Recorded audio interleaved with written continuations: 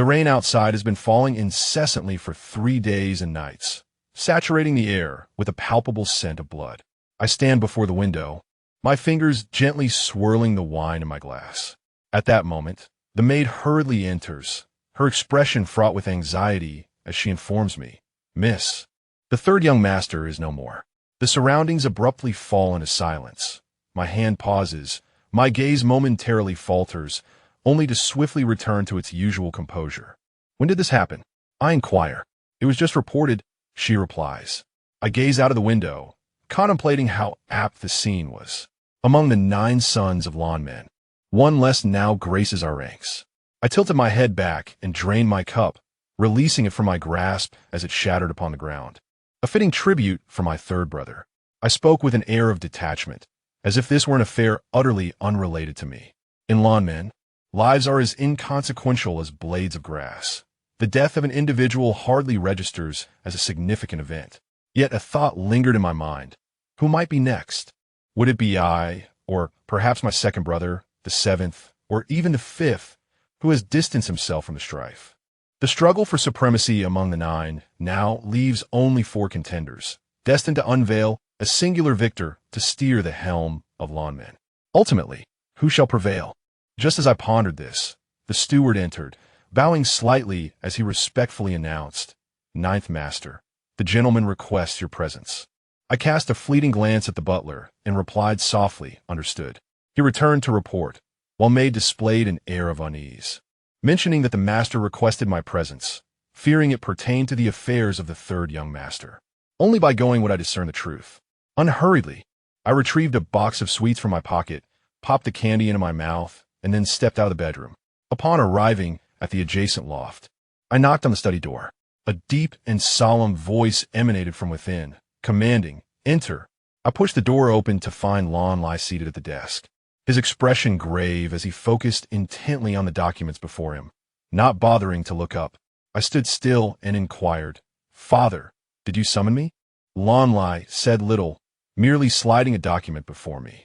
As I picked it up and glanced at its contents, I was rendered speechless. A paternity test report? What does this signify? Before I could utter a word, he handed me another document, stating, "This is your new identity. I grant you 1 day to return to the country in secrecy." I gazed at the name section above. Jiangli? Indeed, this is your name in your homeland. Jiang Dingyuan is your biological father, and you are the estranged daughter of the Jiang family from Haishu. Is this a mission? A sense of unease washed over me. No. So, they're my biological parents? Yes. I was momentarily taken aback, utterly astonished. Is it truly so? I scrutinized the middle-aged man before me, hoping to discern a hint of insincerity in his profound gaze. For many years, Lanli had never considered aiding me in the search for my parents, and now, at this pivotal moment of succession among the 9 sons, he was urging me to return home to seek my roots. This was nothing short of bewildering. Could Jiang Dingyuan truly be my biological father? Since the dawn of my memory, I had been sold back and forth, entirely oblivious to my identity and origins. The name Lanzhi was bestowed upon me by my adoptive father, Lanli. After he took me in, it was hardly grand, merely a designation based on my order among his wards. The Lan family had 9 adopted sons, and, as the 9th, I was naturally called Lanzhi. As for the names of my other 8 brothers, they were well known. It was rumored that Lanli only adopted boys with the intent of nurturing the most exceptional children to inherit the Lan estate. However, I was an anomaly. I remember that during his time in the Golden Triangle, he had chosen me at first sight, and thus I became the 9th child of the Lan family. Although I was a girl, Lanli showed me no leniency. In fact, he was particularly stringent with me. From a young age, my brothers and I underwent the most brutal training, enduring both physical and psychological trials. The first lesson imparted by the Lan family was one of self-destruction. In a confined room, we fought barehanded, and only the last one standing would be allowed to eat. On one occasion, we deceived him, allowing the 8th brother to win. But Lanli saw through our ruse and suspended the 8th brother by the edge of a pool, submerging him for 2 days and nights. He insisted that we maintain a constant sense of competition, declaring that those unwilling to fight would find only death awaiting them. Even in battle, death was inevitable.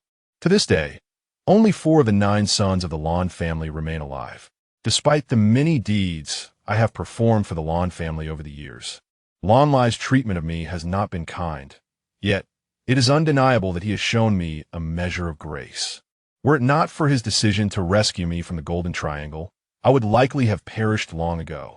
The Golden Triangle, a hub for drug trafficking, arms dealing, and organized crime, was where I was sold at the tender age of 5, and I spent 2 long years there, fully aware of the treachery that surrounded me. Without Lan Lai, I would not have survived nor acquired the skills I possess today.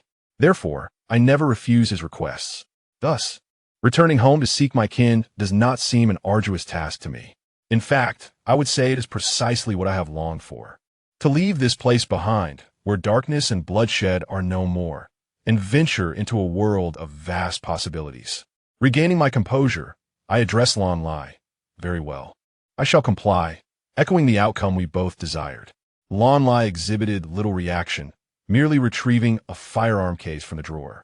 Upon opening it, I found a modern Browning pistol, compact and easily portable. He pushed the case toward me, maintaining his usual stern demeanor. Take this, and be vigilant upon your return. I accepted without hesitation, fastening the case to my waist. Lan Lai cautioned me once more, advising against drawing too much attention upon my return. Understood, father, I replied. Just as I stepped out, a masked man emerged from the shadows behind me. Lan Lai spoke in a low voice. Do you comprehend? She is the one you are to protect with your life. Lan Yin glanced towards the door, and then at Lan Lai, his eyes darkened beneath the mask, acknowledging understood. Sir, remember, should you perish, not a single hair on her head must be harmed. As he spoke, Lan Lai's eyes swept over him like those of a hawk. Deep and shadowy, Lan Yin bowed respectfully and declared, I will guard young Master Jiu with my life.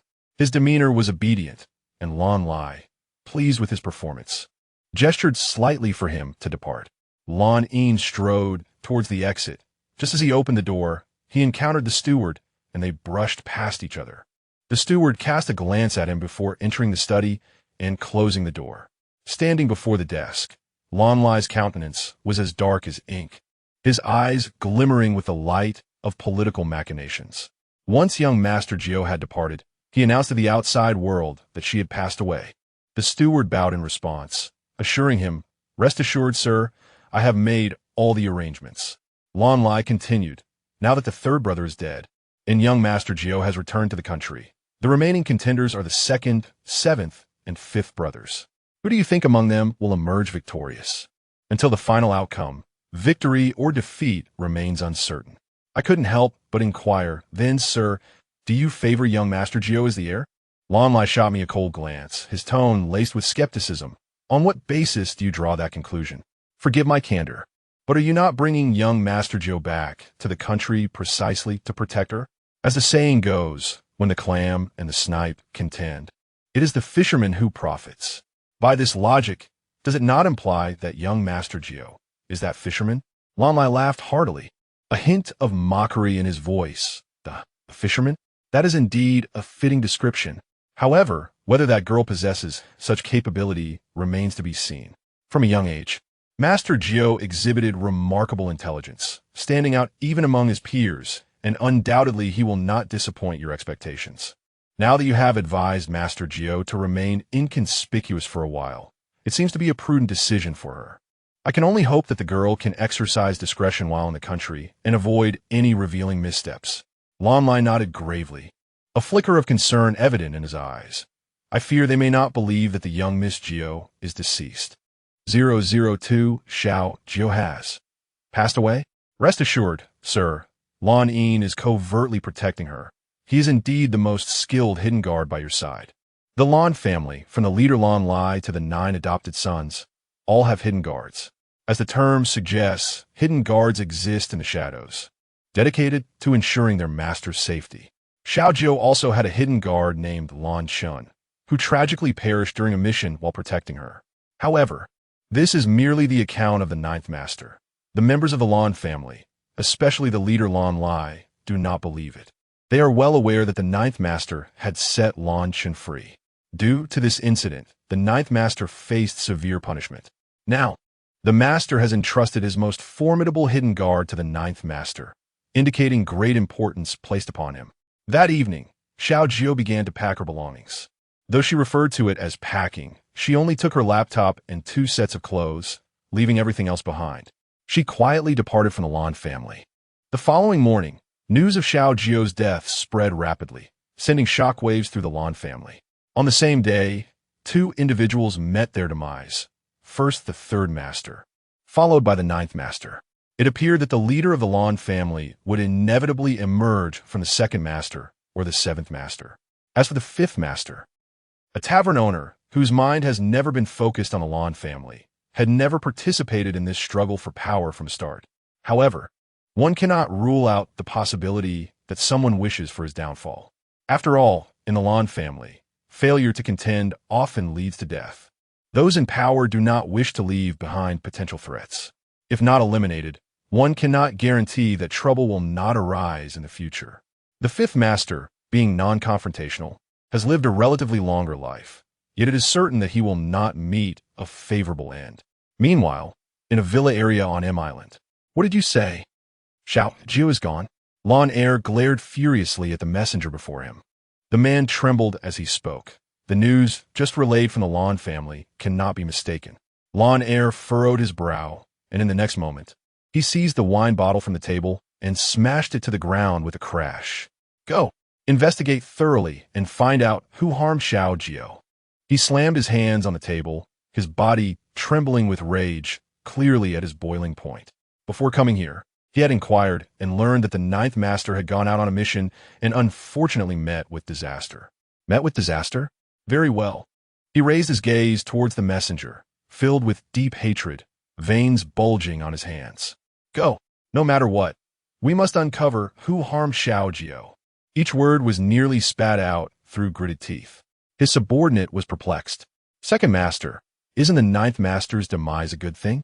You now have one less formidable rival. Get out. Lan Er glared at him, his eyes bloodshot. The subordinate was taken aback by this reaction. However, considering that Lan Er was in a furious state, he dared not speak further and quickly turned to leave. What on earth is going on with the 2nd master? He never seemed particularly close to the 9th master. Yet upon hearing the news of the 9th master's death, his reaction is so extreme. If he were pleased, it would be understandable. But the bloodshot eyes of the 2nd master, are they tears shed for the 9th master? Is truly baffling. This capricious emotional state is indeed difficult to comprehend. Lan Er sat before the coffee table in the living room, shattering everything within reach, as if a conflagration raged within him, seeking an outlet that eluded him. He staggered to his feet, climbed to the 3rd floor, and pushed open the door to a long-sealed bedroom. Observing the furnishings within, his hand gripping the doorknob trembled imperceptibly. Is it truly gone? It has indeed perished. A tumult of emotions swelled within him as he dragged his heavy legs step by step inside, opened a cabinet, and retrieved a brocade box, trembling as he lifted the lid. Inside lay a single candy, pink in hue. He picked it up, scrutinizing it closely. Wasn't tea at the sharpest blade of the Lan family? How could it have fallen? Xiao Jiu, you're no different. His gaze shifted to a rag doll sprawled across the cabinet, which was hardly exquisite. No, it was initially crafted with care. Yet, it had been torn asunder, bearing numerous signs of hasty stitches. Perhaps the one who mended the doll lacked skill, for the stitching was crooked, rendering the doll's mouth askew, its eyes uneven, grotesque in appearance. Lan Er's hand trembled as he grasped it, tears welling up in an instant. He could no longer contain himself. Xiao Jiu, oh Xiao Jiu, you're just like this doll, riddled with wounds. Fate has always been unjust to you. You should not have met such an end. Was it Lao Qi? Or perhaps Lao Wu? Or our father? His grip on the doll tightened momentarily, and a fierce hatred surged in his eyes. Whoever it was, they deserved to die. In contrast to Lan Er's tumultuous response, Lan Qi remained remarkably composed upon receiving the news. At that moment, he was in Lao Wu's tavern, appearing as though nothing had transpired.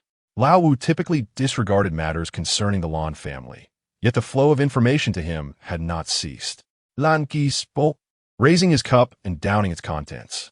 Lao Wu maintained his usual demeanor, remarking lightly that Lan Qi was joking. He merely conveyed the news of Sangu and Xiao Jiu's passing, questioning how it could be considered a continuous stream of information. So many from the Lan family had perished. Had Lao Wu not grown accustomed to it? His tone bore a hint of mockery. Lan Wu remained silent. He poured himself another drink, tilting his head back to finish it in one go. He then slammed the cup onto the bar, creating a resounding thud, and with a smile, rose to leave, complimenting the quality of Lao Wu's liquor and promising to return. However, as he turned, the smile on his face transformed into something darker. With his hands in his pockets, he strode out with an air of intimidation. His entourage of underlings hastily followed in his wake. Upon returning to his residence, he sensed an aura of menace the moment he opened the door. From the shadows, a dagger lunged towards him. His subordinate, seeing the threat, pushed him aside but was stabbed in the shoulder, blood gushing forth. Lanzhi reacted with agility, delivering a swift kick to the assailant's abdomen. Hearing the commotion, the others rushed in, subduing the intruder. Suddenly, the room was flooded with light. The masked assailant was revealed, and Lanzhi smirked slightly. A true protector. How intriguing. He raised his hand, instructing, "You two, take him to the basement. The rest of you may leave." "Yes, young Master 7. The once crowded hall promptly emptied. The air was thick with the metallic scent of blood, lingering ominously, which left Lanzhi feeling perturbed. To cleanse his mind, he retreated to the bathroom for a long soak, donning a fresh set of clothes upon his return. Emerging from the confines of the washroom, he felt considerably rejuvenated. He took a bottle of red wine and a fine goblet to the basement. There, the thief was bound to a chair, his hands and feet restrained, utterly immobile. Two of his loyal subordinates stood guard, bowing respectfully upon his arrival. Master Qi. Lanzhi placed the wine upon the table, leaning against its surface as he poured himself a glass. He swirled the liquid, directing his gaze towards the captive before him. Lan Chun. The basement was eerily silent, rendering his voice, though not loud, remarkably clear. The expressions of those present were filled with astonishment, especially that of the bound Lan Chun. His eyes narrowed beneath the mask, glaring at Lanzhi with palpable hatred. "You recognized me?" He spat through clenched teeth. Lanzhi smiled, recalling the past. "Back then, Xiao Jiu endured lashes for you, submerged in a pool for 3 days and nights in that frigid weather. When she was finally retrieved, her body was nearly hypothermic. She almost didn't survive. She exerted herself for you. Yet here you are, willingly walking into a trap, rendering all her efforts futile." His expression turned grave as he fixed his gaze upon Lan Chun. "Not only have you been disloyal, but you have also acted unjustly." Each word resonated with a profound weight. The hidden guardian, Lan Chun, suddenly appeared, laughing maniacally. "What does it matter that I'm alive when Jiui is gone? Now that he is dead, what is the point of pretending to be loyal?" Lanzhi approached him, swaying his wine glass, his body slightly bent, locking eyes with him. "Tell me, if you had been more loyal back then, wouldn't Jiui still be alive?"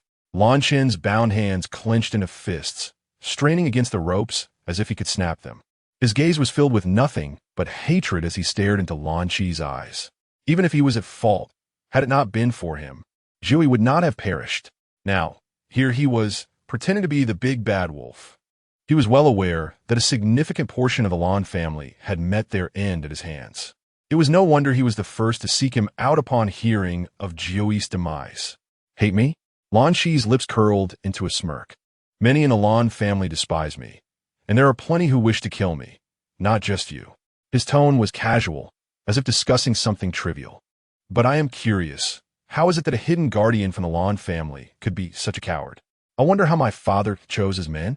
It seems he appointed you as Jiui's guardian. But looking at it this way, perhaps it was Jiui's poor judgment?" Lan Chun glared at him furiously. "Jiui was kind-hearted." "Kind-hearted? What a joke. You must not have witnessed her kill without flinching. Those with kind hearts in the Lan family do not survive to this day. Jiui only eliminated those who deserved it. What does it mean to deserve it? The people of the Lan family have blood on their hands. Even if Jiui has gone to the underworld, she is not without sin. Who knows what she will be reborn as in the next life? Do not curse Jiui. Oh, are you defending her now? Where were you when little Jiui was in danger?" Lan Chun remained silent. Lanzhi continued, "You were a coward. leaving Jiui to bear the consequences alone, putting her in peril. You are disloyal and spineless. As he held the wine glass aloft, he gazed into the crimson liquid, emanating a palpable aura of malice. In the next moment, the red wine spilled over Lan Chen's head. You are not mine. I will not deal with you. Your fate shall be left to Jiui's judgment. The crowd gasped. What was Seventh Master saying? Jiui? Wasn't she dead? Where would she make a judgment? Was he suggesting Lan Chen go to the underworld to find her? Lan Shi remained composed as he turned and leaned against the table once more. He raised his hand and uttered two words. Untie him. His subordinates were taken aback. Untie him? Were they sure Seventh Master had not lost his mind? This man could very well wish to kill Seventh Master. If they untied him, what would happen if he attacked? Seeing their hesitation, Lan Shi prompted, What are you waiting for? Did you not hear what I said? Yes, Seventh Master. The subordinates quickly released Lan Chen, but remained vigilantly at his sides, wary of any sudden movements. Lan Shi remarked, If you venture to the mainland, you shall discover the answers you seek. Lan Chen squinted, glaring at him. What do you mean? Your ninth master is not dead. He is in the mainland. Can you comprehend that? Upon hearing this, the others were once again astonished. Did Lan Shi just articulate a language they could understand? How could he declare that the ninth master was alive?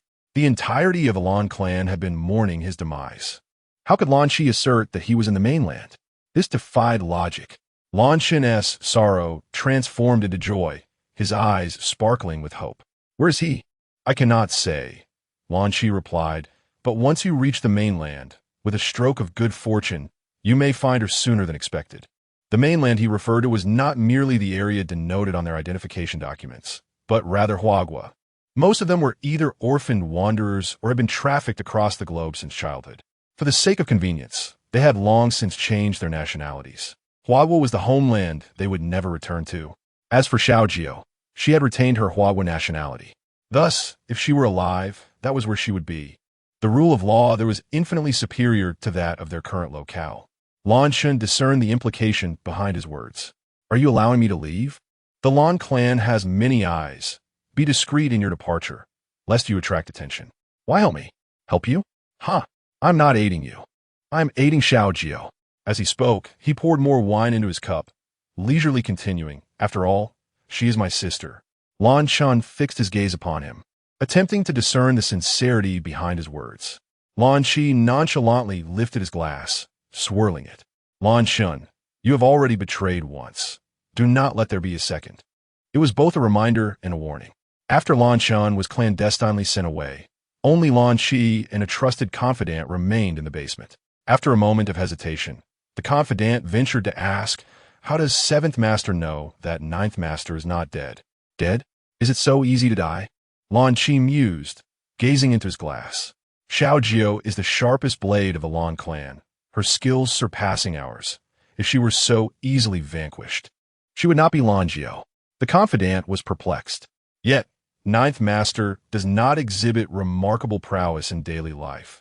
Why does Seventh Master claim her skills are extraordinary? Do you know of Lanren? Upon hearing this, the confidant's expression changed dramatically. Within the Lan clan, who was unaware of Lanren, he was the head of the clan's assassination organization and the highest-ranking assassin, executing missions with near-zero failure. Yet, few within the clan had ever seen his true face. The mention of this name by Seventh Master implied, Are you suggesting that Ninth Master is Lanren? Not entirely foolish, Lan Shi responded. The confidant was taken aback. Could it truly be? If that is the case, then Ninth Master is your greatest rival in the struggle for supremacy. She must be eliminated. He knelt on one knee, clasping his fists earnestly. Seventh Master, this is the opportune moment to dispose of Ninth Master. I am willing to be your blade, clearing your path. Command me, and I shall immediately head to Huagua to slay Ninth Master. You are not yet worthy, especially since you do not even know where she is. I can inquire. No need. Someone has already taken care of it. Are you referring to Lan Chen? Lan Shi swirled his glass, a smirk playing on his lips. He is indeed my finest bait. Our men merely need to keep a watchful eye on him to locate Xiaojiu. So it is thus. No wonder, Master, Qi chose to let Lan Chen go. The confidant came to a sudden realization, bowing his head, his tone laden with reverence. Master Qi is truly astute. Lanzhi set his glass down on the table beside him, the liquid within remaining undisturbed. After leaving, have you discerned what should and should not be said? Rest assured, Master Qi, Lan Xin will keep her lips sealed, revealing not a single word. Very well, you may go. Lan Xin rose and bowed in farewell. At this moment domestically, Lan Jiu has officially changed her name to Jiangli, holding the identification prepared for her by Lan Lai. She appeared before the imposing iron gates of the Jiang family villa in Haishu. The guard, upon seeing her, paused momentarily. Miss, who are you looking for? 004, visiting the Jiang family.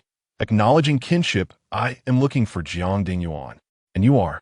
The gatekeeper scrutinized her, noting that the young lady was fair-skinned, resembling a porcelain doll, albeit with a somewhat aloof demeanor, suggesting she bore ill intentions. Jiangli cast a glance at him, her striking eyes exuding an air of icy detachment. You need only to relay my message. Oh, very well.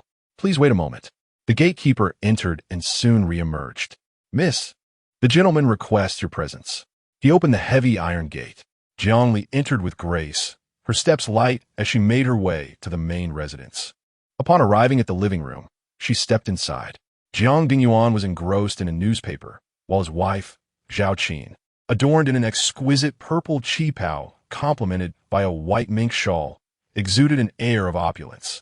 Jiangli stood before the coffee table, and Zhao Qin's gaze unabashedly scrutinized her. You are. Upon hearing Zhao Qin's inquiry, Jiang Dingyuan put down his newspaper and turned to regard her. Jiangli offered no further words. Instead, she retrieved a document from her bag and placed it on the table. My name is Jiangli, and this is the paternity test report concerning Mr. Jiang. At her revelation, Zhao Qin's countenance shifted. A paternity test? Without waiting for Jiang Dingyuan to respond, she snatched the report from the table. Upon reading its contents, her face drained of color. Well, Jiang Dingyuan, how dare you carry on with another woman behind my back? Now your illegitimate daughter has come to my door. Is that it? How can you justify this to me? Jiang Dingyuan disregarded Zhao Qin's fury, snatching the report from her grasp. Upon seeing the results, his brow furrowed in distress. Could it truly be? His gaze roamed over Jiangli, pondering whether this was mere coincidence or if she was indeed the one. Meanwhile, Zhao Qin continued to lament, accusing Jiang Dingyuan of being heartless and betraying her. Irritated by her incessant wailing, Jiang Dingyuan barked, Enough. Zhao Qin halted her cries, staring at him in confusion. She is not my illegitimate daughter. She is our daughter. Daughter? What do you mean? Aside from Wanner, where's the other daughter? Could it be that Jiang Dingyuan, in a bid to conceal his disgrace, was deceiving her into accepting this illegitimate child? With this thought, her gaze towards Jiangli grew increasingly hostile. Jiang Dingyuan continued, For all these years, I have concealed a matter from you. What? What matter? During the hospital fire years ago, I believed our daughter perished in that inferno. However, subsequent police investigations suggested she may still be alive, though her whereabouts remain unknown and uncertain. At that time, we had just adopted Wanner, and as your spirits began to lift, I could not bear to see you disappointed. So I kept this from you, hoping one day to reveal everything upon finding her. This is the truth. Zhao Qin stood in stunned silence. So, she is our biological daughter? Jiang Dingyuan's gaze flickered to Jiangli as he spoke solemnly. There was indeed such an incident, but whether she is our daughter still requires verification. His reminder prompted Zhao Qin to react. Yes, verification. You must call Dr. Zhang immediately and have him come over. We shall conduct a paternity test. Jiang Dingyuan was not fond of her commanding tone. Yet he suppressed the anger brewing within him and summoned the butler to contact Dr. Zhang. Shortly thereafter, Dr. Zhang arrived. During the sample collection, Zhao Qin requested an additional sample, one that would establish the relationship between her and Jiangli. Ultimately, she could not bring herself to trust Jiang Dingyuan's assertions. Only upon witnessing the paternity report confirming their mother-daughter bond would she find peace. Otherwise, Jiangli would forever remain a thorn in her side, a reminder of a potential betrayal by her husband. Jiang Dingyuan did not intervene. Dr. Zhang took away the 2 samples, and it was not until evening that the results were finally available. Jiang Dingyuan gazed at the freshly minted paternity test his eyes scrutinizing Jiang Li. It was indeed true. Zhao Qin also leaned in, taking hold of the other report, which yielded no surprises. It confirmed their maternal connection. The weight on her heart finally lifted. Yet new concerns emerged. This unexpected daughter, raised in some remote corner of the world, could potentially bring her shame in the future. Many women in her social circle envied her for having a good husband and an exceptional daughter. What would they think if they learned of Jiang Li's existence? After all, she had not been nurtured as Wanner had, and undoubtedly lacked decorum and education. Zhao Qin could hardly hope for any sophistication. As she pondered, her gaze once again roamed over Jiang Li. The girl was indeed pleasant to look at, but that seemed to be her only redeeming quality. How could she compare to Wanner? Not only was Wanner remarkably beautiful, but her intellect was also commendable, complemented by an exquisite demeanor, qualities befitting a family of high standing. Jiang Dingyuan shared Zhao Qin's apprehensions. With furrowed brows, he focused intently on the paternity test. Logically, he should have felt joy at the return of his biological daughter. Yet he felt no such elation. Jiang Li's sudden appearance had caught him off guard, and he could not help but worry that she might not meet the family standards and could bring disgrace to the Jiang name. Yet, could he cast her aside? Certainly not. Now that she had sought him out and their blood relation was confirmed, he had no choice but to acknowledge her. Moreover, someone had previously advised him to treat Jiang Li kindly. At that time, he had no inkling of her identity. The individual had merely indicated that someone would come to recognize their kinship within a month and urged him to be benevolent, without specifying names. As the month's deadline approached without the expected visitor, he had dismissed it as a jest, only to find that she had indeed arrived, with a paternity test in hand, proclaiming herself as his daughter. He could not help but wonder about the nature of Jiang Li's relationship with that person. Why had that individual taken the time to instruct him regarding Jiang Li? If Jiang Li were truly his daughter, why would he need such reminders about kindness? Or was it possible that the person was concerned Jiang Li might be mistreated in the Jiang household? Jiang Dingyuan was beset by countless questions, yet the most pressing one remained. He needed to ascertain the relationship between Jiang Li and that individual. If their bond were substantial, it could prove to be a significant asset for the Jiang family. After all, that individual wields significant power. Should they establish a connection, the Jiang family would ascend to new heights. Jiang Li observed them keenly, her upbringing steeped in the nuances of human behavior, enabling her to perceive the depths of their intentions. It appears that this couple from a Jiang family is not particularly amiable. Although 2 separate paternity tests have confirmed a blood relation between her and this couple, Jiang Li remains skeptical. She feels compelled to conduct her own test.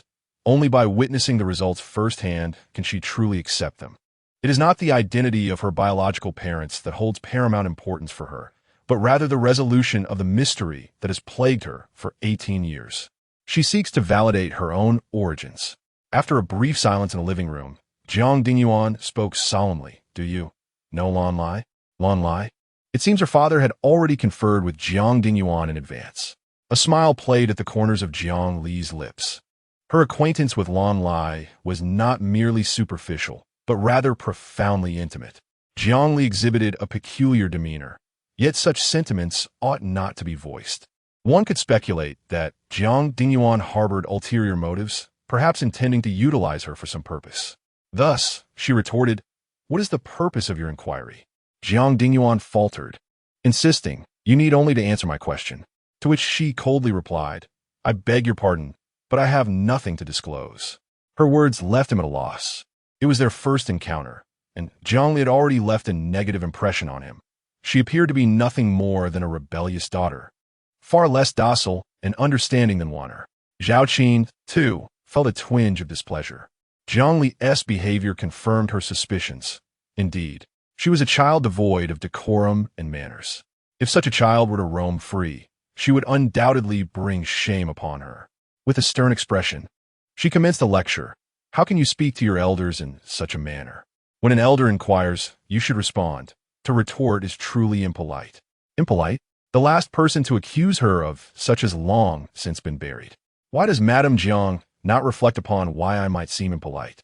The atmosphere around Jiang Li turned frigid as she cast a frosty glance at Zhao Qin. Zhao Qin had intended to retort, but upon meeting Jiang Li's gaze, she found herself utterly speechless. For reasons unknown, she sensed something unsettling about the girl. There lingered an aura of severity that seemed incongruent with her age. What had she endured during those 18 years of wandering? Observing Zhao Qin's silence, Jiang Li shifted her gaze to Jiang Dingyuan. Furthermore, I do not perceive my previous actions as impolite. Why demand an answer from me when you yourself have not responded to my inquiries? Would you not agree, Mr. Jiang? Jiang Dingyuan felt a surge of frustration. What audacity! Was it customary to question one's own father in such a manner? And what of this Mr. Jiang and Mrs. Jiang? Did she not even possess the basic courtesy of address? This child had evidently been raised in the wild, utterly ungovernable. Wana was far more compliant. He longed to express his anger, yet upon seeing Jiang Li's countenance, he found himself unable to do so. Her expression was even more severe than his own, a visage that seemed on the verge of erupting like a volcano. He was utterly perplexed. Who, in this dynamic, was the elder? Did she possess no sense of her role as a junior? Very well. He would take his time to gradually teach her to temper her disposition. Adopting a serious demeanor, he declared, now that you have returned home, there is no need for the formalities of Mr. Jiang and Mrs.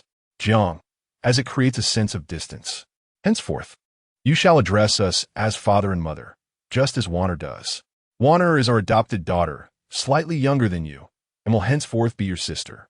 As the elder sister, you must set a good example and care for your younger sister. Zhao Qin scoffed. Caring for a sister is to be expected. As for setting an example, I believe it is Warner who should serve as her role model. At the mention of Jiang Wanqi, Zhao Qin's face lit up with pride, as if to flaunt the excellence of her daughter. She briefly turned her gaze toward Jiang Li, but it was only for a fleeting moment before she averted her eyes. Indeed, the gaze of Jiang Li was chilling, sending shivers down one's spine. However, this did not deter her desire to showcase Jiang Wanqi. With her chest held high and a countenance brimming with pride, she proclaimed that Warner had been exceptionally well-behaved and intelligent since childhood, excelling as a top student in a prestigious high school, and also proficient in the arts of music, chess, calligraphy, and painting. She was widely acknowledged as a talented woman among the affluent families of Haishur. Alas, she was currently studying abroad in M country and would not return for another week. Otherwise, she would surely allow you to witness the true essence of a refined lady. Jiang Li retorted coldly, asserting that no matter how remarkable she was, she remained an adopted daughter, a child of another's blood, and had no ties to them. Zhao Qin was taken aback. How could this girl speak so? It seemed she had an innate rhythm of provoking them to the brink of fury. She couldn't help but question if this was truly her daughter. Perhaps the paternity test had been mistaken. Instinctively, she considered contacting Dr. Zhang for another verification. Yet, before she could act, Jiang Dingyuan interjected. Although Warner was an adopted daughter, for many years they had treated her as their own, and their bond had long transcended blood relations. They were truly like family, and such words should not be uttered again. With Jiang Dingyuan's support, Zhao Qin regained her composure, declaring that Warner had been raised by them for 18 years, and they were indeed mother and daughter. While acknowledging Warner's excellence, she insisted there was no need for jealousy to fuel such divisive remarks. Jiang Li replied coldly that even if Warner possessed a myriad of virtues, she was not worth a shred of envy. Narcissism must have its limits, and not everyone regarded Warner as a treasure as they did. In essence, while they valued her highly, she held no worth in Jiang Li's eyes.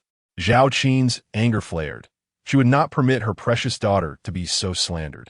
She opened her mouth to unleash a tirade, but before she could speak, she met Jiang Li's frigid gaze. Instantly, the well-rehearsed speech retreated into silence. This girl was undeniably peculiar. The way she regarded others was piercingly cold, imbued with an unnameable aura of intimidation that was truly unsettling. Upon witnessing Zhao Qin's silence, Jiang Li turned to Jiang Dingyuan, requesting, if there were no further matters, for him to arrange her accommodation. Night had fallen, and upon seeing this, Jiang Dingyuan summoned a nearby servant.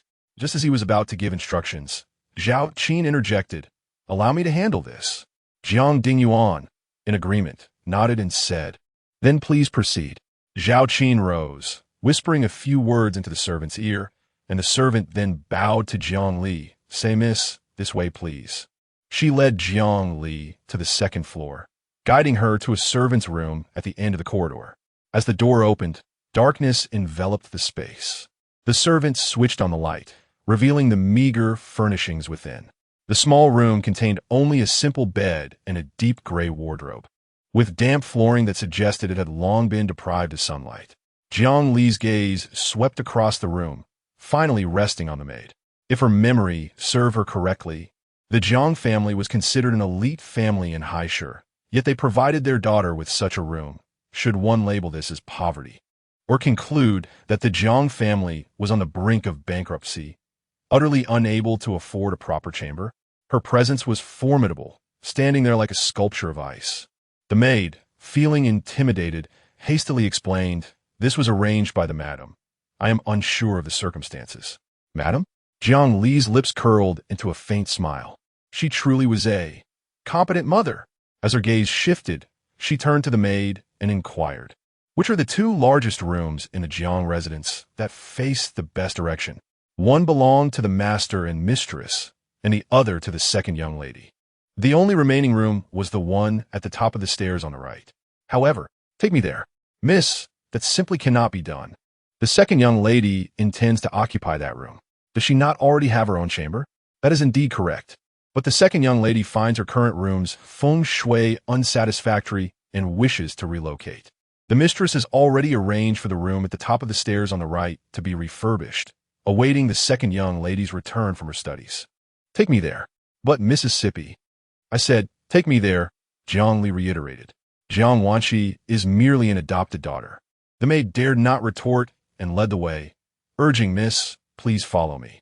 She guided Jiang Li to the room on the right side of the corridor and pushed the door open. Jiang Li cast a cursory glance around. It was a stark contrast to the damp and cramped servant quarters from earlier. Everything in this room, including a simple ornament, gleamed with polish, and the interior was immaculate. Jiang Li stepped inside, her gaze sweeping the space. The suite featured a private bathroom and a separate dressing room, with ample natural light. The room was indeed pleasant, but how long has it been furnished? She inquired. The maid replied truthfully, "It has been over 6 months since the renovation." 6 months. The formaldehyde must have dissipated considerably by now. "I shall reside here," she declared. The maid gasped in shock. "Miss, you mustn't. If you take residence here, how shall I explain it to madam?" she said earnestly. However, the maid's words were left unfinished as an angry voice resonated from behind. "Who permitted you to come here?" It was Zhao Qin. The maid turned pale with fear. "Madam." Zhao Qin shot her a disdainful glance and strode inside, declaring, "This room is for Wan'er. You have no right to occupy it." What a joke. The biological daughter of the Jiang family is deemed unworthy to live here, while the adopted daughter is welcomed. Who knows how the outside world would mock the Jiang family if this were to leak? That is of no concern to you. Leave this place. Zhao Qin was livid. This space was prepared for Wan'er, and every detail had been meticulously arranged by her. How could she allow Jiang Li to take it? Moreover, if Wan'er were to return and find out, it would surely sadden her, a thought Zhao Qin could not bear. Jiang Li turned, her eyes cold and piercing, fell upon Zhao Qin, exuding an air of lethal intent. Zhao Qin's heart skipped a beat, yet she stood her ground, determined to protect everything for Wan'er. This resolve fortified her. Jiang Li spoke icily, "Of no concern to me? Do not forget, I too bear the surname Jiang. I'm the true mistress of this place. No matter how much you cherish Wan'er, she remains merely an adopted daughter. I find it curious that in high society, blood ties are of utmost importance. Yet, the Jiang family indulges an adopted daughter while neglecting its own flesh and blood. I wonder if all noble families behave in this manner. When the Jiang family becomes the laughingstock of the city, I hope you will not regret it." Each word resonated with authority, laced with an icy chill. Zhao Qin was taken aback by her formidable presence, struggling to maintain her composure. "You dare?" After much contemplation, she could only muster those 2 words. Was this daughter's true origin so peculiar, exceedingly peculiar? Rarely does one encounter a girl whose aura is so commanding, reminiscent of one ready to wield a blade. Jiang Dingyuan had been listening from outside, and as the situation spiraled out of control, he hurried in. "Cease this nonsense." His voice rang out, and Zhao Qin felt a wave of relief wash over her. With Jiang Dingyuan present, Jiang Li seemed far less intimidating. Jiang Dingyuan cast a cold glance at Jiang Li. "To air family matters in public. How ambitious of you. Since there is no one in this household who understands, I must venture out to inquire. Otherwise, I might mistakenly believe that all the elite families in Haishu are as selfless and indifferent to their own lineage as the Jiang family, who regard the offspring of others as treasures. I have previously stated that Wanner and I are already as close as family. Thus, it appears that I am the only outsider here. In light of this, perhaps it would be best for me to leave and not disturb your family of three." Jiang Li is wagering. She bets that Jiang Dingyuan will not allow her to depart so easily for the sake of her father. Jiang Dingyuan weighs the matter internally. Several times, he contemplates granting Jiang Li her wish to leave, as if nothing had ever transpired. Yet, when the words are on the tip of his tongue, he finds himself unable to articulate them. Firstly, Jiang Li is indeed his biological daughter, their blood ties unbreakable, and she should rightfully hold the foremost position in his affections. Secondly, he has not forgotten Mr. Lan's admonition. If Jiang Li were to leave, how would he account for it to Mr. Lan? Therefore, for both emotional and rational reasons, Jiang Li cannot depart. He suppresses the anger simmering within and addresses her in a calm tone. "What is it that you desire?" Jiang Li knows that she has won her wager. She gazes at Jiang Dingyuan, asserting that regardless of your favoritism towards Wanner, I ask for but one thing. Do not encroach upon my interests. Let us coexist peacefully, and we can still function as a family. However, if her gaze shifts toward Zhao Qin, there are those who deliberately seek to make my life difficult, then I would not hesitate to retaliate with a vengeance. The last four words are emphasized. Zhao Qin's expression stiffens. She is about to retort, but Jiang Li continues. "Do not assume that I am incapable of standing my ground. A cornered rabbit will bite, and I am far from a mere rabbit." The final words are directed pointedly at Jiang Dingyuan. Jiang Dingyuan finds himself at a loss regarding Jiang Li's intentions. Were she an ordinary individual, he might perceive her as exaggerating, but Jiang Li is not an ordinary person. Someone who can command Mr. Lan's direct involvement is undoubtedly formidable. Perhaps until he fully comprehends the nature of her relationship with Mr. Lan, he should indulge her somewhat, at least to avoid straining their rapport. Contemplating this, he solemnly states, "No one will seek to cause you distress." As soon as these words leave his mouth, Jiang Li's gaze falls upon Zhao Qin, her meaning unmistakable. Jiang Dingyuan hastily adds, "You cannot blame your mother. The room was indeed designated for Wanner from the outset, and it is not wrong for her to defend Wanner's interests. So, this is her justification for assigning me to the servants' quarters?" What servants' quarters? Jiang Dingyuan is entirely oblivious to the situation and is currently bewildered. Jiang Li replies, "The second floor, the room at the very end of the corridor." "The very end?" Jiang Dingyuan turns to the maid, seeking clarification on the matter. The maid quickly explains, "It was the madam who instructed me to bring the young lady there."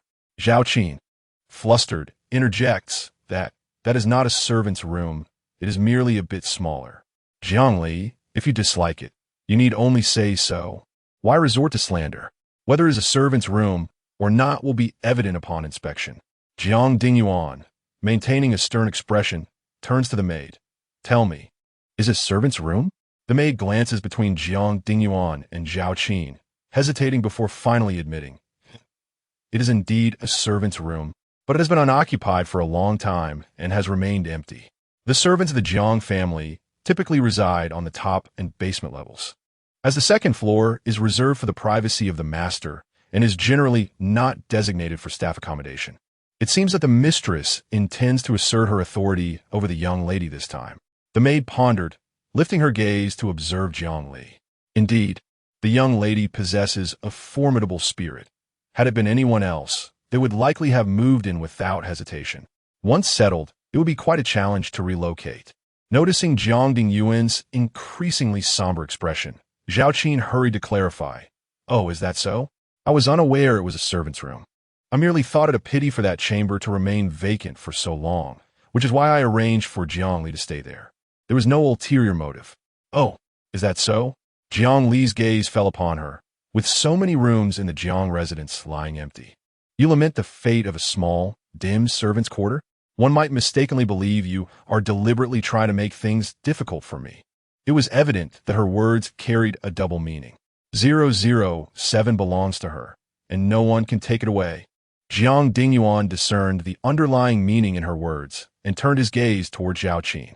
I understand your concern for Wanner, but Jiangli is also our daughter. You should not be so harsh with her. I did not, she attempted to argue.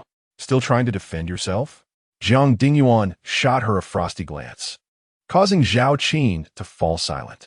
He then turned his attention back to Jiang Li. Your mother has acted foolishly, and I apologize on her behalf. An apology is unnecessary. Remember what I said. Our interests shall not interfere with one another. As for you, I shall extend the respect that befits parents, such as no longer addressing you as Mr. and Mrs. Jiang. To cease calling you Mr. Jiang means I must change my address. Jiang Dingyuan felt a flicker of joy. After all, since her arrival, this girl had not uttered the word father even once. It was akin to a rebellious child finally heeding their parent. Although it was not the result of his guidance, it was still a source of delight. Very well, he acquiesced. Then, father, about this room, she began, for the first time addressing him as dad and requesting something from him. Zhao Qin finally grasped the situation. After all that talk, she was merely waiting for this.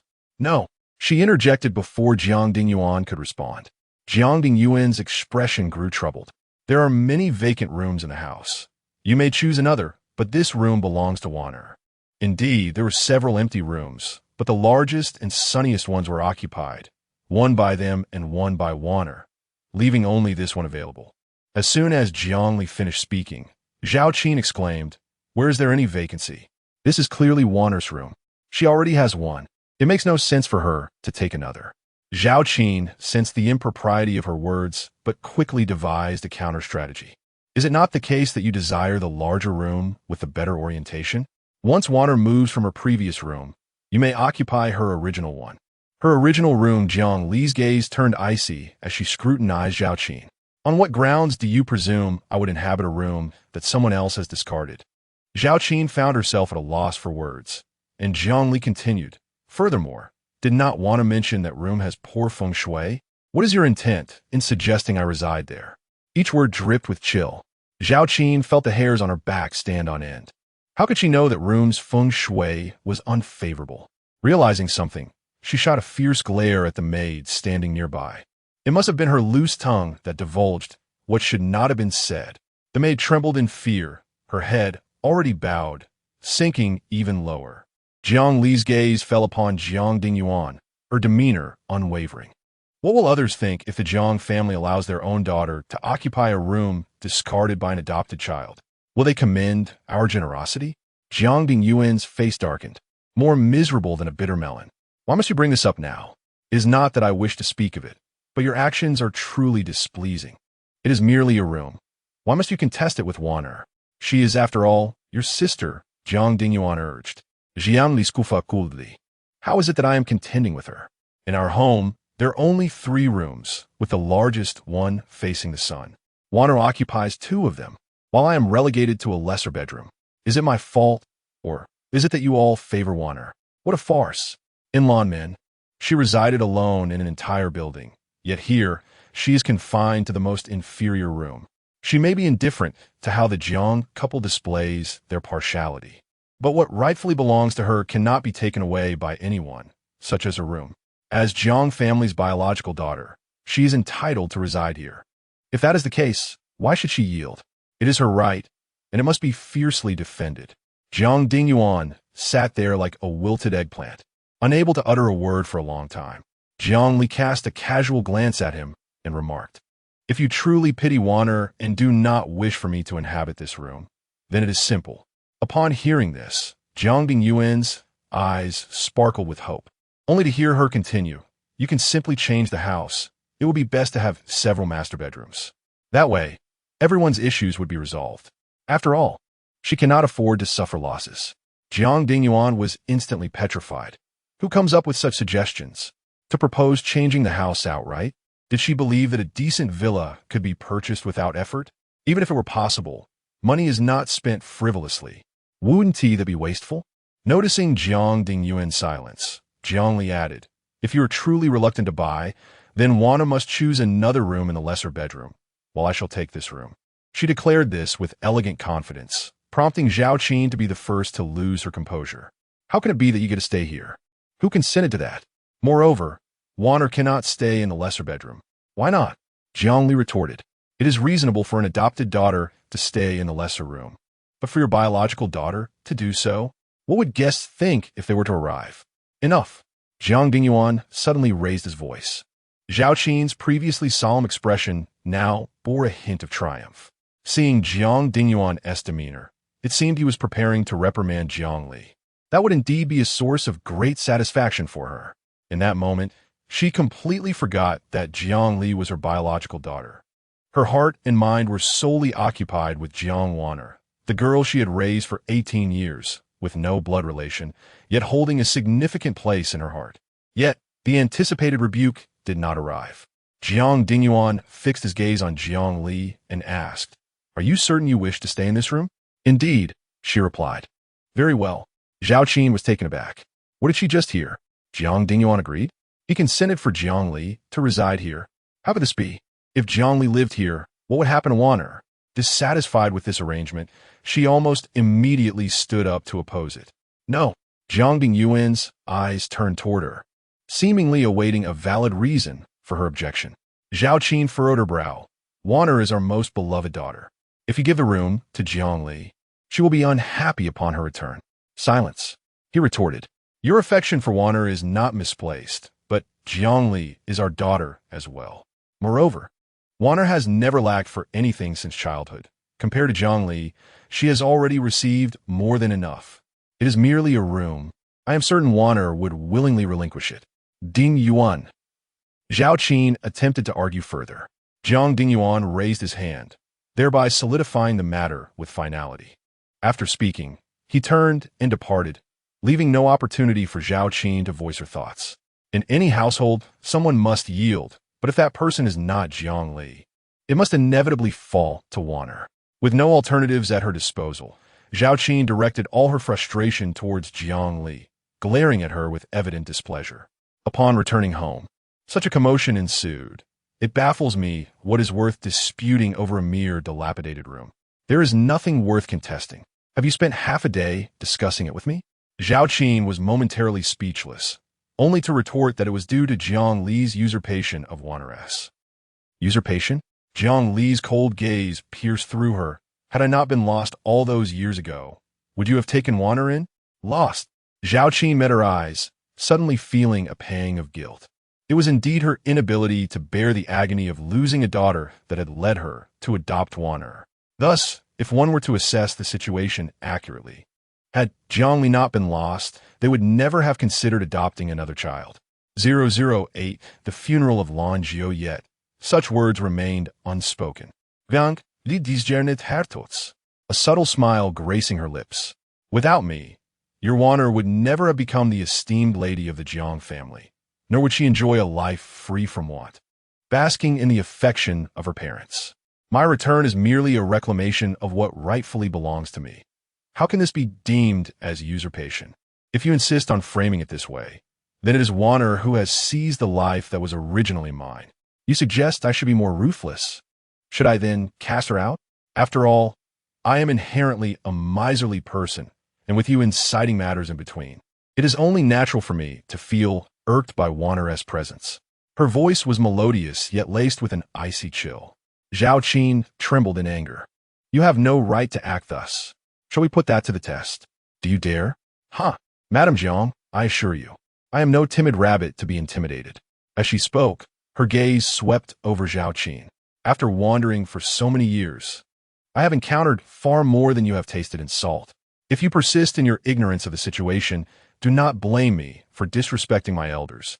For, truth be told, your disdain for me is matched by my contempt for you. From the age of 4, her memories were rife with experiences that were far from rare. Being sold, beaten, these were mere trifles. During her time in the Golden Triangle, she was confined to a dog cage, competing with dogs for scraps, witnessing her kind engage in a struggle for survival, even bearing witness to the vibrant lives that fell before her eyes. Bullets pierced foreheads, their eyes wide in shock, blood streaming down their faces. When she reached out, warmth still lingered. At that time, she was merely 6 years old. The Golden Triangle was merciless among the children who entered. She was fortunate enough to be chosen and purchased by Lanmen. Although entering the Lan family did not spare her from violence, it was certainly better than losing her life. She survived, enduring until the present, albeit with her hands stained in blood. Her heart remained cold, and she harbored no belief in the so-called affection of parents. They did not cherish her, and she would not seek their warmth with a flattering demeanor. The love acquired through subservience was something Lanzhi would never require, for she was not one to ingratiate herself. A brief silence enveloped the room, and Jiuchun sensed the chilling aura emanating from Jiangli, causing her to shudder. She had intended to utter more, but upon meeting Jiangli's frigid gaze, she swallowed her words. The truth she had grappled with for years was that her biological daughter had met an untimely demise. The world had long since buried the notion of Jiangli. She had perished in flames at the moment of her birth. She had never envisioned a day when Jiangli would stand before her, alive and unscathed. There were no dreams, nor hopes for such a reunion, yet here she was, appearing without warning. Thus, upon seeing Jiangli, she felt only skepticism and strangeness, devoid of the joy of rediscovery.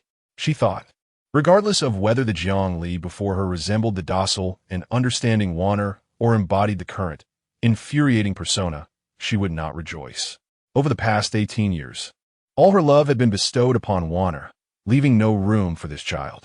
One could only lament that Jiangli was ill-fated. Her absence for 18 years had allowed another to fill the void in her parents' hearts.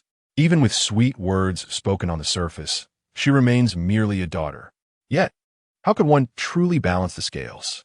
With a calm demeanor, Jiuchun turned and left. Though her heart was as clear as a mirror, the truth remained.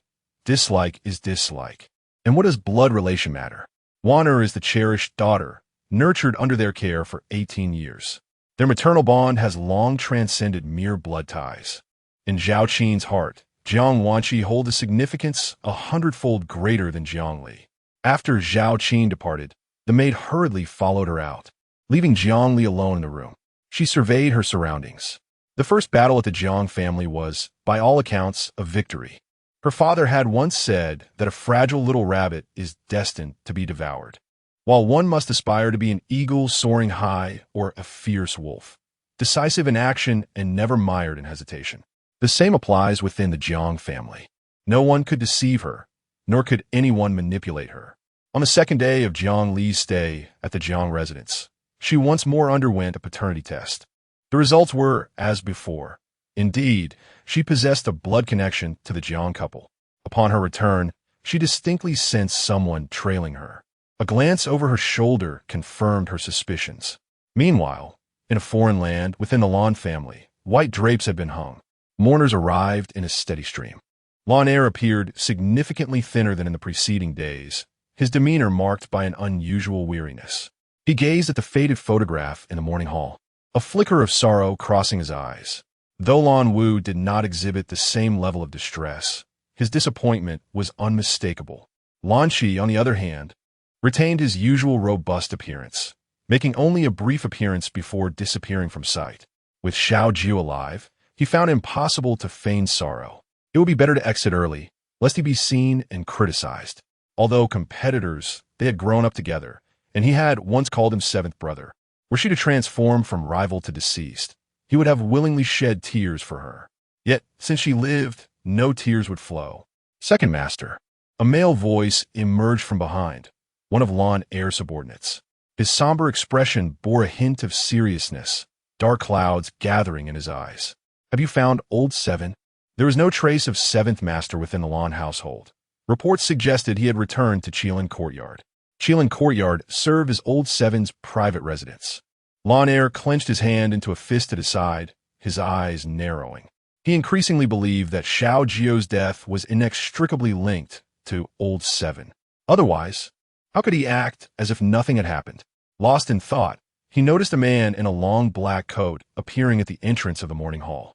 Tall and slender, with striking features, he exuded a cold and imposing aura that deterred any approach. He strode in with measured steps, while the gazes of those inside the hall fixated upon him, as if they wished to consume him whole. Fu Zing, how dare he show up? The previously clenched fists of Lan Er now bulged with tension. His eyes filled with animosity as he regarded Fu Zhong. Lan Yu leaned closer, second master. Shall we take action? Pacienza, Lan Er replied. Let's first assess the situation. This is the funeral of Xiao Jiao. Despite any lingering animosities, it is imperative to refrain from any disturbances that might disrupt her tranquility.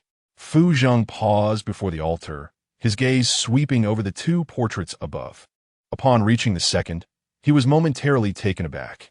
A female assassin? 2 months prior, he had been ambushed, and when her mask fell away, her visage bore an uncanny resemblance to that of the portrait. The Lan sect is indeed intriguing. The esteemed ninth master, born of noble lineage, was actually the foremost assassin hidden within the Lan sect. Clearly, considerable effort had been exerted to eliminate him. It is a pity that such a promising figure as the ninth miss of the Lan sect has met an untimely demise. Such a life, truly too brief. Accepting the incense offered by another, he bowed respectfully before the portrait, then bowed again. After 3 deep bows, he placed the incense into the burner. As he turned, his eyes caught sight of Lan Er beside him, and he walked over. The departed has gone. May you find solace. A brief statement indeed. 009 Fu Zhang's condolences. Lan Er spoke in a somber tone. Today is my sister's funeral. The enmity between Master Zheng and the Lan sect shall be settled another day. I am at your service whenever you wish. With this remark, Fu Zheng strode away. The funeral continued. Upon exiting the Lan sect, his subordinate Shi Wu stood at attention. Master Zheng. Fu Zheng remained impassive, merely nodding solemnly as he entered the car. The vehicle started, heading towards the Fu mansion.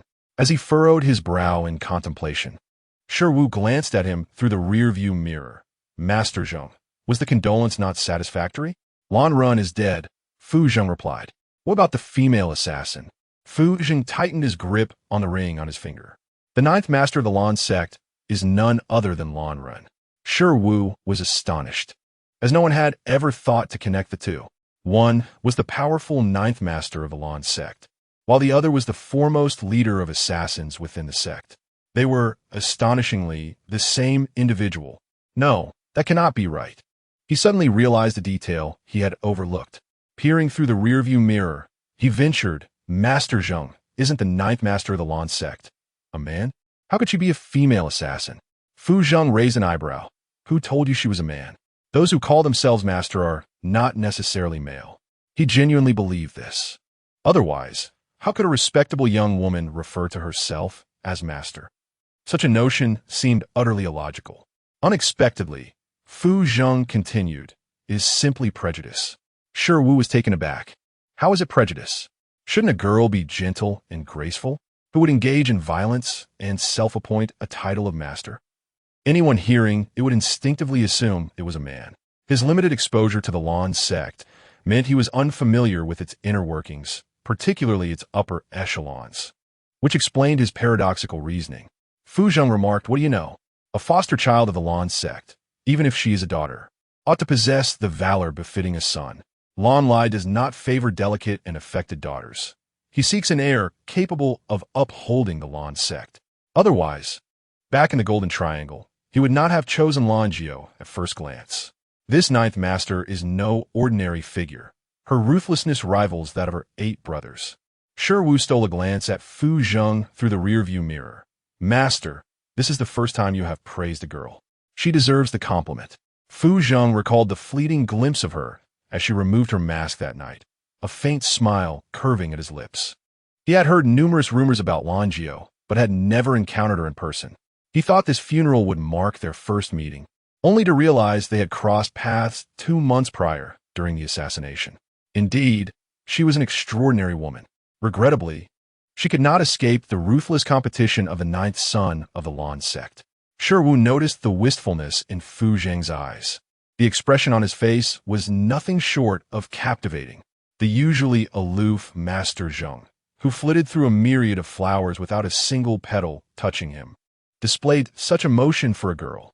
Who could this Lanzhi be, that he felt compelled to meet her? Even a photograph would suffice. Ah, but there was a picture. No, to be precise, it was a portrait. Master Zheng had personally sketched it. After the assassins escaped that night, he had drawn her likeness to distribute among his brothers, instructing them to find her. Regrettably, he is not in charge of this particular business, and the portrait has not reached his hands. Otherwise, he would not be so anxious. Curious about the true appearance of the esteemed Lord Lanzhi. Upon returning, he is determined to procure the portrait from his brothers and behold the truth.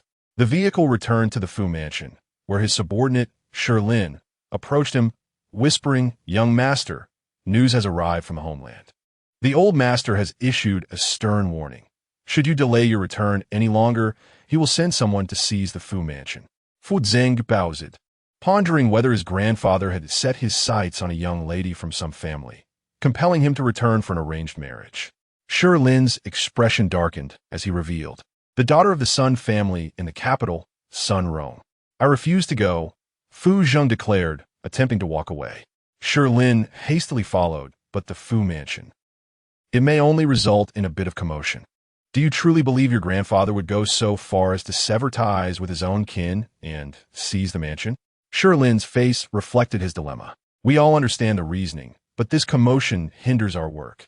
The old master frequently disrupts their business or sends people to create trouble, and merely resolving these issues consumes half the day, affecting our morale. Rather than this turmoil, it would be simpler for you to return home for an arranged marriage. It would spare everyone the trouble." Fu Zheng surveyed the room, noting the silence from the others. It seemed they all hoped for his return to the homeland. With a raised brow, he turned to Wu behind him, booked the tickets. Wu, who was in the midst of requesting the portrait from someone nearby, was momentarily taken aback. "Book? Tickets?" Fu Zheng's gaze sharpened upon him. "Do you require my guidance?" "No, no need," he replied, panic evident on his face. By the time he regained his composure, Fu Zheng had already strode inside. He quickly turned to the others. "What tickets does the young master wish to book?" Lin explained, "Tickets for the return journey." After saying this, he lightly patted Wu's shoulder, speaking earnestly, barring any unforeseen circumstances. "The young master will take you back home. Prepare yourself." Wu was left bewildered, wondering whom he had offended to warrant being taken back home. Much like a mere accessory to the young master, accompanying him everywhere. On the same day, Fu Zheng set off back to the capital with Wu. Upon exiting the airport, a row of black Rolls-Royce Phantoms awaited them outside. Seeing them, the butler displayed a respectful demeanor. "Young master." Fu Zheng nodded slightly before entering the vehicle. The car made its way to Ban Shan, Yihao, arriving at the main residence an hour later. As the car door opened, Fu Zheng stepped out, his tall figure standing beside the vehicle before he strode inside. Wu, however, remained outside. Inside, upon seeing him, the elder Fu feigned anger. "You little rascal, you actually know to come back?" Fu Zheng plopped onto the sofa, adopting a nonchalant demeanor. "What can I do? If I don't return, I fear you'll devise more schemes against me. I have a whole group of people relying on me for sustenance. If the business fails, how shall I provide for them?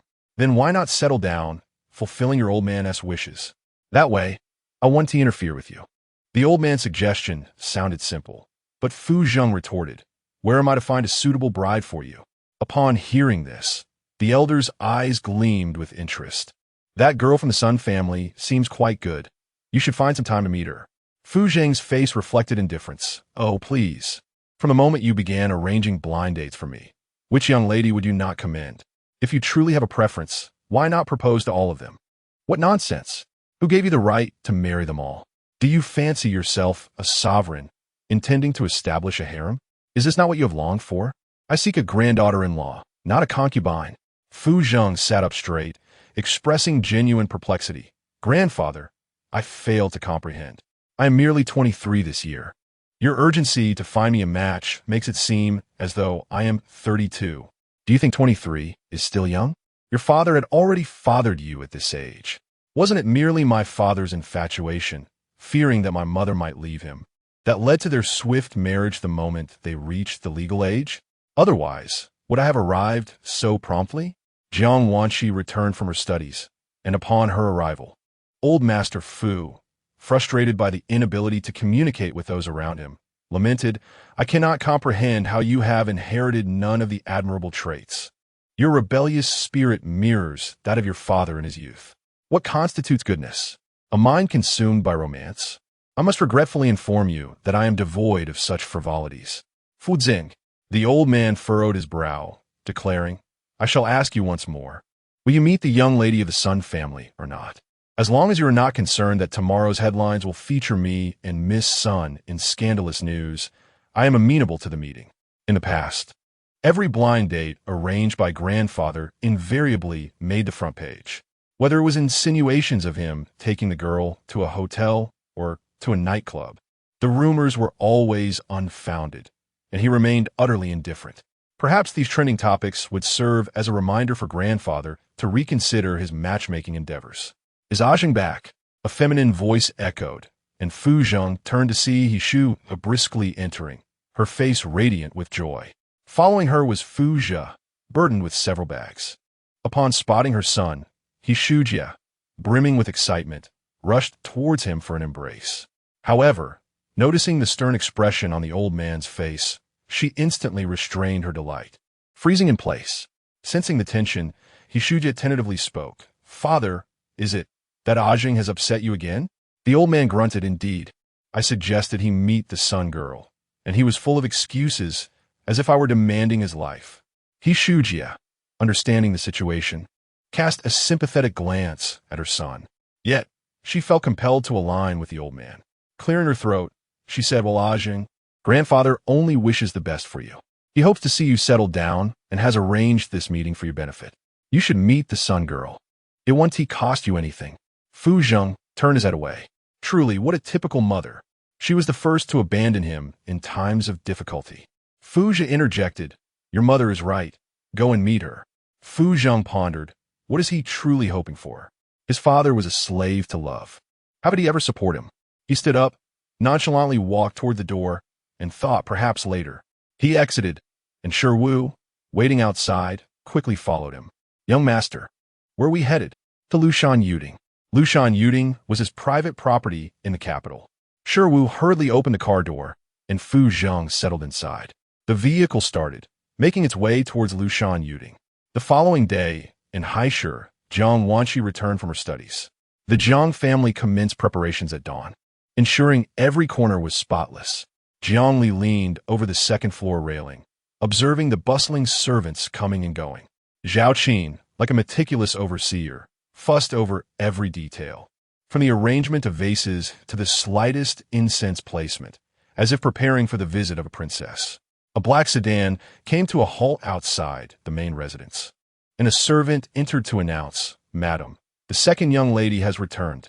Zhao Qin's face lit up with joy as she hurried out to greet her, arriving just in time at the entrance. With tears of excitement in her eyes, she grasped Jiang Wanqi's hand, exchanging heartfelt words. Jiang Wanqi responded with a smile, presenting a picture of maternal kindness and filial piety.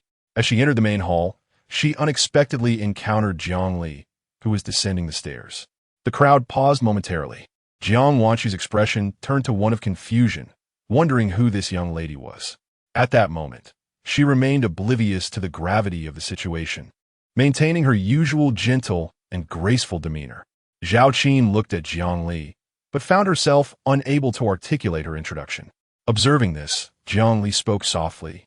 "I am Jiang Li, the biological daughter of the Jiang family." Upon hearing this, Jiang Wanqi felt her legs weaken, nearly collapsing. Zhao Qin hurried to support her, asking with concern, "Wanner, are you all right?"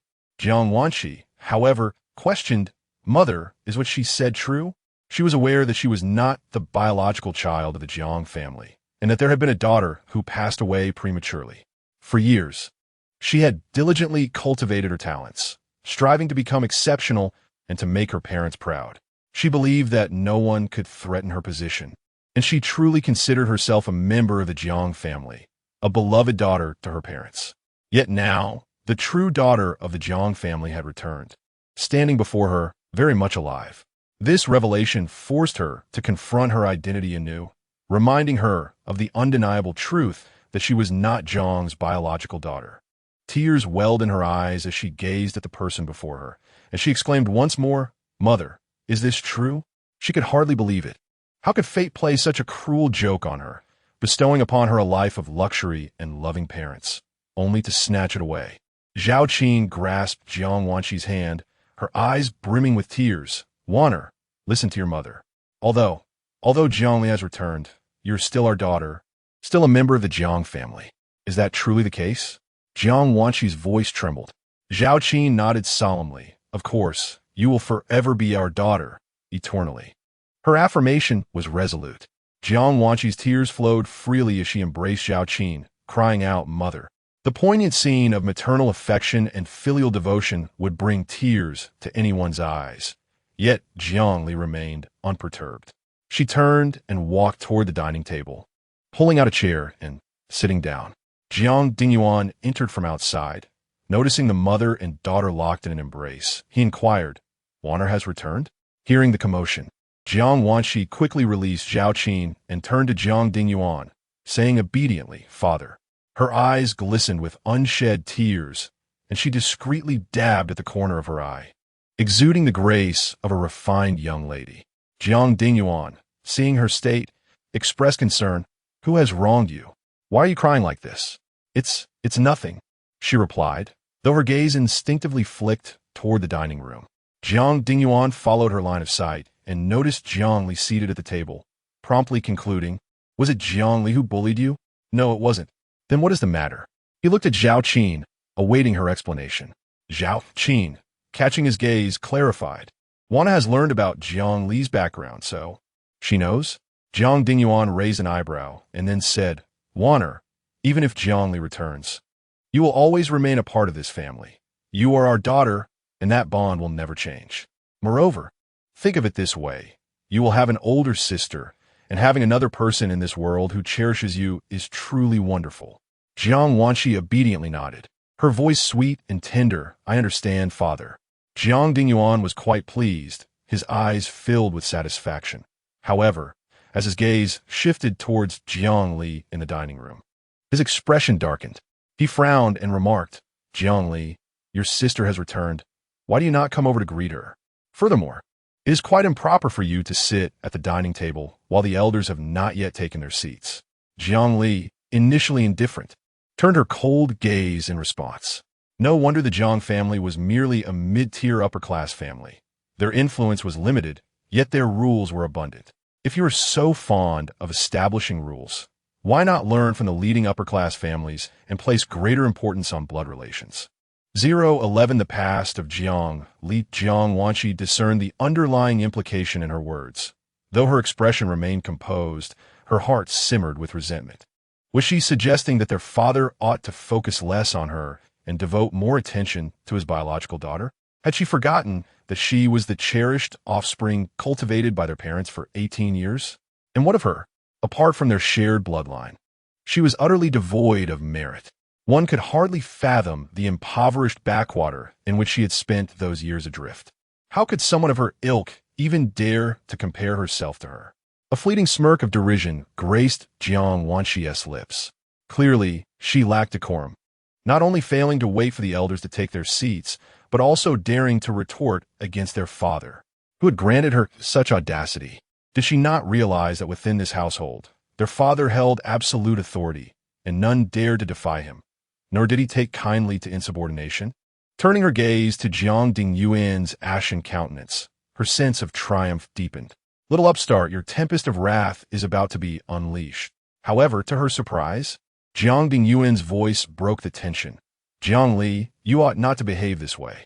His tone was neither gentle nor excessively harsh. Jiang Wanqi was taken aback for a moment, glancing again at Jiang Dingyuan. His expression remained grim, and it was evident that he was suppressing his anger. Perhaps soon, she would witness his wrath unfold. Lost in her thoughts, she suddenly felt Jiang Li's piercing gaze upon her. "What do you intend to do?" Jiang Wanqi was startled, not only by her words, but also by the chilling intensity of her stare. It was devoid of warmth, as frigid as ice. In that moment, she resembled a street thug, albeit with less bravado. To describe it more aptly, while a common ruffian might engage in petty mischief, Jiangli exuded an aura that suggested she could inflict mortal harm. Stunned by this frightening notion, Jiang Wanqi shook her head vehemently. No, it was impossible. She was merely an 18-year-old girl. Even if she had mingled with unsavory characters over the years, how could she possess the capacity to kill? Perhaps she had merely adopted this menacing facade to intimidate others in an unfamiliar environment. This thought was more palatable to her, for she did not wish for anyone in this household to overshadow her in the future. Jiangli should ideally be meek, unable to retaliate or respond to insults. Jiang Dingyuan remained momentarily stunned. A week had passed, yet he still struggled to acclimate to Jiangli's gaze, especially one so chillingly devoid of warmth. It was unnerving. What manner of person was Jiangli? The information he had gathered indicated a past that was utterly mundane. Yet he could not shake the sensation that this child was anything but ordinary. She resembled a weathered adult, her presence steeped in narrative. He sensed that Jiangli was far from an average individual. When their eyes met, it lasted but a fleeting moment before he averted his gaze. For her eyes were simply too intense to bear. He sighed internally. Well, there was still time ahead, and the enigmas within his heart would eventually reveal their answers. Let us dine. In the end, he merely uttered those two words before striding forward. Jiang Wanqi stood in a daze, gazing at Jiang Dingyuan's retreating figure, astonished that her father did not display the anticipated fury. Her eyes instinctively shifted towards the dining area, where Jiangli had already averted her gaze, seated at the table. A fog of confusion enveloped her heart. Was her father's lack of anger a result of fearing Jiangli's piercing stare? Or did he harbor a fondness for Jiangli that prevented him from expressing ire towards her? She leaned towards the latter. A father's love could be reclaimed, but she could not bear the thought of someone eclipsing her. Not even slightly. Zhao Qin gently patted Jiang Wanqi's hand, her eyes radiating maternal affection. What are you pondering, dear? Coming back to her senses, Jiang Wanqi shook her head, a smile immediately gracing her face. It's nothing. The two linked arms, affectionately making their way to the dining area. They took their seats at the table and began to eat. Zhao Qin was the first to serve a piece of salmon into Jiang Wanqi's bowl. Try this, it's your favorite. Thank you, Mom. Jiang Wanqi replied with a gracious demeanor, her movements exuding elegance. Zhao Qin smiled. Is the foreign cuisine not to your taste? Look at you, you've lost weight. I told you to bring the chef along, but you refused. I'm not that spoiled. None of my classmates brought theirs. Why should I be any different? What would they think of me? Jiang Dingyuan interjected. Wanqi is right. She is away for academic pursuits, not for leisure. Bringing along a chef would be absurd. The three of them shared laughter and camaraderie, creating a warm atmosphere that rendered Jiangli distinctly out of place at the table. Jiang Wanqi seemed to perceive her discomfort, feigning an attempt to include her while simultaneously delivering a blatant mockery. With a smile, she asked, which school did you attend before returning to the Jiang family? From the countryside. What reputable school could she have attended? Her intent was clear, to belittle Jiangli and accentuate her own brilliance. Jiangli, aware of her sister's motives, was about to respond when Jiang Dingyuan interjected. What school has she ever attended? I've already looked into it. She didn't even finish elementary school and was expelled. Completely illiterate. Looked into? Where did you find such secondhand information? How could she not know she is illiterate? Oh, right. Father. Jiangli suddenly understood. It must have been her father who fabricated this false background for her identity prior to her arrival at the Jiang household. How ruthless of him. She was a Stanford graduate, yet here she was, reduced to being a dropout, labeled as illiterate. She simply could not comprehend why her father couldn't grant her at least a high school diploma, even if it wasn't from a prestigious institution. Was he intent on keeping her in the shadows? How infuriating to hold a Stanford diploma while being subjected to scorn, and worse yet, she had no means to defend herself. She vividly recalled her father's admonition before leaving Lanmen, instructing her to maintain a low profile. Given the nature of the Jiang couple, even if she were to present her diploma to them, they would never believe she graduated from a renowned university. In the end, it would only stir up unnecessary trouble and disturb her father. She feared that her journey in Huagua would come to an abrupt end. Though the Jiang couple may evoke disdain, along with their daughter, it is undeniable that the air in Huagua these days is refreshingly pure.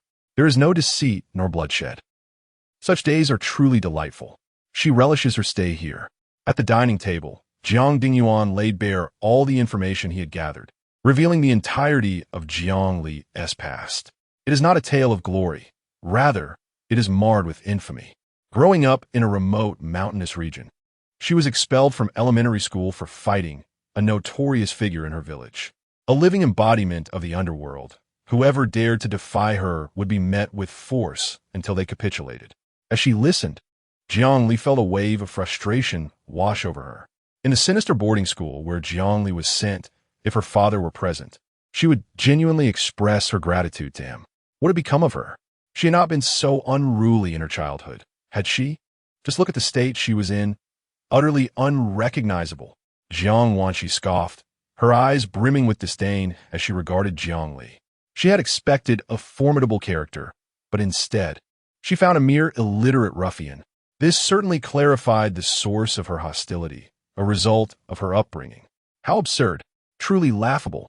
Did she think that upon arriving at the Jiang family, her previous boorish antics would still hold sway? What a delusion. From now on, within this household, she would ensure that Jiang Li had no opportunity to assert herself. Gradually, she would render her a mere specter within the family, invisible and inconsequential to all, including her parents. Regret would surely follow her return, without a doubt. Zhao Qin's gaze toward Jiang Li grew increasingly disapproving. The last vestige of her daughter's image had been completely obliterated in her heart. The chasm between them widened with each passing moment. Jiang Wanqi remarked, "Now that my sister has returned to the Jiang family, she cannot simply revert to her former self. Father, why not enroll her in a school where she can start anew? I believe with her intelligence, she will eventually catch up." Her words were eloquent. Yet Jiang Dingyuan responded with a cold snort. Intelligence? She is already 18. Even if she were to begin anew, how long would it take for her to reach high school, let alone university? This thought plagues me. If the outside world discovered that the Jiang family had a daughter over 18 still in elementary school, the ridicule would be relentless. Such gossip could drown the Jiang family in disgrace. My entire reputation, built over half a lifetime, ruined by her. Jiang Wanqi reveled in Jiang Dingyuan's expression of distress. Let him fret. The more he worried about Jiang Li, the more he would appreciate her worth. While she felt triumphant internally, she maintained a facade of concern, continuing to persuade him. After all, my sister is part of the Jiang family, and her representation of us in the outside world is paramount. If people were to discover her illiteracy, it would be a disgrace to the Jiang name. I am fully aware, but sending her to elementary school. Jiang Dingyuan began, casting an impatient glance at Jiang Li, who was nonchalantly eating her meal. His anger flared instantly. Jiang Li, can't you pay any attention to your own affairs? You are 18 and cannot recognize a single word, yet you still find the appetite to eat? If I were you, I would be too ashamed to show my face.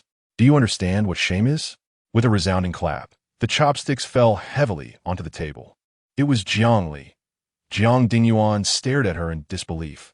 Had he merely spoken a few words to her, and she was already offended? Such a temper. He glared at her, but before he could utter a word, she stood up. I am full. Please enjoy your meal, she stated, turning to leave with a fluid motion, devoid of hesitation. Jiang Dingyuan was infuriated, his face a stormy shade of blue. No manners. Absolutely no manners. Zhao Qin's disdain for Jiang Li intensified. Look at her. She storms off at the slightest disagreement. What a temperament, and one wonders where she inherited it from. It's utterly bizarre. A faint smile graced Jiang Wanqi's face, though it quickly vanished. She spoke softly, Mom and Dad, please don't be upset. My sister has just returned and may need some time to adjust. She feigned an air of gentility and poise. Zhao Qin grasped Jiang Wanqi's hand and remarked, Our Wanner is so understanding. Unlike her. Jiang Wanqi tightened her grip on Zhao Qin's hand, continuing her persuasion. Dad, I heard that the Ocean Boarding School accepts students of all ages and educational backgrounds, offering knowledge from primary to high school levels. Why not send my sister there? Are you referring to the Ocean Boarding School?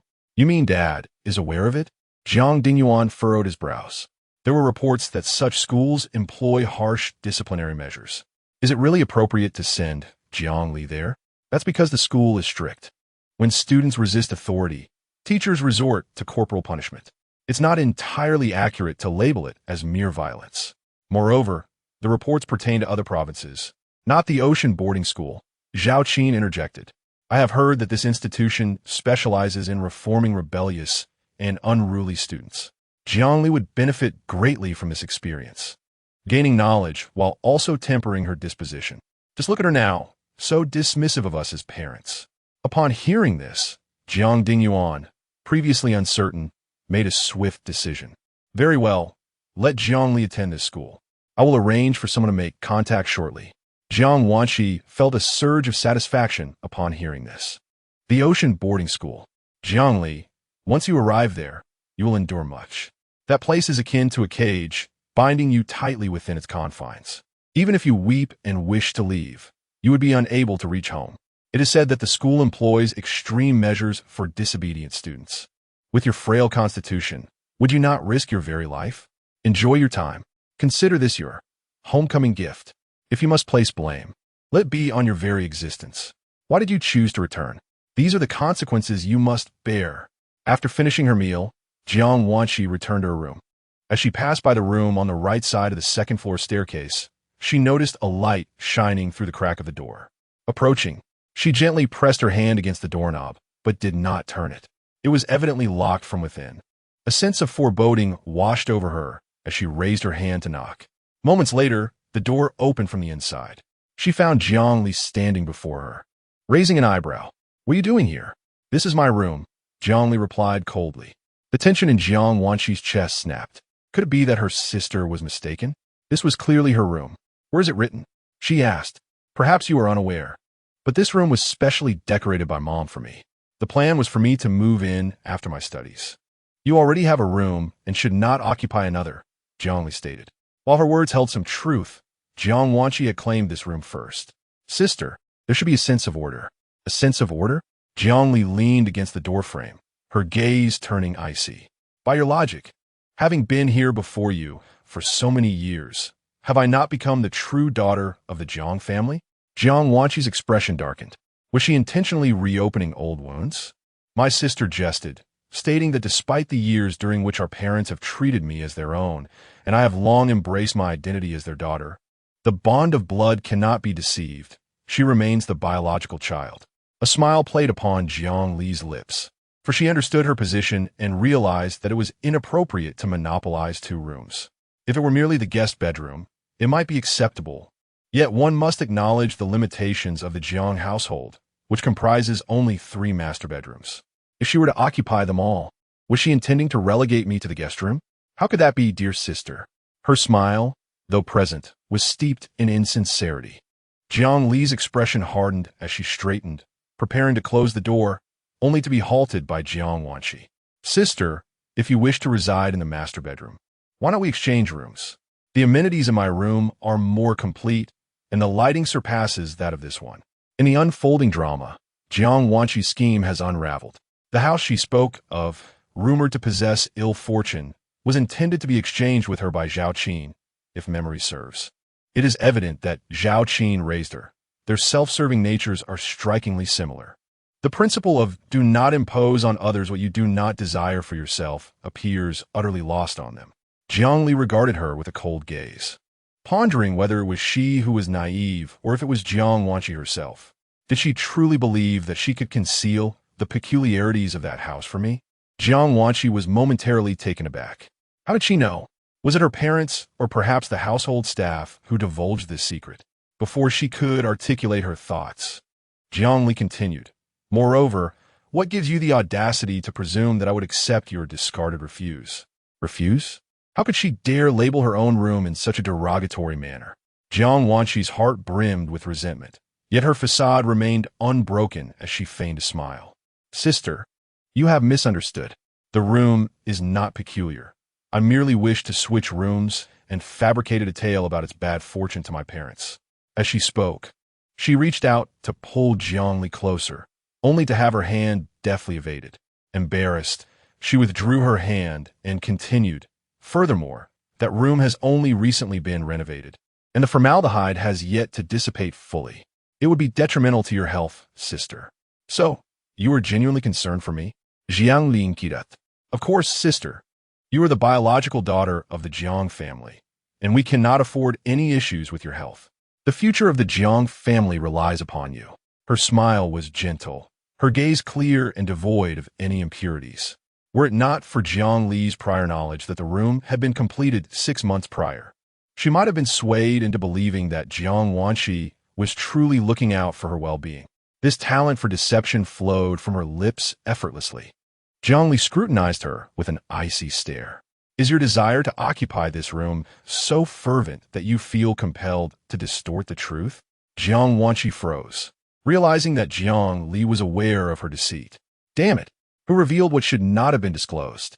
Before she could process her thoughts, Jiang Li added, initially, it was my father who approved my move into this room. If you genuinely wish to reside here, perhaps you should beseech him. If he consents, I shall have no objection. Father? Jiang Wanshi was taken aback. She had not anticipated his involvement in this matter. Was it he who had granted permission? Had he not declared this room to be hers? How could things change so abruptly? Her eyes brimmed with disbelief. Jiang Li, unfazed, simply closed the door. As Jiang Wanshi stared at the firmly shut door, a tide of anger surged within her. She spun around and dashed down the stairs, determined to confront her father for clarity. In the living room below, Jiang Dingyuan noticed Jiang Wanshi's distress and inquired, Waner, what troubles you? Who has upset you this time? Zhao Qin observed her, likely suspecting Jiang Li's involvement. With tears welling in her eyes, Jiang Wanshi presented herself as a pitiable figure. It's not sister, she began, sitting beside Zhao Qin and entwining her arm with hers. I just ascended the stairs and saw sister's room. She claimed that it was father who permitted her to stay there. Upon hearing this, Jiang Dingyuan understood the situation all too well. He set down his newspaper and, after a moment's contemplation, replied, It is my fault for not informing you of this matter beforehand. Jiang Wanshi gazed at him, her eyes glistening with tears, and she shook her head pitifully. No, don't blame father. Jiang Dingyuan raised his hand, gently stroking her hair, feeling gratified. Waner is so understanding.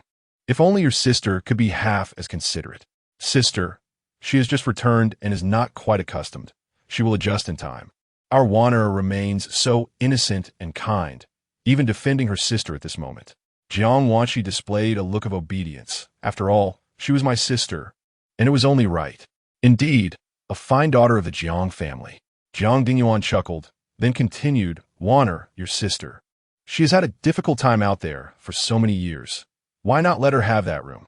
As for the one you currently occupy, if you feel the feng shui is unfavorable, you may select a better one in the guest room. You can then decorate it in a style you prefer. What do you think? This was presented as a discussion, yet it was, in truth, a notification. Jiang Wanshi could perceive this reality. After all, Jiang Li had already moved in. If she declined, could Jiang Li simply vacate? However, she never anticipated that this was indeed sanctioned by her father. Had the scales in her father's heart tipped in favor of Jiang Li? After all, Jiang Li was the biological child. At this moment, more than the room, what she found harder to accept was that her parents would no longer stand by her side. Tears welled in her eyes as she fixed her blazing gaze upon Jiang Dingyuan, as if attempting to pierce through him with her stare. Jiang Dingyuan spoke. Is it that Waner is unwilling? Coming back to her senses, Jiang Wanshi hurriedly shook her head. No, I am willing, I am willing. The matter had already been settled. What difference did her willingness make? She no longer had the opportunity to choose. Jiang Dingyuan seemed oblivious to her despondency, nodding with a smile. I knew Waner would be the most understanding and would agree.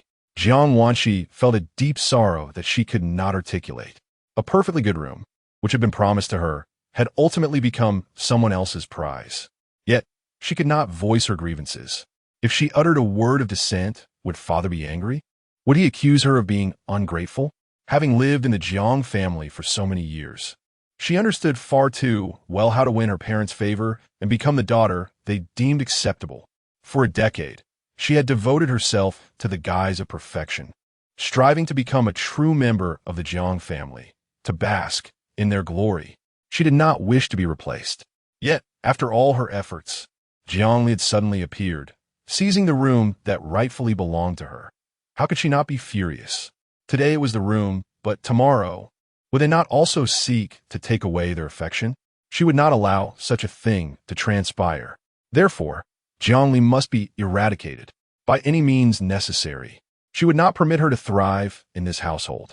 Zhao Qin clasped Jiang Wanqi's hand, tenderly patting the back of her hand. In the days to come, Wanner can select a guest room. I will have it beautifully renovated, with the finest furniture, shall we? The guest room? Everyone in the Jiang family occupied the master bedroom, except for her, the adopted daughter. If her friends were to discover this, would she not lose face? Would they not think that because of her status, she was unworthy of the master bedroom? The more one feels inferior, the more one fears the gaze of others. Jiang Wanqi was precisely this way. The identity of being an adopted daughter has weighed upon her for 18 years, a secret she has dared not voice. She fears being looked down upon and scorned, unable to bear such scrutinizing gazes. Thus, she resolutely avoids the guest room, no matter how unfavorable the feng shui may be. She has firmly decided to remain in her current room. Clinging to Zhao Qin's hand, she smiles sweetly, saying, "No need for mother, I will continue to stay in my original room." "But didn't you say, I can overcome it?" Zhao Qin's face is etched with concern. For poor feng shui is no trivial matter. What if it adversely affects your studies? Don't worry, mother. We can invite a feng shui master another day. Perhaps there will be a solution. Shall I make the arrangements? Yes, thank you, mother. A glimmer of cunning flashes in her eyes. Once the feng shui master is invited, she will ensure he advocates for her to occupy Jiang Li's room, claiming it would otherwise disrupt the Jiang family's fortune. When the time comes, even if Jiang Li protests, he will have no choice but to acquiesce. On the second floor in the bedroom, Jiang Li stood on the balcony, casting a cold glance backward. "Come out." A shadow clad in black emerged from the bathroom, donning a mask and possessing a tall stature. "Iuye." Jiang Li glanced at him. "Lanmen? Indeed. If I recall correctly, you were my father's hidden guardian? Once. And now? Now, I am your hidden guardian." Jiang Li turned to face him. "Did my father assign you to me?" "Yes." "How intriguing." She turned to him, her previously smiling eyes suddenly filling with frost, her expression darkening. "Did father send you to monitor me?" Lanmen was the most formidable hidden guardian by her father's side. She was well aware of that. Yet now, he had been given to her. It was inevitable that she would ponder the implications. Lanmen was likely her father's watchful eye embedded beside her. Those raised in the Lan family were inherently distrustful. Even towards her father and brother, she would not take their words at face value. If she did, she feared she would have perished countless times already. Sensing the murderous intent emanating from her, Lanmen promptly knelt on one knee, pledging his loyalty. "My lord has commanded me solely to be your hidden guardian, to protect your safety with my life. It is unrelated to surveillance." "Is that truly the case?" Lanmen asserted. "If I speak a single falsehood, may I live a life of solitude and meet a tragic end." While she was uncertain about others, she understood Lanmen well. He was an orphan, yearning most for family. He had always aspired to escape the Lan family, to marry and have children, leading a peaceful life. Thus, a life of solitude was a heavy vow to him. "Rise." Lanmen complied and stood up. Jiang Li continued. "What are you doing in this room?" "Routine inspection. It is the duty of a hidden guardian to conduct thorough checks upon arrival, leaving no detail overlooked. This is to prevent the existence of eavesdropping devices, cameras, or any poisoning in the water." Jiang Li did not genuinely believe there was anything amiss in the room. Yet she still inquired, "Did you find anything unusual?" "None. In the future, if there is nothing pressing, remain hidden and avoid revealing yourself." "Understood, Iuye." Lanmen turned and swiftly vanished from the room. The following morning, Jiang Li promptly went to Yuda Experimental High School. She had researched and discovered that it was the best high school in Haishu. Since she could not prove herself, it was better to seek an alternative route and find a school for herself. If she waited for the Jiang family to arrange everything, what if they sent her off to elementary school? Would she still have any dignity? Furthermore, she was uncertain how long she would remain in Huagua. She could not afford to be idle. Assuming the identity of a student would serve as an excellent cover. Coincidentally, She had always been educated by private tutors and had never attended a public school, so this would be a new experience for her. A taxi halted at the entrance of the experimental high school. Jiangli alighted and headed directly to the administrative building. After inquiring with a cleaning staff member on the ground floor, she ascended to the third floor, turned left, and knocked on the door. A middle-aged man at the desk lifted his gaze, initially mistaking her for a student of the school. "Classmate, is there something you need?" She strode inside and came to a halt before the desk. "Hello, Principal Zhang. My name is Jiangli. I'm 18 years old, and this is my academic dossier." As she spoke, she retrieved a document from her bag and handed it over. Zhang Guoli examined the contents, frowning at the educational background section. "Elementary school? Are you not a student of our institution?" "No," she replied. "Do you wish to transfer to our school?" "Yes," she affirmed. Zhang adjusted his glasses, pondering for a moment before responding. "My dear student, I am unsure if you were aware prior to your arrival, but our school is a prestigious high school in Haishu. However, you have not completed elementary school. How do you intend to join us?" He raised his gaze to her, noting her serious demeanor, which did not suggest any jest. Assuming she was simply uninformed, he continued, "According to standard protocol, one must first complete elementary education, followed by middle school, and then high school. You are attempting to leap directly into high school, which is clearly improper. I do not possess an elementary school diploma. Rather, I have been self-studying at home for the past few years and could not participate in the entrance examination." "Self-study." Zhang hesitated. "Even so, your qualifications are evident. And according to regulations, we cannot admit you. I am willing to take the entrance examination. You may challenge me with the most difficult questions. If I rank within the top 10 of my grade, I hope you will grant me an opportunity." The most challenging questions, and within the top 10. Zhang scrutinized the young woman before him. If she could make such bold claims, perhaps she could indeed perform well. After all, if she turned out to be exceptionally talented, it would reflect positively on the school. Contemplating this, he readily agreed. "Very well. Which grades examination do you wish to take?" "Senior Year 3. Senior Year 3. In the most recent monthly examination, the student who ranked 10th scored over 630 points. Are you certain you are up to the challenge?" "Absolutely," Jiangli replied without a hint of hesitation, her gaze resolute. Zhang nodded. "All right, I will grant you this opportunity. Can you take the exam today?" "Yes." "Please wait here for a moment while I have someone bring the examination paper." "Understood." Jiangli seated herself on the sofa opposite the coffee table. Before long, a male teacher entered, carrying a stack of papers. "Principal, here are the examination papers you requested." Zhang took the papers and began to flip through them. "Are all the papers here?" "Yes." "Principal, these are the papers from a previous examination. Why do you need them again?" Zhang replied sternly. "There is a student who wishes to take the entrance examination." "An entrance examination using these papers?"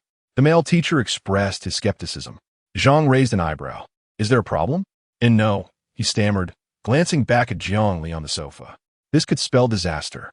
These papers were from the last monthly examinations B version, which had not been adopted due to exceeding the syllabus. Now, they would be used for the entrance examination." He couldn't help but feel a chill for Jiangli in his heart. Using these papers would significantly raise the difficulty of the entrance examination, as they were certainly not meant for the average student. Even the long-standing top student, Xie, could only manage a score of 667 on this question. One can only imagine the struggles of a student preparing for entrance examinations. It is likely that even achieving 400 points would be a daunting task. Is the principal not clearly placing this young lady in a challenging situation? Just as these thoughts crossed his mind, Principal Zhang instructed, "You will be responsible for invigilating the exam shortly." The male teacher, regaining his composure, nodded in agreement, understanding that should this young lady falter, he would be there to offer her a tissue and some words of encouragement. His eyes brimmed with sympathy and regret. However, Zhang Guoli remained unfazed. He withdrew a pen from the holder and approached the coffee table, presenting her with the examination papers from all subjects. "You may attempt them all to determine whether you're more suited for the arts or the sciences." Jiangli accepted the papers with gratitude. Starting with Chinese, the exam duration is 150 minutes.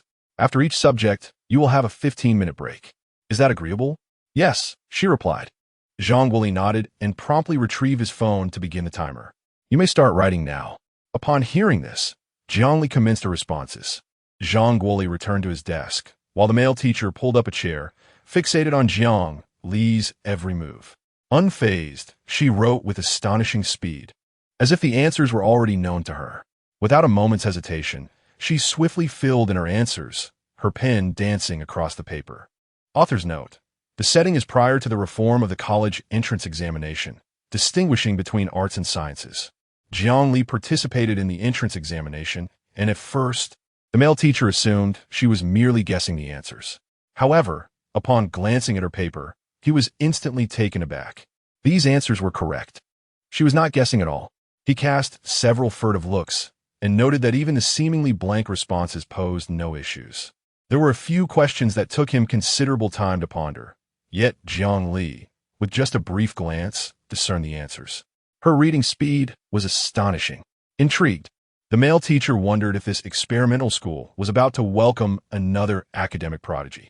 Remarkably, after a mere 100 minutes, Jiang Li had completed all the questions. She glanced through her work to ensure nothing was overlooked and declared, "I am finished."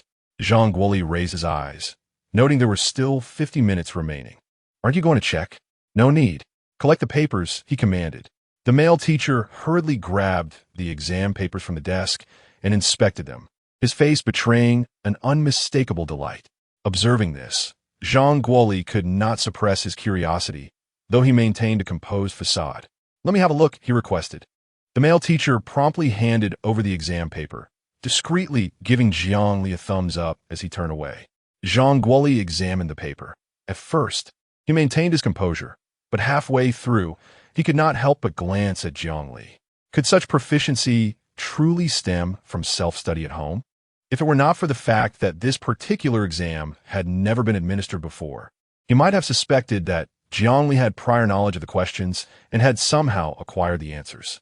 Regaining his composure, he quietly instructed you, "Go summon teacher Li from the academic research group." Just as the male teacher was about to take action, Zhang Guoli added, "Never mind. Calling them one by one would be too slow. Just call them all at once. I want to grade the papers on the spot."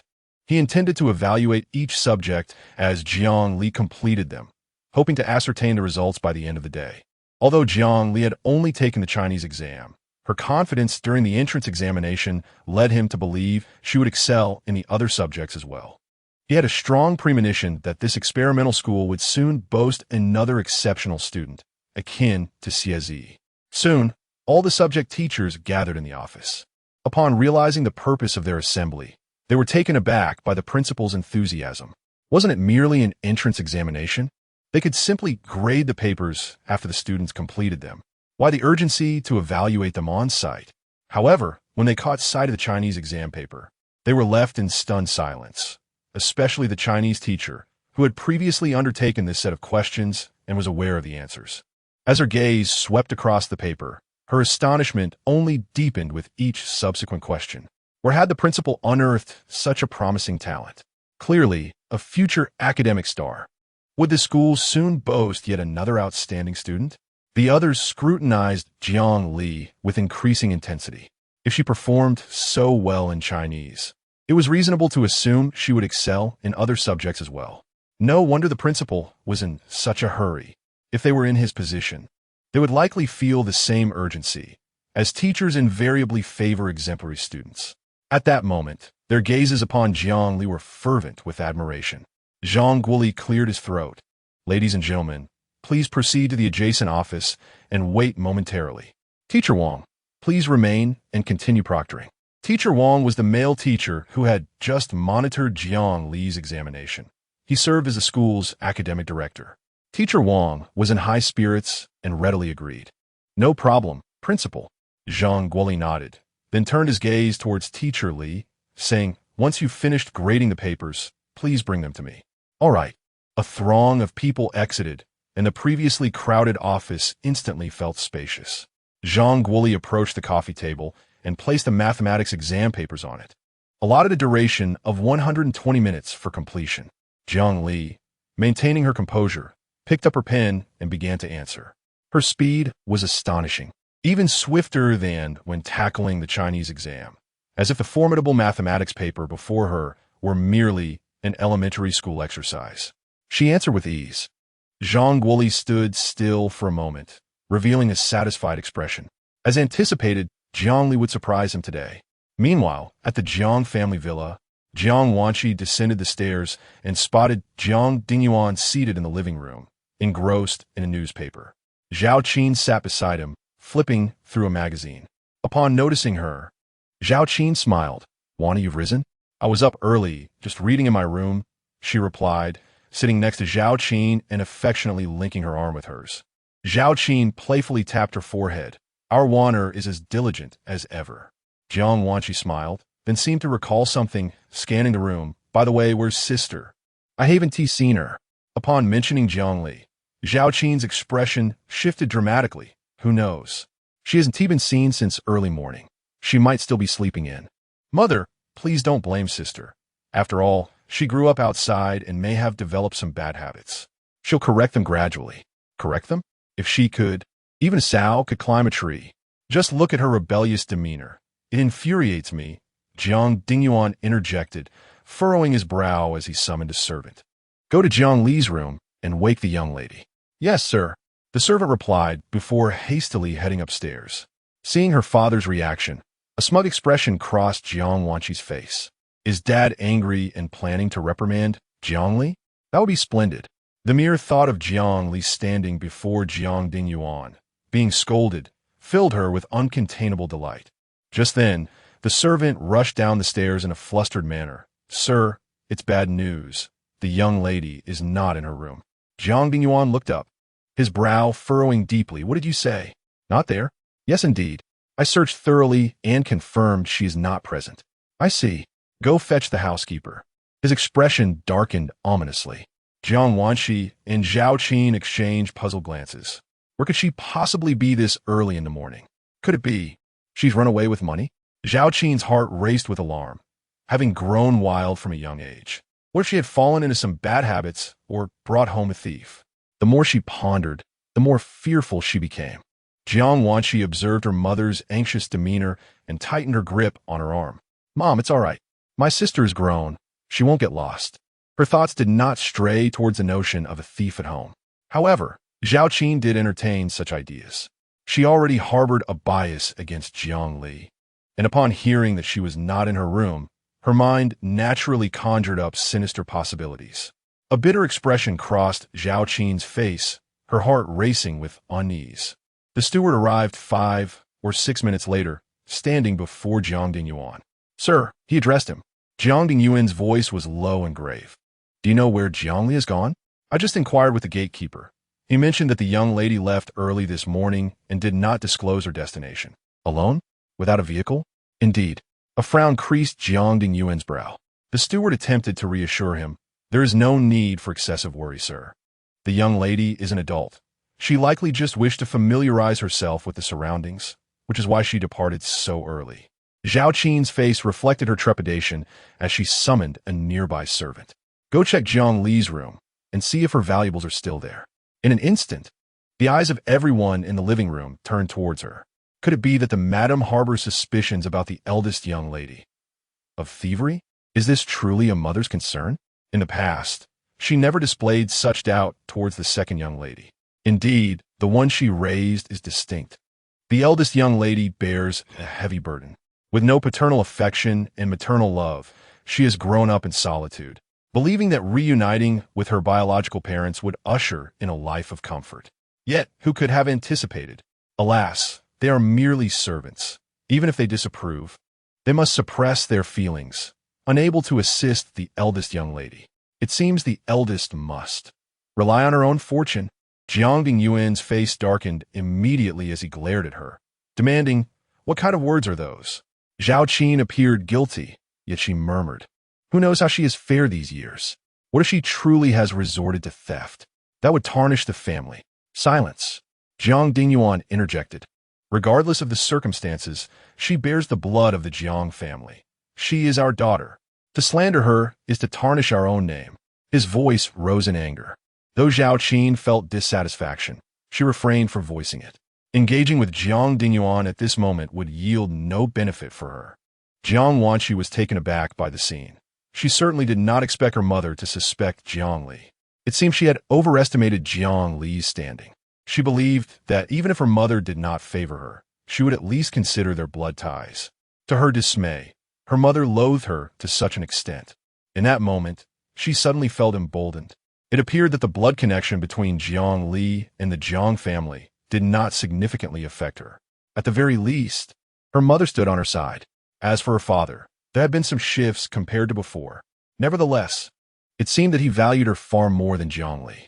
With a little more effort, perhaps she could entirely displace Jiang Li in her parents' hearts, ultimately assuming her place. From then on, the Jiang family would have her as their only daughter. As for Jiang Li, she would forever remain invisible, unknown to the outside world. As she contemplated her schemes, Jiang Wanqi felt an increasing sense of triumph, her lips nearly betraying a smile. Jiang Dingyuan waved his hand, dismissing the servants from the room. In an instant, the vast living room was left with only the three of them. Zhao Qin wore a displeased expression. Jiang Dingyuan's demeanor was not much better, simply stating, "Does anyone have Jiang Li's phone number?" No one responded. He turned to them. "None?" Jiang Wanqi quickly replied, "I just returned yesterday and haven't had the chance to save it." His gaze shifted to Zhao Qin. "You don't have it either?" Zhao Qin muttered, "Neither do you." "Why ask me?" As family, they did not even possess each other's contact information. If this were to leak out, it would be a laughingstock. Jiang Wanqi timely remarked, "Father, do not worry too much. Perhaps, as the housekeeper said, sister has merely stepped out to familiarize herself with the surroundings and will be fine. Once she returns, we can exchange contact details, and then we won't have to fear losing touch." Jiang Dingyuan nodded in agreement. Jiang Wanqi smiled and added, "By the way, father, how is it going with the school you mentioned for sister? Any results? I have already instructed Secretary Zhang to communicate with the school. As soon as everything is prepared, they can proceed at any time. I had originally planned to accompany her today, but this girl has proven to be quite troublesome." Jiang Wanqi's heart brimmed with amusement. It was settled. Once Jiang Li entered that school, she would not easily return to the Jiang family. It seemed she only needed to endure a little longer. Soon, Jiang Li would be departing. Jiang Dingyuan had remained at home all day, awaiting Jiang Li's return. However, as evening approached, there was still no sign of her. His expression darkened further, and he barely touched his dinner. Zhao Qin meticulously searched the several main bedrooms in the house, particularly Jiang Li's room, and upon confirming that all valuable items were still there, she finally felt a sense of relief. At least nothing had been stolen. Yet, as evening lingered on without Jiang Li's return, her thoughts began to spiral. Could it be that Jiang Li had run away from home? Her emotions were tumultuous. She both longed for Jiang Li to return and wished for her absence, a complex sentiment she could not articulate. Meanwhile, at the school, Jiang Li remained engrossed in her exam papers. This was the final subject, comprehensive arts. Having tested for an entire day, she continued to write swiftly, seemingly unaffected by fatigue. Zhang Guoli's gaze lingered on her. Initially, he feared that his presence might disrupt her concentration, but soon he realized that his mere observation had no impact on her at all. While answering questions, she appeared completely immersed in her own world, oblivious to her surroundings. Few possess such unwavering focus and tranquility, especially at her young age. Zhang Guoli found himself admiring her. Given time, this student would undoubtedly excel in her field. Her talent surpassed even that of Xie. As she completed the last major question, Jiang Li set down her pen, with 30 minutes remaining until the exam concluded. Zhang Guoli rose, contemplating whether to review her work. No, that would not be necessary. He took the exam paper, handed it to the supervising teacher, and sent it to the adjacent office for grading by the relevant subject teacher. "Understood, Principal," the teacher replied, promptly making their way to the other office. Zhang Guoli filled a cup with water from a dispenser and placed it on the table. "You should rest for a moment. I've already sent someone to the cafeteria. If all goes well, we should know the results in just over half an hour." "Thank you, Principal." Just as she finished speaking, there was a knock at the door. Turning to the sound, she saw a young man standing at the entrance. Clad in a school uniform, he exuded an aura of cleanliness. Zhang Guoli was momentarily taken aback upon recognizing him. "Xie, what brings you here?" "Teacher Liu had an urgent matter, so I was asked to deliver this." Liu was his homeroom teacher. Zhang Guoli gestured for him to enter. The young man strode in, his gaze inadvertently flicking to Jiang Li on the sofa before quickly returning. He placed a lunchbox on the table. If there is nothing else, I'll head back to class. Very well. Once he left, Zhang Guoli handed one of the lunchboxes to Jiang Li. I'm not sure of your tastes, but make do with this.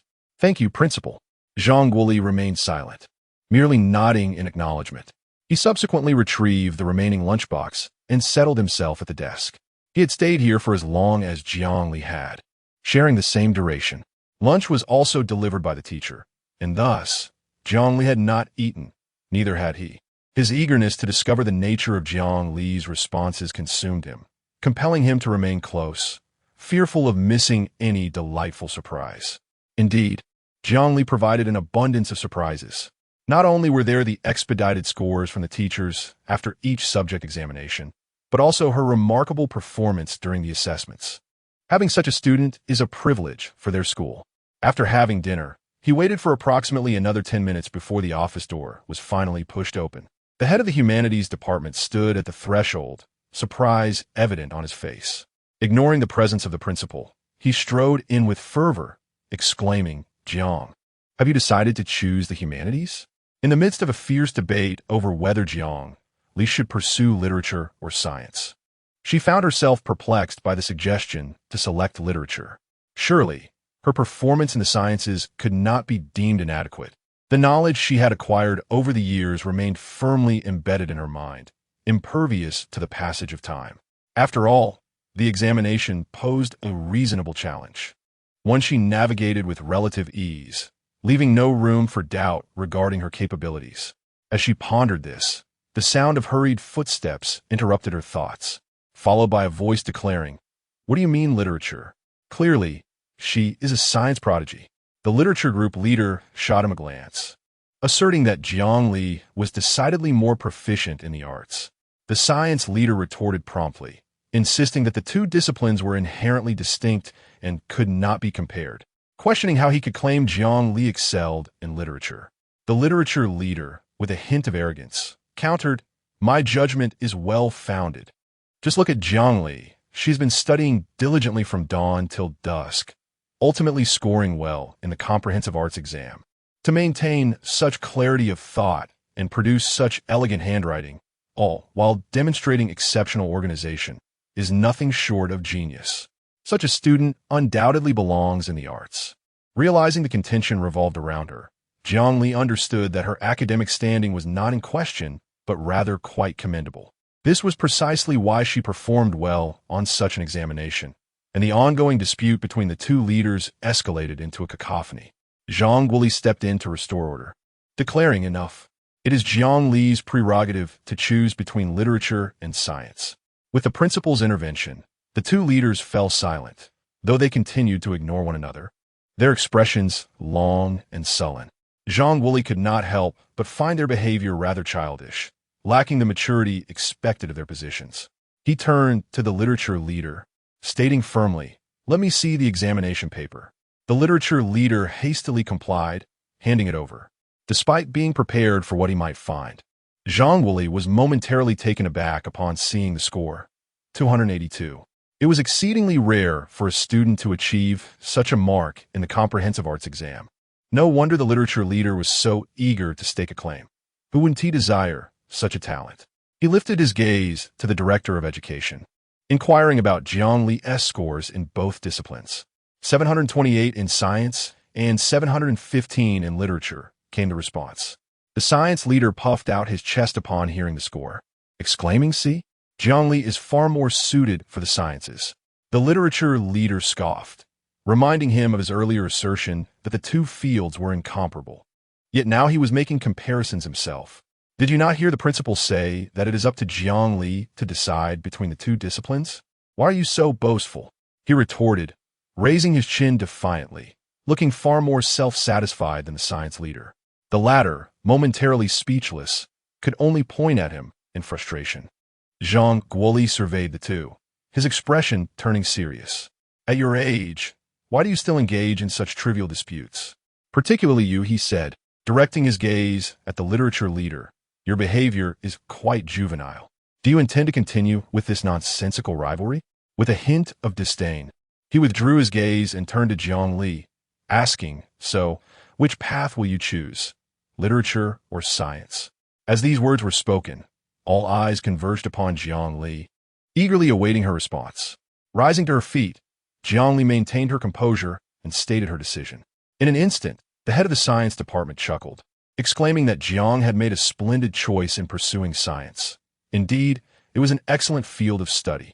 The head of the humanities department, like a deflated balloon, persisted in her efforts, suggesting that Jiang might consider the humanities instead, as her innate talent would be well suited for that discipline. The head of the science department crossed his arms and lightly interjected, Teacher Wen, perhaps it would be wise to refrain. Jiang Li has already expressed her intent to study science. Must you continue to sway her decision? It would be prudent to respect her choice. His tone was buoyant, his chin raised with an air of confidence that rivaled Teacher Wen's earlier demeanor. The smug expression on his face seemed to irk Teacher Wen, who found it rather insufferable. The surrounding teachers, having witnessed this exchange, stifled their laughter. It appeared that Teacher Zhou held a grudge, perhaps stemming from Teacher Wen's earlier boastfulness in attempting to recruit students. It was amusing to see how the tables had turned. They truly were a pair of characters. Could they not maintain a semblance of decorum and act their age? No. They had indeed exhibited a sense of responsibility in the past. Today was merely an exception, given the exceptional talent that Jiang Li represented. Should they successfully recruit her, the school's admission rates would soar. Hence, both teachers were fervently vying for Jiang Li's allegiance. Unfortunately, there was but one Jiang Li to choose from, leaving her unable to select both paths. Just as these thoughts lingered, Zhang Guoli declared, the head of the science department may remain. The rest of you may depart. What? Is it over already? The teachers were reluctant to leave, wishing to stay until the very end to see what further entertainment might unfold and to ascertain which class Jiang Li would ultimately join. Nevertheless, since the principal had spoken, they would not oppose his decision. Tomorrow, or at the latest the day after, they would learn which class Jiang Li had been assigned to. As the crowd turned to exit, the once bustling office finally fell silent. Zhang Guoli turned to the head of the science department and stated, what I mean is, let's arrange for Jiang Li to be placed in class 1 of the science stream. What do you think? Class 1 was the experimental class, and given Jiang Li's academic performance, it was indeed appropriate for her to be placed there. Very well, please proceed with the arrangements. Understood, Principal. With that, the head of the science department departed. Zhang Guoli then retrieved a stamped document from his desk and handed it to Jiang Li, saying, this is your enrollment notice. Will you be able to report in 2 days? Jiang Li accepted it, swiftly scanning the contents before replying, no problem. Excellent. Should the school require any coordination on your behalf, do not hesitate to reach out to us. With that, he produced a business card from his pocket and offered it to her, adding, if you encounter any difficulties in life, please feel free to contact me. My number is on this card, and I am here to assist you. It was evident that Jiang Li was a prodigious talent, yet her education had been limited to elementary school. Had it not been for her disadvantaged background or abusive parents, she would not have had to self-study. Such exceptional talent deserved the school's protection. Jiang Li took the card, quickly glancing at the number, and then said, thank you. If there is nothing else, I will take my leave. Very well. Jiang Li exited the school and hailed a taxi, heading straight for the Jiang family villa. She left home in the morning, and now, under the starlit sky, she returns. She had not informed the Jiang family of her absence, and she wonders how they would react to her day-long absence. Perhaps they are entirely unaware of her absence, or perhaps a grand drama awaits her. The vehicle halted at the entrance of the Jiang villa, and Jiang Li alighted from the car. Upon seeing her, the gatekeeper's eyes sparkled with excitement. Miss, where have you been all day? Do you know? He hesitated. Words unspoken. Jiang Li raised an eyebrow. Know what? Never mind. You'll find out once you go inside. Just be sure to adopt a conciliatory tone. The master and mistress are not in the best of spirits. Not in the best of spirits. That implies they are aware of her absence. In the enveloping night, Jiang Li's gaze turned cold and profound. It seemed that a monumental confrontation was imminent. What surprises had this family prepared for her? She strode forward confidently. Upon entering the main residence, Jiang Dingyuan met her with a countenance filled with ire. So you do know how to return. I'm sorry. I have school, she said. This is my home. Where else can I go? With that, she took a seat on the nearby sofa. Jiang Dingyuan, infuriated, exclaimed, "What kind of attitude is this? You spent the entire day out, and yet you show such blatant disrespect to your elders. You are not invited to sit, and yet you do so without a care. Do you even acknowledge me as your father? The sofa is there to be sat on," she retorted coldly. Jiang Dingyuan clutched his chest, his face flushed with anger. You ungrateful girl. When your elders reprimand you, you dare to respond back. Are you deliberately trying to drive me to my grave?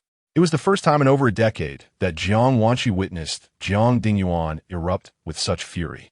This Jiangli was truly audacious. She had expected her to return and behave submissively, yet was taken aback by her arrogance. Not only did she show no sign of remorse, but she also dared to challenge their father. It seemed she truly had a death wish. Dealing with someone as rebellious as Jiang Li would be a piece of cake. Jiang Wanqi felt a surge of satisfaction, though she maintained an anxious facade. She wrapped her arm around Jiang Dingyuan's, attempting to soothe him. "Father, please don't be angry with my sister. After all, she has just returned from outside and is unfamiliar with the rules. In time, she will naturally learn them during her stay with us." Turning to Jiang Li, she continued, "Sister, please don't hold it against father. You see, while you were out all day, father was worried about you. He had even planned to take you to your new school today, but alas, you were not here." "New school?" Jiang Li latched onto the key aspect of her words. Jiang Wanqi nodded. "The ocean boarding school. Father arranged everything early this morning, but unfortunately, you weren't here." "Boarding?" Jiang Li's gaze shifted to Jiang Dingyuan. "Are you so eager to send me away?" With a grunt, Jiang Dingyuan replied, "What do you mean, send you away? With your elementary school education, it's a miracle that any school would accept you. You should be grateful." Jiang Li's eyes flicked toward Jiang Wanqi, pondering her intentions. Her tone was icy. "Is this your plan?" Jiang Dingyuan's voice turned stern. "Wanqi is only looking out for your best interests. Do not be ungrateful. For my own good?" Jiang Li's gaze hardened as she regarded Jiang Wanqi, her eyes chillingly cold, akin to the gaze one might give a corpse. Jiang Wanqi froze, feeling the hairs on her neck stand on end at the intensity of that stare. Once again, that look. It was devoid of warmth. She averted her gaze, tears welling in her eyes. "Sister, how can you say such things? I truly care for you, and only suggested this to father for your benefit." Seeing her daughter in tears, Zhao Qin comforted her, gently patting her back. "Don't cry, Wanqi. Jiang Li simply cannot appreciate what is good for her. And your father and I understand that." With that, her gaze shifted to Jiang Li, and the maternal warmth faded. "Look at yourself. Wanqi has your best interests at heart, and instead of expressing gratitude, you respond with such harsh words. Jiang Li, you are utterly outrageous. How could I have such a daughter? I never asked you to give birth to me. How can you utter such words? You are permitted to speak, yet I am not? Enough." Jiang Dingyuan rebuked. "Jiang Li, how long do you intend to cause a ruckus?" It seems it is she who is creating a disturbance again. Were they not the ones who instigate it first? She merely retaliates, and yet it becomes her fault? Truly, how absurd. Jiang Dingyuan spoke with a heavy tone. "In any case, you will attend the ocean boarding school, whether you wish to or not." "I refuse," came her cold, succinct reply, resonating clearly in the otherwise solemn living room. Jiang Wanqi was taken aback. At such a moment, Jiang Li still dared to counter? Yet, what was the point in opposing? A decision made by their father would not be easily altered. Just as she contemplated this, she saw Jiang Li produce a document from her bag and place it upon the table. "I have already secured admission to a school, so there is no need for your concern," she declared. "Admission? What do you mean?" Jiang Dingyuan picked up the document from the table, and after a moment of surprise upon reading its contents, he exclaimed, "Is this real?" The school seal was present. It could not be forged. "So you're going to the school entrance examination?" "From dawn till dusk," Jiang Li replied. Jiang Dingyuan was elated. "Excellent, excellent."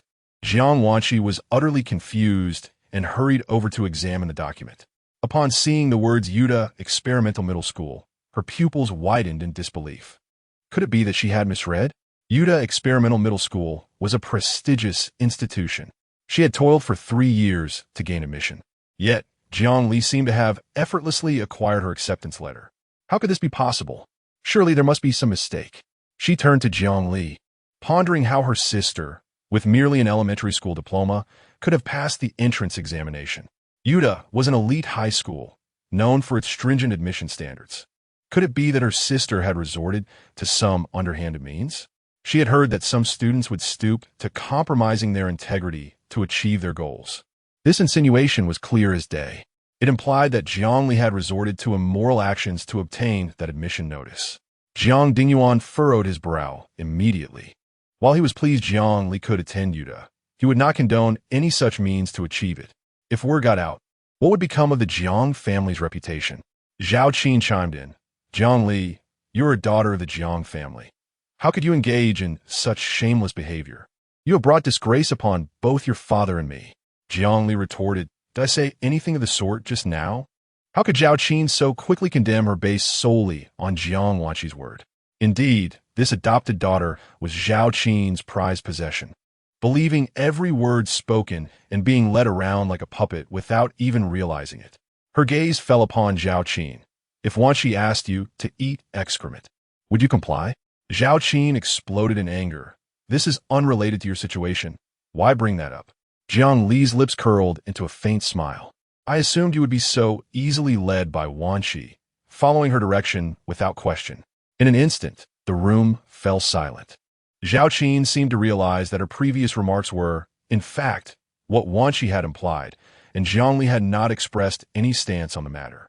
Yet she remained adamant that Jiang Li had indeed committed that unspeakable act. Was she misled by Wana? Her gaze fell upon Jiang Wanqi, observing her innocent and naive countenance, which instantly dispelled such thoughts. No, it was Jiang Li herself who was unworthy of trust. She was entirely capable of such deeds, hence her unwavering conviction. This had nothing to do with Wana. Jiang Li took in their expressions, fully aware that no matter how much she elucidated, they would remain unconvinced. Their faith lay solely with Jiang Wanqi. Zhang Guoli held Jiang Li in high regard. In light of this, there was no need for her to exert herself in proving her worth. It would be far more prudent to direct the inquiry towards someone capable of resolving it. With that thought, she placed the business card given by Zhang Guoli on the table, indicating that any questions could be directed to the number listed, where he would provide the answers. To the Jiang family, Principal Zhang's words carried significantly more weight than those of their seemingly inconsequential daughter. With his endorsement, there was no doubt they would believe her, unless they chose to feign ignorance and unjustly tarnish her reputation. Jiang Dingyuan picked up the business card and was momentarily taken aback by its contents. Zhang Guoli? Principal Zhang. He gazed in astonishment at Jiang Li, questioning if this was truly given to her. What other possibility is there? Jiang Wanqi echoed, equally stunned. A girl who hadn't even completed elementary school. How could Principal Zhang have possibly presented her with a business card? No, it was inconceivable. This card must have been found by Jiang Li. Her face was a mask of disbelief. Unperturbed, Jiang Li stood and ascended the stairs, leaving the living room with only the three of them.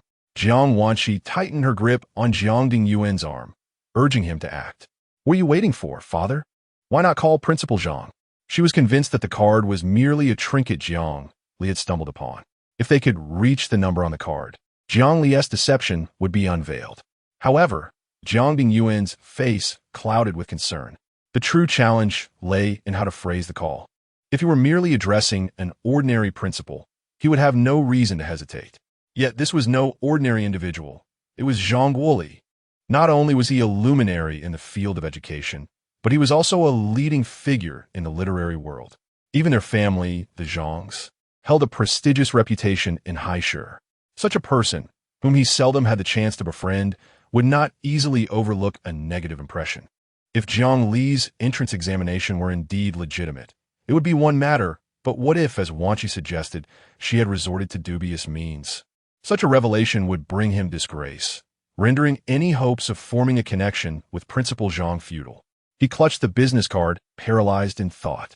Noticing his hesitation, Jiang Wanqi pressed on. Father, if we call sooner, we can clarify the situation.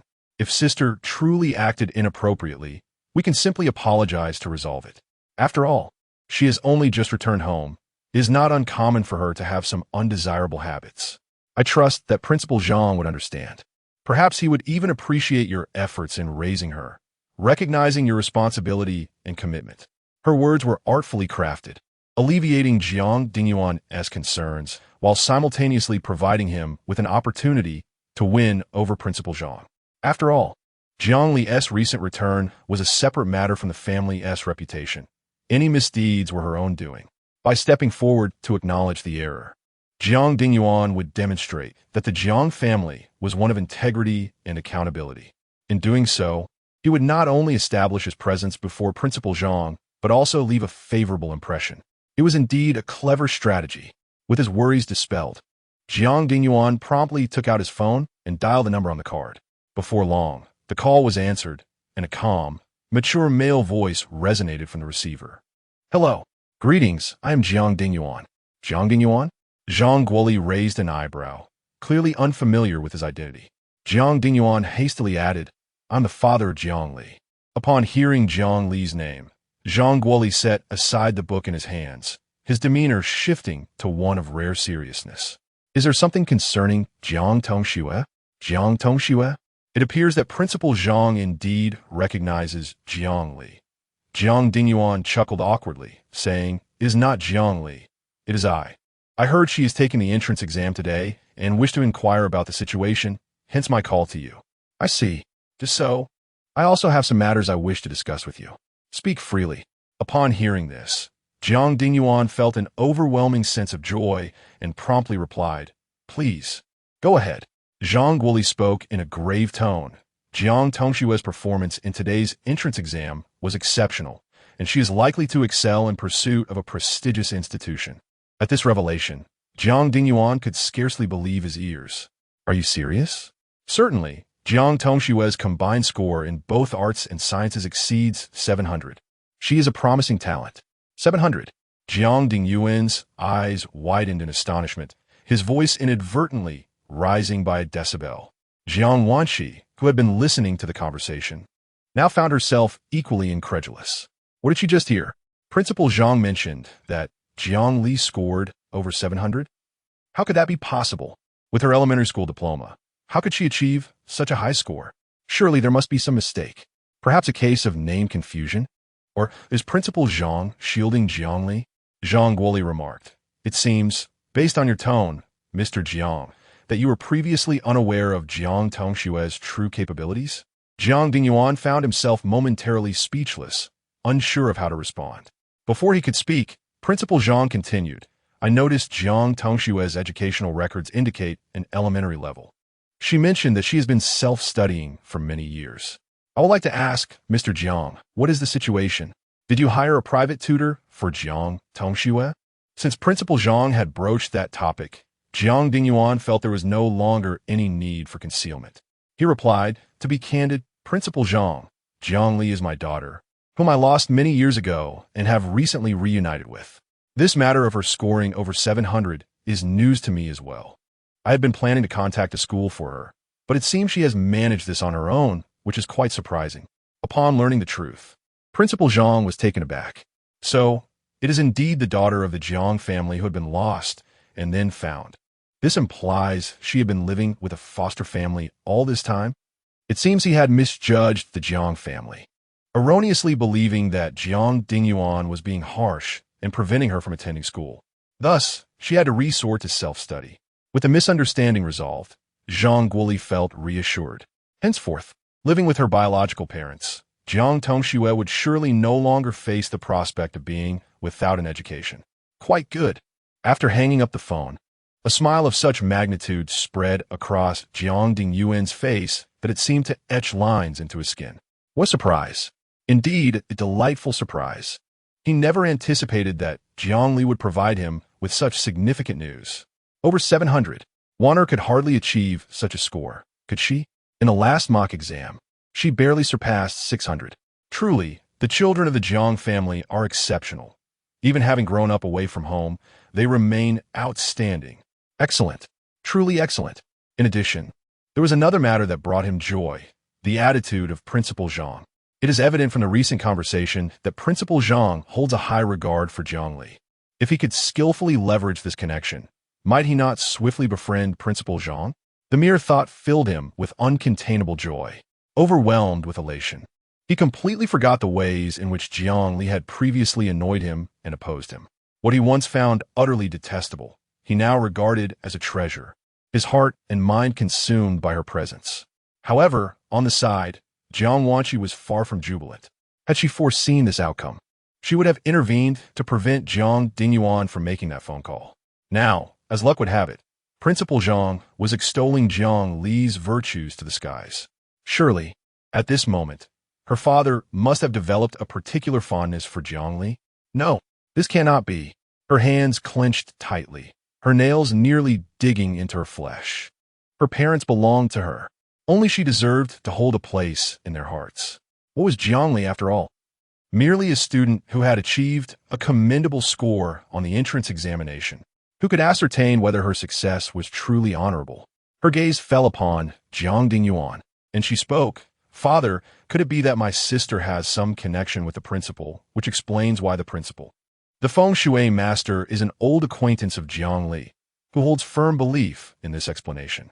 Otherwise, given Jiang Li's level of education, how could she possibly achieve such high scores?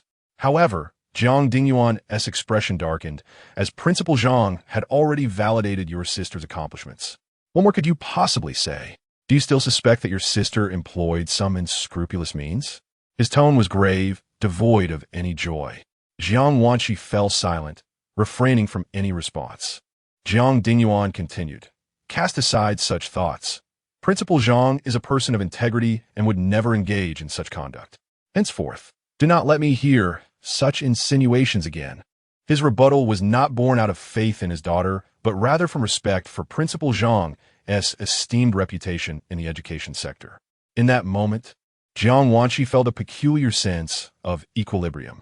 What significance did her father's fleeting happiness hold? Ultimately, he had not genuinely regarded Jiang Li in high esteem. He merely clung to the idea of believing in Jiang Li due to Principal Zhang's influence. Thus, Jiang Li had not triumphed. She had merely experienced a stroke of luck, narrowly escaping the fate of being sent to a boarding school. However, this did not imply that she would enjoy a life of ease henceforth. The Jiang family could only have one daughter, Jiang Wanqi. Jiang Li, having obstructed her path, must bear the consequences.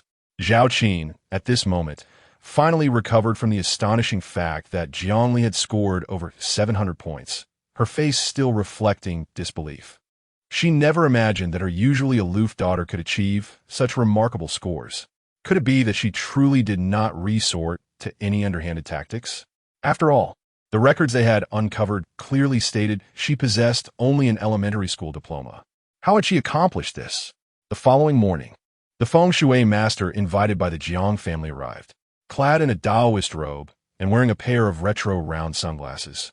With a long beard and a fan in hand, he was an unmistakable figure. A discerning eye would quickly perceive him as a charlatan. Yet, the Jiang family held unwavering faith in this master. He stroked his beard, ascending to the second floor with the Jiang family, brandishing a compass as he circled Jiang Wanqi's room, speaking earnestly. He then raised his left hand, tapping his fingertips several times as if calculating something. The Jiang family watched him, their expressions tense. Suddenly, he halted his actions and, from beneath his sunglasses, cast a meaningful glance at Jiang Wanqi. He then inquired, "May I be taken to Miss Zhang's room for a moment?" "Certainly, master. Please follow me," Zhao Qin replied, leading the way.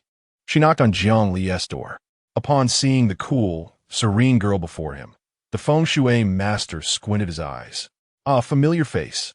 He was observing Jiang Li, who was also scrutinizing him, her brow slightly raised. How audacious of this charlatan to come here and deceive.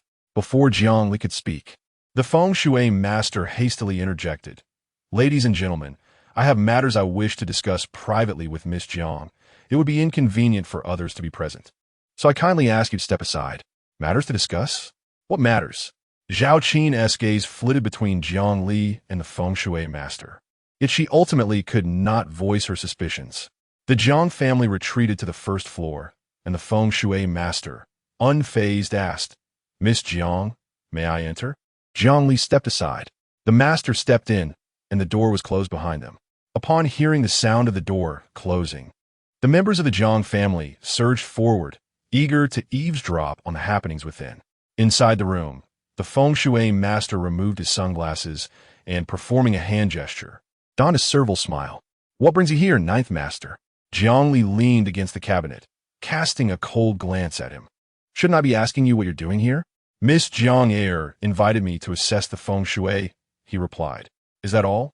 "She also compensated me to inform the Jiang couple that only her occupancy of this room can ensure the Jiang family's continuous prosperity.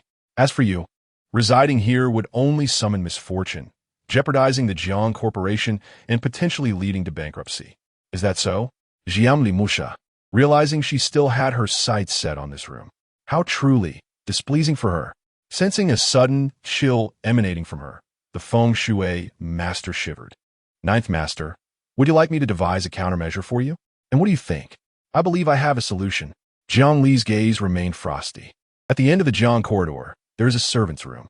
I want her to reside there." "The servant's room? Is there an issue?" "None at all."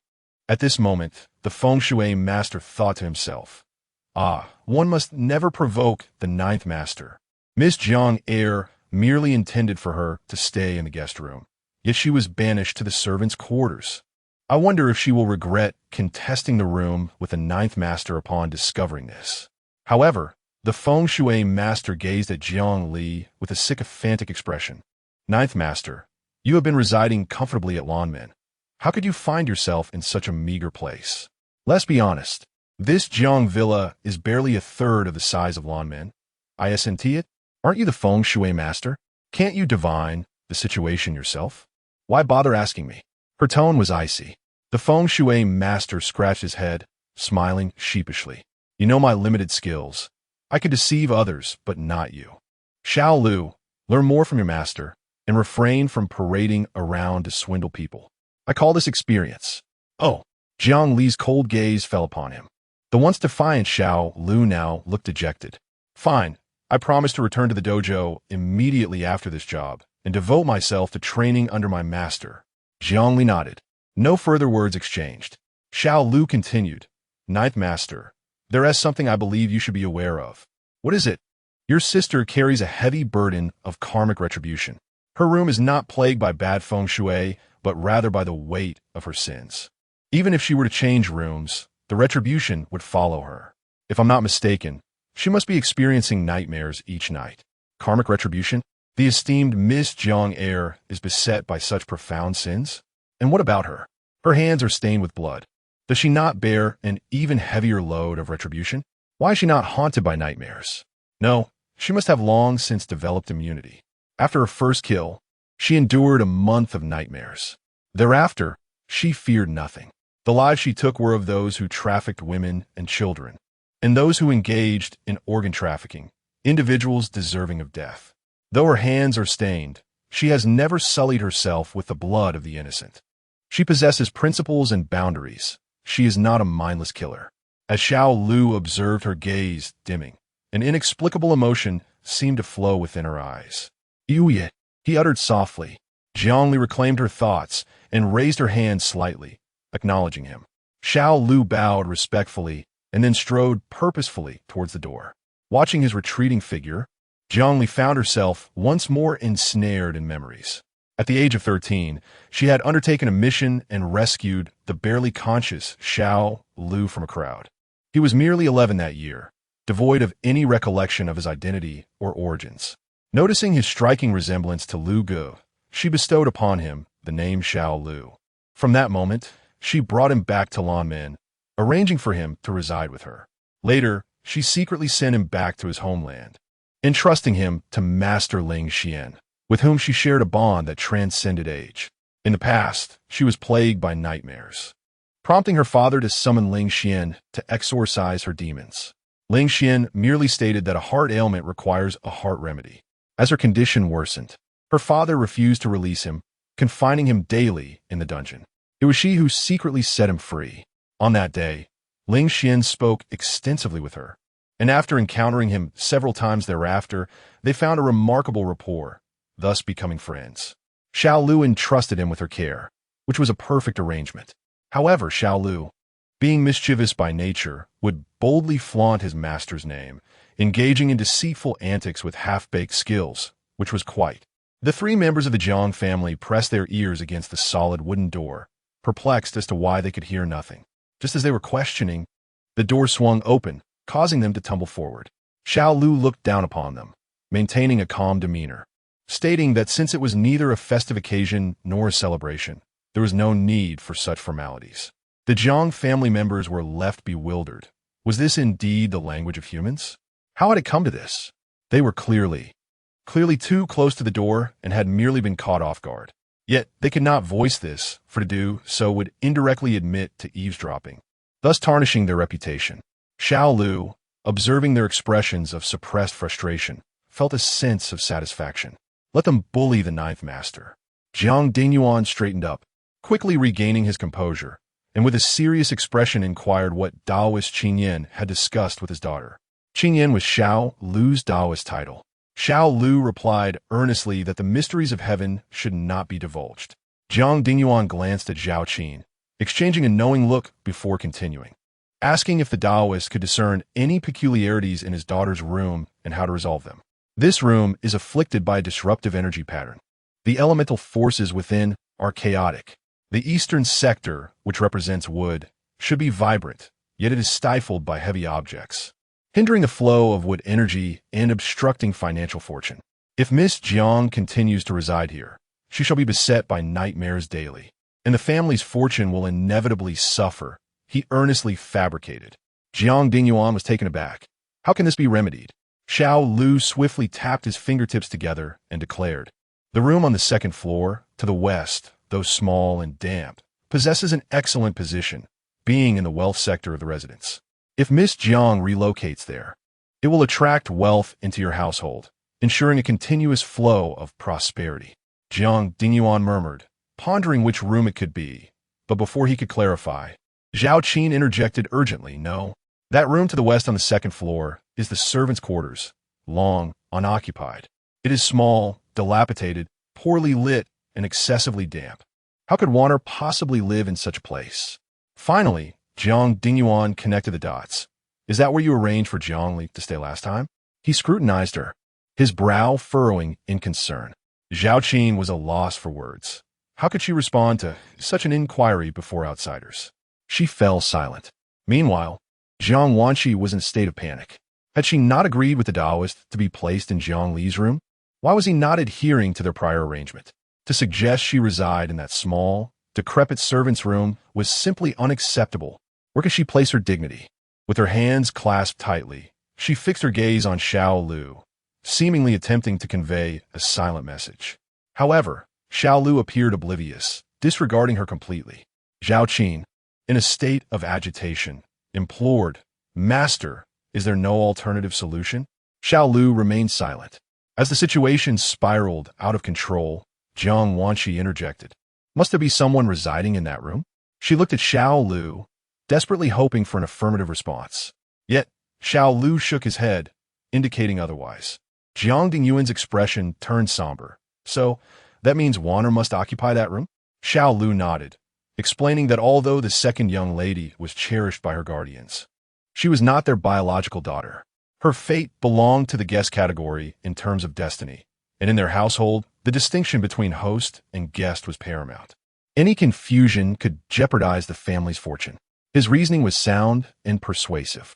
Jiang Dingyuan, who placed great faith in such matters, nodded in understanding. Upon hearing this, Jiang Wanshi could no longer contain her composure. If she allowed this charlatan to continue, she might truly end up residing in the servants' quarters. No, that was unacceptable. She looked at Xiao Lu and decided to expose his true identity. Father, he is not a master of feng shui at all. He is merely a false priest I hired to accompany me in this charade. It is my fault.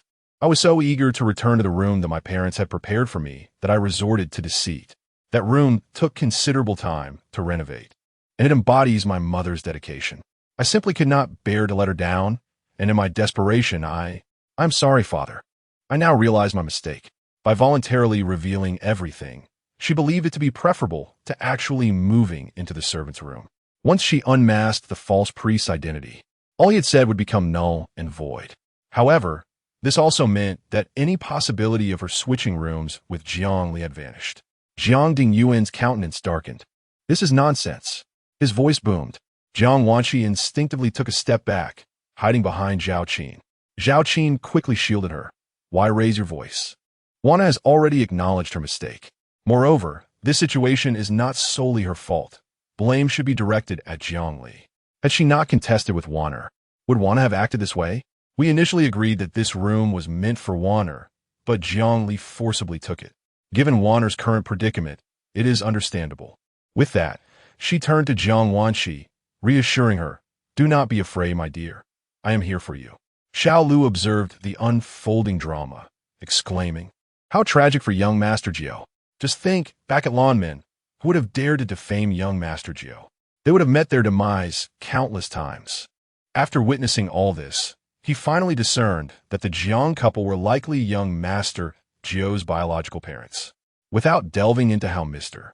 Jiang consented to allow young Master Jiu to return to the country to reconnect with his family, the Jiang family itself was blind and foolish, favoring an adopted daughter over their own flesh and blood, a prodigious daughter among men and a heroine among women. One could easily mistake the adopted daughter for their biological child. No wonder the Jiang family is merely a second-rate clan in Haishur, with such a muddled understanding of lineage and cruel treatment of their biological daughter. How could they hope to prosper?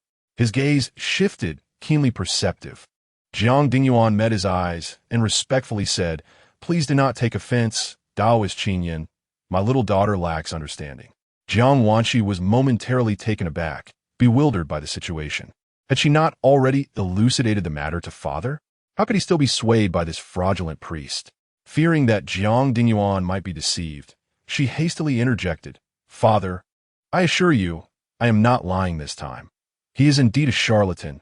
Do not place your trust in him." With that, her gaze shifted toward Xiao Lu. "Did you accept benefits from my sister and deliberately arrange for me to reside in that servant's quarters?" "Yes, it must be so. If this priest can be bought by her, he can surely be swayed by others as well. Jiang Li, you truly are remarkable." She harbored intense resentment towards Jiang Li. Meanwhile, Xiao Lu felt an overwhelming sense of pride. With his connection to young Master Jiu, there was no need for him to be bribed. Miss Jiang Air is indeed foolish. The moment Ninth Master slightly twitched his finger, he knew precisely how to proceed. If blame were to be assigned, it could only be attributed to her unfortunate luck in provoking none other than Ninth Master himself. Even if Ninth Master chose not to take action, he would still feel compelled to act on his behalf.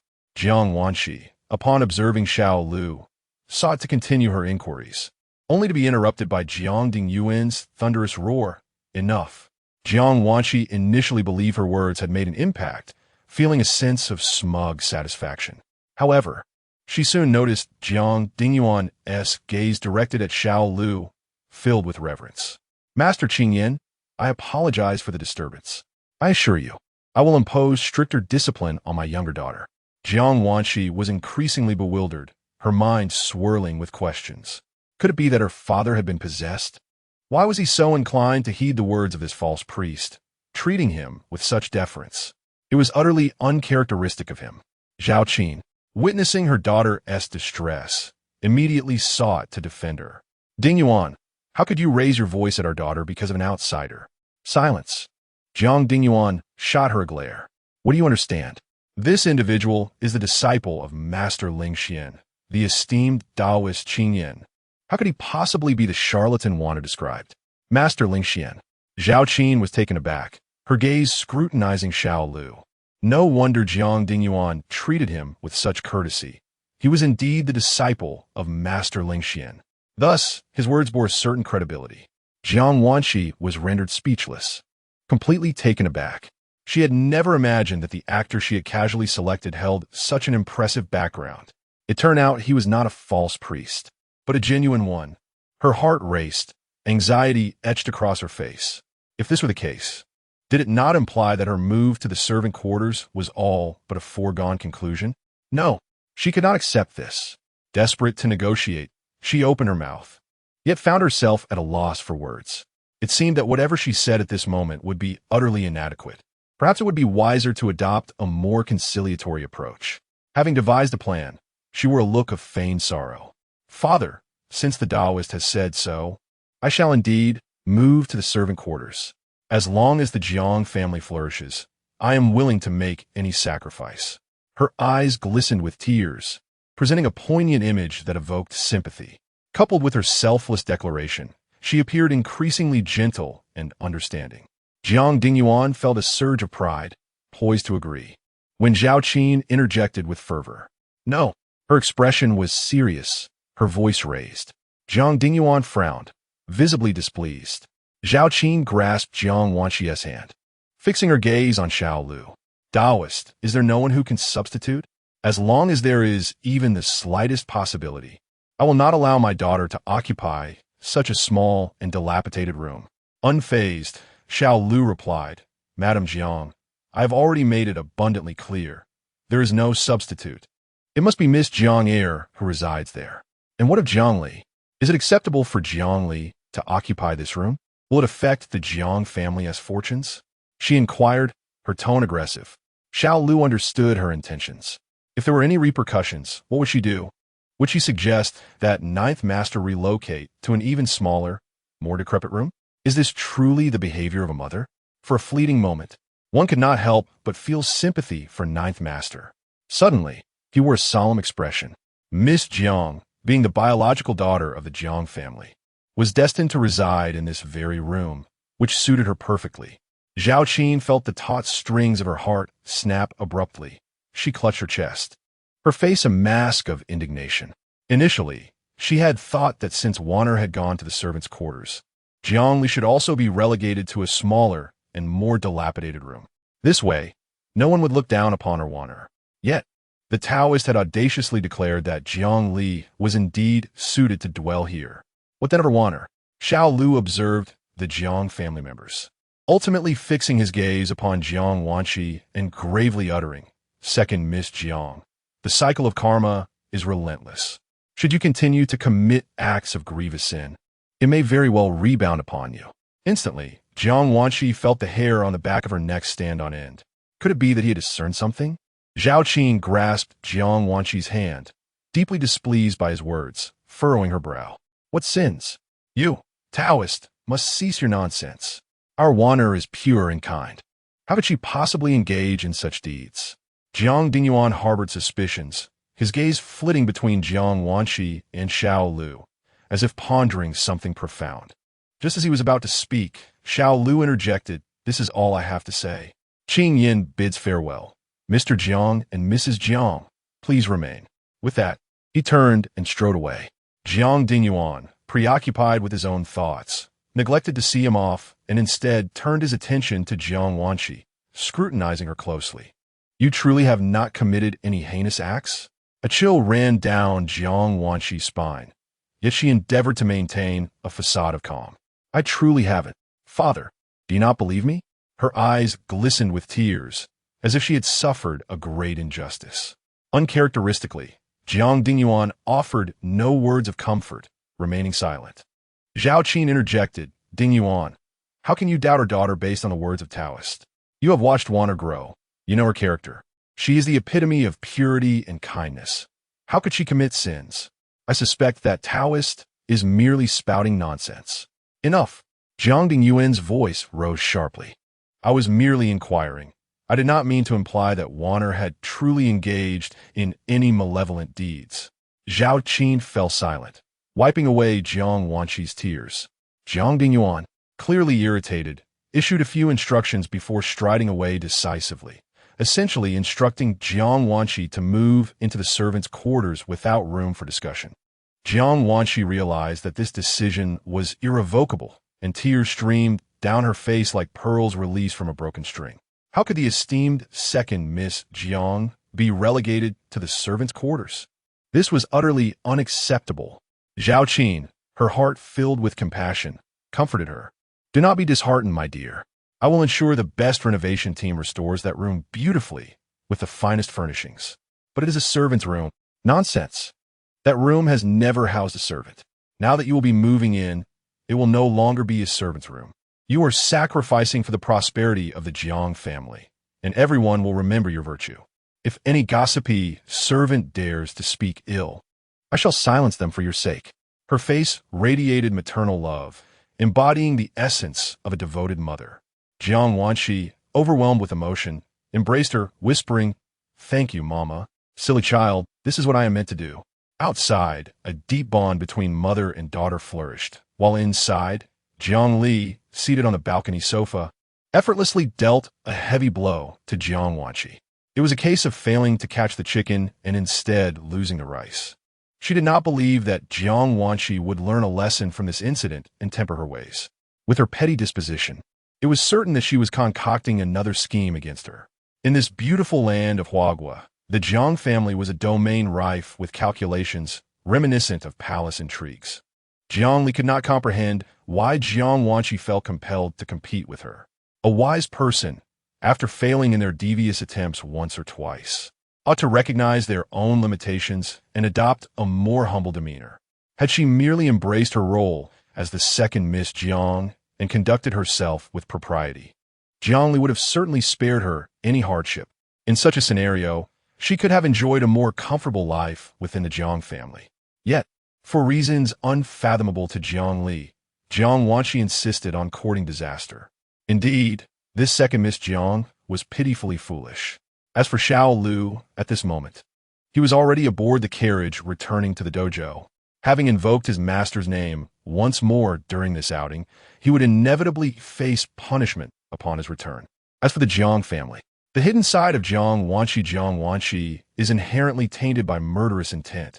He did not falsely accuse her, forcing her into the servants' quarters to dwell in a cramped and damp environment serves as a lesson.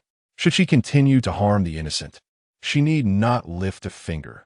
The malevolence she has sown shall inevitably return to haunt her. This woman harbors a wicked heart.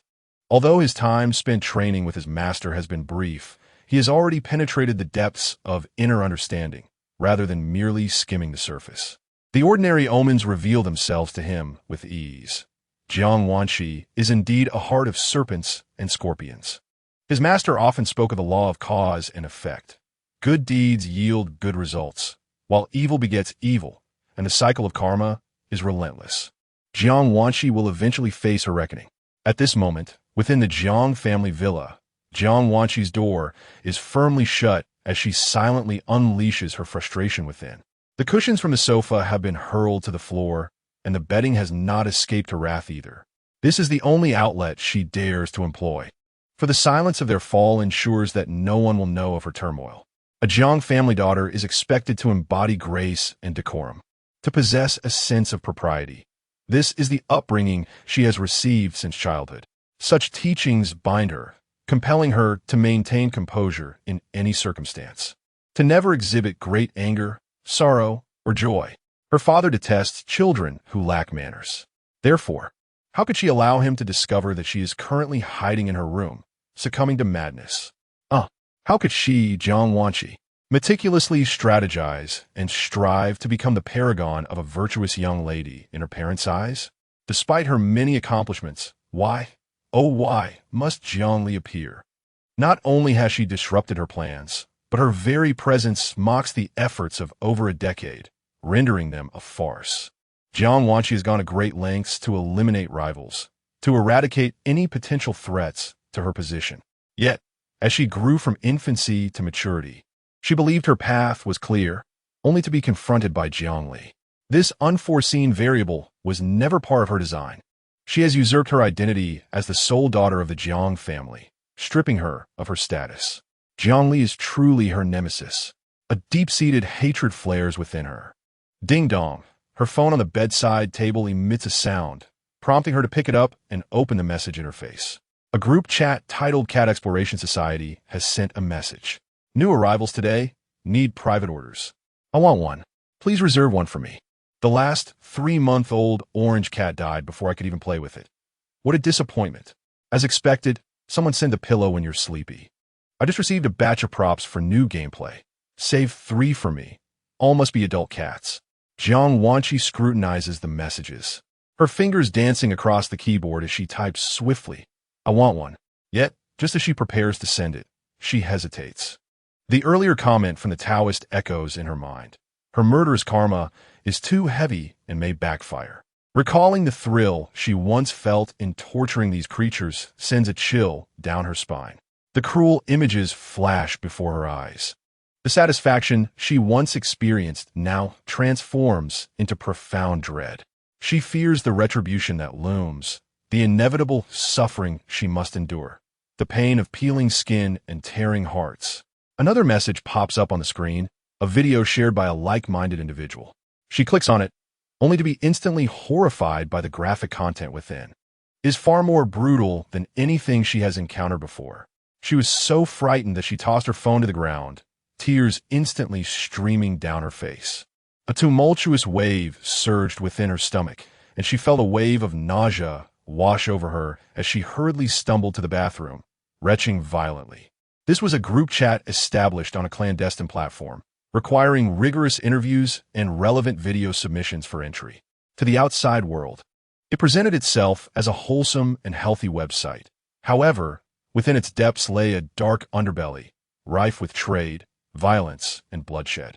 They reveled in preying upon the weak, viewing these innocent lives as mere trophies, boasting of their conquests.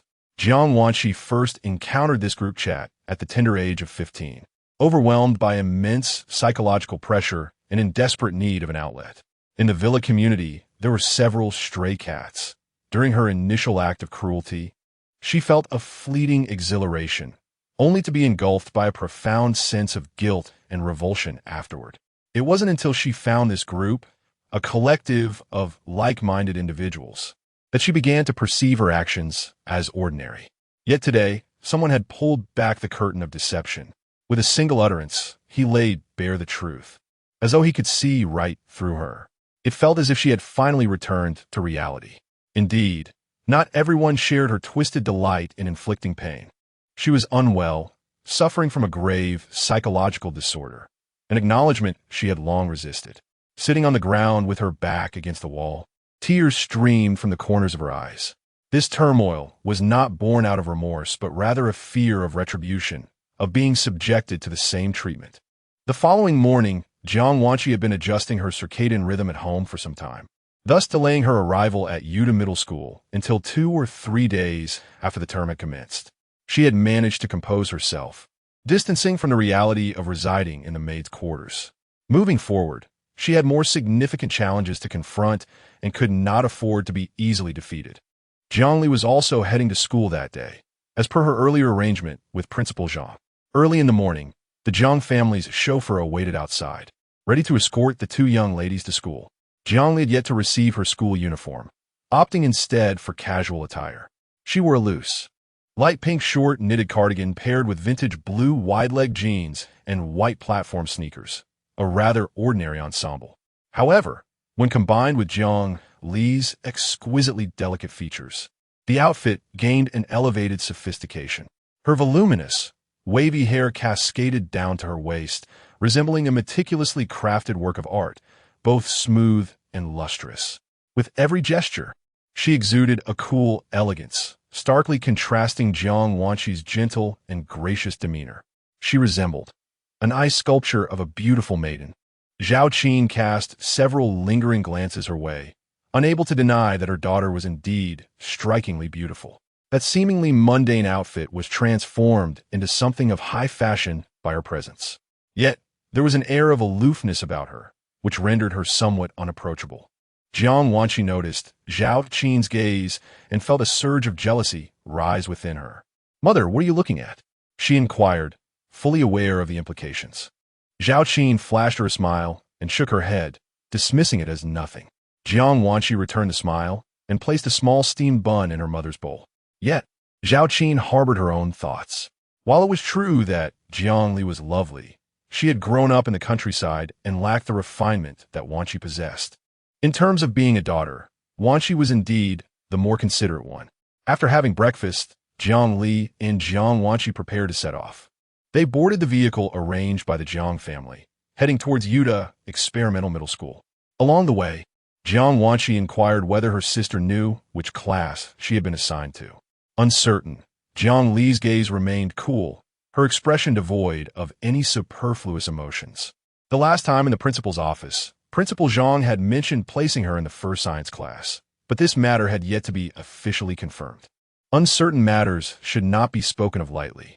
Furthermore, if Jiang Wanshi asked, did she truly have to respond with complete honesty?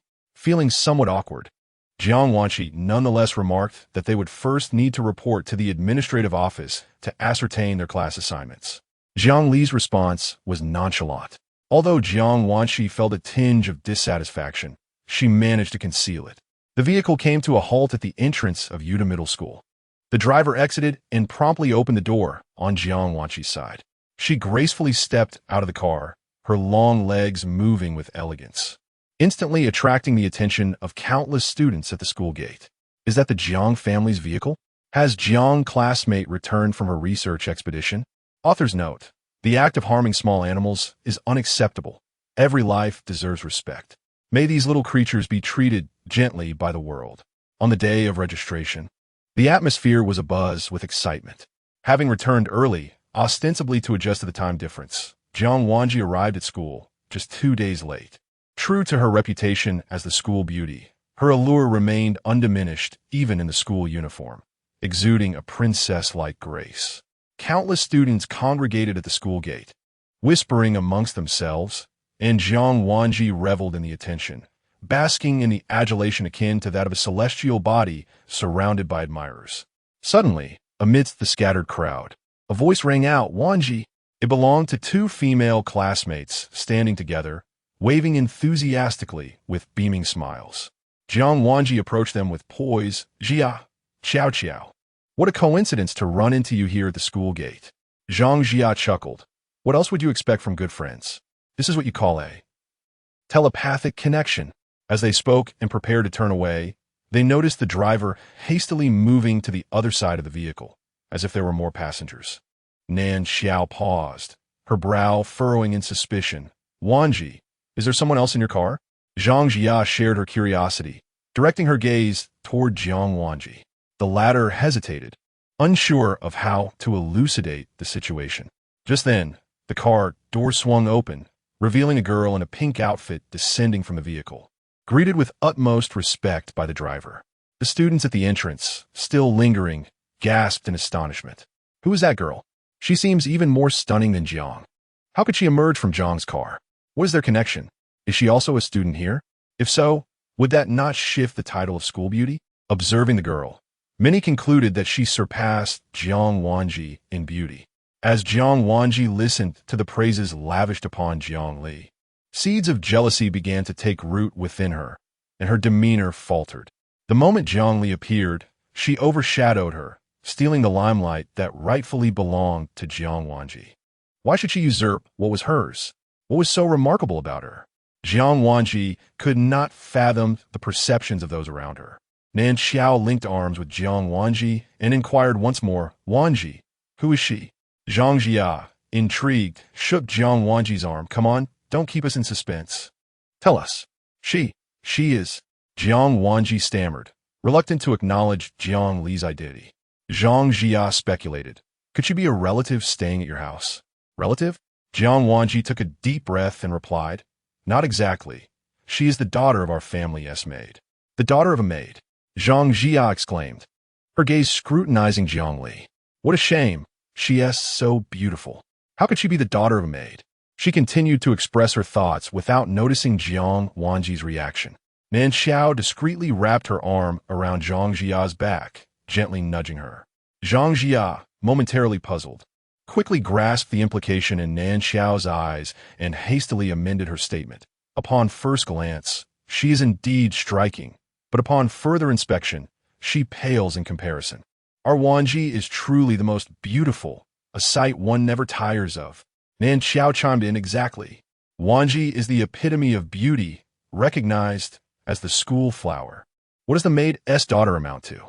In comparison to our Wanji, she is nothing." Jiang Wanji was aware that their flattery was insincere.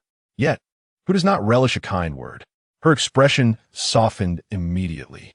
Zhang Jia continued. Warner, since she is the daughter of your family's servant, how could she ride in the same car as you? Isn't that rather improper? Nan Xiao interjected. Indeed, Jiang uncle and Jiang aunt are truly benevolent. However, this servant's daughter seems to lack decorum. It is one thing to sit in the back seat with you, but she even dares to have the driver open the door for her. Who does she think she is? Does she believe that just because Jiang uncle and Jiang aunt treat her kindly, she can assume the airs of a young lady? Zhang Jia listened, her expression brimming with indignation. Exactly. I can't believe I just praised her. I must be blind. By the way, Warner, why isn't she wearing a school uniform? She just transferred to our school and doesn't even know what class she is in. So how could she have a uniform? Oh, I see. Zhang Jia pondered thoughtfully. Our school is not an ordinary high school. Her transfer here surely cannot be without connections, can it? Jiang Wanqi replied nonchalantly. Who knows? Her gaze fixated on Jiang Li, and she added, let us go. With that, she turned and walked away, prompting the other two to hasten after her. Jiang Li observed their retreating figures, realizing that those two were undoubtedly Jiang Wanqi's supporters at school. They must have been gossiping about her just moments ago. Given Jiang Wanqi's temperament, she was likely perceived by them as nothing more than a pitiful creature trampled underfoot. She preferred to think of it as a case of underestimating someone's character. However, the crux of the matter was that Jiang Wanqi was far from virtuous herself. Were she to possess the qualities of a gentleman, she would indeed merit a higher regard. Miss, I will be waiting for you at the main entrance later, the driver said respectfully. Jiang Li nodded in acknowledgement and stepped inside, making her way directly to the administrative building upon entering the campus. On the third floor, she approached the principal's office. She knocked on the door. Zhang Wuli looked up and smiled upon seeing her. Ah, classmate Jiang has arrived? Please come in.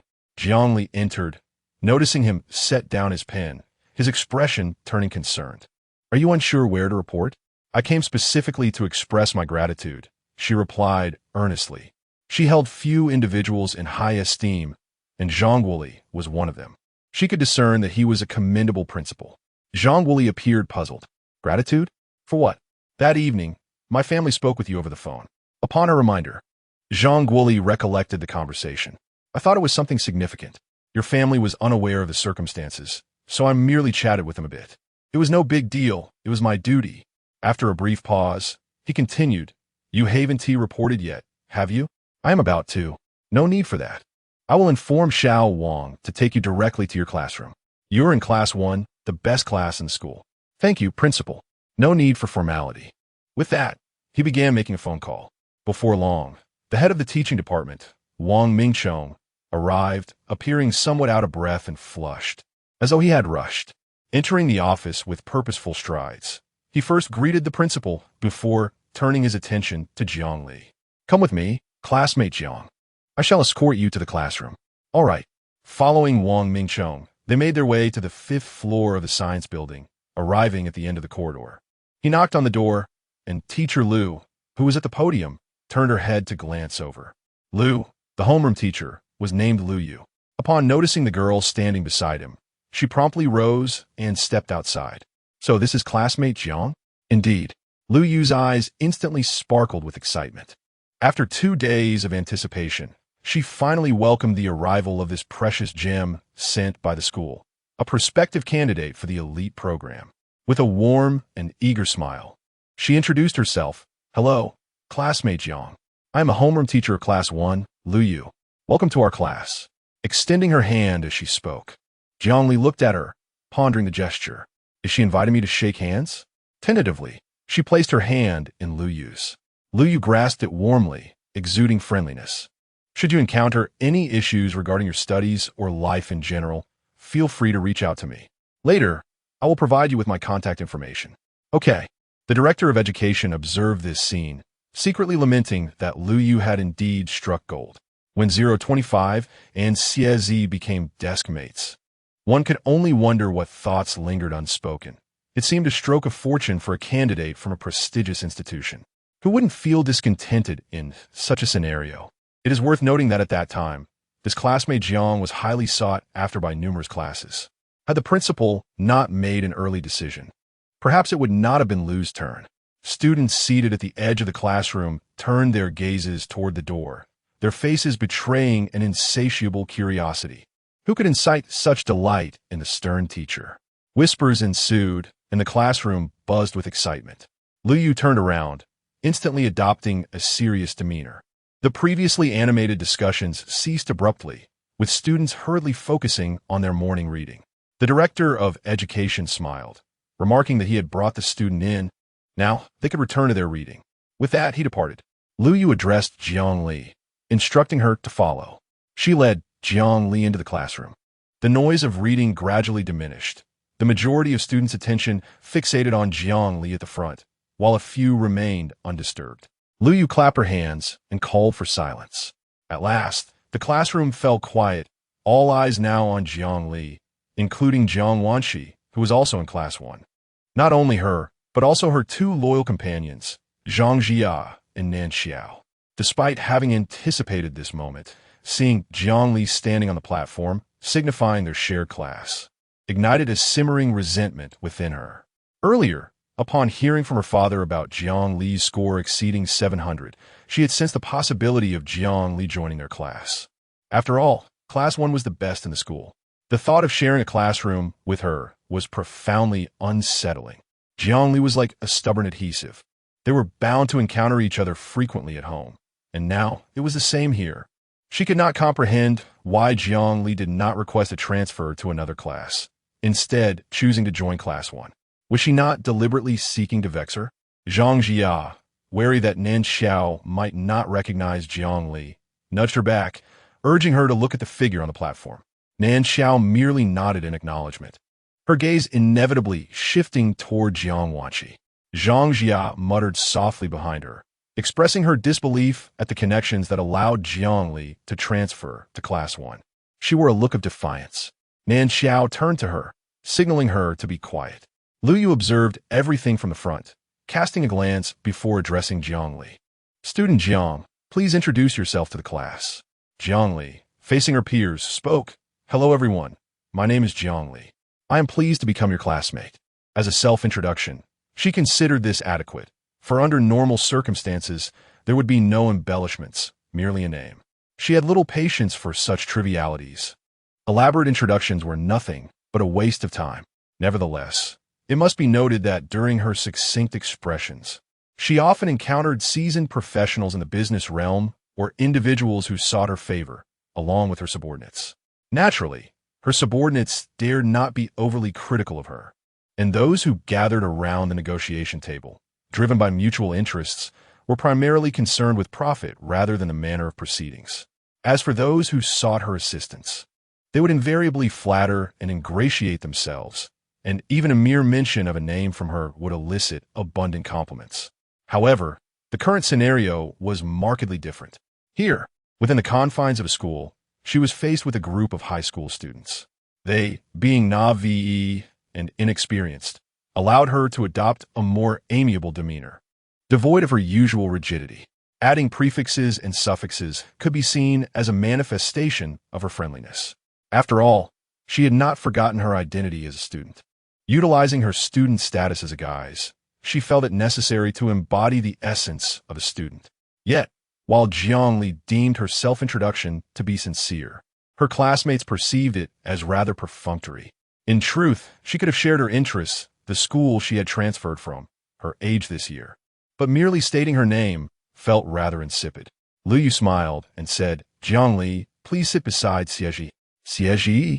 Jiang Li recalled the name. It was he who had delivered her lunch to the principal's office. Her gaze swept across the classroom, landing on an empty seat in the third row of the second column. That boy. Indeed, it was him. Her memory was always sharp. A glance was often sufficient for her to remember. She lifted her foot and walked down to the classroom, halting at the third row to pull out a chair and take a seat. Upon seeing her settle in the correct spot, Lu began directing the class to commence their morning reading. The classroom resonated with the sound of reading voices. In that moment, Jiang Li realized she did not have her textbooks. Earlier, she had informed the principal that she would be self-studying, and logically, self-study should involve textbooks. Thus, she should have brought those materials today. However, she had forgotten. It was simply that she had previously been taught by private tutors, and all books related to her studies had not been her concern. Each day, someone would prepare them for her.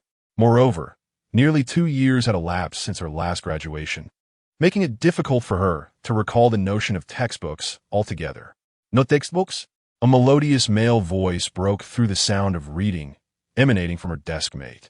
I forgot, she replied. Xie pulled a Chinese language textbook from his desk and handed it to her. We have Chinese reading this morning, and this is the sophomore textbook. You can make do with it. Thank you, Jiang Li responded, accepting the book and flipping through its pages. The handwriting was elegant, the pages neat, and there were no signs of wear at the corners. It was evident that its owner was someone who valued cleanliness. Xie observed her with curiosity, merely watching without speaking. I can recite this textbook from memory. No need to read it, she asserted. Recite from memory? Xie seemed intrigued by this novel expression. He scrutinized the individual before him anew. The first time he had seen her, she was clad in black attire, her hair elegantly pinned up. When he caught sight of her, her complexion was fair, yet her eyes exuded a particularly frigid demeanor. Like a solitary plum blossom blooming on a snow-capped mountain, she stands apart from the world amidst the snowy expanse. Today, clad in a delicate pink attire with her hair cascading down to her waist, she resembles an exquisite porcelain doll, yet remains as aloof as ever. Jiang Li said, yes, I can recite it. Then, could you recite a passage for me? Under such a request, Jiang Li would have previously declined. She believed that if she could recite it, there was no need for validation from others. However, she is now a student. With nothing else to occupy her time, she thought of it as a playful challenge. Which piece would you like to hear? So. He chose the most challenging excerpt from the entire book. Expecting her to begin from the first line, he was surprised when she started from the very last line. She recited, alas, in a land where no one knows me. What shall I do but follow the abode of Pengxian? She continued until the penultimate stanza, at which point Xie called for a halt. He then selected several other classical texts, ancient poems, or lessons. Whether reciting forwards or backwards, she did not falter in the slightest. The knowledge seemed inscribed in her mind, readily accessible at her command. Xie, filled with curiosity, inquired, how do you manage to do this? In the classroom, as the questions were answered on the blackboard, the audience was astounded by the remarkable memory displayed. Such an exceptional memory must surely require considerable effort to retain so much information. Yet it seemed that a single glance was enough to commit it to memory. If one wished to remember it more thoroughly, perhaps a couple of additional reviews would suffice. A photographic memory? Perhaps it could be deemed so. Xie was witnessing such an extraordinary talent for the first time, which felt undeniably rare. As the morning study session concluded, Jiang Wanxi and her 2 close companions made their way to the restroom, with one girl on each side linking their arms with Jiang Wanxi's. Zhang Ji remarked, I can't shake the feeling that Jiang Li being placed in our class is shrouded in secrecy. Surely, she must have connections to have been admitted. Turning towards Jiang Wanxi, she inquired, is it possible that your parents helped her get in? Jiang Wanxi was acutely aware of how Jiang Li had managed to enter the class. Yet at that moment, she offered an ambiguous response. I'm not certain. Nan Xiao interjected, I suspect it's likely. How could the daughter of a servant possibly possess the capability to earn a spot in our class? Zhang Ji nodded in agreement, expressing her concerns regarding the upcoming exams and whether Jiang Li would be able to handle them. If she ends up at the bottom of the class, it will be quite the embarrassment for her. As they conversed, they had already reached the restroom, where a group of girls was gossiping about Jiang Li. Upon a closer look, they realized that these girls were also from their class. This morning, Jiang Li was personally escorted here by the director. When teacher Lu saw her, she couldn't stop smiling. What do you think her background is? One girl queried. What else could it be? I've only seen the ruthless teacher Xie smile like that at exceptional students. You know how she is. Does this mean Jiang Li is a top student? Another speculated. Perhaps, came the uncertain reply. By the way, don't you think Jiang Li is quite beautiful? Even more so than Jiang Wanxi? Upon hearing this, Zhang Jia immediately glanced at Jiang Wanxi and cleared her throat. The girls who had been chatting turned around, startled by the sudden noise. It was a close call.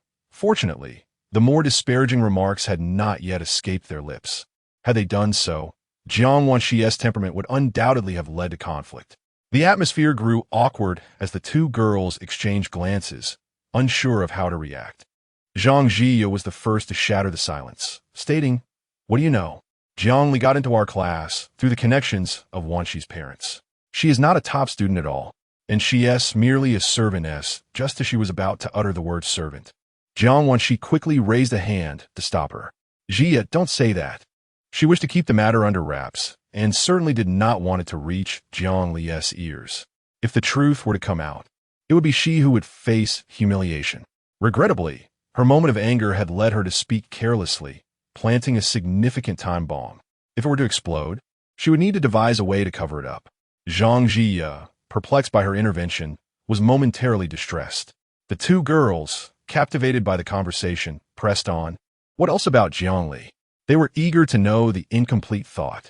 Zhang Jie turned her head away. "It's nothing."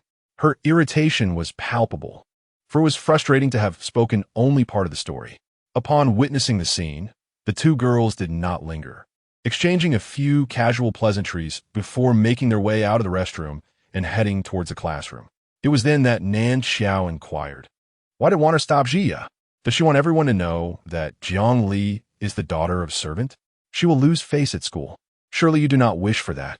Jiang Wanxi replied, "I understand that you mean well, but she is, after all, the daughter of our family's maid and has not committed any egregious acts.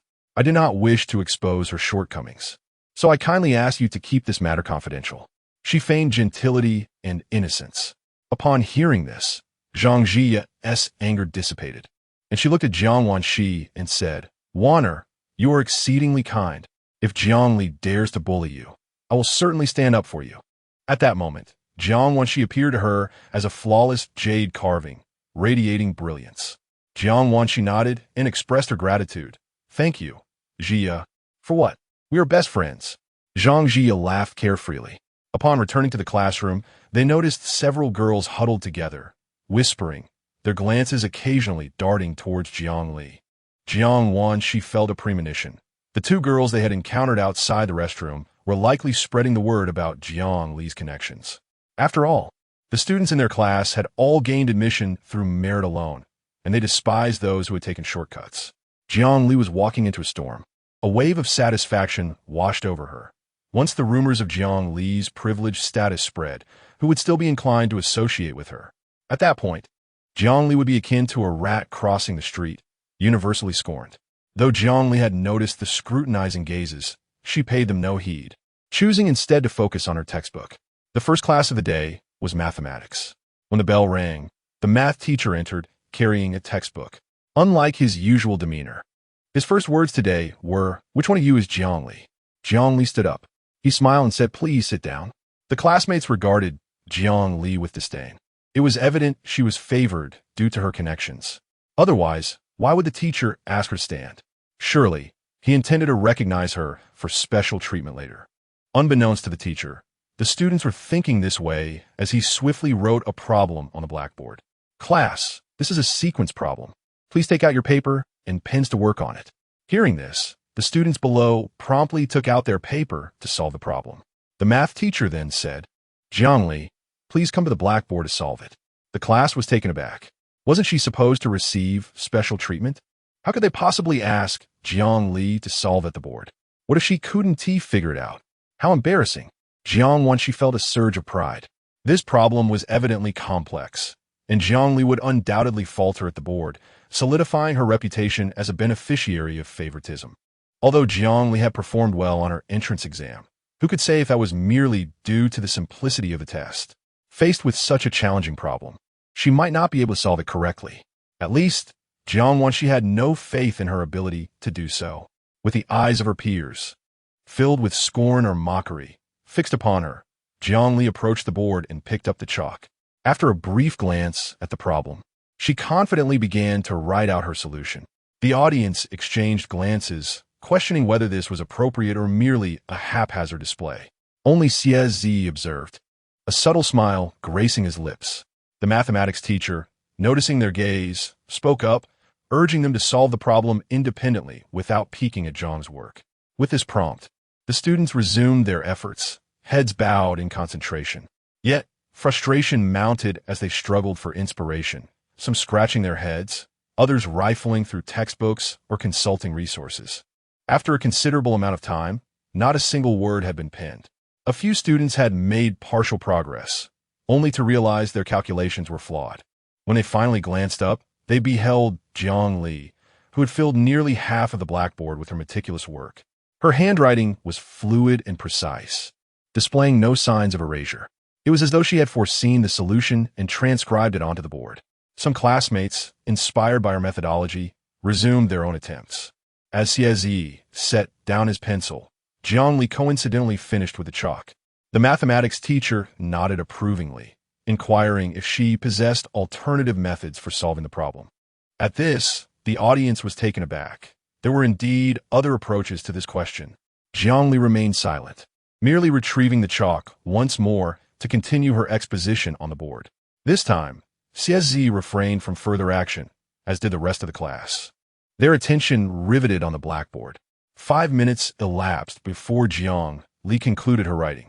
The mathematics teacher, surveying the comprehensive array of solutions, marveled. Have you also studied the method of differential equations at the university level? The teachers of various subjects were eager to question Jiang Li, who humbly acknowledged her learning experience. The mathematics teacher, beaming with a smile, directed his gaze toward the audience, specifically at Xie. Has the student managed to solve it? He inquired. Yes, I have, Xie replied, but I only know the high school method of taking the reciprocal, which is identical to Jiang's first solution. The crowd murmured in surprise. Xie, a top student, could only manage one method, while Jiang Li had demonstrated two, the second of which involved the university-level concept, differential equations. Their glances flitted between Jiang Li and Xie. Was it possible that Jiang Li's abilities surpassed those of Xie? Most students dismissed this notion almost immediately. After all, Xie had held the position of the top student in the grade for 3 consecutive years. As for Jiang Li, she had merely transferred to Class 1, and to suggest she was superior to Xie based on a single problem seemed rather far-fetched. With a smile, the mathematics teacher asked, aside from Xie and Jiang Li, did any other students manage to solve this problem? The students exchanged glances, remaining silent and without raising their hands, their meaning abundantly clear. The teacher continued, this problem was indeed somewhat beyond the syllabus, so it is perfectly normal not to solve it. However, Jiang Li deserves commendation. He fixed his gaze on Jiang Li, adding, I've heard many praises from the teachers in the office regarding you, and I wanted to gauge your abilities myself. You have pleasantly surprised me. At that moment, all eyes were on Jiang Li. This was the first time the stern Mr. Li had praised a student. Known for his strict demeanor, he rarely smiled. Yet today he appeared positively radiant, his lips curving upward in delight. Seemingly recalling something, Mr. Li retrieved an old exam paper from his worn briefcase and handed it to Jiang Li. This exam was created by me. Please complete it and return it to me afterward. Jiang Li accepted it, replying, all right. Some students expressed their dissatisfaction. Mr. Li, you can't show such favoritism by giving Jiang Li special treatment. Mr. Li's expression darkened. What do you mean by special treatment? Do you think you could solve the problems on this paper? The student hesitated, taken aback by the directness of the question. Did he not care for his own dignity? Mr. Li clarified, this exam is as challenging as competition problems, if not more so. Even if you pulled your hair out, you wouldn't be able to solve these. A quick-thinking student interjected, Mr. Li, we may not be able to, but Xie can, right? You can't forget your old favorites just because you have a new one. Xie had been Mr. Li's favorite student in the past. Mr. Li waved his hand dismissively. Enough of this nonsense about new and old favorites. Afterward, he pulled out another exam paper from his bag. Xie, you should also take a look at this. Xie stood to collect the paper before returning to his seat. Jiang Li intended to follow him back, but was halted by Mr. Li's voice. Wait a moment. Jiang Li Baozha. Mr. Li instructed, please explain this problem to your classmates. Explain the problem? She gazed at the solution steps she had inscribed on the blackboard, unreservedly commencing her explanation. The classmates below listened with rapt attention, save for Jiang Wanxi, whose jealousy had clouded her judgment. She had never anticipated that the expected embarrassment would not materialize. Instead, Jiang Li had garnered such significant attention. Not only was she praised by the teacher, but she was also given special guidance, and now she was invited to solve problems? If this continued, Zhongli might firmly establish herself in Class 1. And what would become of her then? She could not permit any classmate to eclipse her popularity. After finishing her explanation, Zhongli returned to her seat. Mr. Li was exceedingly pleased, his admiration for Zhongli reaching new heights. With a beaming face, he began to lead the class in review, calling upon Zhongli to answer difficult questions. The classmates sensed a shift. It appeared that Mr. Li's favored student was transitioning from Xie to Zhongli. Previously, it had always been Xie who was summoned to answer questions, yet today she sat there, overlooked. Mr. Li seemed to have forgotten about this prized student of his. As the first class concluded, some students approached Zhongli for clarification on differential equations. Though she had discussed a second method during class, a few still struggled to grasp the concept. Eager to learn, they requested that Zhongli explain it once more. Zhongli did not refuse. She unfolded her notes and began to elucidate the problem. This scene infuriated Jiang Wanqi. Her companion, Zhang Jia, could hardly tolerate witnessing Jiang Wanqi's humiliation. She immediately interjected with sarcasm, suggesting that some individuals should not mistake mere luck for brilliance, assuming that a lucky guess made them exceptional. What about differential equations? Perhaps she had merely read it in a book and was trying to show off in class. They should not presume us to be fools, unable to see through such antics. Unfazed, Zhongli continued her explanation as if nothing had transpired. Meanwhile, the students seeking her guidance appeared visibly perturbed. Wait a moment. Jiang classmate. They paused, glancing at Zhang Jia. Is it that difficult to acknowledge someone else's excellence? If Jiang classmate merely guessed the answer, why don't you demonstrate one for us? They were standing up for Jiang Li, viewing her instruction as a means to reciprocate her kindness. Zhang Jia was left speechless by their retorts. Observing this, Jiang Wanqi timely intervened. Everyone, let us not escalate the situation. Jiang Li has just transferred to our class, and it's only natural for Jia to have doubts about her abilities. She means no harm, so please don't blame her. Her expression was one of concern, her voice gentle. Jiang Li turned to her, a mocking glimmer in her dark eyes. In the Jiang household, she had always referred to her as sister. Yet here she was, using both her surname and given name. Was she finally awakening to the truth, no longer wishing to pretend, or was she deliberately concealing something? Jiang Wanqi met her gaze for a fleeting moment before hastily averting her eyes, unable to maintain the connection. In that instant, it felt as though Jiang Li had seen through her entirely. She felt as if she stood before her, stripped bare, exposed to scrutiny. It was an uncomfortable sensation. In the subsequent classes, nearly every session featured a teacher calling upon Jiang Li to answer questions, to which he responded with remarkable fluency. Some instructors even boldly proclaimed that Jiang Li could focus exclusively on his weaker subjects in their classes, exempting him from attendance, a testament to his capabilities. As the final class concluded in the afternoon, Jiang Li emerged from the school to find the Jiang family car awaiting him. Inside, Jiang Wanqi sat, her countenance less than favorable. The driver stood respectfully to the side, slightly bowing, as he invited the young lady to enter the vehicle. Jiang Li settled into his seat, and the car commenced its journey towards the Jiang family villa. Silence enveloped them until, nearing home, Jiang Wanqi abruptly stated, "Do not presume that, because you were called upon to answer a few questions today, you have achieved greatness. Beware, for a tall tree attracts the wind, and you might find yourself falling to ruin. Are you threatening me?" In the stillness of the evening, a chilling warning was issued. You were to place a snake in Jiang Wanqi's bedroom. Jiang Li echoed the words, her voice laced with an icy resolve. No one can intimidate me. Despite the sudden drop in temperature around her, Jiang Wanqi feigned composure, retorting, "Who do you think you are? Let me assure you, I am not afraid." "Is that so?" Jiang Li's gaze was as frigid as death itself. Jiang Wanqi edged towards the car door, asserting, "Of course. Remember your words." With that, she averted her gaze. Upon their arrival at the Jiang family villa, Jiang Wanqi hastily exited the vehicle and made her way to the main house. As she stepped inside, she rushed into Zhao Qin's embrace, her face a portrait of grievance. Zhao Qin, filled with maternal concern, comforted her What happened, my dear? Who has wronged you? Jiang Wanqi remained silent, merely sobbing softly against Zhao Qin's shoulder. When Jiang Li entered, she was met with the sight of this tender maternal bond. Instantly, Zhao Qin's expression darkened, and she confronted Jiang Li. Have you been bullying Wanqi? Bully? What a joke. Jiang Li dismissed the accusation, striding upstairs without a glance back. Zhao Qin, incensed, called after her, Stop. Are you ignoring me? Receiving no reply only fueled her anger further. She continued to soothe Jiang Wanqi. Do not cry, my dear. I shall confront Jiang Li and seek justice for you. Only then did Jiang Wanqi release her hold on Zhao Qin, wiping her tears and feigning innocence. Sister didn't mean it. Please do not blame her, Mama. Such a good child. Even now you defend that ungrateful girl. If she possessed even half of your understanding, it would be a blessing. Sister will change. Change what? I shall teach her a lesson today.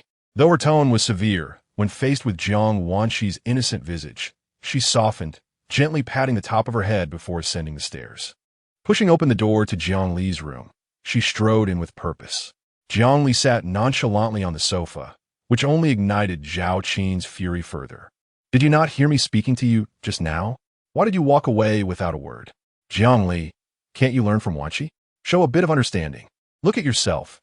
Not only do you disrespect your elders, but you also bully your younger sister. You exhibit none of the refinement expected of a highborn lady. What refinement does a highborn lady possess? Jiang Li's gaze remained calm, like still water. Zhao Qin felt an unsettling chill emanating from her demeanor, yet pressed on. Did I not say you should learn from Wanqi? Learn what? To feign pity and slander others? Or perhaps to be the first to complain? You speak nonsense. Nonsense? Has she not nestled in your arms, weeping with grievances, only to lead you to accuse me of bullying her? Zhao Qin was momentarily at a loss for words. Upon entering, Wanqi had indeed thrown herself into her embrace, appearing quite distressed, and when questioned, she had remained silent, only to later imply that Jiang Li was the source of her woes, prompting Zhao Qin's inquiries. Later, she sought out Jiang Li, and Wanner did not deter her, merely advising her not to blame Jiang Li. Wanner's actions seemed to imply that Jiang Li had wronged her. Her understanding was not misplaced. Yet, in the next moment, Jiang Li spoke. You have taken the word of Jiang 111 alone and unjustly accused me. Have you ever considered asking me for my side of the story? You may favor Jiang 111, but that does not grant you the right to lay these baseless accusations upon me. Jiang Li shall not acknowledge deeds I have not committed. Each word resonated with undeniable weight. At that moment, Zhao Qin finally grasped the situation. Indeed, she had neglected to inquire of Jiang Li. The moment Wanner wept, she had directed all blame toward Jiang Li. It had not always been this way. She furrowed her brow at Jiang Li. When I asked you to stop, you turned away without a backward glance. Did you not see me, your mother? Now you claim I have wronged you and question me in return. Why did you not explain yourself from the beginning? I offered you the opportunity. It was you who chose to ignore it. Opportunity? Are you certain that when I was told to stop, it was meant for me to explain rather than to be accused? Jiang Li's gaze pierced through her, chillingly cold. Zhao Qin stood rooted in place, unable to articulate her thoughts. In that moment, she had been consumed by anger, intent only on defending Wanner. She had not considered allowing Jiang Li the chance to explain. She had already made up her mind that Jiang Li was the one who had bullied Wanner. Seeing her demeanor, Jiang Li continued, I expected you to possess at least a modicum of discernment, not to approach me with unjust accusations. Yet, I overestimated you. You are indeed a fine instrument in Jiang 111's hands, obediently striking where directed. The final remark carried an icy undertone. Zhao Qin wished to retort, but Jiang Li's formidable presence rendered her speechless. She sat there, exuding an aura of authority without needing to raise her voice. This engendered an unsettling feeling within Zhao Qin, as though she were the inferior in this exchange, instead of confronting Jiang Li. This sensation was deeply frustrating. Zhao Qin had lived half a lifetime and witnessed much. Yet here she was, intimidated by a child. Had Jiang Li merely been cold, she might not have reacted so strongly. However, her chill emanated an air of superiority and lethal intent, one that felt authentic rather than feigned. Lost in thought, Zhao Qin was suddenly brought back to the moment as Jiang Li rose and approached her side. Jiang 111 is your daughter, and so am I. You may choose to favor her, but I beseech you, do not cast false accusations upon me. Her voice carried a frosty edge. Zhao Qin looked at her, rendered mute. After a prolonged silence, she turned and strode away. Jiang Li observed her retreating figure, her expression devoid of warmth. Lanmen, she called out. In an instant, a figure emerged from the balcony. He bowed. Ninth Master. Help me with a few tasks, she instructed. As you wish, Ninth Master, he replied. She beckoned him closer and whispered a few words into his ear. Lanmen was given his orders and promptly set off to fulfill them. That night at 9 o'clock, a piercing scream erupted from Jiang 111's room, for several snakes had been placed upon her bed. Zhao Qin and Jiang Dingyuan rushed toward the sound, joined by the maid who was cleaning on the second floor.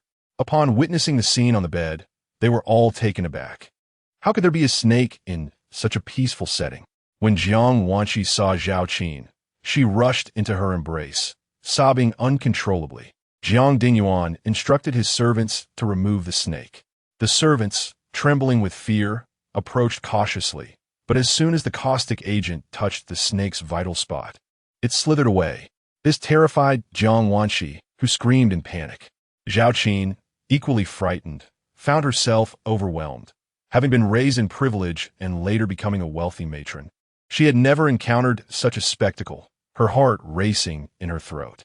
Jiang Dingyuan commanded them to close the doors and capture the snake, ensuring it could not escape to other areas. Reluctantly, the servants steeled themselves for the task. With no chance of returning to her room, Jiang Wanqi was taken by Zhao Qin to the living room on the first floor. Yet even as they sat, an unsettling chill ran down their spines, as if the living room itself harbored hidden serpents. They resembled startled birds, hesitant to place their feet on the ground, their eyes darting around in fear of an unexpected slither. When Jiang Dingyuan descended the staircase, his face was grim. What could have caused the snake to invade their villa? The matter of the snake incident remains unresolved, and it is posed in an accusatory tone. Within the household, Zhao Qin, as the mistress, is now faced with the necessity of providing an explanation for such an occurrence. Already shaken by the fright of the serpents, she finds herself unable to withstand such interrogation. Furrowing her brow, she retorts sharply at Jiang Dingyuan. What do you mean? Do you believe I have failed to manage this household? Jiang Dingyuan, firmly seated on the sofa, responds in a grave tone. If you had managed it well, why were you unaware of the snakes infiltrating our home? How do the servants maintain cleanliness? Do they conduct regular inspections of the corners of the house, check the gaps in the doors and windows, and diligently tend to the garden?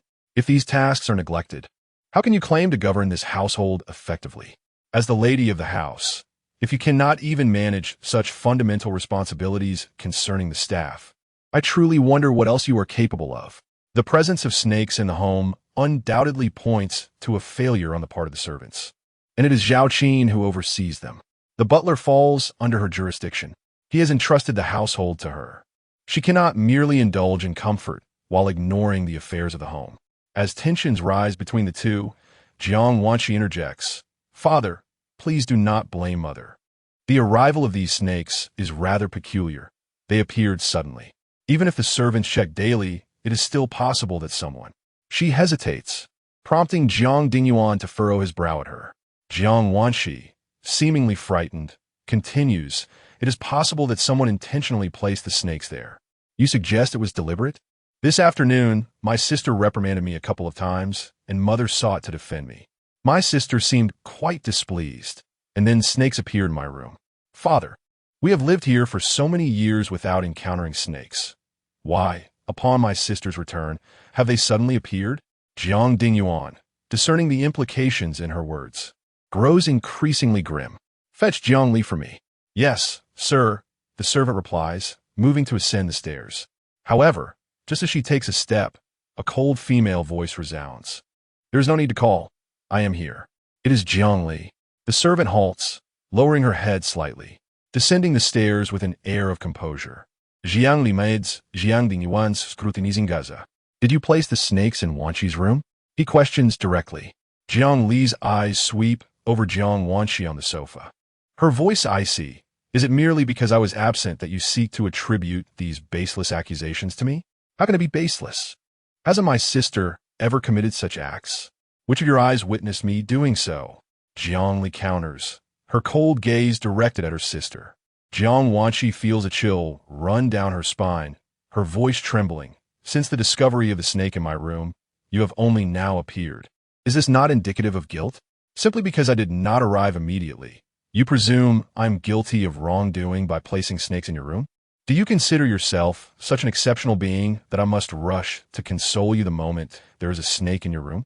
Do you truly believe you are the center of the universe, with the world revolving around you? How could you say such things about me? Jiang Wanqi's voice trembled as she spoke. Zhao Qin, filled with concern, embraced her gently. It's all right, Wanner. Turning her gaze towards Jiang Li, she expressed her displeasure. How can you speak to your sister in such a manner? When a snake appeared in her room, as her elder sister, shouldn't you have rushed to her aid? Moreover, I'm aware of the argument you had this afternoon. That very night, a snake appeared in your sister's room. Can you honestly claim it was not your doing? Zhao Qin's eyes bore a piercing scrutiny. Jiang Li responded coolly. Is this how you choose to wrongfully accuse me? I recall warning you earlier that while you may favor Jiang Wanqi, you should not slander me. It appears you did not heed my words at all. Her tone was laced with frost. Zhao Qin felt a deep sense of shame. To have such words spoken in front of the household servants was mortifying. Anger surged within her as she glared at Jiang Li. How dare you speak to your elder in such a way? In the face of unfounded accusations from senior, I can only maintain this demeanor, Jiang Li replied. Unfounded accusations? Let us set aside the events of the afternoon. Concerning tonight's incident, ask yourself honestly, does it truly have nothing to do with you? Jiang Li's gaze was piercing and cold. If Wanqi claims, I am seeking revenge, I could just as easily assert that she is framing me. Perhaps she herself placed the snake in her room to tarnish my reputation, for she has not shied away from such treachery in the past.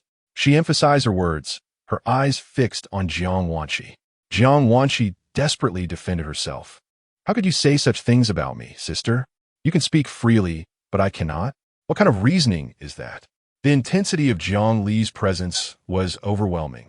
Her dark eyes fixed on Jiang Wanqi with an oppressive force. Jiang Wanqi faltered, momentarily at a loss for words. Jiang Li continued, could it be that Wanner has committed deeds that weigh heavily on her conscience, thus attracting these serpents to her bed? She recalled that day when Xiao Lu had mentioned the heavy karma Jiang Wanqi carried. Jiang Wanqi froze. Memories of that day flooding back when the Taoist had warned her of her karmic retribution. The thought sent chills down her spine, as if these snakes were indeed seeking vengeance against her. Yet, she quickly dismissed the notion. She had not harmed any snakes.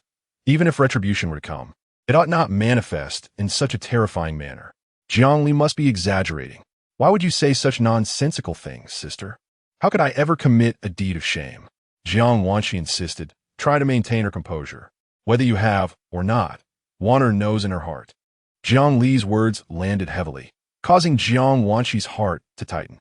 Did she truly know something? No, that was impossible.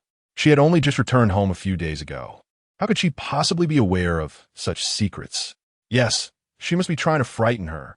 Jiang Li's words not only resonated with Jiang Wanqi, but also reached Jiang Dingyuan and Zhao Qin. They both recalled the Taoist's ominous warning. However, Zhao Qin remained steadfast in her belief in Jiang Wanqi, convinced that her cherished daughter could never be capable of such actions. In contrast, Jiang Dingyuan began to harbor doubts about his own daughter, questioning whether she truly bore no guilt. If not, why would the Taoist have made such a statement? And what of the serpent this evening? What if it were indeed a manifestation of retribution? As a businessman, he places great faith in these notions. He fears that Jiang Wanqi may have engaged in actions detrimental to the balance of yin and yang, thereby jeopardizing the fortunes of the Jiang family. Ultimately, his concern lies solely with the Jiang family's well-being. As the servant descended from the upper floor, he bore a box containing precisely the serpents, 7 in total, varying in size. Upon placing the box in the living room, Jiang Dingyuan inquired, "Are they all here?" The servant replied, "We have thoroughly inspected the second Mrs. room and sprinkled realgar powder. There shall be no more snakes." Very well. Dispose of these serpents, Jiang Dingyuan commanded. Yes, sir. The servant carried the box away, and Jiang Dingyuan summoned the steward, instructing him to conduct a comprehensive inspection of the villa, both inside and out, commencing tomorrow. The garden and lawn should be of particular focus, with realgar powder to be spread, ensuring that no serpents would reappear. 030, gripping her neck. The housekeeper obediently complied with Jiang Wanshi's warning. Ultimately, the matter faded into obscurity, as there was no evidence to substantiate whether it was human-made or mere coincidence. Jiang Dingyuan found himself equally incapable of judgment. Upon returning to her bedroom, Jiang Wanshi discovered that the sheets and bedding had been changed, yet a sense of unease lingered within her. The damp and cramped atmosphere of her room only intensified her discomfort, and she felt a chill sweep over her as she stood still, her heart racing at the thought of an unexpected serpent appearing. A knock echoed through the air. Jiang Wanshi initially assumed it was Zhao Qin and hurried to open the door. "Mom." The word faltered on her lips, and the joy on her face dissipated as she looked at Jiang Li with displeasure. "What brings you here, sister? Do you seem unwelcoming?" Jiang Li raturta. "Of course not. How can I not welcome you?" Jiang Wanshi replied, stepping aside. Jiang Li entered, her gaze sweeping over the bed nearby. "Is there something you need at this late hour?" Jiang Wanshi inquired. "Did you enjoy the surprise I prepared for you?" Her tone was frigid. Jiang Wanshi was taken aback. "It was you. You were the one who set it up, weren't you?" Jiang Li met her gaze without flinching. "Indeed. Then why did you not confess earlier? This afternoon, you asserted that you would not acknowledge actions you didn't commit. Now, you seem to have entirely disregarded that statement. How hypocritical of you." This afternoon, she had overheard the conversation between her mother and Jiang Li in the bedroom, and the words had etched themselves into her memory. Jiang Li spoke in a calm tone. "I did say that, but I never claimed I would acknowledge something I did not do. Integrity is significant, but it is not suited for dealing with someone as base as you. People like you require underhanded tactics." Jiang Wanshi, infuriated, shot back. "Aren't you afraid I will inform Mom and Dad about this?" "You are welcome to do so. Let us see if they believe you," Jiang Li replied. "You are truly despicable. Isn't that what I learned from you?" Jiang Li said, suddenly raising her hand to gently tuck a loose strand of hair behind Jiang Wanshi's ear. The gesture was soft, yet her words remained icy, her gaze piercing. "I know you have 2 loyal followers at school, but if you permit them to bring misfortune upon me, I shall hold you accountable for their transgressions." She referred to her followers, Zhang Jia and Nan Xiao. "What do you intend to do?" Jiang Wanshi asked, a surge of fear rising within her for reasons she could not comprehend. Jiang Li continued undeterred. "This morning, that girl stood up for you, so tonight I decided to send you a grand gift. This time it was a snake. Next time it could be a mouse, a spider, or a scorpion."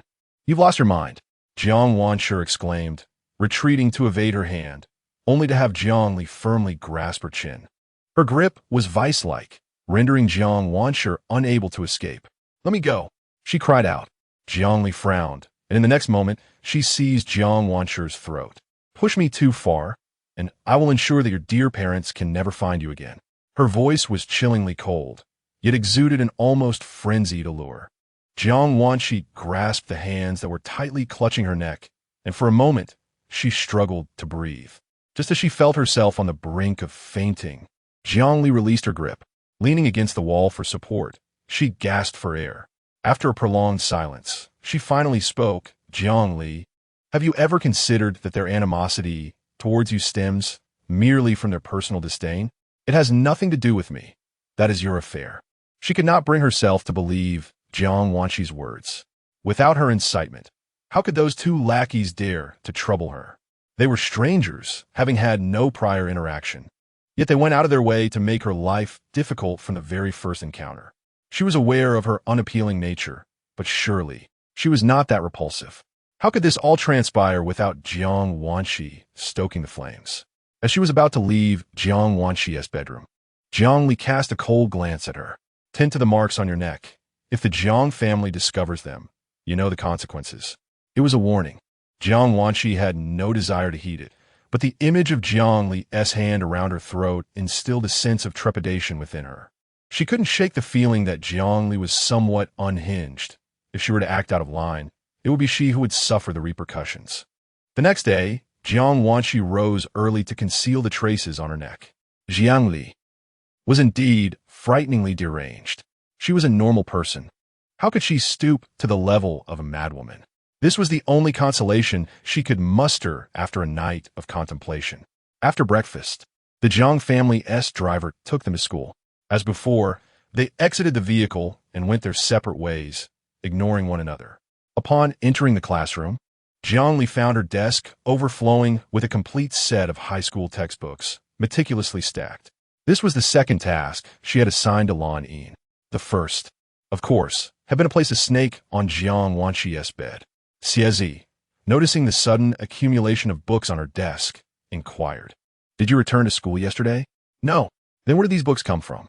"The driver from home delivered them," she replied nonchalantly, concocting an excuse. Xie nodded in understanding. It made sense. Throughout the week at school, Jiang Li became the student most frequently called upon in class.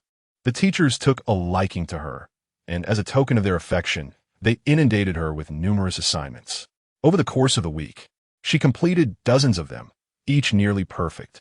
The teachers were pleased, especially granting her the privilege of engaging in her own studies during class, no longer requiring her to follow the review sessions. Her foundation was already quite solid, and revisiting the material would only waste precious time. It was far more valuable to devote that time to mastering weaker subjects or challenging concepts. Meanwhile, in the capital, at Lushan Yuding in the study, Shiwu spoke in a low voice. The informant from Haishur had relayed news of having spotted Lan Run, the ninth master Lan, at Haishur Yuda Experimental High School. Fu Zheng raised an eyebrow. "Are you certain?" "I have cross-referenced the photographs. There is no doubt it is the ninth master Lan." He said this while hastily retrieving his phone and laying the photo on the table. It was taken at the school gate, depicting a girl in uniform, lacking her previous ferocity. Yet, Fu Zheng would never forget that face. It was her.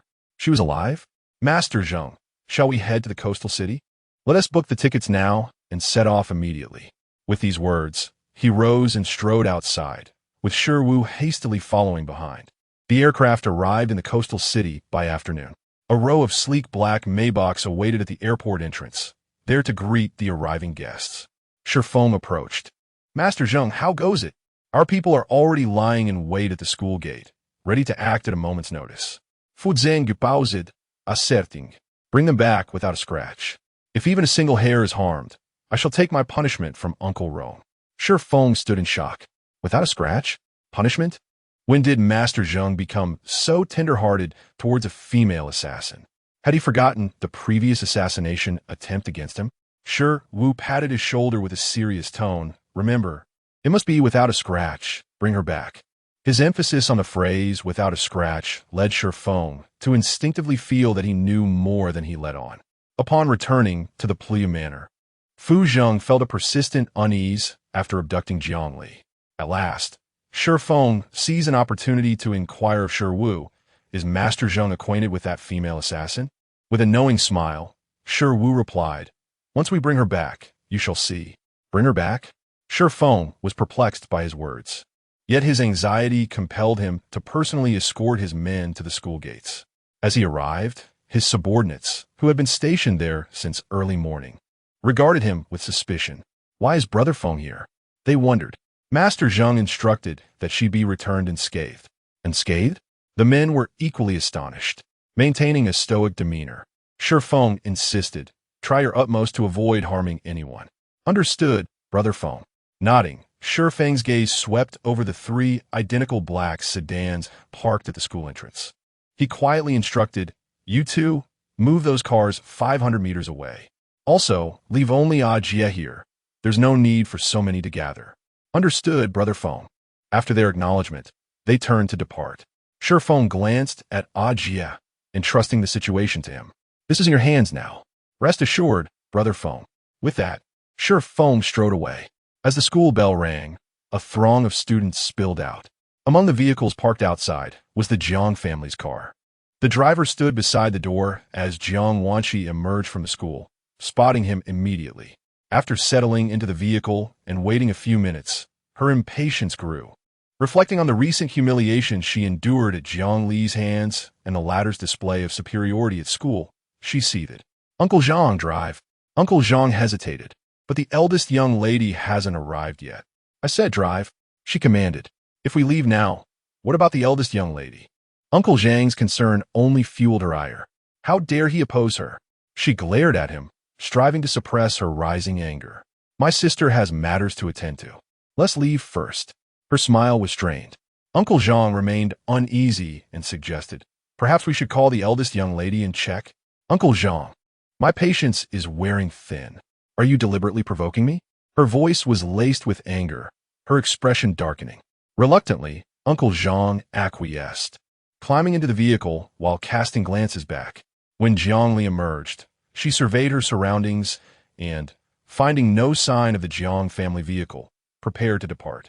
Suddenly, a black sedan halted before her. The window rolled down, revealing a young man. Miss, I have come to escort you home. Where is Uncle Zhang? She asked. Uncle Zhang has taken the second young lady home. He sent me to retrieve you. Jiang Li scrutinized him, suspicion evident in her gaze. I have not seen you before. Are you new? Yes, I am new. He appeared calm and collected, devoid of deceit. Jiang Li hesitantly opened the rear door and climbed into the car. Once the vehicle set off, a short distance later, she sensed something amiss. Fixing her gaze on the rearview mirror, she asked, Who are you? Miss, I am the Jiang family's driver. Surely you are aware of this? He replied, This is not the route to the Jiang residence. Oh, this is another route. Closer to the Jiang residence. Nonsense. My lady, I am not speaking frivolously. This path indeed allows for a swifter return to the Jiang household. Do you truly believe that upon my recent return, I am unfamiliar with the way? No, my lady. Who sent you? At this moment, Ajia felt a surge of anxiety as he sensed the piercing gaze in the rearview mirror, as if it were poised to devour him whole.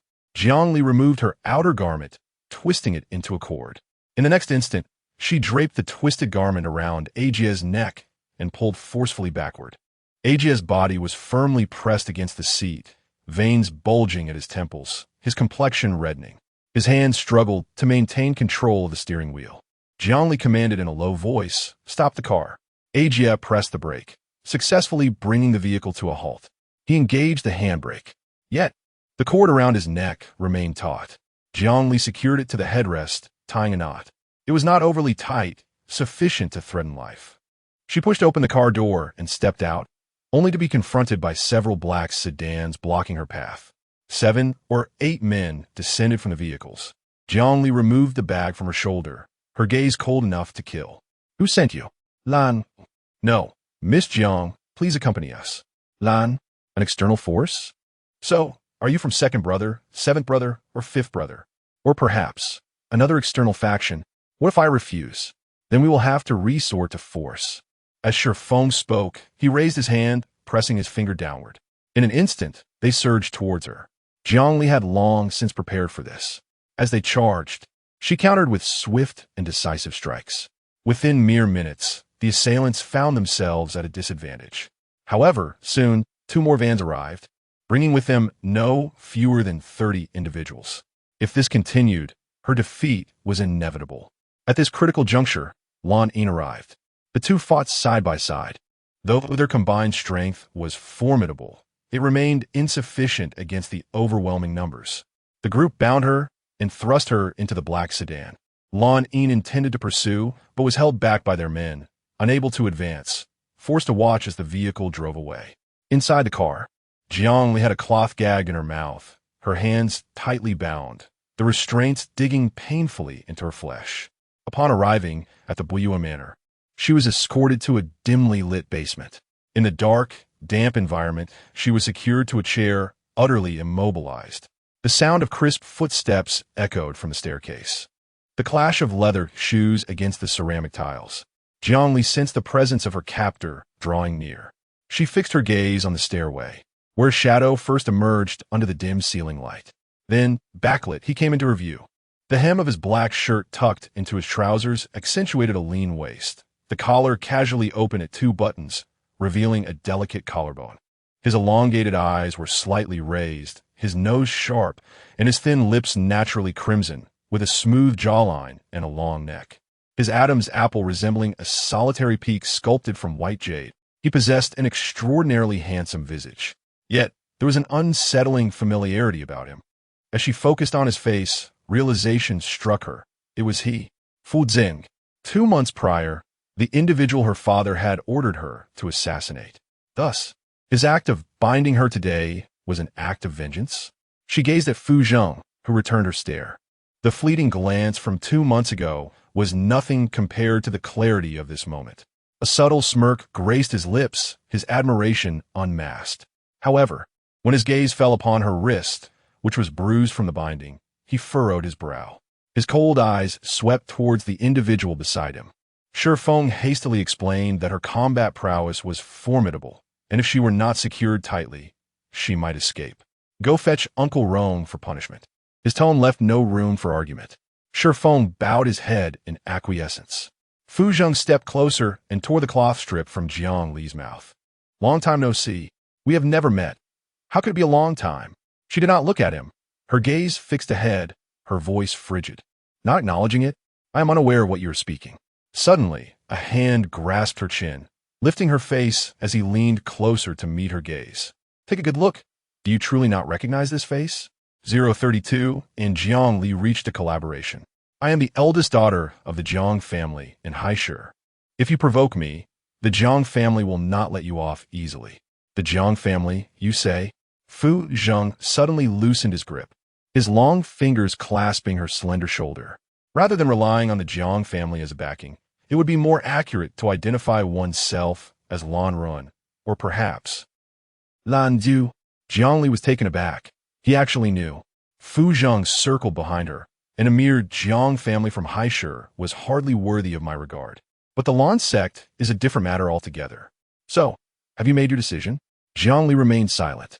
Fu Zheng stepped back to face her, his fingers unexpectedly resting on her collarbone, then sliding to the left. If memory serves, there's a mole here on Lanren. As he spoke, his fingers lightly tapped that spot. Miss Jiang, tell me, should I unfasten your clothing to take a proper look? Infuriating. That night, the light was dim, and her clothing was merely torn, exposing her left shoulder, yet he managed to remember the features of her body. Scoundrel.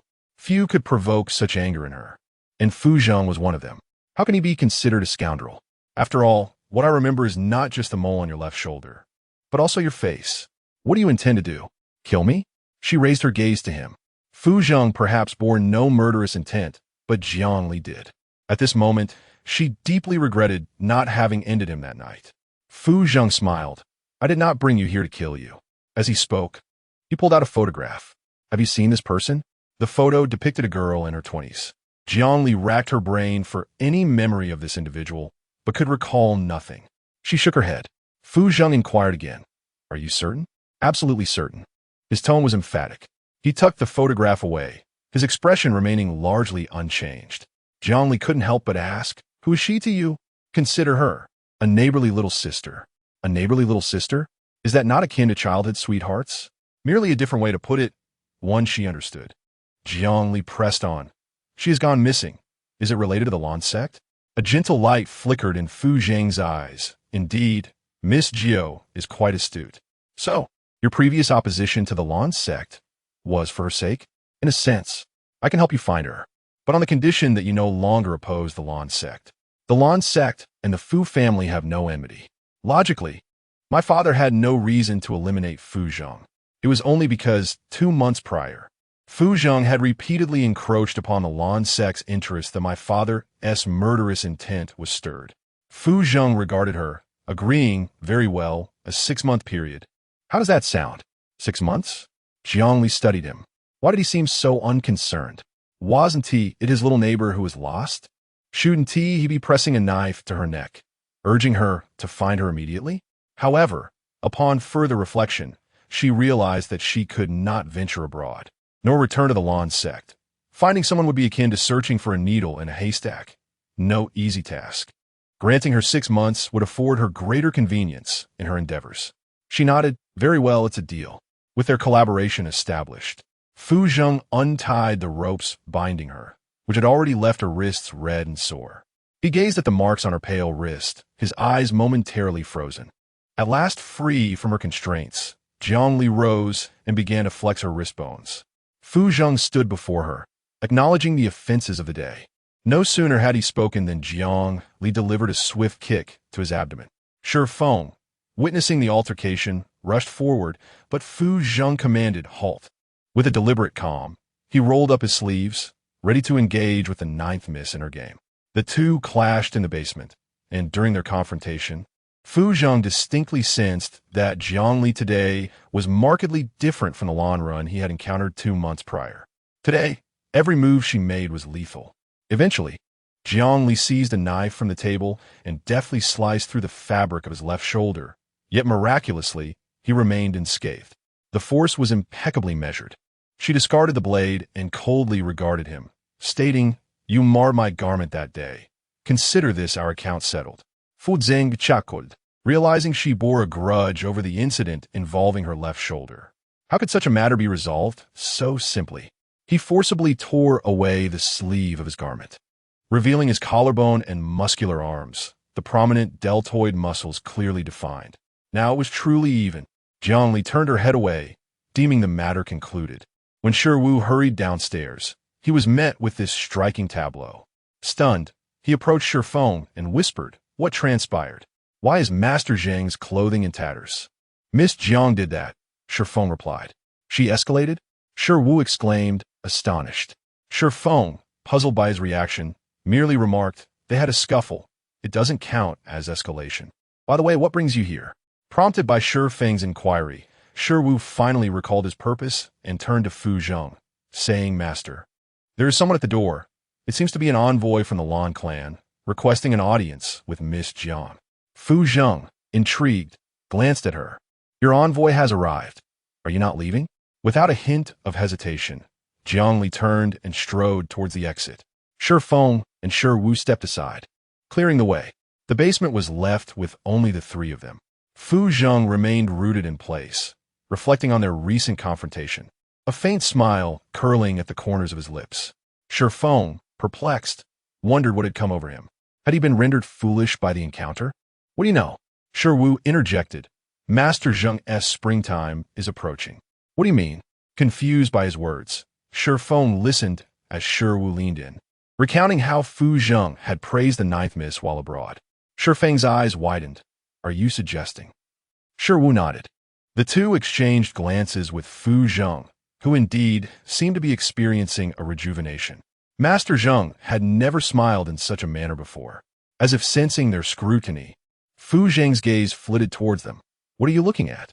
Shi Wu replied, "Master, Miss Jiang has already departed." "I am aware. Then why do you still?" "That night, she did not intend to kill me." Shi Wu was utterly bewildered. What? In their recent bout, her skills had surpassed his, yet on that night, they had exchanged blows evenly, with her often finding herself at a disadvantage. Shi Feng spoke up. "I investigated Miss Jiang while abroad. She appears to be quite different from others within the Lan clan. She is capable of exterminating the most nefarious and wicked individuals without mercy. Yet she repeatedly falters against the innocent and blameless. Consequently, she has faced considerable reprimand from the Lanmen." Shi Wu harbored doubts. After all, Lan Run is the leader of the Lanmen's assassination organization, renowned for her exceptional skills. How could she possibly fail? Unless she is deliberately allowing them to escape. Indeed, that must be the case. Shi Feng elucidated that while 1 or 2 instances might be comprehensible, a consistent pattern becomes indefensible. Thus, Miss Jiang emerges as a refreshing anomaly, which I must commend. However, viewed through this lens, her leniency towards Lord Zheng becomes explicable. For our Lord is benevolent and bears no resemblance to the malevolent. As Shi Wu's words fell, he felt a chilling gaze directed at him. His expression stiffened as he forced a smile. "My lord, did I err in my words? Her decision not to take my life has no bearing on my own goodness. Surely, it cannot be that you are the malevolent one." 033 Inadequate protection of Lan Yin. Voluntary admission of guilt. Shi Wu spoke halfway when Shi Feng tugged at his sleeve, signaling him to cease. Fu Zheng frowned. "What evil deeds? Do you not know, yet still inquire?" he muttered under his breath. Observing Fu Zhang's increasingly grim expression, Shifeng hastily interjected, "Master, Xiao Wu is oblivious to such matters. I believe Miss Jiang spared you because she harbors some affection for you." He keenly watched Fu Zhang's demeanor, noting the furrowed brows gradually relax, and felt reassured. It seemed Master desired to hear such sentiments. Fu Zhang's spirits lifted, though he maintained a stoic facade, fixing his gaze upon Shifeng. "You have managed the Hangdom Mall commendably. Beginning next month, your salary will double." Shi Wu's eyes widened in astonishment. "A raise already?" Shifeng remained composed. Bowing his head, "Thank you, Master." Fu Zhang strode forward, but paused beside Shifeng. "However, do not forget to collect the punishment from Uncle Rong." "Yes," came the respectful reply. Once Fu Zhang departed, only Shi Wu and Shifeng remained in the basement. "Isn't it rather unwise to deceive Master like this?" Shi Wu grasped Shifeng's arm, concern etched on his face.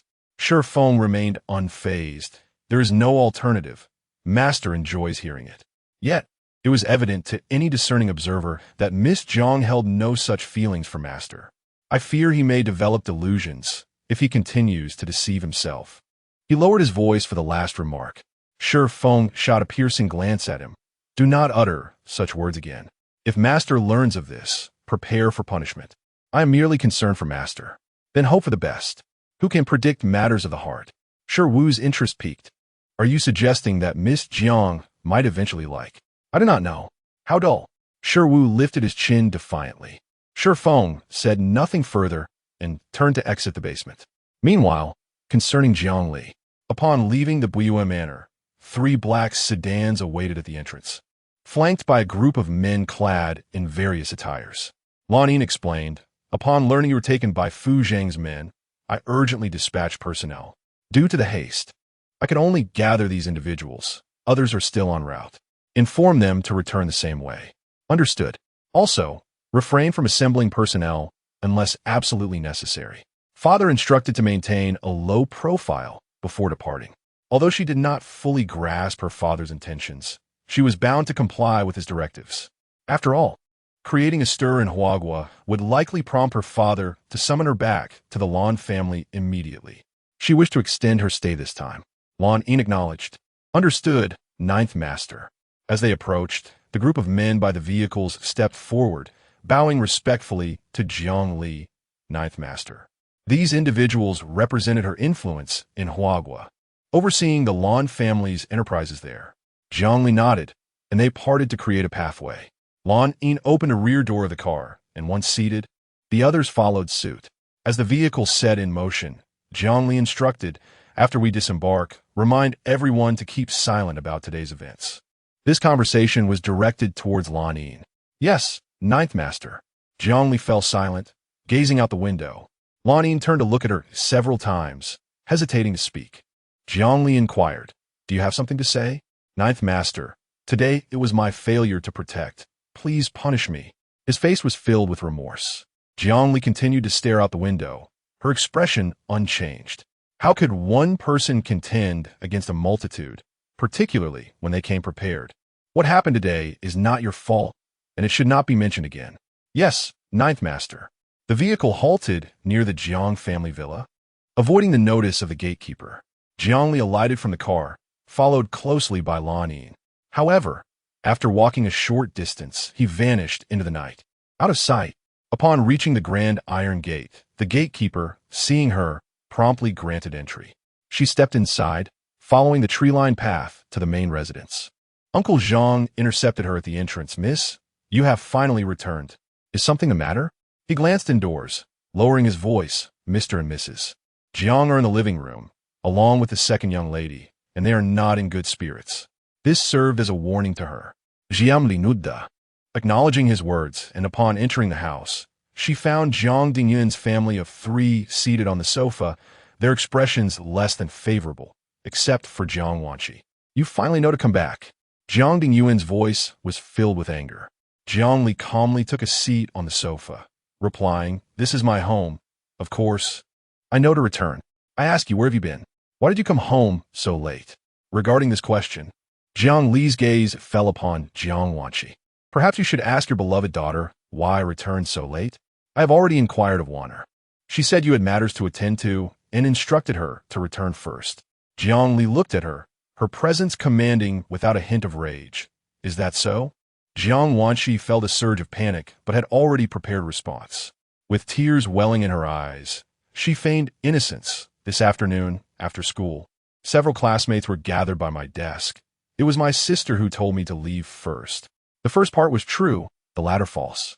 Jiang Li had never uttered such words.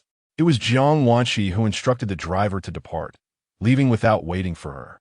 Zhao Qin, upon seeing her precious daughter in tears, hurried to comfort her, but when her gaze shifted to Jiang Li, her expression soured immediately.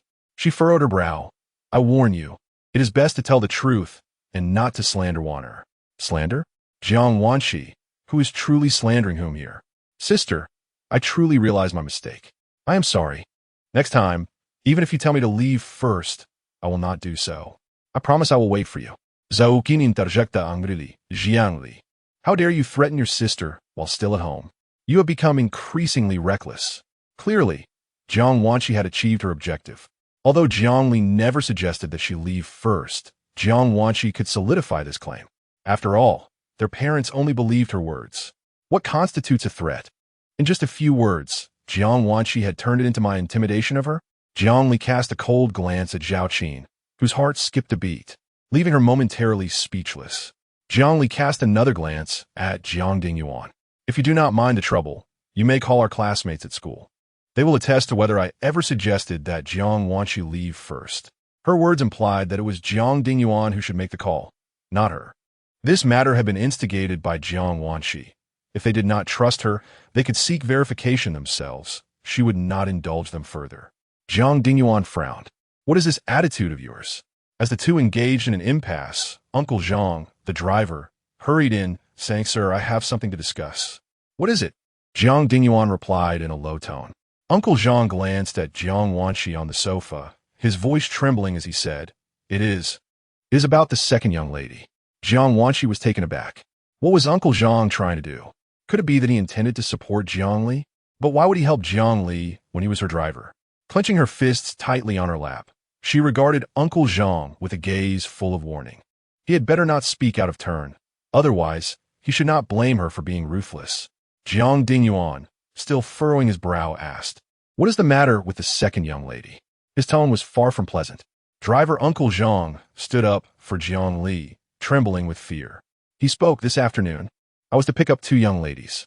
It was the second young lady who instructed me to drive away without initially explaining the reason.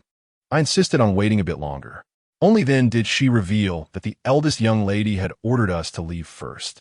Concerned, I requested to call the eldest young lady, but the second young lady forbade it. After a glance at Jiang Wanshi, he continued, Sir, I understand that as a driver, I should remain silent, but one cannot simply take the second young lady's word as the truth. What if there is discord between the two young ladies, which could explain the situation? Zhao Qin, furious, exclaimed, Are you suggesting that Wanner is slandering Jiang Li? Her voice was raised, clearly filled with rage. Uncle Zhang, trembling, continued, Madam, the eldest young lady, is also your daughter. She has endured much hardship over the years. Even if you trust the second young lady, you should not neglect the eldest. Since returning home, the eldest has never been known to accuse anyone falsely. This is the truth. We, as servants and drivers, are well aware of the dynamics in this household. Whenever such incidents occur, it is usually the second young lady who schemes against the eldest. I cannot fathom why you and the sir refuse to believe that the eldest is the biological child, yet choose to trust the second. He gazed at the eldest young lady, feeling deep sympathy for her. No one cared for her, and she suffered slander. Zhao Qin, infuriated, slammed the table. According to your words, are you not insinuating that Wanner is framing Jiang Li? Uncle Zhang, you have served this family for several years. Yet you side with her after Jiang Li has only returned home for a few days. Tell me, have you received any benefits from Jiang Li? Upon hearing this, Uncle Zhang was so frightened that he fell to his knees. Madam, I merely spoke a fair word. I have not favored the eldest young lady, nor have I accepted any benefits from her. Jiang Li observed Uncle Zhang kneeling before her, filled with uncertainty. It had been merely a week since he began driving her. Their conversations barely exceeded 10 words, and she had not promised him any advantages. Why, then, did he choose to defend her? Jiang Wanqi's voice quivered. Uncle Zhang, I do not know how I have wronged you to deserve this treatment. I was clear in saying that my sister had matters to attend to and asked us to leave, to which you agreed. Why is it now my fault? As she spoke, she wiped away the tears that had slipped down her cheeks. Zhao Qin, heartbroken, embraced her and rebuked Uncle Zhang. How could you, at your age, engage in such vile deeds, accepting benefits, and then speaking these disingenuous words, truly despicable? A driver like you is not needed in the Jiang family. Uncle Zhang, panicked, pleaded, Madam, please. I truly have not accepted any benefits from the eldest young lady. I only feel pity for her, recognizing her struggles, which is why I wish to speak on her behalf. Everything I said is the truth. I have not lied. Zhao Qin turned her head away. Who knows if what you say is true or false? Jiang Wanqi, wiping her tears, appeared aggrieved, yet secretly reveled in this turn of events. This was the fate of those who crossed her. Uncle Zhang, you deserve this. Do not speak for Jiang Li again. No, there should be no next time. As she pondered this, she heard Jiang Li say, Uncle Zhang's character within the Jiang family is likely more familiar to you than to me. Now that he has spoken on my behalf, you question whether he has received any favors from me. Ultimately, it is not a matter of your disbelief in Uncle Zhang, but rather in me. It appears that even if I were to call classmates from school today, you would still insist that we colluded to slander your precious daughter. As she spoke, her gaze fell upon Jiang Dingyuan. Since returning to the Jiang family until now, you are well aware of how many times Jiang Wanqi has wrongfully accused me. If this continues, there is no need for me to remain in the Jiang family. Upon hearing this, Jiang Dingyuan, who had remained silent until now, finally reacted, What do you intend to do? Since you do not wish for my presence, I shall take my leave. However, how my father will explain this to Mr. Lan is no longer my concern. Originally, she did not care whether they believed her or not. She could easily ignore them and let them create a ruckus. But Uncle Zhang had stepped forward to speak for her, and she could not allow him to be unjustly implicated. The most effective way to resolve this matter was to invoke her father. Her father had spoken with Jiang Dingyuan. Though she did not know the specifics of their conversation, she could surmise the generalities, one of which was likely a stipulation against her leaving the Jiang family. Thus, once she made her intention clear, Jiang Dingyuan would surely panic. She looked at him, awaiting his response. Zhao Qin, unable to grasp the situation, continued to shout, If you want to leave, then leave. If you do not wish to stay, the Jiang family will not keep you. Be quiet. Jiang Dingyuan admonished angrily, then turned to Jiang Li, saying, I only spoke a few words to you. Why do you take it to heart? We are only concerned for your well-being, which is why we asked so many questions. Since you did not suggest they leave first, and with Uncle Zhang as corroboration, I trust you. His tone was as gentle as could be. Uncle Zhang was bewildered. Sir, do you truly care for the young lady? Just moments ago, he had advocated tirelessly, yet the sir had not uttered a single word in her favor. Now, upon her mention of leaving, he immediately believed her. Did he genuinely trust her, or was it merely a tactic to temporarily appease her? Jiang Li was not surprised by this outcome. She maintained her composure. If you believe me, it indicates that Jiang Wanqi has wronged me. Jiang Dingyuan nodded. You have been wronged in this matter. What compensation do you desire? From now on, Uncle Zhang will be my dedicated driver, solely responsible for taking me to school. Dedicated? Uncle Zhang was taken aback. He understood that the young lady was helping him. As long as the sir agreed, he would not be dismissed. Jiang Dingyuan inquired, Are you suggesting that you will not be in the same vehicle as Wanner from now on? I do not concern myself with Jiang Wanqi. What I desire is a dedicated vehicle and driver, and that person shall naturally be Uncle Zhang. Very well, I agree to your terms. Upon hearing this, Uncle Zhang was moved to tears and hurriedly bowed to Jiang Dingyuan and Jiang Li, expressing gratitude. Thank you, sir. Thank you, young lady. His job was safeguarded. He would not be dismissed. Jiang Li watched this unfold, feeling a pang of bittersweet emotion. She spoke, Uncle Zhang, please stand up. It was only then that Uncle Zhang, trembling, supported himself on the tea table and rose to his feet, a smile permanently etched on his lips. Jiang Wanqi stared in bewilderment at the series of unexpected turns. Wasn't it agreed that he would be dismissed? Yet, her father had chosen to retain him, even assigning him to Jiang Li as a dedicated chauffeur. She herself had never received such treatment. Why did Jiang Li deserve it? Although Uncle Zhang had consistently driven her to and from school, he was not solely her driver. He had obligations to other members of the Jiang family as well. The Jiang household employed 3 drivers, aside from her father's personal chauffeur. The remaining 2 were assigned wherever needed. However, with Uncle Zhang now serving exclusively as Jiang Li's driver, it meant that she would have to share a driver with her mother. How could this be tolerated?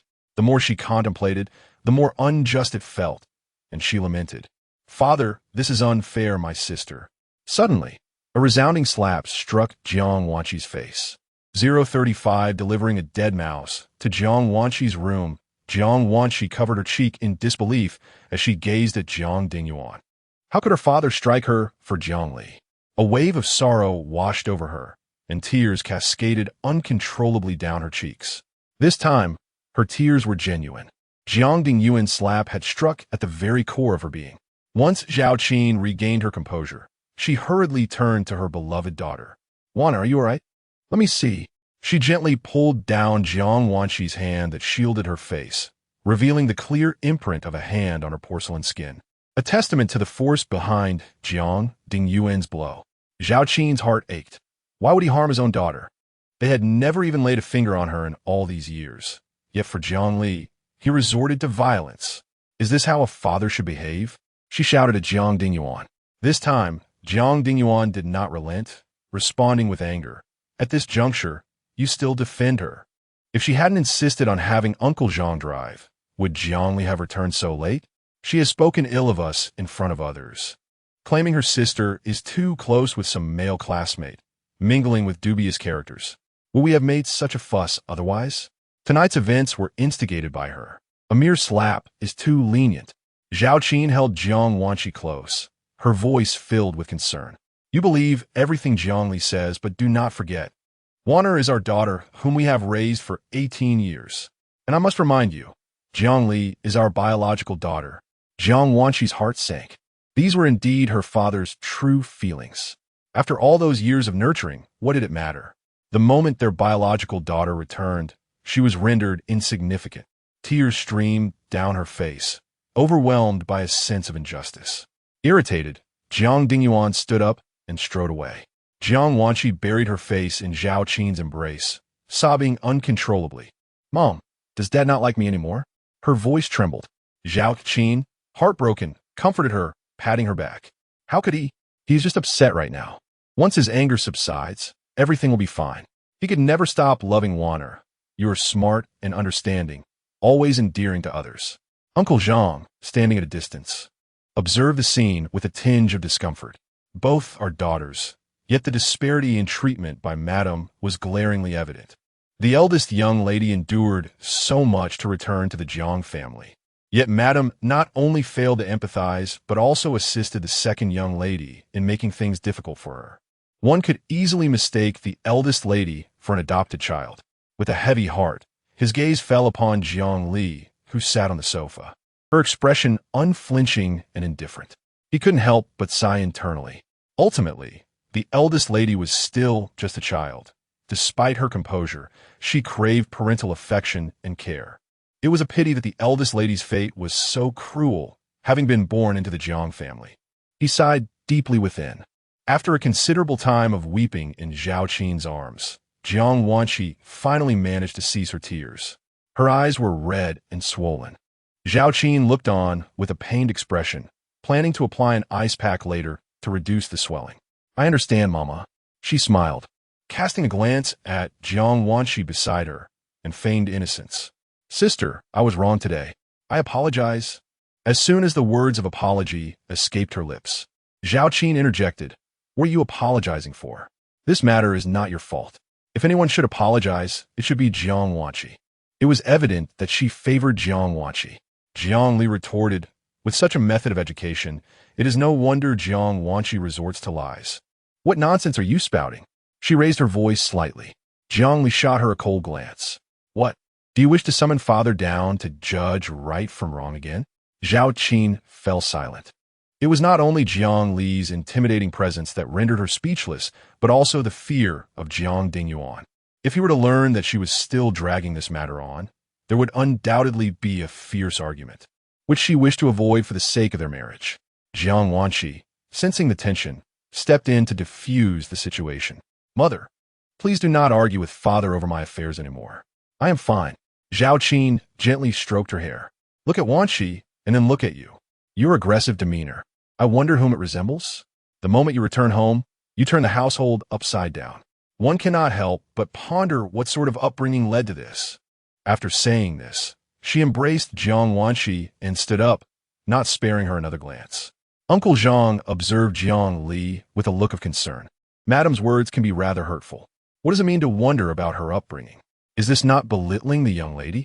After all, she is her own daughter. How could she utter such words? He felt a deep sense of injustice for Jiang Li, his heart heavy with sorrow. Yet, Jiang Li remained unfazed. She had no feelings for Zhao Qin, and thus, her words could not wound her. As she prepared to leave, she heard Uncle Zhang say, Miss, please wait. What is it? She turned to look at him, her gaze icy. I want to thank you for your assistance a moment ago. If it weren't for you, I would likely have been dismissed by Madam by now. You were implicated because you spoke up for me. Saving you is the least I could do. There is no need for thanks. However, I'm curious as to why you chose to help me. This question had lingered in her mind. Uncle Zhang replied, Miss, you may not know, but I'm the eldest son in my family. Since childhood, my parents have favored my younger brother, and I understand your feelings. I did not wish for you to endure the same fate as I, so I mustered the courage to speak to the master and madam on your behalf. Unfortunately, my words carry little weight, and I was unable to assist you. Is it because you have weathered the storm yourself that you wish to offer someone else an umbrella? Jiang Li regarded the middle-aged man before her, his face etched with the marks of life, and for the first time, she gained a new understanding of human nature. It appeared that even in the absence of personal gain, some individuals would selflessly step forward to offer help. You possess a commendable sense of justice. From now on, follow me. As long as you do not overstep your bounds, I assure you, no one in this household will dare to touch you. Her tone was resolute and left no room for argument. Uncle Zhang quickly replied, Yes, Mississippi. Jiang Li said nothing further and turned to ascend stairs. Upon returning to her bedroom, Lan Yin was already inside. Ninth Master, go and procure a bag of dead mice and place it in Jiang Wanqi's room. Previously, it was mentioned that if Jiang Wanqi continued her unruly behavior, delightful surprises would await her. Had she not instructed Uncle Zhang to drive away, Fu Zhang's associates would not have seized the opportunity to impersonate the Jiang family's chauffeur and loiter at the school gate. Initially, this single incident could have been overlooked. However, her audacity to slander and cast blame before the Jiang couple, orchestrating such a grand spectacle, was intolerable. Such insubordination necessitates a fitting reprimand. Otherwise, she might presume that the previous warning was merely a jest. Lan Yin lowered her head, acknowledging, Yes, Ninth Master. With that, she strolled towards the balcony, executed a swift maneuver, and vanished into the night. The wind stirred the curtains as Jiang Li rose to secure the doors and windows. She then approached the bedside, lifted the mattress, and, subsequently, the wooden board beneath it. Before her lay a black box. She retrieved it, deftly entered the combination on the lock, 1209. With a click, it opened to reveal a modified computer inside. Her slender fingers danced across the keyboard as she set out to investigate Fu Zhang's little childhood acquaintance. 036, the savior of Fu Zhang. As for Fu Zhang, she had already investigated the assassination attempt against him 2 months prior. This individual, while frequently featured in sensational news, was not particularly malevolent. Otherwise, she would not have intentionally missed her mark. Fu Zhang's childhood companion was merely an ordinary person, and her background was easily uncovered. In less than half an hour, she had retrieved all her information and past records. The girl's name was Fong Qingning, age 21, a student at the Capital Academy of Fine Arts, who had gone missing abroad 3 months ago. Her birth mother had passed away, and her father, Fong Lin, served as the steward of the one family in the capital. Fong Qingning had grown up alongside Wen Shubai, the second son of the One family, and Fu Zheng, the only son of the Fu family. It was said that Fang Qingning was Fu Zheng's cherished one. Since her disappearance, Fu Zheng had been tirelessly searching for her. Jiangli gazed at the photograph of the girl displayed on the screen. Indeed, she was strikingly beautiful. No wonder Fu Zheng was willing to go to great lengths to find her.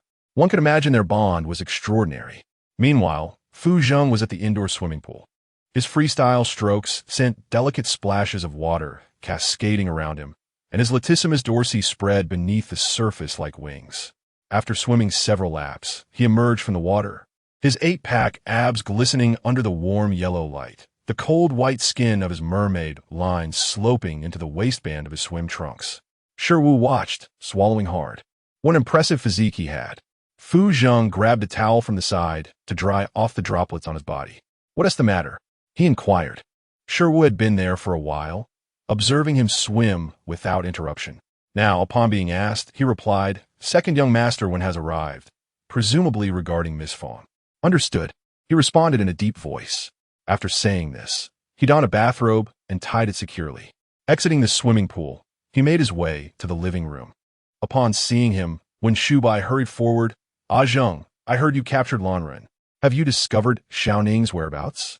Fu Zheng's attractive brows slightly furrowed. "It's not a capture. I merely invited her to sit for a moment." "A moment? So you released her?" "I already said it was just a brief sit. Why would I detain her?" "Ah Zheng, you are being foolish. Lanmen is affiliated with the Lan family. If you hold on to her, we might just uncover Xiaoning's location." Fu Zheng settled onto the sofa, his demeanor indifferent. "What? Do you believe the Lan family would assist us in finding someone simply because we have a killer? That is certainly better than letting her go. Are you instructing me on how to conduct my affairs?" Fu Zheng's sharp gaze swept over him, exuding an intense pressure. When Shubai appeared anxious, "That's not what I meant. Ah Zheng, don't you want to save Xiaoning? She is your savior." Again, the term savior. How many times must this be reiterated? Did Fang Qingning save him once, obligating him to repay her for the rest of his life? When Shubai, after that incident years ago, I enrolled Fang Qingning in the best school and helped her cultivate connections, as she requested. I have repaid her kindness. What he did not voice was his lingering doubt regarding the incident in which Fang Qingning had saved him. Years ago, the car veered off the fence and plunged into the sea. He distinctly remembers that the person who saved him was slight of build. It was unfortunate that he choked on the water and lost consciousness. When he awoke, Fang Qingning was beside him, drenched. Everyone claimed that it was Fang Qingning who had rescued him, and she echoed their sentiments. Later, when he inquired about her desires, she expressed her wish to be his person. He did not acquiesce. She then altered her request, wishing to attend the finest prestigious high school in the capital to forge connections. From that point onward, he kept her by his side. Over the years, he protected her, and she flourished within their circle. Was that not sufficient? Why must she repeatedly invoke her life-saving grace to bind him? Was Fu Zheng truly so easily ensnared by moral obligations? To speak bluntly, the veracity of Fang Qingning's rescue remains questionable. He has already extended his benevolence to its limits. Fu Zheng's temper is notorious, a widely acknowledged truth in their circle. When Shubai, having been his brother for many years, naturally understands his temperament. He did not hold a grudge regarding Fu Zheng's earlier remarks. Now, his sole concern was Fang Qingning. With an anxious expression, he implored, all right, Zheng, even if you believe you have repaid your debt, Xiaoning has grown up alongside us. You cannot disregard her well-being. Fu Zheng replied in a deep voice. Lanren will assist us in finding her. Lanren? How can you trust her? She is affiliated with the Lan family. How could she possibly aid us? When Shubai retorted, growing increasingly agitated. You are being rather noisy, he replied, extracting a cigarette and lighting it. When Shubai pressed on, Ah Zheng, what has come over you?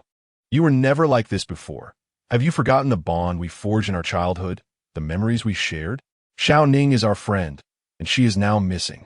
How can you remain unconcerned?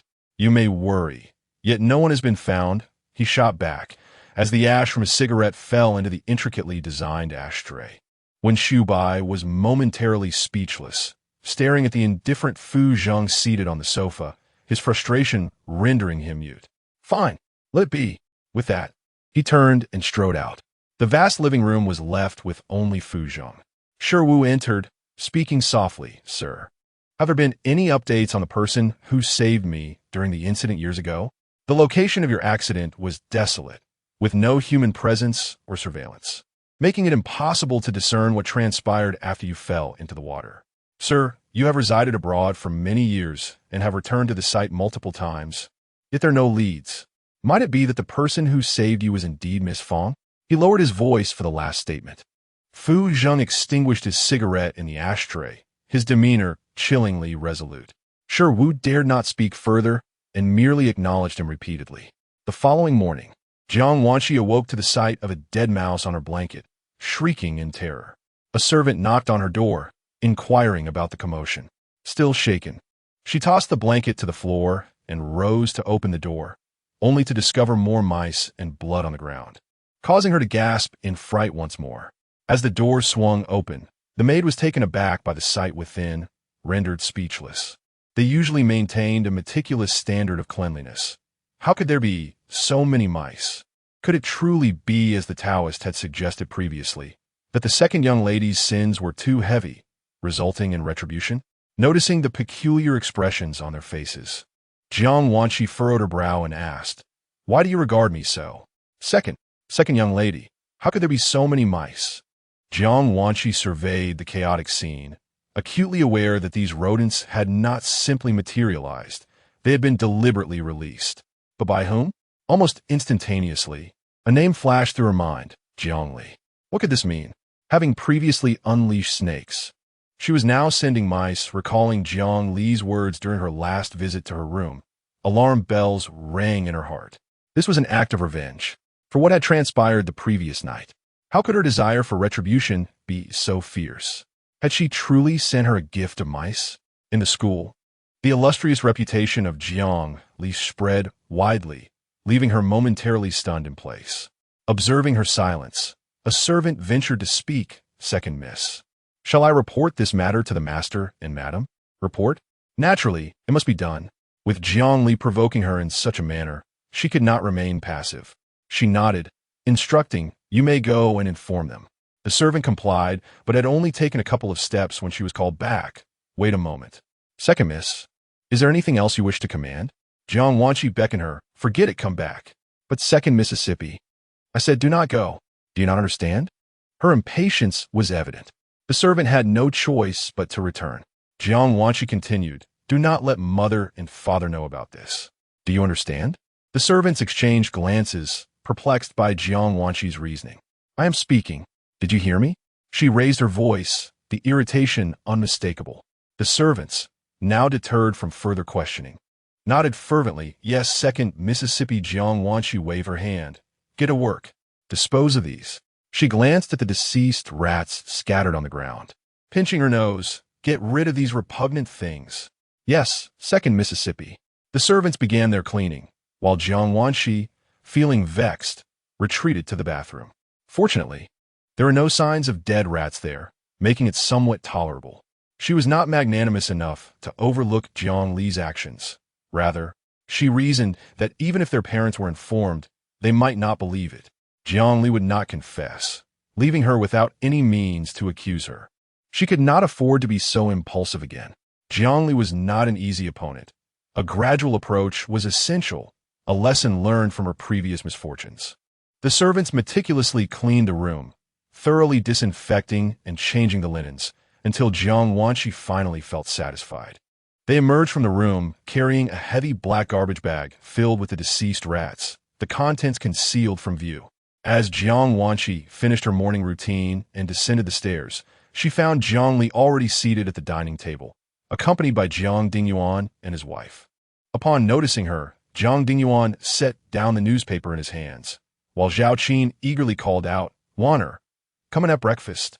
Jiang Wanqi smiled, but her gaze faltered slightly upon seeing Jiang Li, rendering her smile somewhat forced.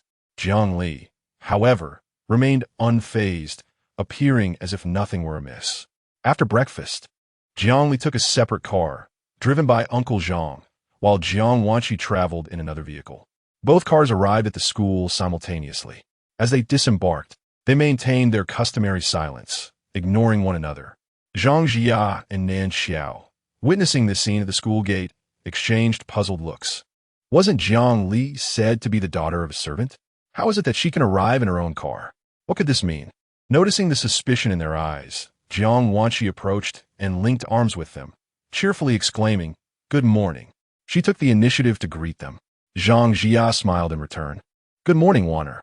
Nan Jiao tilted her chin in the direction of Jiang Li, pondering how.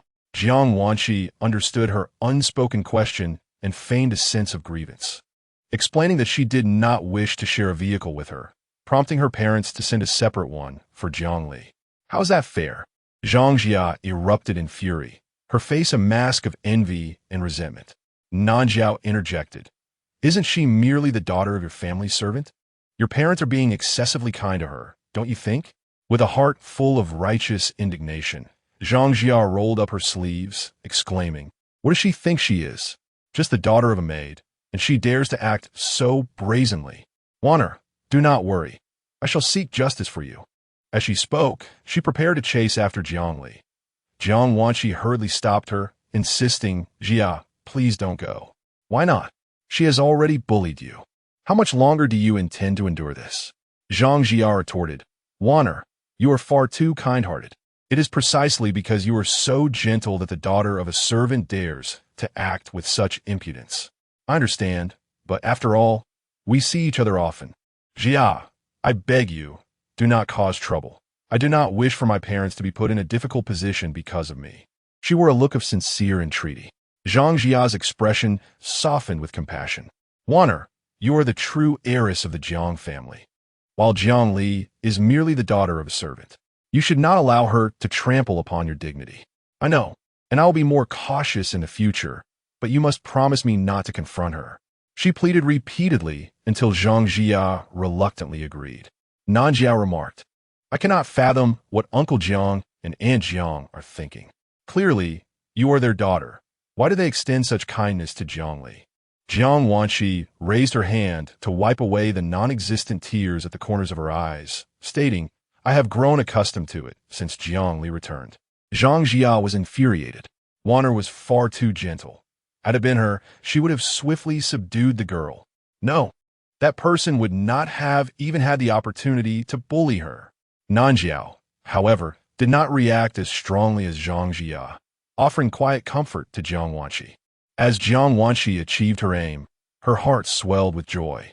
She would not allow them to confront Jiang Li, for once that happened, the web of lies would unravel. What would she do then?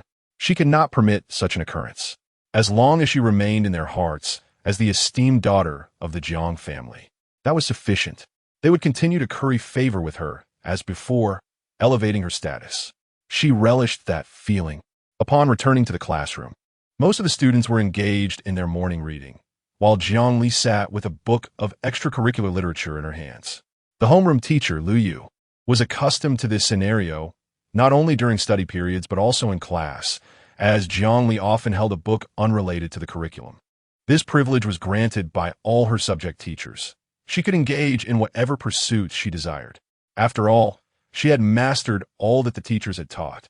And even beyond that, it is no exaggeration to say that such a student merely occupied a seat to fulfill the formalities awaiting the day of the college entrance examination.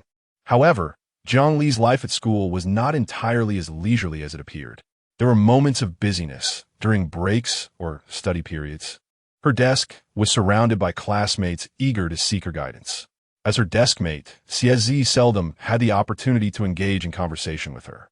Jiang Li's reputation gradually ascended within the school. Most students were aware of Jiang Li from class 1 of the senior year, who never paid attention in class. Yet, upon merely raising her gaze, the teacher would question whether they had erred in their instruction. Such peculiar anecdotes reached class 9, astonishing everyone. Though they typically eschewed academic pursuits, they relished gossip. The revelation of a student who seemingly disregarded the teacher only intensified their fervor for speculation, leading to animated discussions. To my mind, true merit is the ultimate principle. If Jiang Li from class 1 lacked capability, would she dare to challenge her teacher in such a manner? To clarify, it is not merely a challenge. I have heard that the teacher permits her to forego attending classes, acknowledging that with her talent, she could face the college entrance examination at any time without issue. Who exactly is Jiangli? I find myself in profound admiration. In all the years since our school-less establishment, when have we ever heard of a student being able to conduct themselves in such a manner? In class 038, Fu Zheng sought compensation from Jiangli. I had previously passed by class 1 and caught a glimpse of this Jiang student, whose beauty surpasses even that of the current campus belle. Her fair skin and exquisite features resemble those of a porcelain doll. Isn't that endearing? No, not at all. Rather, there's an air of cool detachment. Yes, that is precisely the sentiment. A porcelain doll with a serene demeanor. This combination of temperament and appearance is simply extraordinary. As Qin Fanghao strolled past them, their conversation abruptly ceased. She paused, her keen gaze sweeping over them. What were they discussing? She demanded to hear it. Qin Jie, we weren't saying anything. Oh, what were you discussing? We were talking about Jiangli. Jiangli? What about her? Qin Fanghao insisted on probing further, compelling her classmates to continue the discussion. To her surprise, their enthusiasm grew, and they began to ardently extol Jiangli's virtues. Their words were rife with praise, completely oblivious to the fact that they were speaking in the presence of Qin Fanghao. Qin Fanghao, the female overlord of Yuda High School. Indeed, you heard correctly. She is the female bully of the school. With her vibrant red hair, she never dons a school uniform, indulges in smoking and drinking, sports piercings, and consorts with individuals from outside the school. Many students harbor fear of her, including those from her own class. It is not that Qin Fanghao has bullied them. Rather, her mere presence exudes an aura that suggests she is not to be trifled with. The school has long contemplated expelling her. But who could dare to act against the daughter of the Qin family in Haishu? Whenever such thoughts arise, her father generously donates money and resources to the school. The institution even boasts a research building funded by the Qin family. The Qins are among the most prominent families in Haishu, wielding considerable wealth and influence, making them formidable adversaries. Listening to their flattery, Qin Fanghao frowned. A perceptive student noticed and promptly inquired, Qin Jie, did we say something wrong? Are you all familiar with her? No, not at all. Then how come you're discussing her so extensively? The group exchanged glances, unsure of how to respond. Qin Fanghao shot them a glance, her voice laced with indifference. Boring. With that, she turned and departed. The group sighed in relief. But their conversation about Jiangli gradually dwindled, and they hesitated to even utter her name, fearing it might provoke Qin Fanghao's ire. In the afternoon, as school dismissed, Jiangli emerged to find Uncle Zhang waiting outside, along with Fu Zing.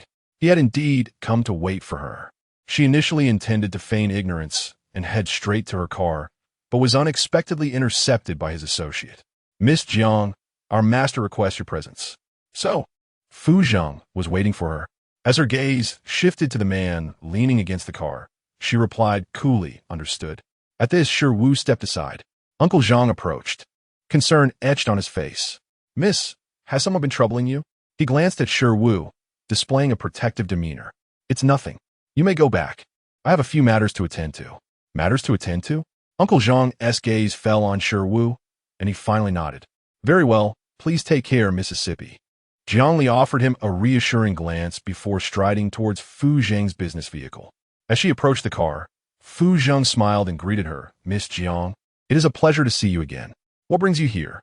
You might as well step inside, so we can converse at leisure. With that, he opened the car door. Jiangli did not hesitate. Once she was seated, Fu Zheng joined her in the adjacent seat. The door closed, and Shi Wu circled to the other side to drive. Uncle Zhang observed with growing concern, pondering how he might protect the young lady should these individuals harbor ill intentions. Ultimately, he followed Fu Zheng's vehicle. Meanwhile, at the school gate, Qin Fang witnessed the entire scene unfold.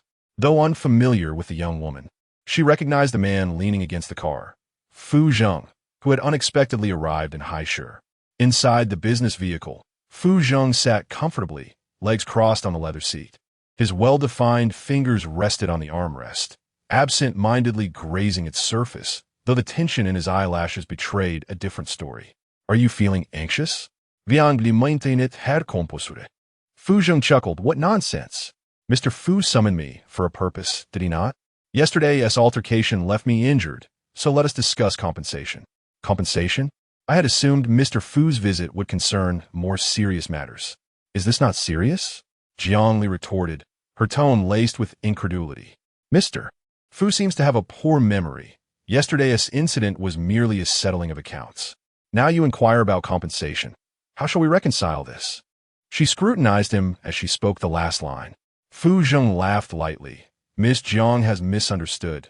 The cut to my clothing was indeed the settlement. However, you initiated the altercation that caused my injury. If you do not compensate, who will? One would not have guessed that Mr. Fu could be so shameless.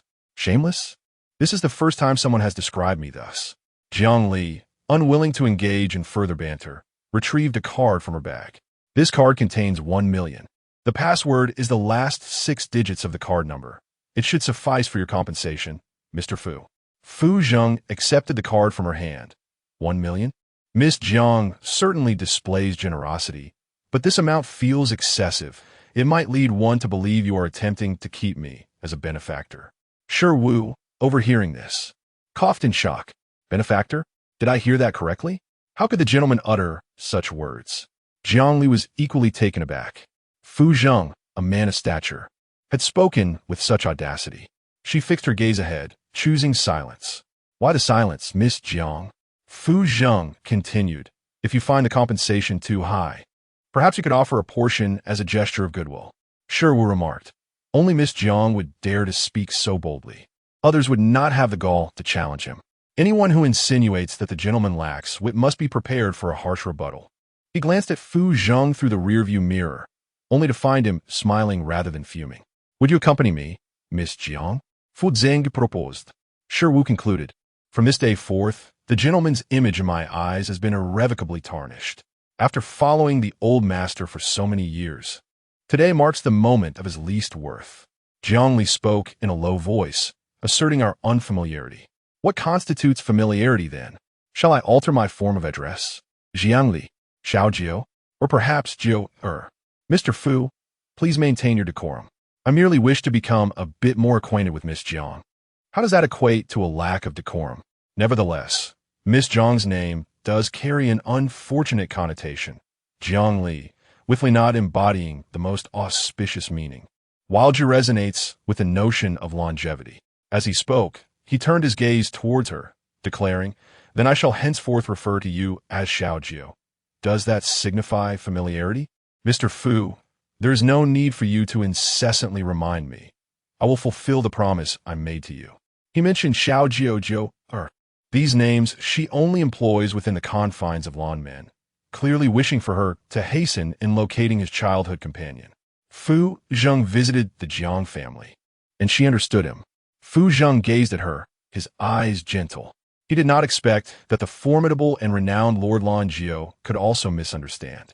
Was that not Mr. Fu's intention? No, he replied decisively. I genuinely wish to befriend you. As for the matter of finding someone, we agreed on 6 months, and that remains unchanged. Is it merely friendship? Why would Fu Zheng seek her companionship? Have you considered it well? Miss Jiu, would you like to be my friend? Jiang Li looked at him, suspicion glimmering in her eyes. What do you wish to gain from me? Friends, she had many, yet none were sincere. Their connections were all rooted in mutual benefit. What about Fu Zheng? What could he possibly value in her? Fu Zheng observed her porcelain-like visage, his heart skipping a beat. What if he was indeed attracted to her? From mere hearsay to finally meeting her, this rumored Lord Lanzhi constantly reshaped his perception of her. This girl, as unyielding as iron, capricious and decisive, exuded no trace of gentleness. Yet upon seeing her, his heart thudded violently, and even breathing became a languorous, fiery affair. The mere mention of her name sent his heart fluttering. Indeed, he was captivated by her. The vehicle fell into an uncanny silence as Shi Wu glanced at the two through the rearview mirror, sensing an unusual tension. Jiang Li noticed it as well. Fu Zheng's eyes were like ice tempered with fervor, igniting a tumult within her. She clenched her hand into a fist on her lap, hastily avoiding his gaze.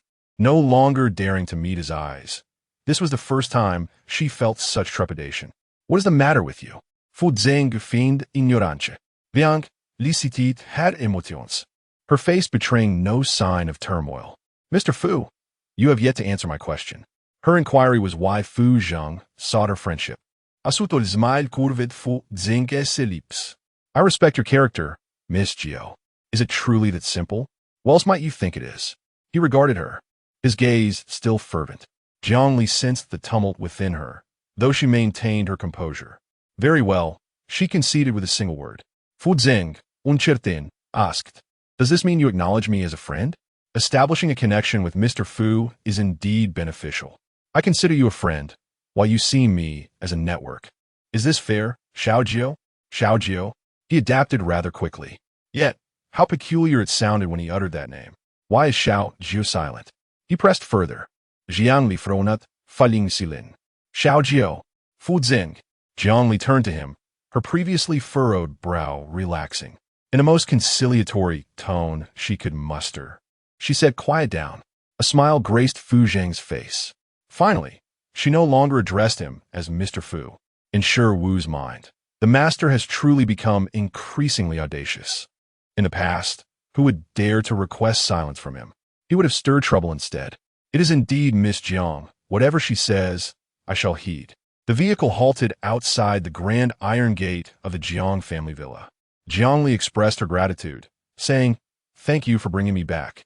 As she attempted to exit the car, she was intercepted by Fu Zheng. "Just a verbal thank you? Will you not invite me in for a moment? It is inconvenient." "In what way is it inconvenient? If you refuse, could you not provide a more plausible reason? Or is it that I am unworthy of your hospitality?" "What nonsense are you spouting? That implies I am worthy." Jiangli fell silent. As their exchange continued, the gatekeeper emerged through a side door, inquiring, "You are?" Fu Zheng glanced at Jiangli. "Will you truly not invite me in?" Jiangli lowered the car window. Upon seeing her, the gatekeeper promptly exclaimed, "Miss, you have returned. Open the gate." "Yes." He hurriedly made his way back. The grand iron gate opened, and Shi Wu stepped on the gas, driving inside. Following closely behind was another vehicle belonging to Uncle Zhang, who had been trailing Fu Zheng's business car. Shi Wu had noticed it earlier, but paid it no mind. The car followed the tree-lined concrete path until it came to a stop in front of the main residence, with Uncle Zhang's car closely behind. The group disembarked, and Jiangli nodded slightly in acknowledgement to Uncle Zhang before entering the main house with Fu Zheng. Shi Wu awaited outside. Inside the living room, Jiang Wanqi had changed into a beautiful dress, her makeup freshly applied. She had meticulously prepared herself, as though welcoming esteemed guests. Zhao Qin sat beside her, dressed more formally than usual. Jiang Dingyuan was also present, sitting upright with an air of apprehension. Zhao Qin remarked, "Could there have been a miscommunication? Why has this person not yet arrived?" Jiang Dingyuan glanced at his watch. "They should be here shortly. We must make a good impression." No sooner had he spoken than the sound of footsteps echoed. Jiang Dingyuan quickly rose, preparing to greet the arrivals, with Zhao Qin and Jiang Wanqi closely behind. Their faces bore smiles, only to be caught off guard upon seeing the newcomers. It was not the esteemed guest they had anticipated. Rather, it was Jiangli, arriving alongside the distinguished visitor. Presumably, they encountered each other en route. Nevertheless, a reason to excuse herself could be concocted. He turned to Fu Zheng, forcing a smile. "Mr. Fu, it is a pleasure to see you. Please take a seat." Jiangli felt a sense of suspicion. Her gaze swept across the Jiang family members. Their demeanor suggested they were already aware of Fu Zheng's impending arrival. Thus, he had not come uninvited, but was indeed meant to be at the Jiang residence. As she pondered this, Jiang Dingyuan addressed Jiangli. "If you have no other matters to attend to, you may return to your room. We have some discussions to conduct with Mr. Fu." Jiang Wanqi, however, was permitted to remain. Jiang Li's gaze fell upon her cousin, noting her meticulously arranged appearance. Could it be that the Jiang and Fu families were betrothed? And the matter at hand was the potential union of Fu Zheng and Jiang Wanqi? This seemed improbable. Given the Jiang family standing, it was likely insufficient to forge an alliance with the Fu family. Hence, Jiang Dingyuan's actions were likely an attempt to promote Jiang Wanqi under the guise of this meeting. She cast a glance at Fu Zheng, wearing an expression that seemed to convey a sense of self-preservation, before attempting to turn away. However, before her foot could take a step, Fu Zheng seized her wrist. "Where are you going?" The members of the Jiang family were taken aback. What was happening here? Jiang Wanqi's gaze was fixed intently on Fu Zheng's hand gripping Jiang Li's wrist. A seed of jealousy began to take root within her. Why did Jiang Li deserve this? Fu Zheng was the matchmaker her father had introduced her to. Her father had assured her that if she performed well, perhaps Fu Zheng would take notice of her. But Jiang Li, why did she have to interfere? Suppressing the fury within, she raised her eyes to Fu Zheng, a smile adorning her face. "Mr. Fu, my sister has matters to attend to. It would be best if you did not detain her." Fu Zheng lowered his gaze to Jiang Li. "Do you have something to do?" Jiang Li tilted her head, her gaze landing on Jiang Wanqi. Clearly, she wished for her to leave. But that only made Jiang Li more determined to stay. Retracting her gaze, she replied, "Nothing at all. Stay with me for a while." 040, the gesture gratitude, was to exchange contact information. As he spoke, he released his hand and proceeded to the living room, with Jiang Li closely following. The members of the Jiang family were left in a state of bewilderment, utterly perplexed by the unfolding situation. Once seated on the sofa, Jiang Dingyuan smiled, inquiring how Mr. Fu could possibly return home with Jiang Li. Just a chance encounter on the way. "So Mr. Fu and my daughter are acquainted?" Fu Zheng cast a sidelong glance at Jiang Li, a smirk playing on his lips. "Not merely acquainted. I'm quite good friends with Xiao Jiao." Jiang Li, who was sipping tea, nearly choked at this revelation. Quite good. How could he utter such a thing? Jiang Dingyuan paused momentarily, his gaze shifting to Jiang Li. "Xiao Jiao refers to Jiang Li?" Jiang Dingyuan chuckled awkwardly. "My daughter has just returned home, and I'm not entirely aware of her many affairs." "When did Mr. Fu and my daughter become acquainted?" "Well, that is quite a lengthy tale.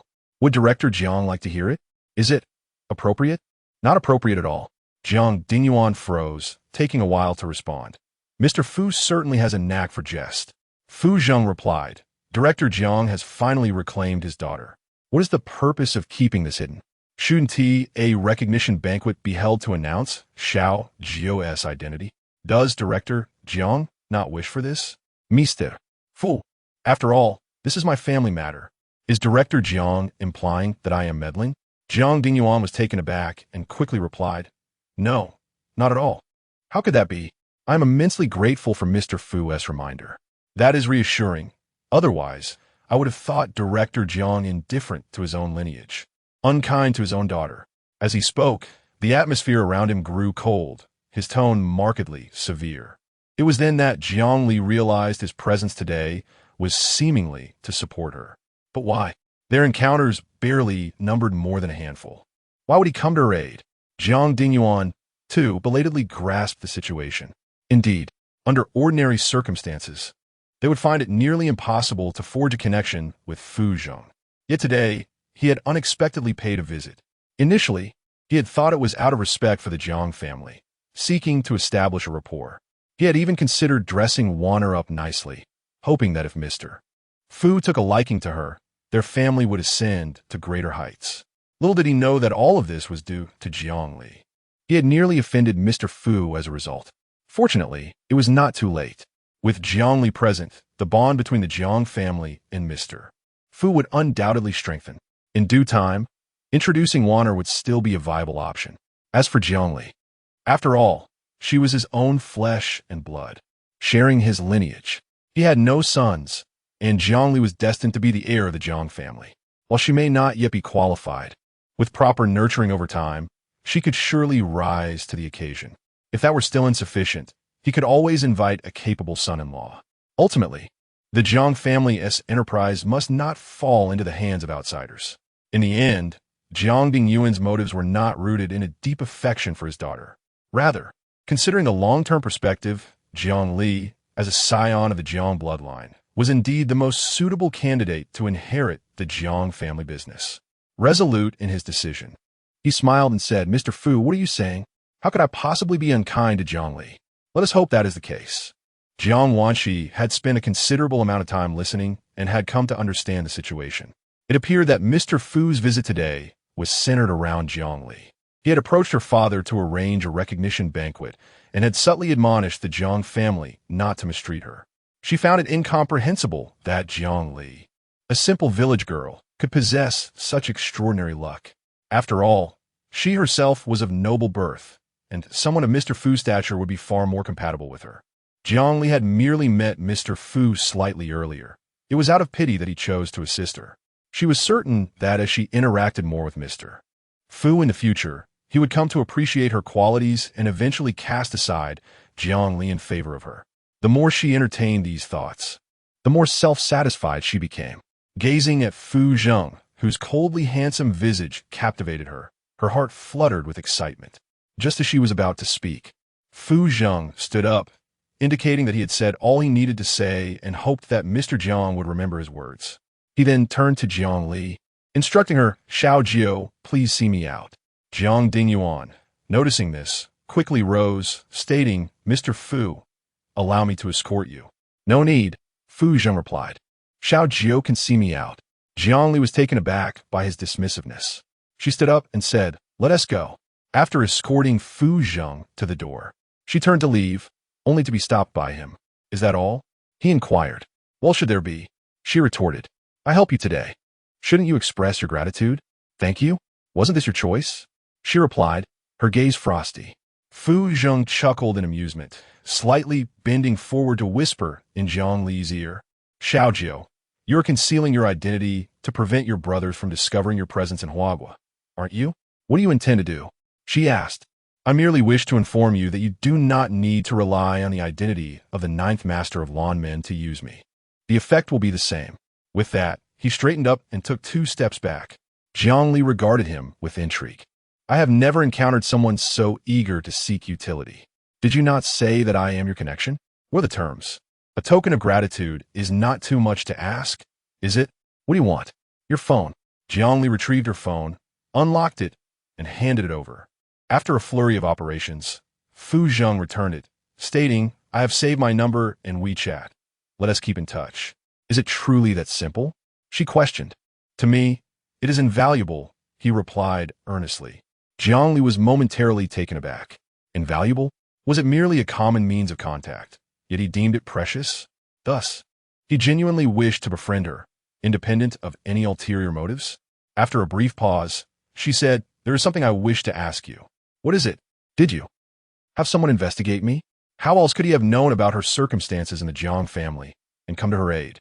Fu Zheng did not shy away from the truth, admitting, "I did investigate." "I knew it," she replied. "Xiao Jiu, I understand that with your abilities, they cannot harm you. But with my help, you can avoid much of the trouble." This was a candid statement. While Jiang Li could engage in a battle of wits with them, having a powerful ally was undeniably more effective. Jiang Dingyuan was wary of Fu Zheng's influence. Thus, as long as her connection with him remained, the Jiang family would tread cautiously. For her, this was a fortunate occurrence. She gazed at him and acquiesced. "All right." "Asmail graced, Fu Zinkes Silips," Shi Wu observed, realizing that his master had indeed succeeded in distancing himself. In his quest to approach Miss Jiang, he displayed an utter lack of boundaries, even seeking her to utilize him. Was this truly the master he knew? After bidding farewell to Fu Zheng, Jiang Li turned and re-entered the house. The atmosphere had grown noticeably tense. She initially intended to ascend the stairs directly, but was halted by Jiang Dingyuan's call. "Jiang Li, come here for a moment. Is there something you need? I have a few questions to ask you." "Don't bother guessing. It undoubtedly pertains to Fu Zheng." She lifted her foot and proceeded to the living room. Settling onto the sofa, Jiang Dingyuan inquired, "How did you come to know President Fu? Did he not mention that he was unable to answer?" "You child, what could possibly be inappropriate to discuss in our presence? If you wish to know, why not ask him directly?" Jiang Dingyuan's expression darkened. "Jiang Li, do not think that just because you have President Fu backing you, you can act without restraint. This is the Jiang family. We are your parents. Fu Zing, this ally of yours, is quite useful." "So?" Jiang Li gazed at him, her pupils swirling with a chilling intensity, akin to a frostbitten blade, gradually shattering the warmth of her surroundings. Jiang Dingyuan's expression froze, and after a prolonged silence, he inquired, "So you ought to clarify for us. What exactly is your relationship with Fu Zheng? His demeanor softened considerably, a smile gracing his face. Jiangli remained unperturbed, stating, "What you see is precisely that. Is it true, as Mr. Fu mentioned, that you're excellent friends? That could be said. What do you mean by could be? Is, and is not. Are you saying could be, or is it a definitive is or is not? Are you playing word games with me? That is not what you said. If you doubt me, then go ask Fu Zheng." Jiangli interrupted him, showing no mercy. Jiang Wanshi, witnessing this, hurriedly interjected, "Sister, how can you speak to father that way? He is, after all, an elder. Your behavior is quite disrespectful." Clearly, she was fanning the flames. Jiangli cast a cold glance in her direction, but before she could speak, Jiang Dingyuan retorted, "What nonsense are you spouting? How can you claim your sister is disrespectful?" Jiang Wanshi was taken aback. Why was father defending Jiangli? Only moments ago, she had. Jiangli remained silent, merely lifting the teacup from the table to take a sip. Jiang Dingyuan leaned closer to her, with a forced smile. "Lili, is this tea cold? Should I have a servant bring you a fresh cup?" His demeanor was one of sycophancy. The two beside him were stunned. Zhao Qin frowned, wondering what Jiang Dingyuan was doing. Why was he being so overly gentle with Jiangli, this troublemaker? What was to become of Wanshi? Jiangli, however, did not react much. "Lili." It seemed Fu Zheng's intimidation had taken effect. Jiang Dingyuan continued with a smile. "If you dislike being called Li, I can refer to you by another name. By the way, is Xiaojiu your nickname? I just heard Fu Zheng call you that." This marked the first time he inquired about her past. Jiangli remained composed. That could be said. Again, with the could be. Jiang Dingyuan raised an eyebrow slightly. "Then I shall call you Xiaojiu from now on. You, too, could share some stories from your past with us. It would help us understand you better." His tone was almost conciliatory. Zhao Qin nudged Jiang Dingyuan's arm. "Isn't it just that Fu Zheng has supported this girl once? Look at him. He is practically elevating Jiang Li to the heavens." Jiang Dingyuan brushed off Zhao Qin's hand with annoyance, casting her an irritated glance. Zhao Qin was infuriated. "What is the matter with you? If you continue to pamper Jiang Li like this, you will spoil her." She frowned, clearly dissatisfied.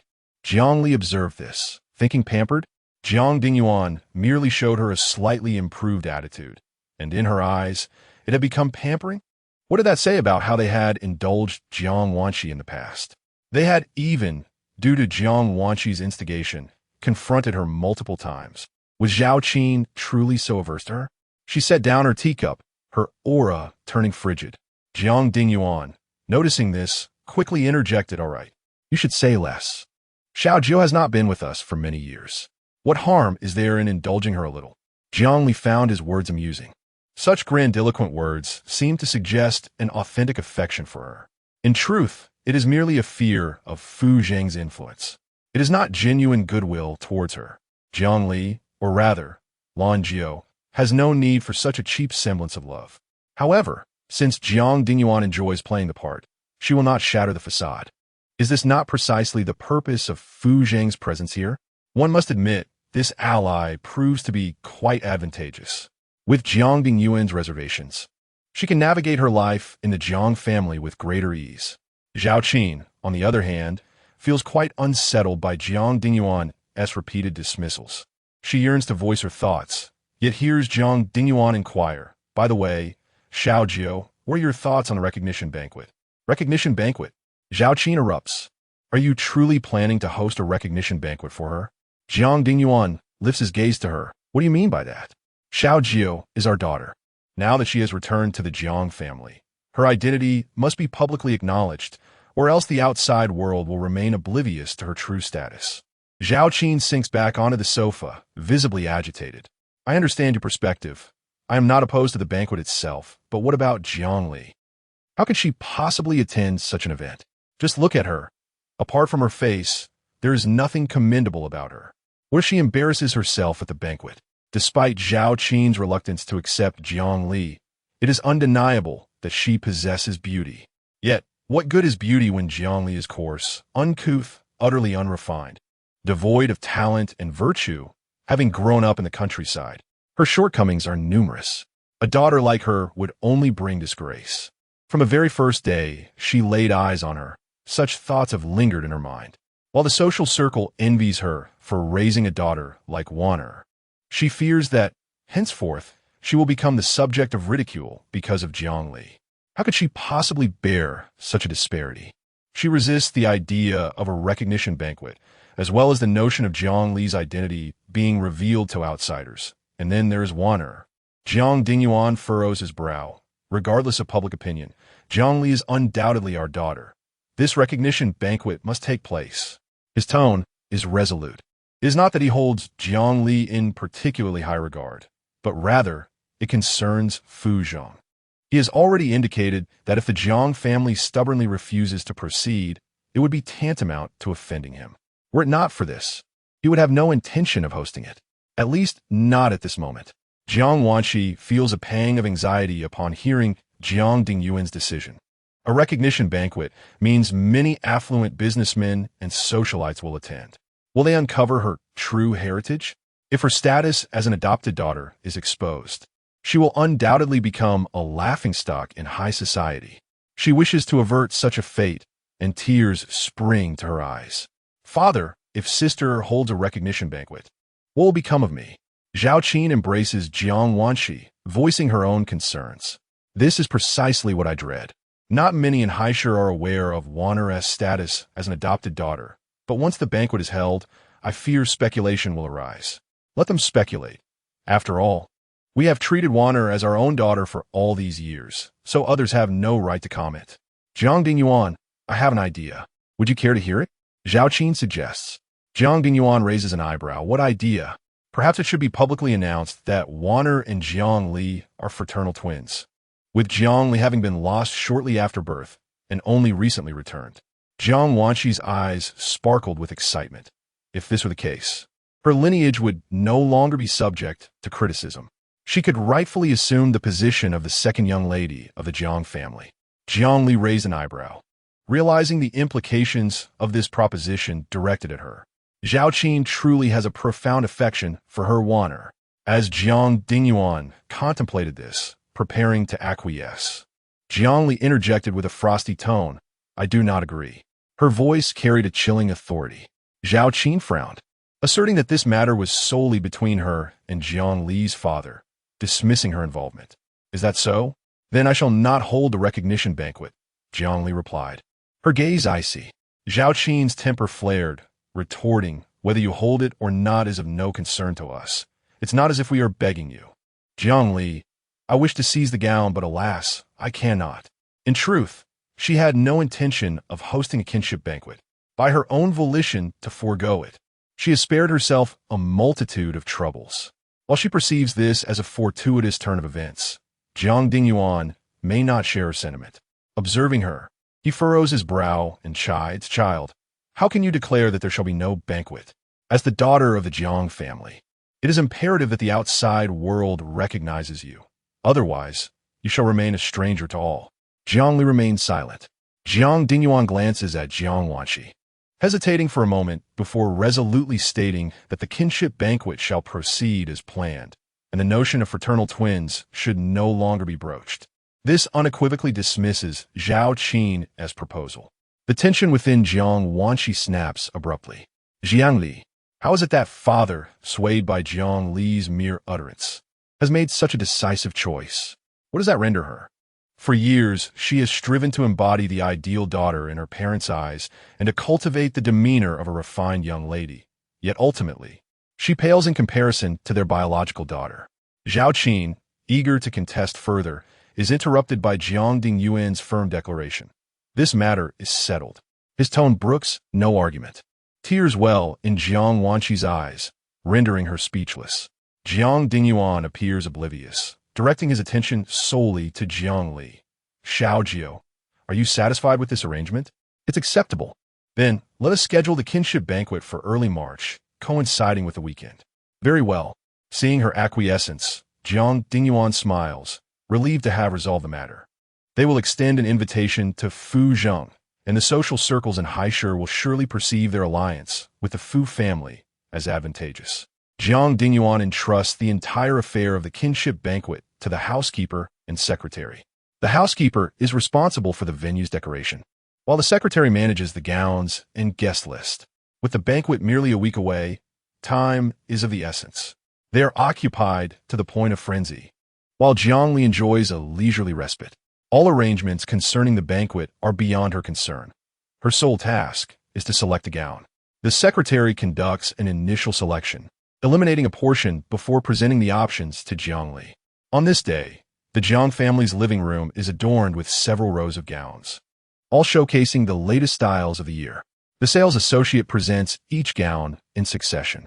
Leaning against the armrest of the sofa, Jiang Li's cascading waves of ebony hair are loosely gathered, and her cool demeanor is veiled beneath a delicate frost. Her expression reveals little emotional fluctuation, as if everything is perfectly ordinary. The secretary stands nearby, filled with trepidation. Could it be that the young lady finds none of these gowns appealing? Descending from the upper floor, Jiang Wanxi's jealousy flares upon witnessing this scene.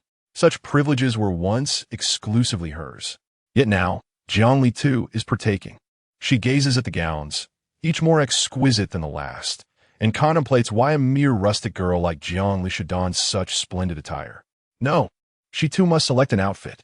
With Mr. Fu attending this banquet, should she manage to engage him in conversation, he might just recognize her virtues. Her father's current favor towards Jiang Li is surely a consequence of Mr. Fu's influence.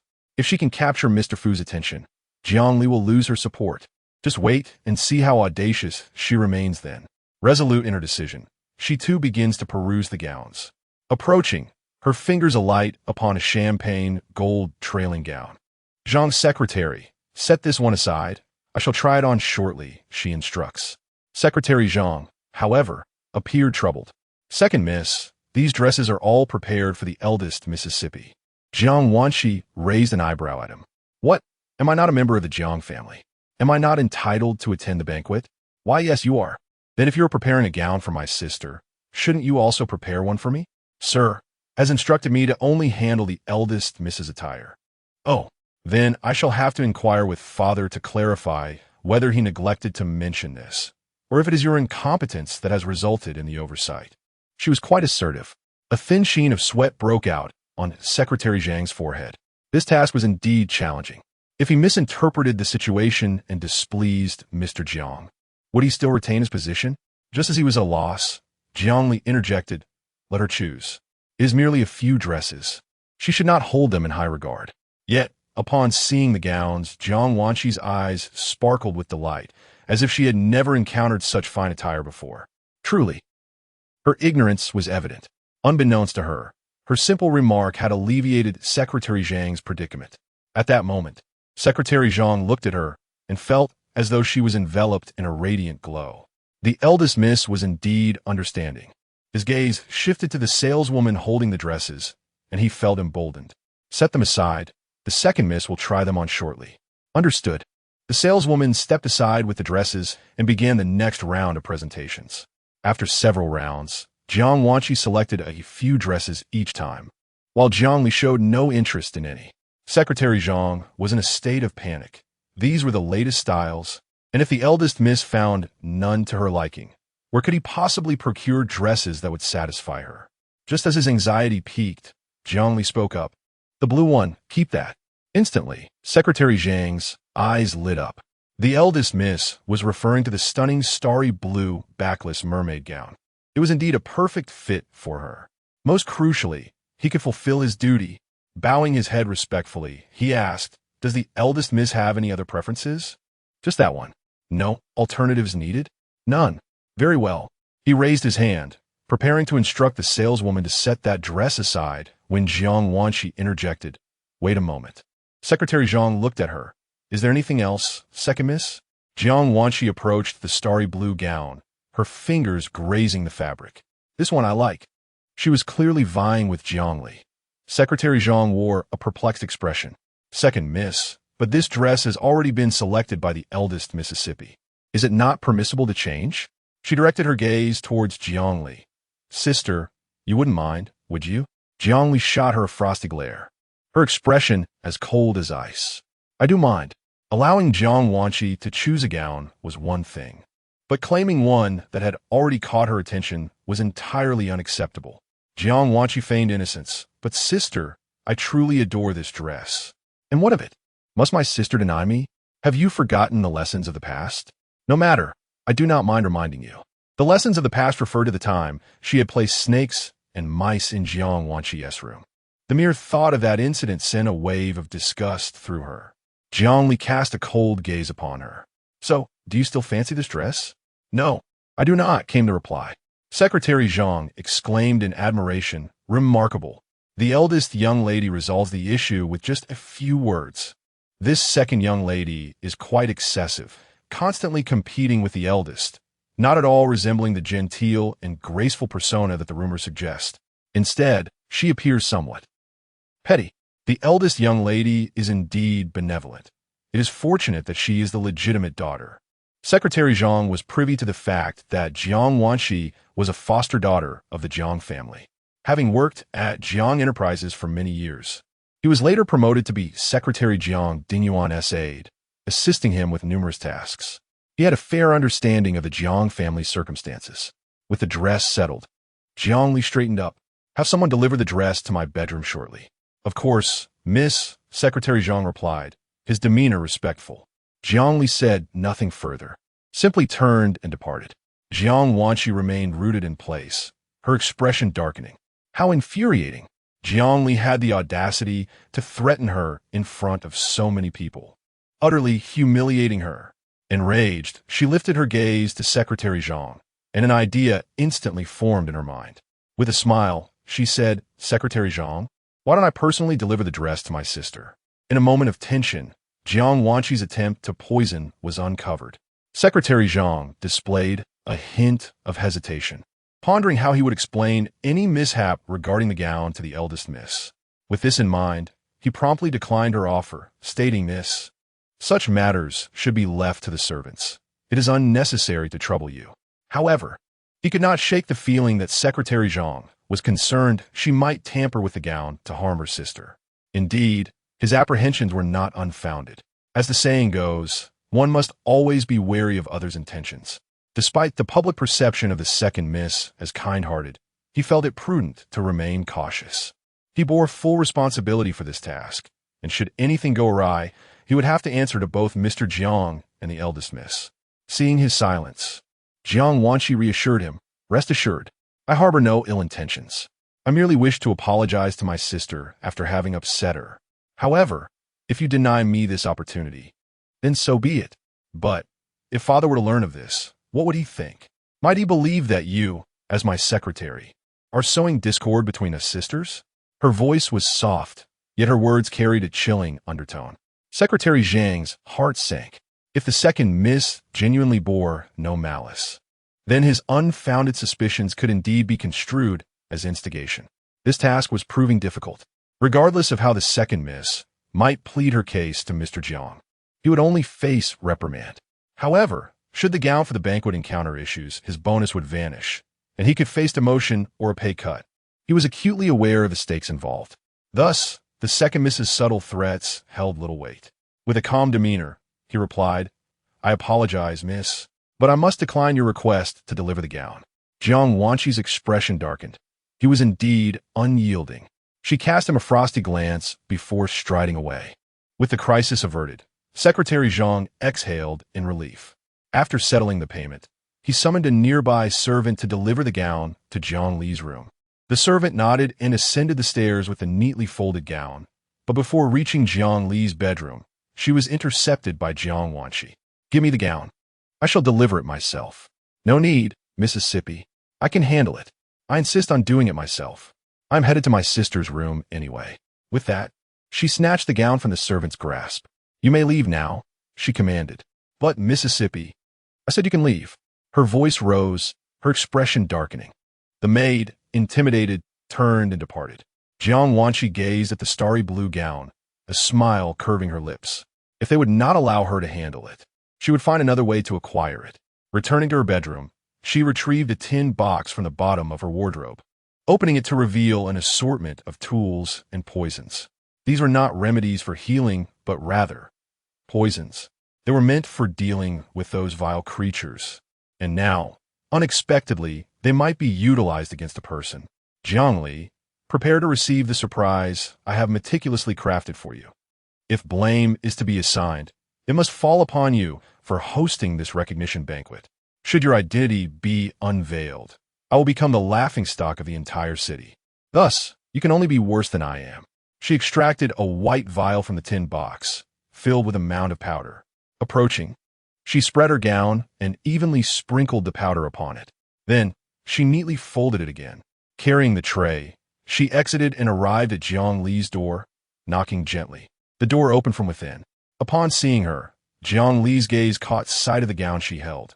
With a fleeting thought, she quickly deduced the situation. She reached out to receive the gown, her voice cold. "You may leave now." Surprisingly smooth.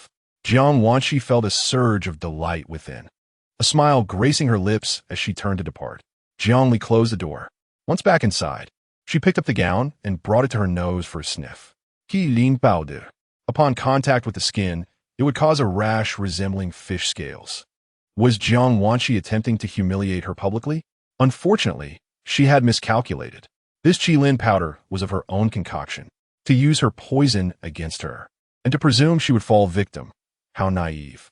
She relaxed her fingers, letting the gown fall to the floor. Lanmen emerged from behind the curtain. "Master Jiu, how may I assist you?" "Investigate Jiang Wanshi's purchase records at the apothecary.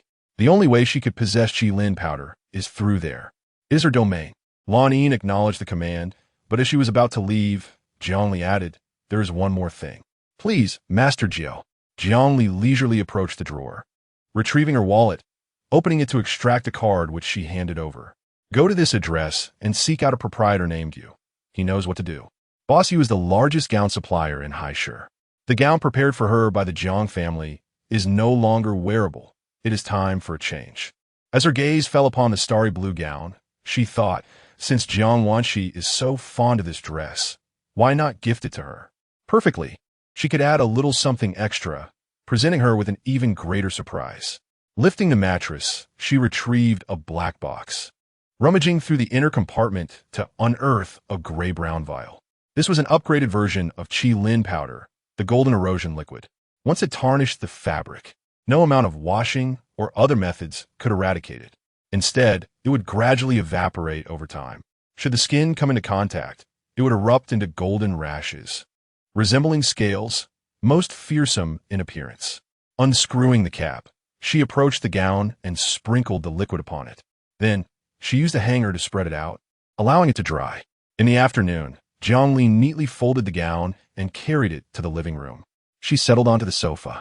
When Jiang Wanshi entered, she was momentarily taken aback by the gown placed on the coffee table. Immediately, alarm bells rang in her mind. Jiang Li couldn't have discovered something and come to confront her. Could she? Her gaze fell upon Jiang Li, scrutinizing her expression. It seemed as usual. Doubts stirred within her as she cautiously inquired, "Sister, this is..." "Seat." Just a simple word. Yet to Jiang Wanshi's ears, it bore an air of command. She despised that feeling. She wished to refuse, yet when she beheld Jiang Li's cold, distant visage, her words faltered. She settled onto the sofa, as Jiang Li presented the gown before her. "Don't you like it? It's yours." "Yours? For me?" "Yes, a gift for you. But isn't this the gown chosen by my sister? Did you not express your fondness for it?" Jiang Wanshi gazed at the gown resting upon the tray. Indeed, she found it quite appealing. To be fair, it was the most exquisite among the array of dresses. Hence, she had contested with Jiang Li over it. However, at that time, she had been denied, and now Jiang Li was offering it so readily. She could hardly believe such generosity. Could it be that she had uncovered some secret, prompting this act of kindness? "Sister, I do appreciate it, but I cannot take what belongs to another. This gown is yours, and I shall not accept it." As she spoke, she gently pushed the dress back toward Jiang Li.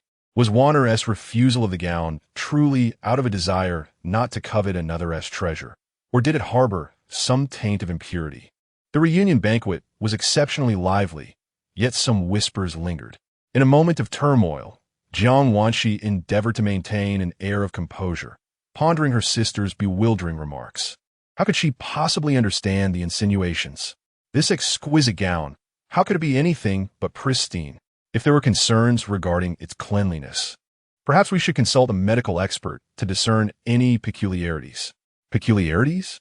Her sister's claims grew increasingly absurd. A fine gown could harbor no oddities. Should any discrepancies arise, it would be evident to all, and since the gown was a gift from her, one might question if it was a deliberate act on her part. Her commanding presence resonated with authority. Jiang Wanqi felt her heart sink. Even if something were amiss, it did not imply her culpability. For the gown had passed through multiple hands, including Secretary Zhang's. Yet, Secretary Zhang had no motive for such a scheme. Did one truly believe such matters could remain concealed? How? How could they investigate? That is not your concern. The truth will inevitably surface. Jiang Wanqi was fraught with anxiety as Jiang Li continued. Should father discover that someone has maliciously orchestrated the downfall of the banquet, how do you suppose he would address the instigator? The crux of the matter lies in whether he would seek my opinion. I am known for my grudges, a fact you should well appreciate. Each word she uttered resonated with gravity. Jiang Wanqi's heart raced, considering the extent to which father had protected Jiang Li lately. Especially with General Fu as her ally, it was plausible he might indeed consult her. Would she then be compelled to acquiesce to whatever demands Jiang Li might present? What was her sister truly plotting? Jiang Li pushed the gown back toward her, stating, "If you accept this gift, I shall trust that the gown bears no secrets." To wear it? Yet it had been laced with a substance that would cause a rash upon contact. She hesitated, contemplating her options. After a prolonged moment, she reached for the tray that held the gown. Very well. She merely stated her acceptance, not committing to any further actions regarding it. She could easily set the gown aside and refrain from wearing it. Resolute, she lifted the tray and ascended the stairs. However, just as she stepped forward, Jiang Li interjected, "I hope to see you don that gown on the day of the banquet." To wear it? Jiang Wanqi turned sharply to Jiang Li, incredulous at the expectation. How could her sister feign such generosity, merely suggesting she accept the gown without ulterior motives? Ultimately, she had underestimated Jiang Li. Her sister was far more cunning than she had anticipated. Nevertheless, it mattered not. With 2 days remaining until the banquet, she merely needed to devise a way to remove the powder from the gown. With that thought, she averted her gaze and strode confidently upstairs. Lanmen returned the following day, carrying a bag that contained the very gown. "Boss Yu, upon learning of your presence in Haishu, asked me to convey an invitation for you to visit him. He promises a warm reception." Understood. Jiang Li unwrapped the bag and carefully hung the gown. Lanmen continued, "Ninth Master, the medical hall has indeed traced Jiang Wanqi's purchase records, and the quantity is quite substantial." As he spoke, he produced his phone and displayed several photos, which were the medical hall's account books. The records clearly documented the specific times and medications purchased by Jiang Wanqi. Jiang Li skimmed through them, inquiring, "Have you discovered the purpose for which she acquired these medicines?" "Not yet, but individuals who purchase such medications often harbor ulterior motives and stray from the righteous path. Jiang Wanqi should be no different. I do not accept should be. Understood, I will investigate this immediately." Jiang Li returned the phone and instructed the medical hall to place Jiang Wanqi on the blacklist starting today. "Yes, Ninth Master, I will take care of it right away," Lanmen stated before vanishing from the room in the blink of an eye. 2 days later, the recognition banquet commenced. Due to external rumors, Fu Zheng was also set to attend this event, resulting in an unprecedented turnout for the Jiang family's recognition banquet. The elite of Haishu gathered in droves, with numerous luxury cars lining the street, stretching nearly 100 meters long. Jiang Dingyuan was elated. The Jiang family had hosted countless banquets over the years, yet this was the first time they had drawn such a crowd. Though many were there primarily for Fu Zheng, he was still the one invited by the Jiang family, which was enough to elevate their status.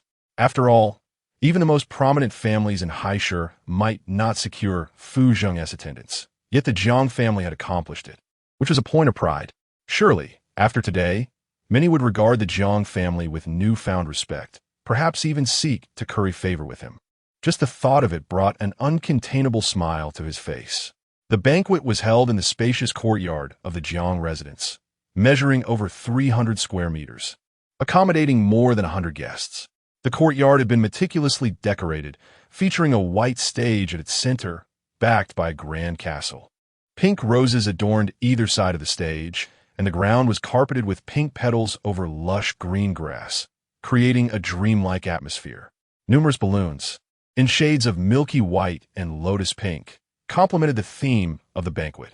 Transparent chairs were arranged across the lawn, alongside a dessert table draped in white cloth and a beverage station. Guests mingled and exchanged pleasantries when suddenly, a tall figure appeared at the entrance of the banquet. It was Fu Zheng. Those with keen eyes rushed to greet him, one after another.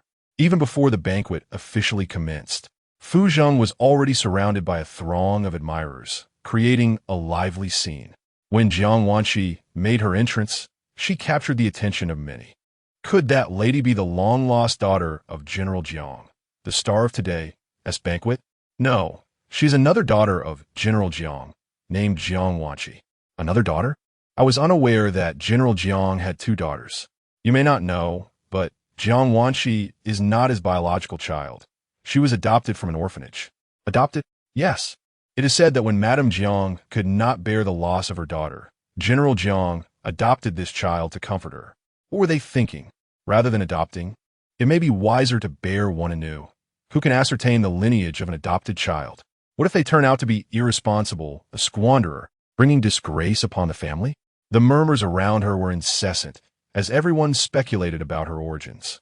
Although Jiang Wanqi maintained a composed exterior, her mind was a tempest of turmoil. Few in Haishu were aware of her background, yet that did not imply that no one knew. As word spread from one person to another, the possibility of her secret being unveiled loomed ominously. How would she navigate her standing within the social circles of Haishu if more people became aware? Just as she felt adrift in confusion, her gaze fell upon Fu Zheng, surrounded by a throng of admirers, and an idea sparked within her. With determination, she strode toward the crowd. As she approached, a sweet smile graced her lips, and she greeted him, "Mr. Fu, it has been a while." In public, Jiang Wanqi attempted to flirt with Fu Zheng, only to be met with rejection. Her voice, not particularly soft, was clearly heard by those around her, who cast her astonished glances. It was common knowledge that Mr. Fu was not well acquainted with Miss Jiang. So, what could this mean? The general manager, standing beside Fu Zheng, was the first to speak. "Miss Jiang, do you know Mr. Fu?" Jiang Wanqi shyly glanced at Fu Zheng, replying that they were not familiar, having merely met a couple of times. The crowd's eyes shifted back and forth between Fu Zheng and Jiang Wanqi. If they were not close, what could explain her bashful demeanor? They quickly concluded that there must be some romantic involvement between them, as it was difficult to fathom why Fu Zheng would forego a lavish gathering of affluent elites in Haishu to attend a gathering hosted by the Jiang family, a family of lesser standing in the social hierarchy of the city. However, if it concerned the daughter of the Jiang family, it all began to make sense. The spectators' gazes lingered on Jiang Wanqi, who stood frozen, her fingers tracing the rim of her champagne flute, the coldness of the glass failing to quell the heat rising in her cheeks. This was Fu Zheng, a man of unparalleled lineage and striking appearance, the pinnacle of desirability for the noble women of the capital. She had never had the opportunity to engage with him before, but now he stood right before her. If Fu Zheng were to become her match, she would ascend into the upper echelons of society, securing her place among the elite. The opportunity lay before her. She merely needed to seize it to alter her current circumstances. Gripping the champagne flute more tightly, she raised her gaze to Fu Zheng, her eyes shimmering with hope. "Mr. Fu Yi." He parted his lips, the two words he uttered cutting through the air like winter frost. The crowd gasped. So Mr. Fu and Miss Jiang were indeed unfamiliar with one another. It was a misunderstanding on their part. What then could account for Jiang Wanqi's bashful expression? Was she, like those infatuated women, rendered speechless in his presence? TSK, a wealthy young lady with such a lack of decorum. Disdainful and contemptuous glances were cast her way. Jiang Wanqi felt a tightening in her throat, completely unprepared for this turn of events. How could Fu Zheng not recognize her? It was unfathomable. They had clearly met that day. Undeterred, she pressed on. "Mr. Fu, we met when you visited the Jiang residence. I am Jiang Wanqi, the sister of Jiang Li. You must remember me?" I have no recollection. How could he have no recollection? Mr. Fu, please think again. Jiang Wanshi was on the verge of tears, bewildered by her apparent insignificance in his memory. The murmurs of the crowd crashed over her like a tidal wave, and her expression tightened as she desperately looked at Fu Zheng, hoping he would recall her. If only he would acknowledge their acquaintance, the strange gazes would cease. The atmosphere at the banquet seemed to freeze, all eyes fixed on Fu Zheng and Jiang Wanshi. Fu Zheng's brows furrowed, his gaze icy. Was this the upbringing of the Jiang family? A statement laden with authority, causing Jiang Wanshi to draw in a sharp breath. He indeed seemed to have forgotten her, speaking to her in such a tone. But how could he forget? They had exchanged words that very day. She stood frozen, uncertain, when the CEO's voice cut through the air. Miss Jiang, since Mr. Fu does not recognize you, there is no need to force a connection. I trust the Jiang family raised their daughters better than this. The public reprimand left Jiang Wanshi utterly humiliated. Yet, her inner composure urged her not to flee. She gazed at Fu Zheng, her eyes brimming with tears, presenting a pitiful fade. I apologize, Mr. Fu. It was my misunderstanding. I'm truly sorry for any offense today. Her voice trembled towards the end. Before Fu Zheng could respond, Jiang Wanshi turned and walked away. As she moved, her steps were light, occasionally raising a hand to dab at the corners of her eyes, as if bearing an immense grievance. In usual circumstances, someone would have stood up for Jiang Wanshi. However, today was the Jiang family's recognition banquet, attended by numerous executives from various fields, who could not decipher her subtle gestures. Her strategy had misfired. After stepping out of the executive's line of sight, Jiang Wanshi casually found a spot to stand still. Before she could steady her emotions, a familiar female voice called out from behind, "Waner." It was Zhang Jia. She turned abruptly to find Zhang Jia and Nan Xiao approaching her. Her previously relaxed heart tightened once more as she regarded the two, her pupils dilating. She had not invited either the Zhang or Nan families. How had they come? While she was lost in thought, the two reached her side. Their eyes met, and Zhang Jia smiled brightly. Surprised? Thrilled? Internally, Jiang Wanshi thought, indeed, quite surprised and thrilled. Nan Xiao explained, "We didn't receive an invitation initially, but my father mentioned that the Jiang family was hosting an event with Mr. Fu from the capital. So I took a chance and had my uncle arrange an invitation." "I see. But why didn't he reach out to me?" Jiang Wanshi asked deliberately. Nan Xiao replied, "I intended to, but since you didn't take the initiative to contact me, I assumed you had your reasons and asked someone else. My uncle could easily procure an invitation. And what about Jia? How did she manage to get one?" Zhang Jia chimed in, "Oh, mine was, of course, courtesy of Xiao Xiao. She said we are best friends and must stand together." As she spoke, she linked arms with Nan Xiao, beaming with joy. Jiang Wanshi's expression soured. She had hoped that by not inviting the Zhang and Nan families, they would remain oblivious to Jiang Li's true identity. Yet unexpectedly, they had obtained invitations themselves. What did she do now? Once the recognition banquet commenced, should they see Jiang Li on stage, all her lies would unravel. How would they perceive her then? Would they still wish to befriend her? A sense of dread enveloped her, while she remained unaware that Nan Xiao had been quietly observing her all along. Among the three, Zhang Jia was the most naive, easily deceived. However, Nan Xiao had never approached Jiang Wanshi with genuine intentions. She did not regard her as a true friend and would not be misled. She was acutely aware of what kind of person Jiang Wanshi was. Zhang Jia cast her gaze around, inquiring, "Waner, what is the theme of this banquet that it appears so grand? I see many affluent merchants have arrived. Is that so?" Jiang Wanshi replied, feeling somewhat awkward, unsure of how to respond. Should she say it is a kinship recognition banquet? But whose kinship is being recognized? If it pertains to Jiang Li, would that not be tantamount to an admission? Yet, at this point, her situation bore little distinction from an admission.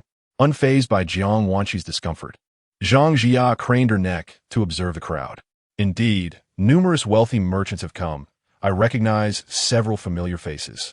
Look over there, that is Mr. Zhou, the real estate magnate, and beside him is a figure from the finance sector." She chattered incessantly while Jiang Wanshi, feeling as though she had consumed bitter melon, could only nod in reluctant agreement. Nan Xiao observed everything quietly and interjected, "I heard from my uncle that the Jiang family is hosting a kinship recognition banquet this time." 046 Jiang Li made a stunning appearance at the recognition banquet. Zhang Jia was momentarily taken aback, nearly doubting her own hearing. "What did you say? A recognition banquet?" "Yes, indeed, a recognition banquet." Jiang Wanqi felt a sinking sensation in her heart, realizing that the truth would inevitably come to light. Zhang Jia, perplexed, clung to Jiang Wanqi's arm. "Waner, what recognition banquet is your family hosting? Who is being recognized?" As expected, when she hesitated, unsure of how to respond, a path opened in the crowd. A girl clad in a cherry blossom pink gown linked arms with Jiang Dingyuan, gracefully traversing the flower-strewn lawn. Zhang Jia's eyes brightened as she eagerly pulled Jiang Wanqi and Nan Xiao forward. As they squeezed through the throng, they finally discerned the identity of the girl. It was Jiang Li. Zhang Jia's eyes widened in shock. Could she be the protagonist of the recognition banquet? No wonder Waner's parents treated Jiang Li with such kindness. They intended to adopt her as their daughter. But was this not profoundly unfair to Waner? Nan Xiao observed silently, her reaction relatively subdued. Prior to their arrival, she had heard her uncle speak of the Jiang family's recognition banquet and, coupled with Jiang Wanqi's earlier demeanor, had already surmised much of what was unfolding. Waves of astonished murmurs rippled through the crowd, as they could hardly have anticipated that Jiang Dingyuan's long-lost daughter would be such a breathtaking beauty. The strapless cherry blossom pink gown clung to her curves, accentuating her slender waist and graceful silhouette. Her exposed skin resembled flawless, glistening mutton fat, and her face was a masterpiece, exquisite yet imbued with a touch of aloofness, as if everything was perfectly balanced. Fu Zheng was momentarily rendered speechless. Although he was aware of her beauty, he could not help but be mesmerized by her at that moment. His gaze followed her uncontrollably until she took her place on the stage, at which point he regained his composure. His throat bobbed as he watched her, tilting his head back to down his glass of champagne. Yet, as his eyes scanned the crowd, he caught sight of the admiration reflected in their expressions, and a wave of irritation washed over him. It felt as though a cherished treasure of his had been exposed to the prying eyes of others, leaving him distinctly uncomfortable. Among the multitude of gazes, however, there was one belonging to Xie. He had come to the banquet with his parents, initially expecting nothing more than an ordinary gathering. Little did he know that the centerpiece of the soiree would be Jiang Li. The moment she glided past him in her extravagant gown, the world seemed to fall silent. She was undeniably beautiful, resembling a princess. Xie's composure faltered. For that fleeting moment, even he, normally so composed, struggled to find the rhythm of his heartbeat. His heart raced uncontrollably, as though it might burst forth from his chest at any moment. Zhang Jia stood frozen. Despite her disdain for Jiang Li, she could not help but gasp in awe. So beautiful. Indeed, she was breathtaking, stunning beyond compare. Jiang Wanqi, in that instant, forgot her anxiety about the impending revelation of her lies. She gazed at Jiang Li on the stage, jealousy igniting within her. Where had she acquired such a magnificent gown?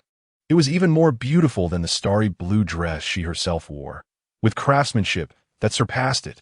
She had assumed that after giving her the starry blue gown, Jiang Li would have no suitable attire left. Yet here she was, having somehow procured yet another exquisite ensemble. Her current gown is 100 times more exquisite than the one she wears. Damn it! Jiang Li's gaze pierced through the crowd, precisely locking onto Jiang Wanqi. Upon seeing her truly adorned in that starry blue dress, a subtle smile graced her lips. One wonders if she heeded her words or if she genuinely adored that gown. Regardless of the motive, she must brace herself for the consequences of her own mischief. After all, who asked her to meddle and poison her attire? On stage, Jiang Dingyuan had just finished introducing Jiang Li's identity and was about to announce the commencement of the ball when someone in the crowd exclaimed, "Mr. Jiang, on such a splendid day, why not have your esteemed daughter showcase her talents?" The crowd quickly rallied in agreement. "Yes, Mr. Jiang, at any gathering, it is customary for the younger generation to perform. It cannot be any different at the Jiang family's event. Even if you dote on your daughter, she should not be kept hidden away. Let us witness her talents. A throng of people stoked the flames of enthusiasm. Fu Zheng furrowed his brows, his icy gaze sweeping over the instigators, committing their faces to memory. Once the kinship banquet concluded, he would have Shi Wu investigate. Each of these provocateurs should prepare for their downfall. Jiang Wanshi was overjoyed. Even before she had taken action, a multitude was rallying for her. Forcing Jiang Li to perform will be tantamount to a public execution. After all, having grown up in the countryside, what talents could she possibly possess? If she were to perform, it would only result in her embarrassment.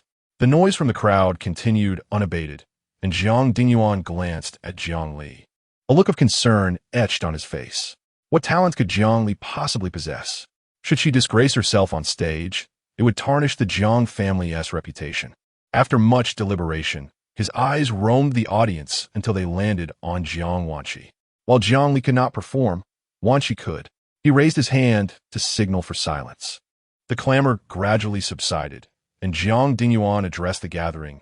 Ladies and gentlemen, my eldest daughter is unwell and unable to perform for you, but my second daughter is available. Why not allow her to play a piece for us? Second daughter? They referred to the daughter raised within the Jiang household. Eyes turned toward Jiang Wanshi. And regardless of her parentage, having been raised in proximity, how could she be lacking? The prospect of a predictable performance was far too mundane. They craved a spectacle fraught with mishaps. The Jiang family, basking in glory, had reclaimed such a stunning daughter, and they were eager to witness the family's potential embarrassment. Should Miss Jiang falter on stage, she would undoubtedly become the talk of the town the following day, a source of ridicule throughout the social circles of Haishur. The first few instigators expressed their displeasure, declaring, just moments ago, all was well. Yet upon mentioning a performance, the eldest Miss Jiang suddenly falls ill. Is she genuinely unwell, or does she lack the courage to perform? Indeed, who wishes to see the second Miss Jiang perform? We only wish to witness the eldest daughter. Could it be that the eldest Miss Jiang, having been raised in the countryside, is merely a simple village girl, and Mr. Jiang fears she might embarrass the family? The uproar from the crowd grew, and Jiang Wanshi observed from a distance, her heart swelling with delight. Indeed, it is imperative for Jiang Li to perform in public. Jiang Dingyuan's expression darkened. These individuals were clearly intent on creating trouble for him. He cast a glance at Jiang Li, then quickly averted his gaze. It was truly a desperate move. Even if he compelled Jiang Li to perform, could she truly understand the task at hand? Having been raised in the countryside, what talents could she possibly possess? He contemplated ways to refuse, as offending people was far better than having one's dignity trampled upon. Just as he was about to articulate his thoughts, he heard Jiang Li say, I am grateful for your kind invitation. I shall play a piece on the violin for you all. Jiang Dingyuan was taken aback, shooting her a warning glance, imploring her not to make such reckless promises. He then turned to the audience, apologizing. I regret to inform you that my eldest daughter is indeed unwell and unable to perform. However, the crowd below showed no signs of relenting so easily. 047 Jiang Li's proficiency with the violin was astonishing. They persisted, insisting that Jiang Li perform. With no other option, Jiang Dingyuan reluctantly acquiesced. A servant brought forth the violin and handed it to Jiang Li. She stood confidently at the center of the stage, her demeanor calm and composed. In stark contrast, Jiang Dingyuan was riddled with anxiety, unable to believe that Jiang Li possessed any talent, let alone the ability to play the violin. He feared she might not even know how to hold it. It was evident that these individuals were eager to witness the Jiang family's humiliation, leaving him in a quandary. Unlike Jiang Dingyuan's trepidation, Jiang Wanshi wore a look of delight. The performance was about to commence. She eagerly anticipated the moment Jiang Li would make a fool of herself, and the mere thought brought a smile to her lips that she struggled to contain. On stage, Jiang Li cradled the neck of the violin with her left hand, allowing the body to rest against the hollow of her collarbone. With the bow in hand, she raised her right arm, gently securing the bow's frog with her index finger while her thumb pressed against the groove, and her middle and ring fingers adjusted the pressure on the bow stick. As the first notes emerged, The whispers from the audience ceased, their gazes riveted on the performer. Paganini's 24 caprices surged forth like an untamed tempest. Her left hand danced swiftly across the fingerboard, the movement of her fingertips resembling butterflies in flight, transitioning seamlessly from ethereal high notes to the profound depths of a low register, each note as precise as the markings on a finely tuned instrument. The audience, initially indifferent, straightened their backs in surprise. They had not anticipated that Jiang Li would indeed play the violin, and with such remarkable skill. Jiang Wanqi watched in disbelief as the melody ascended into a dazzling passage. Jiang Li swayed gently to the rhythm, her hair lifted by a gentle breeze.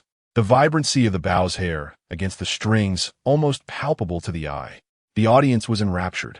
When the piece concluded, silence lingered in the air until someone in the crowd began to applaud. In an instant, the sound of clapping resonated throughout the hall. Their gazes toward Jiang Li were filled with admiration and astonishment. Jiang Dingyuan beamed with joy, unable to contain his smile. Had he known Jiang Li's talent with the violin was so exceptional, he would have refrained from hindering her earlier. He ascended the stage with a grin that nearly stretched to his ears. Fu Zheng stood at the foot of the stage. Though he had anticipated her violin skills to be commendable, he had not expected them to reach such extraordinary heights. Observing the radiant figure on stage and the predatory gazes from the crowd, he felt a pang of bitterness. He wished he could extract their eyes and use them as marbles. Xie Ziyi's heart raced with excitement. At that moment, Jiang Li appeared to him as a true princess, exuding an air of nobility that commanded reverence. Zhang Ji clasped her hands tightly against her chest, her eyes brimming with infatuation as she gazed at Jiang Li. Wow, she's incredibly impressive. Jiang Wanqi glanced at her, her expression far from pleased. Nan Xiao, arms crossed, leaned closer to her ear and whispered, "Which side are you on?" Zhang Ji, suddenly aware, donned a sheepish expression, exclaiming, "This is purely an accident." She chuckled and continued, "Actually, I think we may have been too hostile towards Jiang Li. Upon reflection, she hasn't truly harmed us in any way. When it comes to this, she still maintains a semblance of seriousness. However, as the conversation progresses, her hands unconsciously find their way to her chest, a silly grin adorning her face. I couldn't help but notice that not only is she beautiful, academically accomplished, but also an exceptional violinist. Truly, she is the goddess of my dreams." In a hushed tone, she expresses her last thought, a hint of shyness evident on her face. Nan Xiao chuckles and shakes her head, remaining silent. Jiang Wanqi's expression shifts. What does it mean to say they have never harmed her? She has borne the brunt of everything on their behalf. Jiang Li's vengeance has been directed towards her, whether it be placing snakes or mice in her room. It has all been her burden to bear. And now, they turn around and speak highly of Jiang Li. What does that say about her sacrifices? Zhang Jia, momentarily entranced, suddenly remembers Jiang Wanqi beside her and hastily composes herself. She tilts her head to look at her, noticing her serious demeanor, and attempts to take her hand, only to be rebuffed by Jiang Wanqi. "Wan, are you upset?" she asks, her large, doe-like eyes wide with innocence. Jiang Wanqi turns her head away. Zhang Jia tries again to grasp her hand, and this time, she does not resist. Shaking her wrist gently, she pleads, "Oh, Wanner, please don't be angry. I was wrong. I couldn't help but be enchanted for a moment. After all, you know how beauty can mislead, and beauty, coupled with talent, can be even more beguiling." Jiang Wanqi remains silent, prompting her to add, "However, after witnessing the performance just now, I have come to realize something. Jiang Li is indeed quite cunning." She speaks with earnestness. Jiang Wanqi glances at her, curious about this cunningness. "I had no idea why Uncle Jiang and Aunt Jiang were so fond of Jiang Li, even adopting her, but after seeing her performance today, it all became clear to me." "Wait a moment." Nan Xiao interrupts. "What do you mean by saying they adopted Jiang Li?" "I mean it literally. Jiang Li is the daughter of a servant, and Uncle Jiang and Aunt Jiang wish to adopt her, but are apprehensive about how it would appear. So they claim she is their long-lost biological daughter. I understand this maneuver." She wears a smug expression. Nan Xiao, how can one be this speechless? Zhang Jia truly is tall, but lacks intelligence. Jiang Wanqi also comes to realize that she had misunderstood.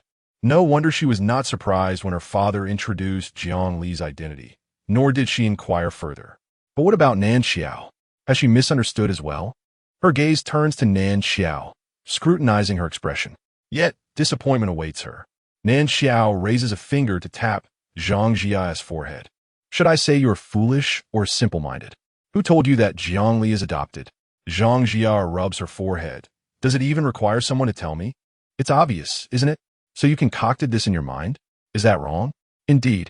Nan Xiao states seriously, listen carefully. Jiang Li is the legitimate daughter of the Jiang family. A true heiress, not the daughter of a servant. Genuine and legitimate heiress. Jiang Wanqi finds these words somewhat jarring, as if Nan Xiao is subtly implying that she is not a biological daughter of the Jiang family. But how could she know? No, surely, she is simply overly sensitive, overthinking matters. Zhang Jia wore a look of skepticism. After all, did Wana not claim that Jiang Li was the daughter of a servant? How could it possibly be?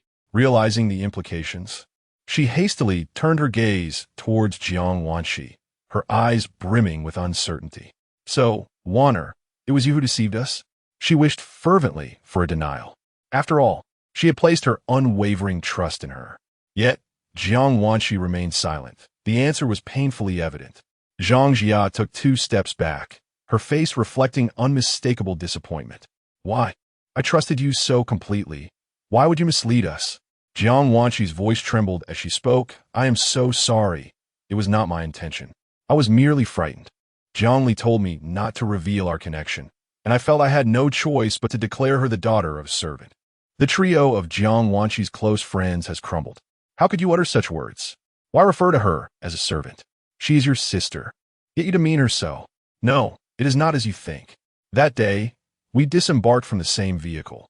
Had I not called her servant, what else could I have said? Waner, you are more astute than I. Even I could conceive of calling her a distant relative or the daughter of a family friend. How could you not think of such alternatives? I truly did not mean to offend. The situation was urgent, and I was at a loss for how to explain. Zhy, can you ever forgive me? As Jiang Wanqi spoke, she rushed to grasp Zhang Zhy's arm, only to be violently shaken off, leaving her to depart without a backward glance. She may be foolish, but she is not so naive as to remain oblivious to the truth. Clearly, Wana had countless opportunities to clarify matters with them, yet she chose not to. They were best friends, yet Wana wielded them as weapons against Jiang Li. Even today's banquet, she suspected, was a scheme of hers to prevent them from attending, merely to conceal Jiang Li's true identity. Otherwise, given the Zhang family's standing in Haishe and their previous ties with Jiang Wanqi, it was inconceivable that not a single invitation was extended. How foolish she was to trust her so completely, standing steadfastly by her side, even after Uncle Jiang announced Jiang Li's identity. She even concocted numerous justifications in her mind. In the end, the fool was none other than herself. She was furious beyond measure. She vowed never to forgive Jiang Wanqi again, nor to be her friend. Meanwhile, Jiang Wanqi endeavored to salvage the situation. Although Zhang Zhy had left, Nan Xiao remained. If she could maintain the bond with even one of them, their trio would not be irrevocably altered. With a pained expression, she implored, Xiao, everything I said was true. I was truly compelled. Can you speak to Zhy for me? I do not wish to lose her as my confidant.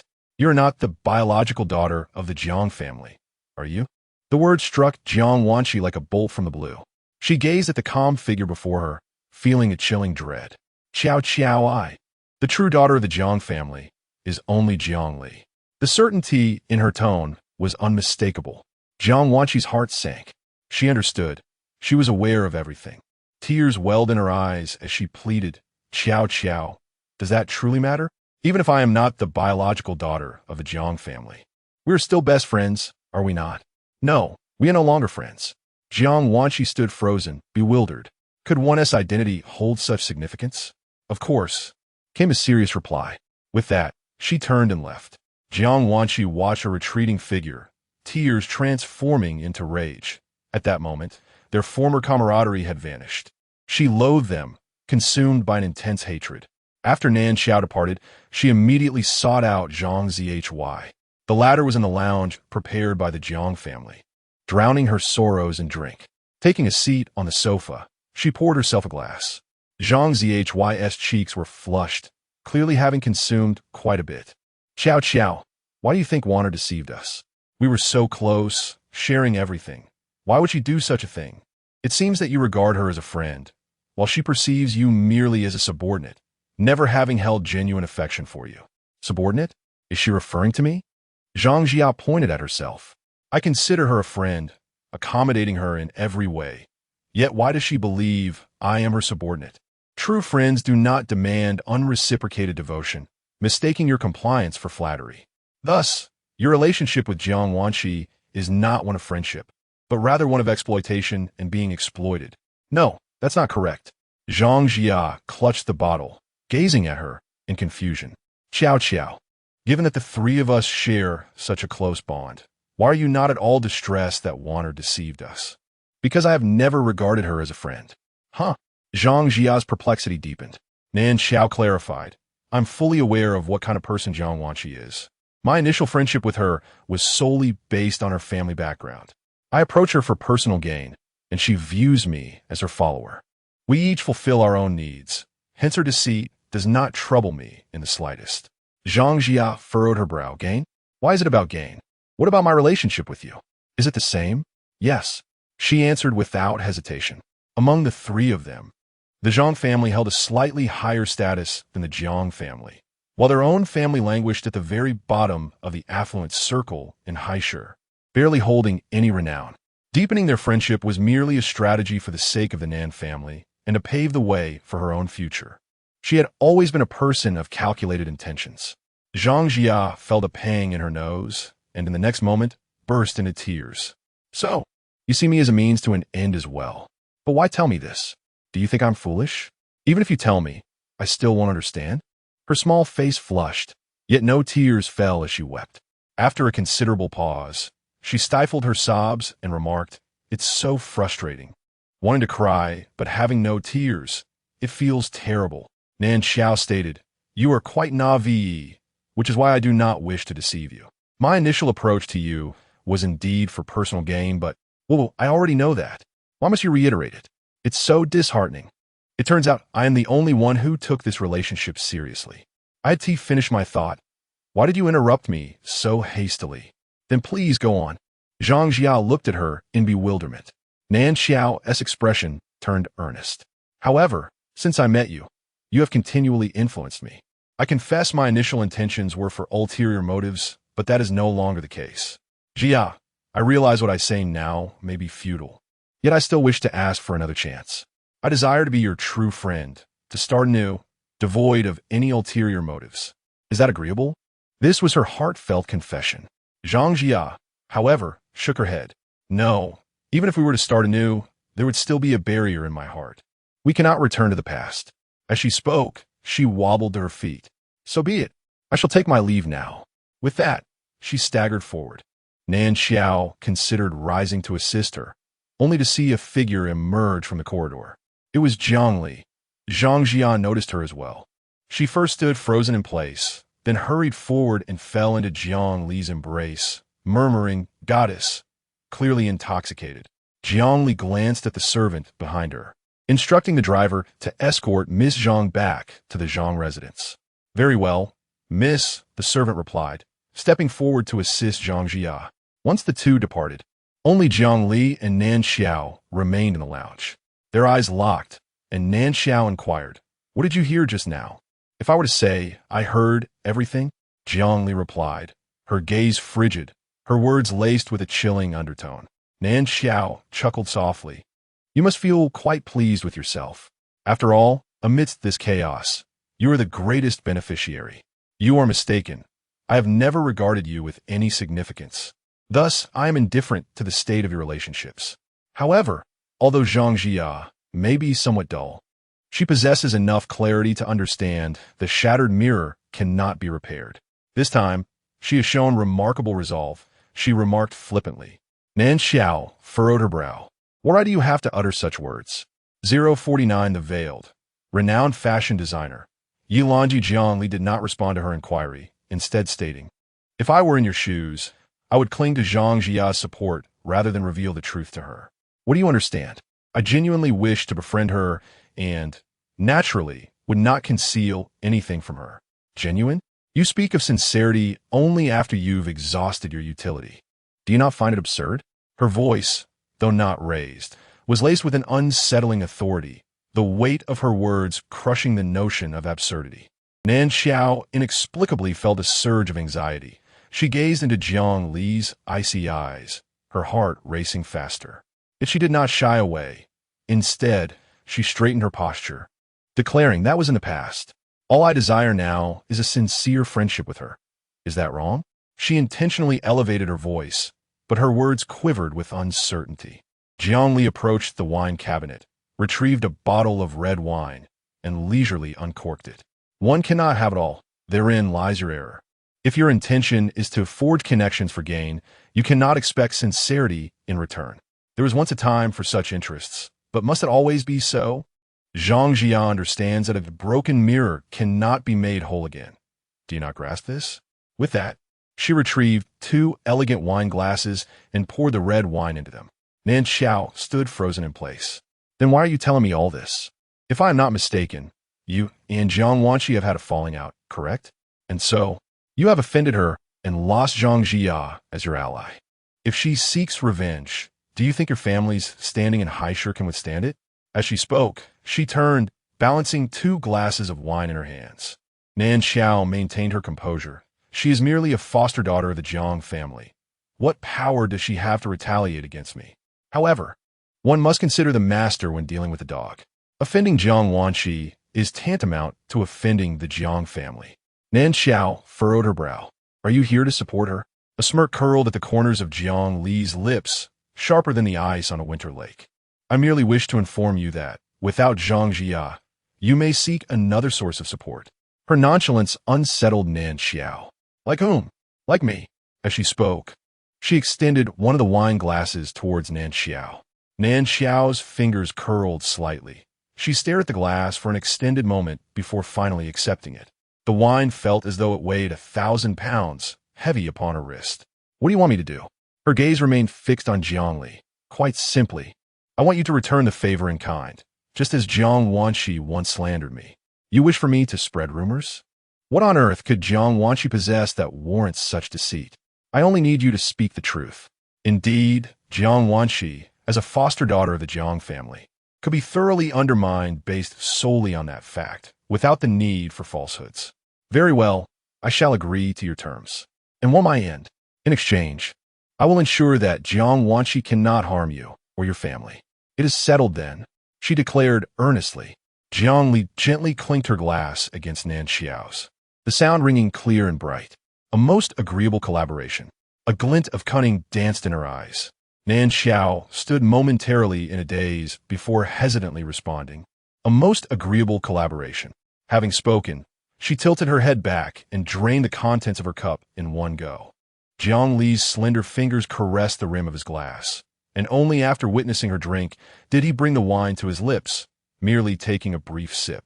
A figure emerged from the corridor, leaning casually against the wall, and remarked nonchalantly, "So this is where you are? I've been searching for you for ages." Nan Xiao turned at the sound of his voice, surprised to see Fu Zhong. That previous remark couldn't have been directed at her, which meant she suddenly glanced at Jiang Li and, upon seeing her unperturbed expression, immediately understood. No wonder Fu Zhong attended the Jiang family banquet. It was all because of Jiang Li. It seemed that aligning herself with Jiang Li was far more advantageous than with Jiang Wanqi. A wave of relief washed over her. She was glad she had accepted Jiang Li's suggestion earlier. Otherwise, she would surely be regretting it deeply now. Fu Zhong approached them, prompting Nan Xiao to discreetly withdraw. The lounge was left with just the two of them. Jiang Li inquired, "What brings you here?" "Of course, to find you," he replied. "Is there something you need? Is it forbidden to seek you out without a reason?" He stepped closer, scrutinizing the gown she adorned. As rumors had it that the 9th young lady of the Lan family was a master of disguise, and it appeared to be true. "What do you mean?" "Ye Lanzhi. That isn't it? I have no idea what you're talking about." Jiang Li attempted to step away, but he grasped her wrist. You needn't deceive me. Lanzhi, Ye Lanzhi, both names contain Lan. If they have no connection, then I'd gladly reverse my name, Fu Zheng. That's merely a coincidence. Are you so hasty to conclude they are related? Jiangli regarded him calmly. Fu Zheng took a step forward, reducing the distance between them to mere inches. But it's quite the coincidence that Xiao Jiu happens to excel in disguise. And this gown she wears happens to be a design from Ye Lanzhi's collection. Do you not find such a coincidence remarkable? Their gazes locked. Jiangli extended her hand, her fingertips resting gently against his palm, the soft touch imbued with undeniable strength. She traced along the top bone of his wrist, inching upward until she pressed against the acupoint at his elbow. Fu Zheng let out a muffled groan, releasing his grip. Are you serious? Speak. What is it that you desire? Her expression remained frosty, devoid of any superfluous emotion. Fu Zheng leaned in closer, whispering in her ear, Dance with me, and I shall keep your secret. What do you say? Is that all? She replied, her tone teasing. Fu Zheng, grinning. Seized her hand and strode towards the exit. Then I shall take that as your agreement.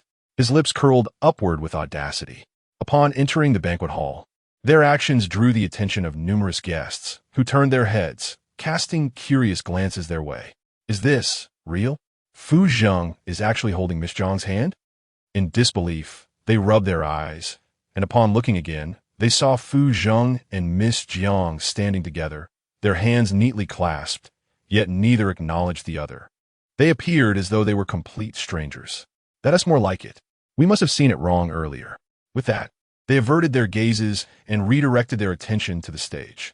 Fu Zheng leaned closer to Jiangli, teasing, feeling shy. Jiangli fixed her gaze ahead, maintaining her composure. Do not stand so close to me. Are you concerned about others misinterpreting our relationship? She gazed at him, her expression earnest. I merely wish to avoid being the subject of Mr. Fu's tabloid headlines. Are you investigating me? It is merely a matter of reciprocity. With that, she averted her gaze. Fu Zheng continued, Those reports are untrue. I have no connection with them. If you did it, why not admit it? Does Mr. Fu lack the courage to acknowledge his actions? If I did not do it, what is there to confess? Fu Zheng, growing impatient, noticed Jiangli still fixated on the stage. He stepped in front of her, obstructing her view. Xiaojiu, I truly have never done anything of the sort. You must believe me. Very well, I believe you, she replied with a dismissive tone. Fu Zheng cast a glance back at the stage, observing Jiang Wanqi performing, and frowned. What is so captivating about her? She doesn't even glance in my direction. 50 Fu Zheng proves his innocence. Jiangli finally withdrew her gaze. Is this matter truly of such significance? Of course, it is vital. It concerns my innocence. If you value your innocence so highly, how can there be so many scandalous rumors surrounding you? Those are merely suitors arranged by my grandfather. After each meeting, they write their own press releases and by trending topics, attempting to coerce me into marrying them through public opinion. But rest assured, I have no connection with them and no interest. I only comply with my grandfather's wishes, truly. I assure you. Jiang Li's eyes remained calm. So, you have not encountered anyone suitable? Fu Zheng. Xiaojiu's focus is absurdly misplaced. Is that even the crux of the matter? Xiaojiu. What I mean is, I have no relations with them. I am innocent.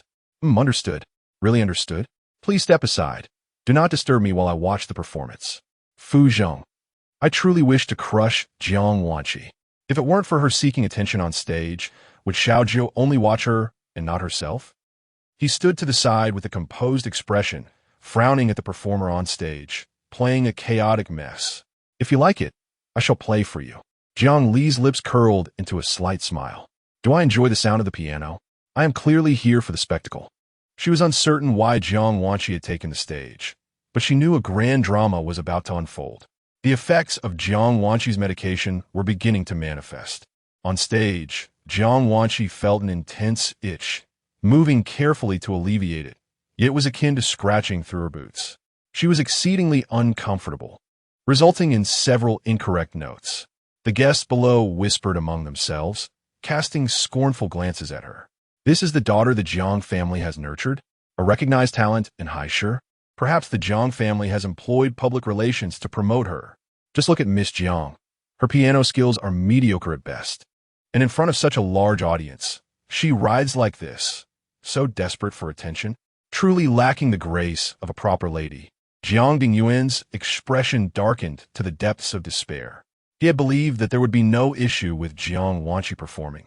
Thus he had permitted her without hesitation. Only for her to create such a spectacle. She usually plays the piano quite well. What is the matter today? At critical moments, she falters. The Jiang family's reputation has been utterly tarnished by her. Unlike Jiang Dingyuan's fury, Zhao Qin wore a worried expression. She had remained upstairs, avoiding the socialites, fearing they might inquire about Jiang Li's past and cause her embarrassment. After all, having grown up in the countryside, how could she compare with her Wanqi? Thus, she chose to evade. She had intended to hide away without showing her face, but when the servant reported that Wanqi would perform, she hurriedly descended. Now witnessing Wanqi's performance in such disarray, she could not help but worry. Perhaps Wanqi was unwell, which is why. She must call Dr. Zhang shortly. A wealthy lady beside her leaned in and whispered, "Madame Jiang, your daughter's piano skills compared to Miss Jiang are like heaven and earth.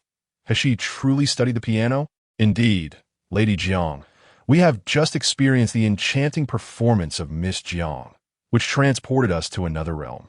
The way she plays the violin is truly remarkable." "Lady Jiang, is it true that Miss Jiang hails from the countryside?"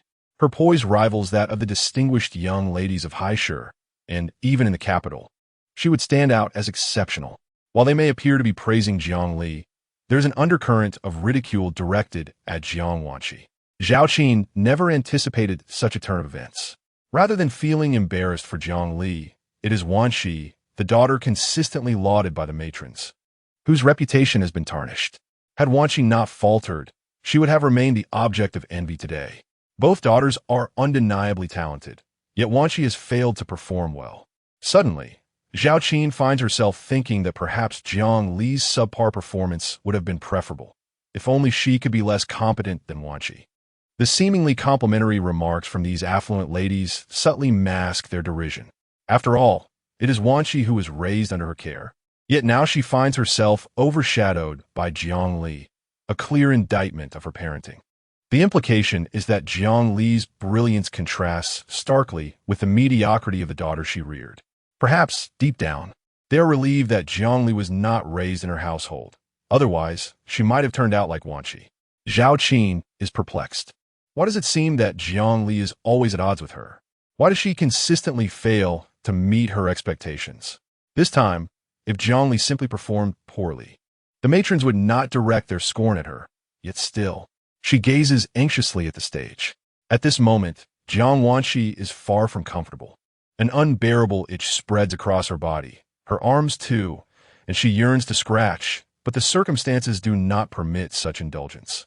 Years of restraint have caused beads of sweat to form on her forehead, and her expression, usually gentle, has become difficult to describe. A glance at her arms reveals 6 or 7 golden, scale-like rashes, arranged in a disturbing pattern. A heavy sense of dread envelopes her. It is the dreaded red scale powder. Previously, when she delivered the gown, she had inadvertently sprinkled it with the powder. Later, Jiang Li returned the gown to her, insisting she wear it. Yet, she distinctly remembers sending the gown for dry cleaning multiple times. Logically, no trace of the powder should remain. What could have happened? Fear grips her as she worries that similar rashes may be emerging on other exposed skin. Resolutely, she rises and rushes towards a more secluded area. However, as she runs, others notice the golden rashes on her arms, and it is far too conspicuous to conceal. Those who witness it feel a chill run down their spines, their skin erupting in goosebumps. What on earth is afflicting Miss Jiang? The sight is enough to provoke a sense of dread among them. How revolting! Whispers ripple through the crowd. Seizing the moment of chaos, Zhao Qin slips away to check on Wanqi's condition. Meanwhile, Jiang Dingyuan takes the stage to preside over the proceedings. As the murmurs fade, he announces the official commencement of the ball. The center of the banquet hall is cleared, and the guests position themselves around the periphery. As the music began to play, individuals arranged by the Jiang family entered the dance floor and initiated the opening dance. Xie circled around before finally standing before Jiangli. For reasons unknown, he felt a twinge of shyness upon facing her, his gaze averted from her eyes. Fu Zheng observed this scene with a frown. From the moment he spotted the young man approaching, he sensed something amiss. Now he understood what was troubling him. This lad was attempting to encroach upon his territory. The more he considered this, the more unfriendly his gaze became towards Xie. Xie seemed to sense the hostility, his eyes darting towards Fu Zheng, taken aback for a moment. In his earlier nervousness, he had failed to notice the presence of another individual beside Jiangli. This person appeared to harbor animosity towards him. Just then, Jiangli inquired, "Do you need something?" Xie hastily replied, "You play the violin exceptionally well." "I know," she responded succinctly, without a hint of hesitation. Xie scratched the back of his head, seemingly attempting to mask his current unease. "I never expected you to excel, not only in academics, but also in music. Is there anything you cannot do? Is that why you sought me out? Merely to ask this?" "No, not at all," Xie stammered, an unusual occurrence for someone typically so eloquent. He struggled to regain his composure before continuing, "Jiang, would you care to dance with me shortly?" Fu Zheng, overhearing this, was utterly dismayed. 051 Jiang Wanqi's medicinal effect takes hold. Dance? I truly wish to lift his crown and see if he still desires to dance. Before Jiang could utter a word, he spoke first. "Xiaojio does not wish to dance with you." His voice was deep and resonant. In his view, this was already quite courteous. "Jizi yi posit momentarily." Xiaojio, was he referring to Jiangli? He shifted his gaze to Fu Zheng. "Sir, you may not possess the authority to make decisions for classmate Jiang. Is that so?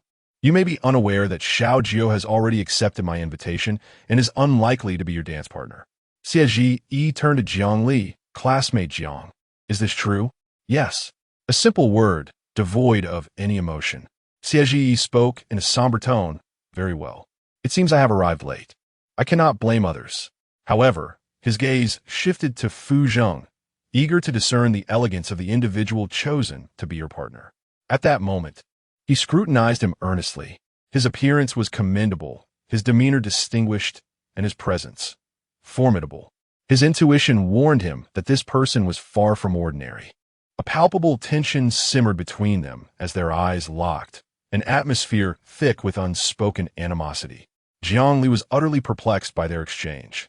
It felt as though they were rivals. Just as she pondered this, Xie averted his gaze. "See you at school." This was directed at her. Before she could respond, he strode away. Fu Zheng leaned closer to her. "School? Classmate. You are in the same class." "Yes, we are even desk mates." Desk mates. He had not anticipated that. Sharing the same school was one thing. Being in the same class was somewhat acceptable, but being desk mates? What kind of arrangement was that? How could a male and female sit together? At that moment, Jiangli's homeroom teacher, Lu Yu, sneezed violently, rubbing her nose. She wondered, who is speaking about me behind my back? Jiangli saw no issue with being desk mates. Raising an eyebrow, "Do you have an opinion?" Fu Zheng softened his tone. "Xiaojio, your primary focus should be on your studies." Jiangli replied, "Although being a student is merely a facade for me, I shall play this role well. Indeed, studies take precedence. Thus high school students should refrain from romantic entanglements." Romantic entanglements? Jiangli seemed to hear a novel term. "Are you speaking of me?" "Yes." "Very well. Even if she harbored no such intentions, she would not pursue them. Since she claimed she would embody this role, she would adhere to the rules expected of a student. No romance, a focus on studies, no problem." Seeing her acquiesce, Fu Zheng's tense shoulders relaxed, and his brows lifted, suffused with a hint of mirth. If Xiaojio agreed, did that imply that Xiaojio also? He lowered his gaze to conceal his excitement. Yet the corners of his mouth could not be restrained. Jiangli observed him, her expression one of skepticism. What was he so gleeful about? What was there to celebrate? She poked his shoulder with her finger. "What is wrong with you?" Fu Zheng raised his gaze, his eyes glimmering with tenderness. "Do you remember what you promised me?" "To dance." As soon as she finished speaking, Fu Zheng took her hand and led her into the dance floor. Surrounding onlookers cast them peculiar glances. Surely, they must be mistaken. How could they see President Fu holding Miss Zhang's hand once more? They rubbed their eyes, Yet when they opened them again, the two remained intertwined. It appeared they were not mistaken after all. The crowd gradually grasped the situation, their expressions filled with astonishment. On the dance floor, Fu Zhang's palm rested gently on Jiang Li's lower back, the faint scent of sandalwood enveloping them. With a graceful touch, they both tapped their toes to the ground, and he effortlessly pulled her into his embrace, followed by a smooth spin. Her skirt billowed like waves. Their dance was exquisite, resembling a pair of celestial beings amidst the revelry. Guests around them paused to watch, incredulous at the sight of President Fu and the recently reunited daughter of the Jiang family. Dancing together? Who would dare believe such a tale? It was well known that Fu Zhang was the prince of the capital, while Jiang Li was merely the daughter recently reclaimed by the Jiang family. Though she possessed a modicum of beauty and skill in playing the piano, those attributes hardly sufficed to match someone of Fu's stature. The disparity between their families was stark. The Fu family was a prominent lineage, while the Jiang family, despite their efforts, could hardly hope to ascend to such heights. Frankly, many held little optimism for this pairing. However, perhaps Fu Zhang was merely toying with the notion, as his reputation for romantic escapades was well documented. It was plausible that he regarded Miss Jiang in a similar light. Yet if viewed through that lens, it would explain why he chose to attend the Jiang family banquet. Perhaps it was solely for Jiang Li's sake. In contrast to the crowd's astonishment, Jiang Dingyuan stood amidst them, his expression devoid of surprise. The friendship between Fu Zhang and Jiang Li was merely a casual affair, nothing out of the ordinary. Meanwhile, within the Jiang family estate, Jiang Wanqi huddled in a corner, her body marred by over a dozen patches of golden, scale-like rashes. Varied in size, they clustered uniformly upon her skin, yet their appearance was utterly repulsive. She had already applied the antidote for the crimson-scaled powder, yet hours had passed with no effect. Fear began to take root within her, dreading that these marks would become permanent, branded upon her skin like a curse. Tremors coursed through her, mingled with dread, as she succumbed to the urge to scratch and claw at her skin, but all it brought was pain without relief. Tears streamed down her cheeks as she wrestled with confusion. She had used the very poison of crimson-scaled powder, so why did the antidote fail? Suddenly, a realization dawned upon her, halting her tears. It struck her that the dress had not only passed through her hands, but also through Jiang Li's. Could it be that Jiang Li had applied another poison to it? The more she pondered, the more plausible it seemed. Hastily wiping her tears, she steadied herself against the wall and strode toward the door. She needed to confront Jiang Li for the antidote. However, as her hand reached for the doorknob, she recoiled, noticing the fish scale-like rashes on her arms. If she were to step outside in this state, she would surely become the subject of ridicule. No, she could not allow that. She had worked so hard to escape. She could not simply venture out now. Just as these thoughts occupied her mind, a knock resounded at the door. Jiang Wanqi stepped back in shock, exclaiming, "Who? Who is it?" "It is I, Wanner," came a voice of Zhao Qin. Jiang Wanqi's pupils dilated in astonishment. "Mother."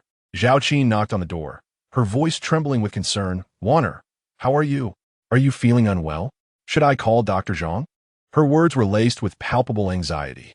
Tears welled up in Jiang Wanqi's eyes once more. She longed to open the door.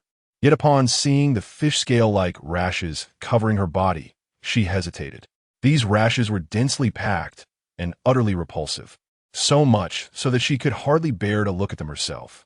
The thought of her mother seeing them filled her with dread, and she could scarcely imagine her reaction.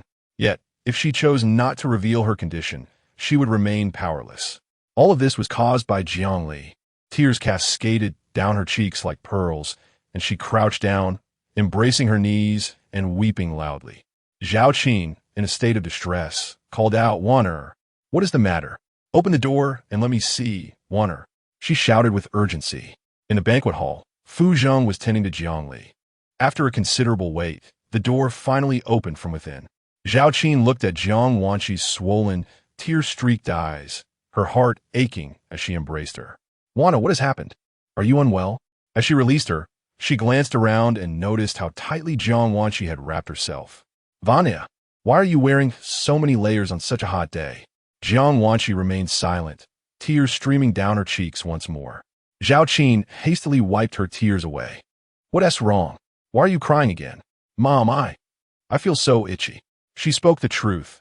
The areas covered in rashes itched terribly, and she longed to scratch but feared breaking the skin. Only then did Zhao Qin realize the gravity of the situation. She quickly rolled up Jiang Wanxi's sleeves and froze at the sight of the rashes. What is this? She was clearly taken aback.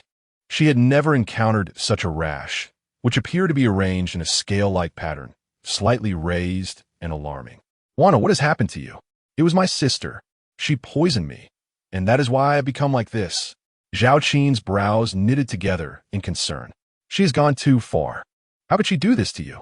Come, I will take you to confront her.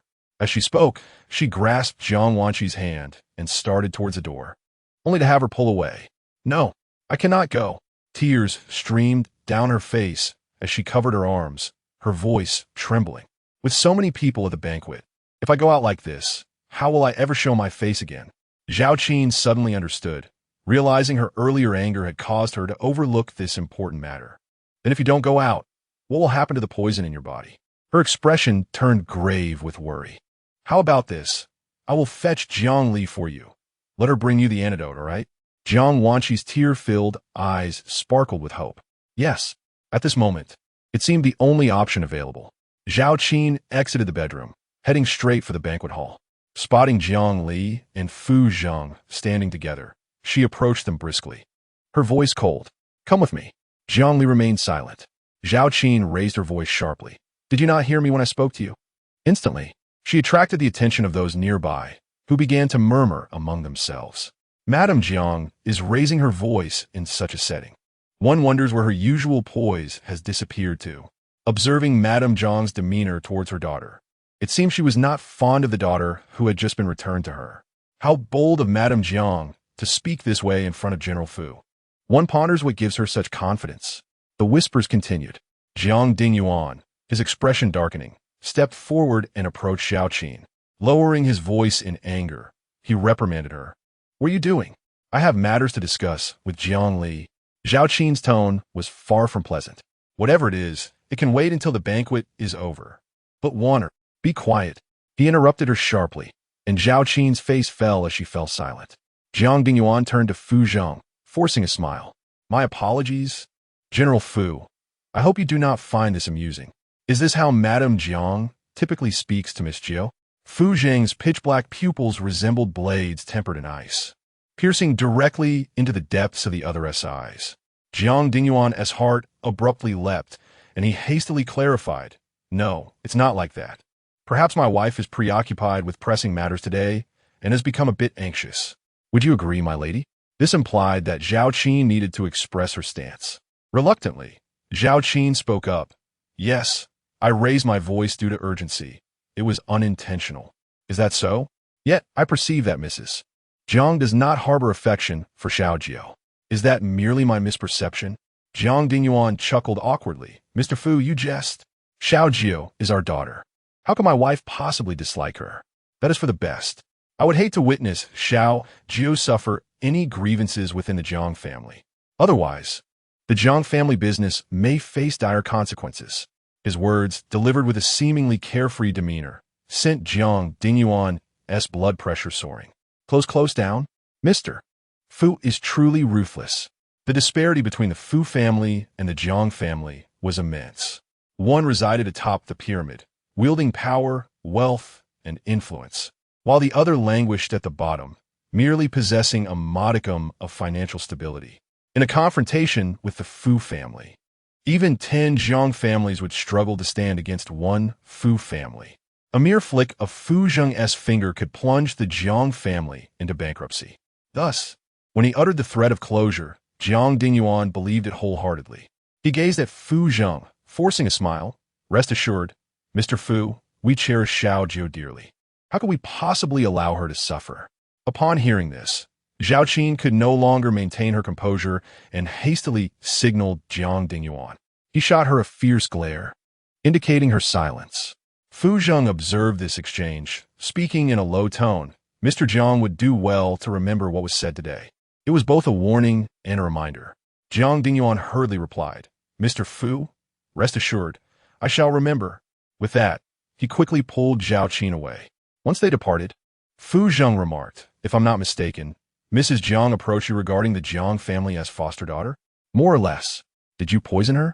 Upon witnessing the Jiang family as foster daughter fleeing from the stage in distress, he sensed something amiss. There appeared to be a mark on her arm, though indistinct.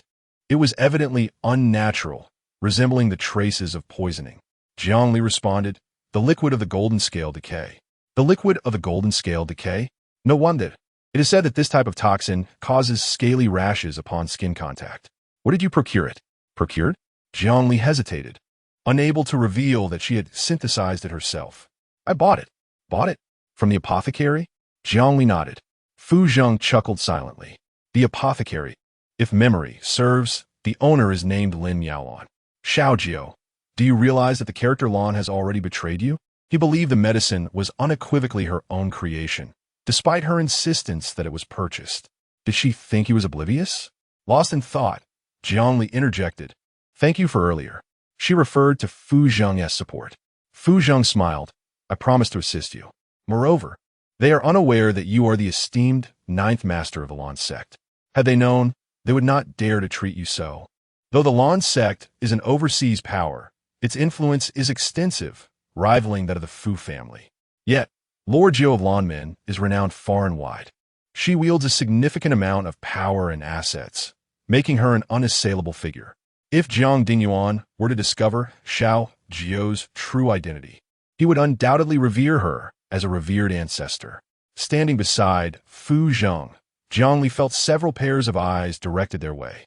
It seemed her proximity to him was rather conspicuous. She leaned closer to Fu Zheng and whispered, I do not wish to become the target of public scrutiny. I shall take my leave. The target of public scrutiny? Fu Zheng quickly glanced around and indeed found numerous gazes fixated upon them. Far from friendly, imbued with scrutiny and inquiry. Upon witnessing Xiao Jiu's departure, the onlookers finally tempered their attention. Fu Zheng felt a wave of irritation. He had originally come for Xiao Jiu, yet throughout the banquet, they had exchanged but a few words. Clearly, Fu Zheng had forgotten that since Jiang Li's arrival at the gathering, he had scarcely left her side. A male voice resonated from behind. Is she Lan Ren? It was when Shu Bai, his childhood companion. Fu Zheng turned his head. What brings you here? At a Jiang family banquet. If you can join the revelry, why can't I? He replied, his gaze landing on the figure clad in cherry blossom pink amidst the crowd. It is her, is it not? Fu Zheng warned when Shu Bai, his hands buried deep in his pockets, his tone laced with impatience. What does it have to do with you? I already know, even without your words, it's her.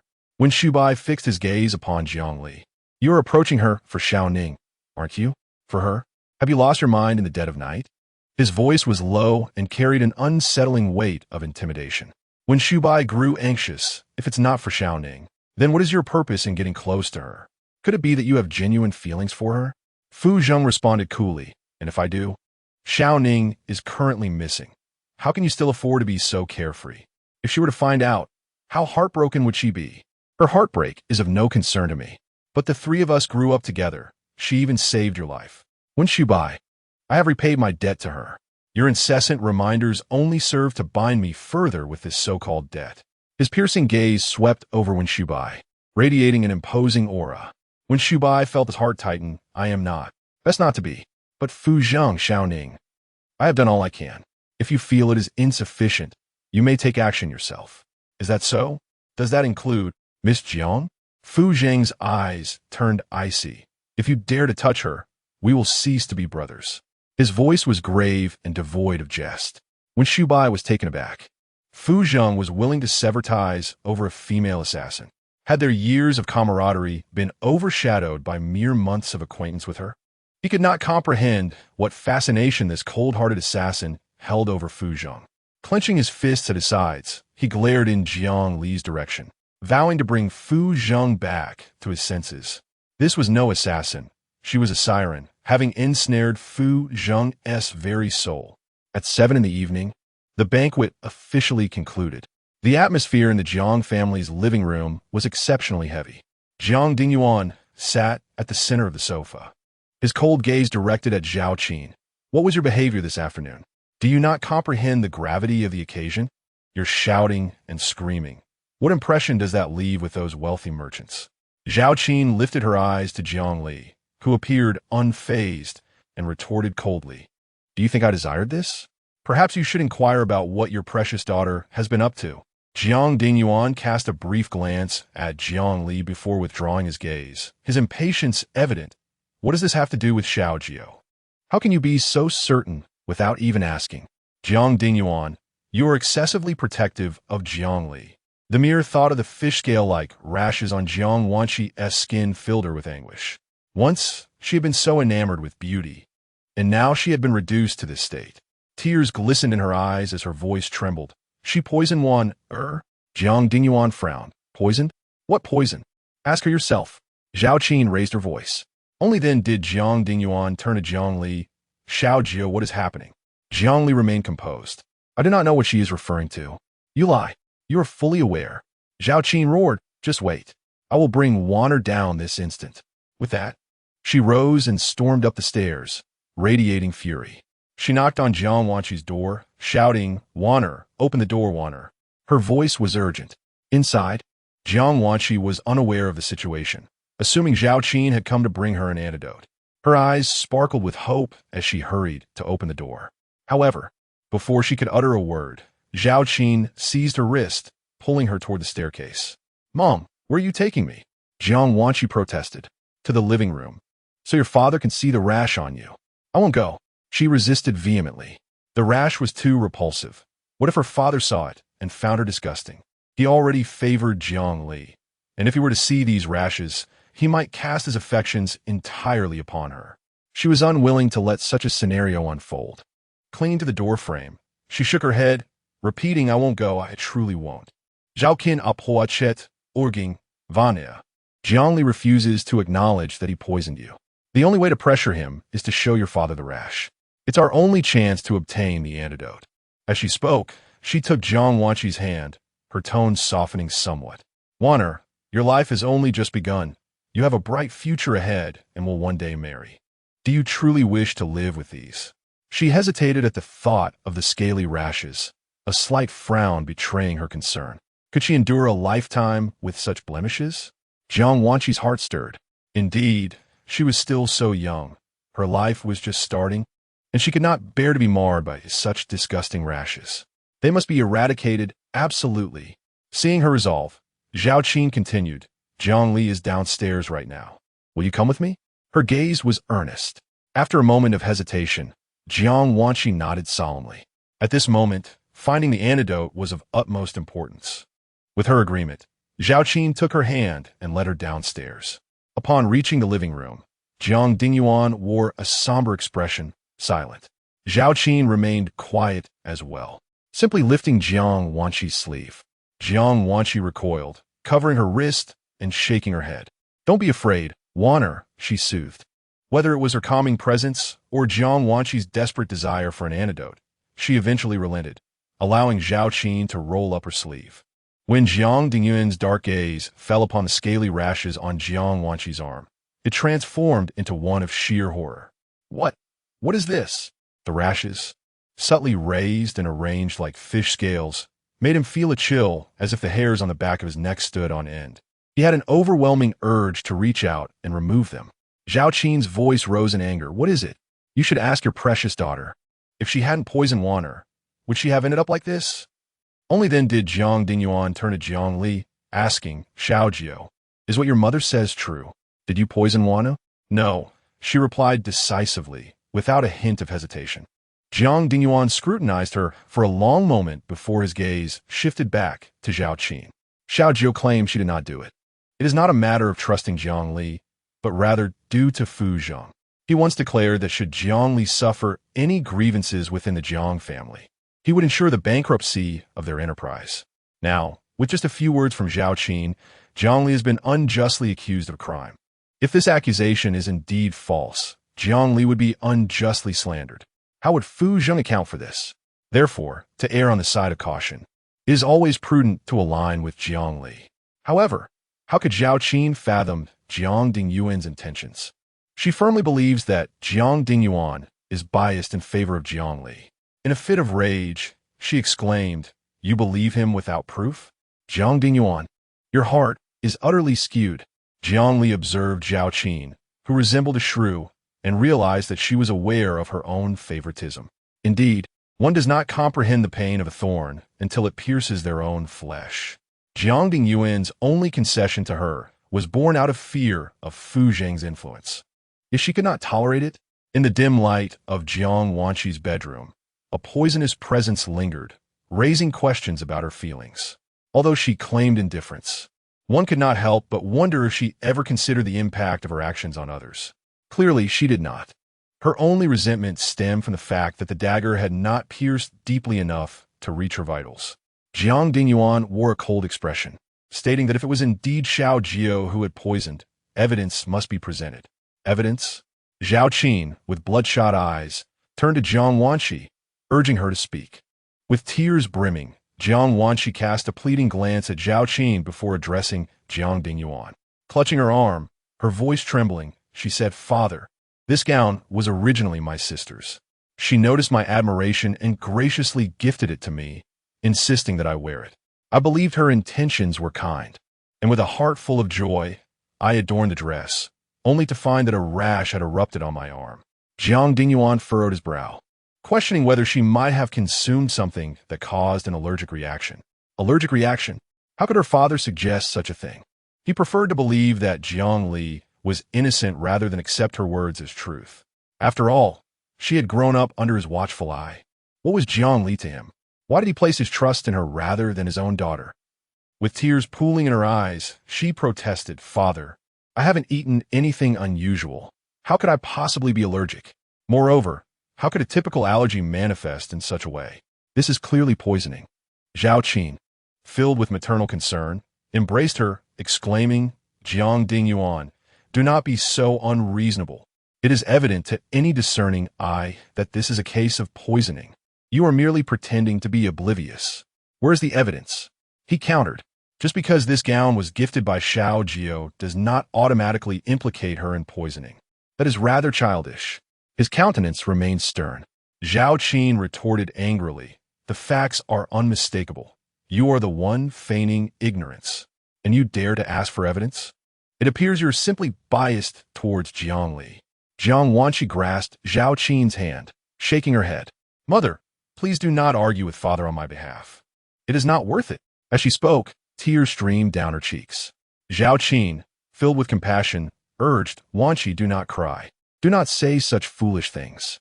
You are my treasure, and I would do anything for you." She tenderly reached up to wipe away her tears, her gestures imbued with profound gentleness. Jiangli observed this scene with a tinge of envy. While Jiang Wanqi was not a virtuous character, it was undeniable that Zhao Qin truly loved her. She experienced a maternal affection that she had never known before. From being sold to the Golden Triangle to arriving at Lanmen, her sole belief was to survive. To live was to pursue her desires. In the Golden Triangle, she clung to life. In Lanmen, she trained relentlessly, enduring pain and injury without uttering a word of discomfort, all for the sake of survival. Despite her fervent struggle for life, she had never contemplated that there existed a bond in this world known as mother and daughter. Regardless of how muddied and disheveled the daughter may be, or how rebellious she may stray from the path, a mother's gaze remains gentle and forgiving. When wounds torment the daughter's skin, a mother's heart bleeds alongside her, enveloping her in warm, comforting arms, soothing her turmoil. She would construct an unyielding sanctuary of love, a haven that would never crumble. Such beauty is undeniable, yet she had never experienced it. Once there existed a time devoid of a mother, yet now, it must be said, not all mothers in this world love their children. Take Zhao Qin, for instance. In hindsight, she would prefer never to have entered the Jiang family. At least then, the concept of a mother would remain an abstract one for her, neither beautiful nor burdened with unbearable memories. Jiang Wanqi took a considerable time to cease her tears. She gazed at Jiang Dingyuan, her voice choked with emotion as she spoke. "Father, Secretary Zhang can attest that it was my sister who selected this gown. That day, right here, she presented the dress to me. If you still harbor doubts, You may send someone to search my sister's room for any poison. Once a deed is committed, traces will inevitably remain. Perhaps Jiang Li's poison is concealed within her chamber. A thorough search may yield some clues. When the evidence aligns, let us see how she will defend herself. Jiang Dingyuan furrowed his brow, deep in contemplation. Jiang Wanqi continued, Father, at present, my sister bears the greatest suspicion. I do not seek her downfall. I merely hope that if she is indeed the perpetrator of the poisoning, she might provide me with the antidote, for I cannot face the world in my current state. After a lengthy pause, Jiang Dingyuan turned his gaze to Jiang Li. Xiaojiu, what is your perspective? Acceptable, she replied coolly. Jiang Wanqi's eyes gleamed with anticipation. Could it be that Jiang Li had indeed lost her senses and would allow her to search? Should anything incriminating be discovered, how would she explain herself? Just as she reveled in her triumph, Jiang Li added, However, I have a condition. A condition? Jiang Wanqi's heart plummeted, a frown creasing her brow as she regarded Jiang Li with suspicion. Was she scheming something? Jiang Dingyuan inquired, What condition? Jiang Li inclined her head, her frosted gaze emanating an icy chill. You may search my room, but you must also search Jiang Wanqi's chamber. She emphasized the last 3 words with significant weight. Jiang Wanqi's heart sank. Search her room? There lay the crimson powder. If discovered, she would be unable to cleanse her name, even if she plunged into the yellow river. The more she pondered, the more dread enveloped her, prompting her to exclaim, Sister, why would you want to search my room? Do you suspect I would poison myself? Perhaps, came the simple, emotionless reply. Jiang Wanqi's panic intensified, and she turned to Jiang Dingyuan. Father, do not heed my sister. How could I be so foolish as to poison myself? Zhao Qin interjected, Jiang Li, how dare you slander Wanqi? It is evident you are the one who poisoned her. Do you intend to shift the blame onto her? If she did not poison herself, why does she tremble so? This remark caused Jiang Wanqi's heart to shudder violently. In her previous anxiety, she had unwittingly revealed her emotions upon her countenance. Now everything was lost. Jiang Dingyuan knitted his brows and summoned the butler, instructing him to lead a search for poison in both Jiang Li's and Jiang Wanqi's rooms. The butler complied, gathering a number of servants to ascend the stairs. Half an hour later, the butler placed a vial of medicine upon the coffee table. Before he could utter a word, Zhao Qin exclaimed, Is this what was found in Jiang Li's room? As the steward was about to explain, he noticed Zhao Qin gazing at Jiang Li, her demeanor teetering on the brink of madness. Caught red-handed, how could she possibly argue her innocence now? Jiang Dingyuan suddenly raised his voice, exclaiming, Enough! His furious shout effectively silenced Zhao Qin. The living room descended into an oppressive silence. Jiang Dingyuan turned to the steward, his expression dark and brooding. Tell me, where did you find this? The steward glanced at Jiang Wanqi before hesitantly responding, It was the second young lady. Upon hearing this, Zhao Qin could hardly maintain her composure. Her brows furrowed, and her eyes seethed with displeasure as she demanded, What did you say? Who is it? It is the second young lady, the steward reiterated. Yet Zhao Qin remained unconvinced, her voice rising in disbelief. How could it possibly be Wan'er? Have you made a mistake? Or are you covering for Jiang Li? In the dimly lit room, Jiang Wanqi faced the consequences of her actions. The steward, beads of sweat forming on his forehead, hurriedly explained, Madam, it was indeed found in the second Mrs. room. The household staff can attest to my honesty. I have neither lied nor sheltered the eldest young lady. Zhao Qin frowned, poised to utter another word, but Jiang Dingyuan slammed his hand on the table, his voice booming with ire. How much longer will this farce continue? The atmosphere thickened with tension, and a profound silence enveloped the living room, where everyone remained frozen, scarcely daring to breathe.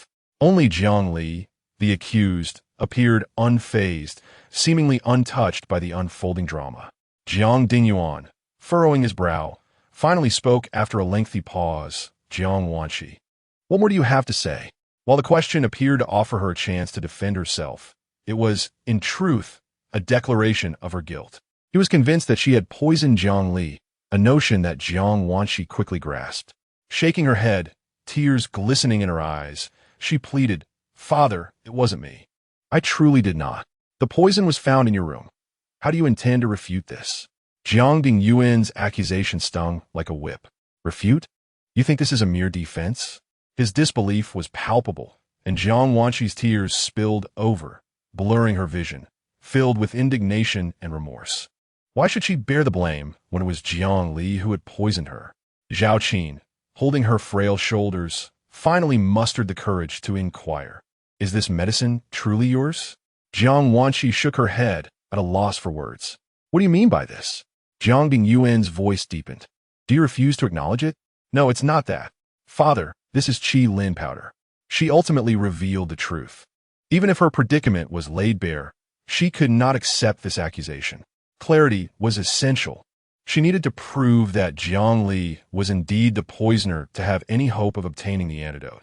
Otherwise, the rashes would continue to plague her. With a trembling voice, she added, this poison only manifests as red rashes upon contact with the skin, not golden ones. Thus, the toxin I ingested cannot possibly be Qi Lin powder. If you doubt me, you may have someone test it. Jiang Dingyuan's voice thundered. Nonsense. Is this something that can be tested on a whim? His glare was fierce. Not only would no one dare to conduct such a test, but he himself would never allow it. What if something went awry? He had no desire to escalate the situation and tarnish the family's reputation. Tears streamed down Jiang Wanqi's face. But father, how can you know I speak the truth without testing it? You know me well. I cherish my beauty above all else. How could I possibly poison myself? You witnessed how repulsive these rashes are. Had I the antidote, I would have used it long ago, but I do not. She glanced toward Jiang Li. Though the poison had not been found in her sister's room, it did not rule out the possibility that she had tampered with the gown that had been with her for an entire afternoon before it was gifted to her. Why else would her sister have presented her with such a dress? She felt utterly helpless in proving her innocence, left with no option but to voice her suspicions. The servant, who had been eavesdropping at the entrance, hurriedly stepped forward. With a serious countenance, she addressed him. Sir, I have something to say. What is it? Jiang Dingyuan inquired, his gaze fixed upon her. Zhao Qin and Jiang Wanqi also turned their attention toward her. She maintained her composure as she recounted. That day, Secretary Zhang asked me to deliver a gown to the eldest young lady, but on the way, the second young lady snatched it from me, claiming she would take it to the eldest. However, I inadvertently witnessed the second young lady bringing the gown back to her own room, and it was quite some time before she finally delivered it to the eldest young lady. This was indeed the truth. She had returned just in time to witness the scene, though she had initially intended to inform the eldest young lady. She refrained from doing so after seeing the eldest gift the gown to the second young lady that afternoon. Jiang Dingyuan's demeanor grew increasingly stern. So you're suggesting that Wanner poisoned Xiaojiu? If the second young lady had no such intentions, why would she take the gown back to her room? Furthermore, the poison was found in the second young lady's chamber. Though unspoken, her implication was unmistakable. Jiang Li regarded her, unflinching in the face of adversity, her arguments well-founded. Quite intriguing. However, what piqued her curiosity most was why she chose to assist her. Jiang Wanqi was utterly bewildered. She had never anticipated that a servant would emerge to accuse her. What had Jiang Li offered her to warrant such loyalty? Tears brimmed in her eyes as she clutched her chest, sobbing uncontrollably. Why? Why do you help Jiang Li harm me? Clearly, she still had no intention of admitting her wrongdoing. Zhao Qin embraced her, glaring fiercely at the servant. How dare you slander Wanner? I officially inform you that you are dismissed. Pack your things and leave the Jiang household. The servant slightly bowed her head in acknowledgement, yet upon closer inspection, one could see that her expression remained unchanged. It seemed that from the moment she chose to speak out, she anticipated this very outcome. Jiang Li became increasingly intrigued by her. Jiang Dingyuan, exasperated by the unfolding scene, glared at Jiang Wanqi, crying, That is all you know how to do. Is this not a drama you orchestrated to manipulate us against your sister? You are truly excessive. Can you not tolerate her, resorting to framing her instead? Do you find joy in her being wronged? The evidence lay bare before them. Who would believe that Jiang Wanqi did not poison? Clutching her chest, tears blurred her vision. She realized it was all over. With no way to prove that Jiang Li had administered the poison, she could not obtain the antidote. What would become of her rashes? Without a remedy, How could she ever marry? How could she wear beautiful dresses? Her heart felt like ashes. But the ordeal was far from over. Jiang Dingyuan coldly regarded her, stating, "From today onward, your allowance will be halved." This was to be her punishment. Jiang Wanqi's pupils dilated in shock. With a monthly allowance of 500,000, having it left her with only 250,000. How could that possibly suffice? Father, this matter is settled, Jiang Dingyuan declared decisively, offering her no opportunity for rebuttal. He rose and strode upstairs, his presence exuding authority. Tears welled up in Jiang Wanqi's eyes. Not only had she failed to obtain the antidote, but she had also been deprived of her allowance. What was she to do in the future? Zhao Qin embraced her, offering comfort. "Do not weep, my dear. From now on, I shall supplement your expenses each month. You will not find yourself without money." Supplement? In an instant, Jiang Wanqi's tears ceased. If only Zhao Qin could reimburse her the 25,000 that had been deducted, or perhaps even more. Her heart brimmed with greed. Yet she betrayed none of it upon her visage. Instead, she nodded understandingly and murmured, "Thank you, mother." Her voice was slightly hoarse, a clear indication of her prolonged sorrow. Zhao Qin tenderly wiped away her tears, her heart aching for her daughter.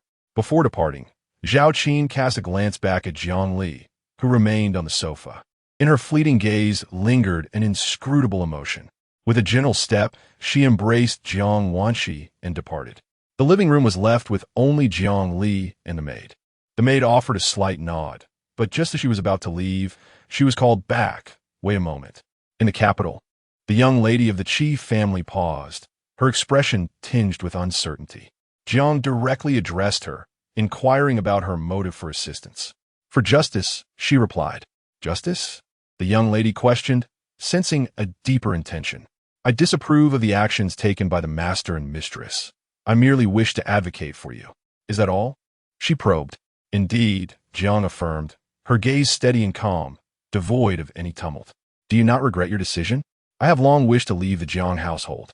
Mentioning it today merely expedites the process." "You possess a remarkable openness," the young lady remarked. "Unbeknownst to you, I had previously studied management, intending to apply as the Jiang family's female steward.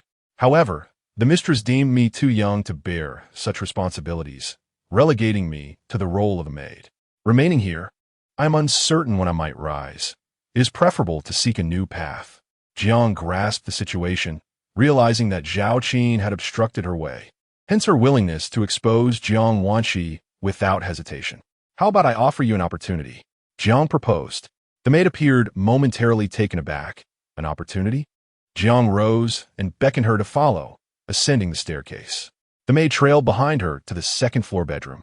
Jiang retrieved a sheet of paper from the desk and began to write eloquently, then produced a card and a jade pendant from a drawer. "Take this. Go to the Qi family in the capital, and they will arrange employment for you." "The Qi family?" the maid questioned, her face revealing disbelief. "Yes, Qi Fengyao, the Qi family." The maid's eyes widened in shock. The Qi family was a prominent household. How could the young lady possibly know them? "They owe me a personal favor," Jiang explained. 2 years prior, the Qi family had sought her assistance to treat the elderly matriarch, and this was the reward bestowed upon her after saving her life. "Are you exchanging this favor for a job on my behalf?" the maid inquired. "In a sense, yes." She gazed at the note in Jiang's hand, realizing this could be her chance for a brighter future. Yet, accepting it might suggest ulterior motives behind her initial act of advocacy.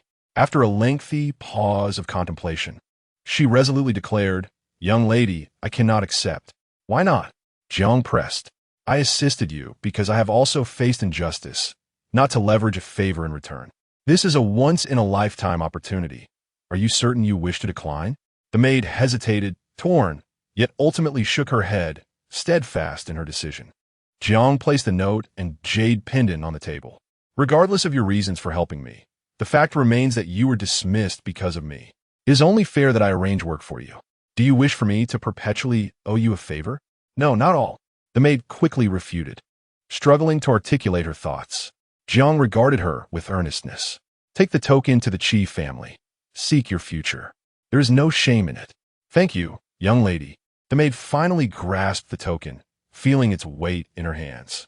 Jiang continued, When you arrive at the Qi family, if they inquire about Lin Miaolon, simply claim ignorance. The Lin they know is the renowned healer, Lin Miaolon. Due to her ability to disguise herself, they had never witnessed her true appearance. The maid was unfamiliar with Lin Miaolon, yet the young lady's assertion undoubtedly held its merit. Thus, she nodded, responding, "Yes, young lady." You may leave now." "Yes." The maid stepped outside. Once she exited the bedroom, she gazed at the note and token in her hands, silently vowing that should the young lady ever require her assistance in the future, she, Lin Fengyan, would undoubtedly rise to the occasion. The following morning, Lin Fengyan departed from the Jiang residence, making her way to the capital. At 7 o'clock in the evening, her flight landed at the airport in the capital.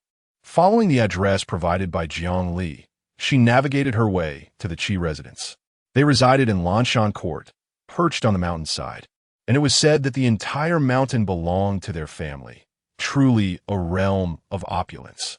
Standing before the grand iron gate, the gatekeeper leaned out upon seeing her. "You are?" "Hello, I am looking for Mr. Qi Fengyao." The gatekeeper raised an eyebrow. "What business do you have with our master?" Lin Fengyan produced a jade pendant. "Please deliver this to Mr. Qi. He will understand." The gatekeeper accepted the pendant, instructing her to wait a moment before driving off in a cart toward the main residence. The Qi estate was indeed vast. It required a vehicle to traverse the distance from the gate to the main house, unlike the Jiang family. Indeed, no comparison could be made. Even a dozen Jiang households combined would not rival the grandeur of the Qi family. Upon reaching the main residence, the gatekeeper announced, "Sir, there's a lady outside seeking you. She asked me to give you this."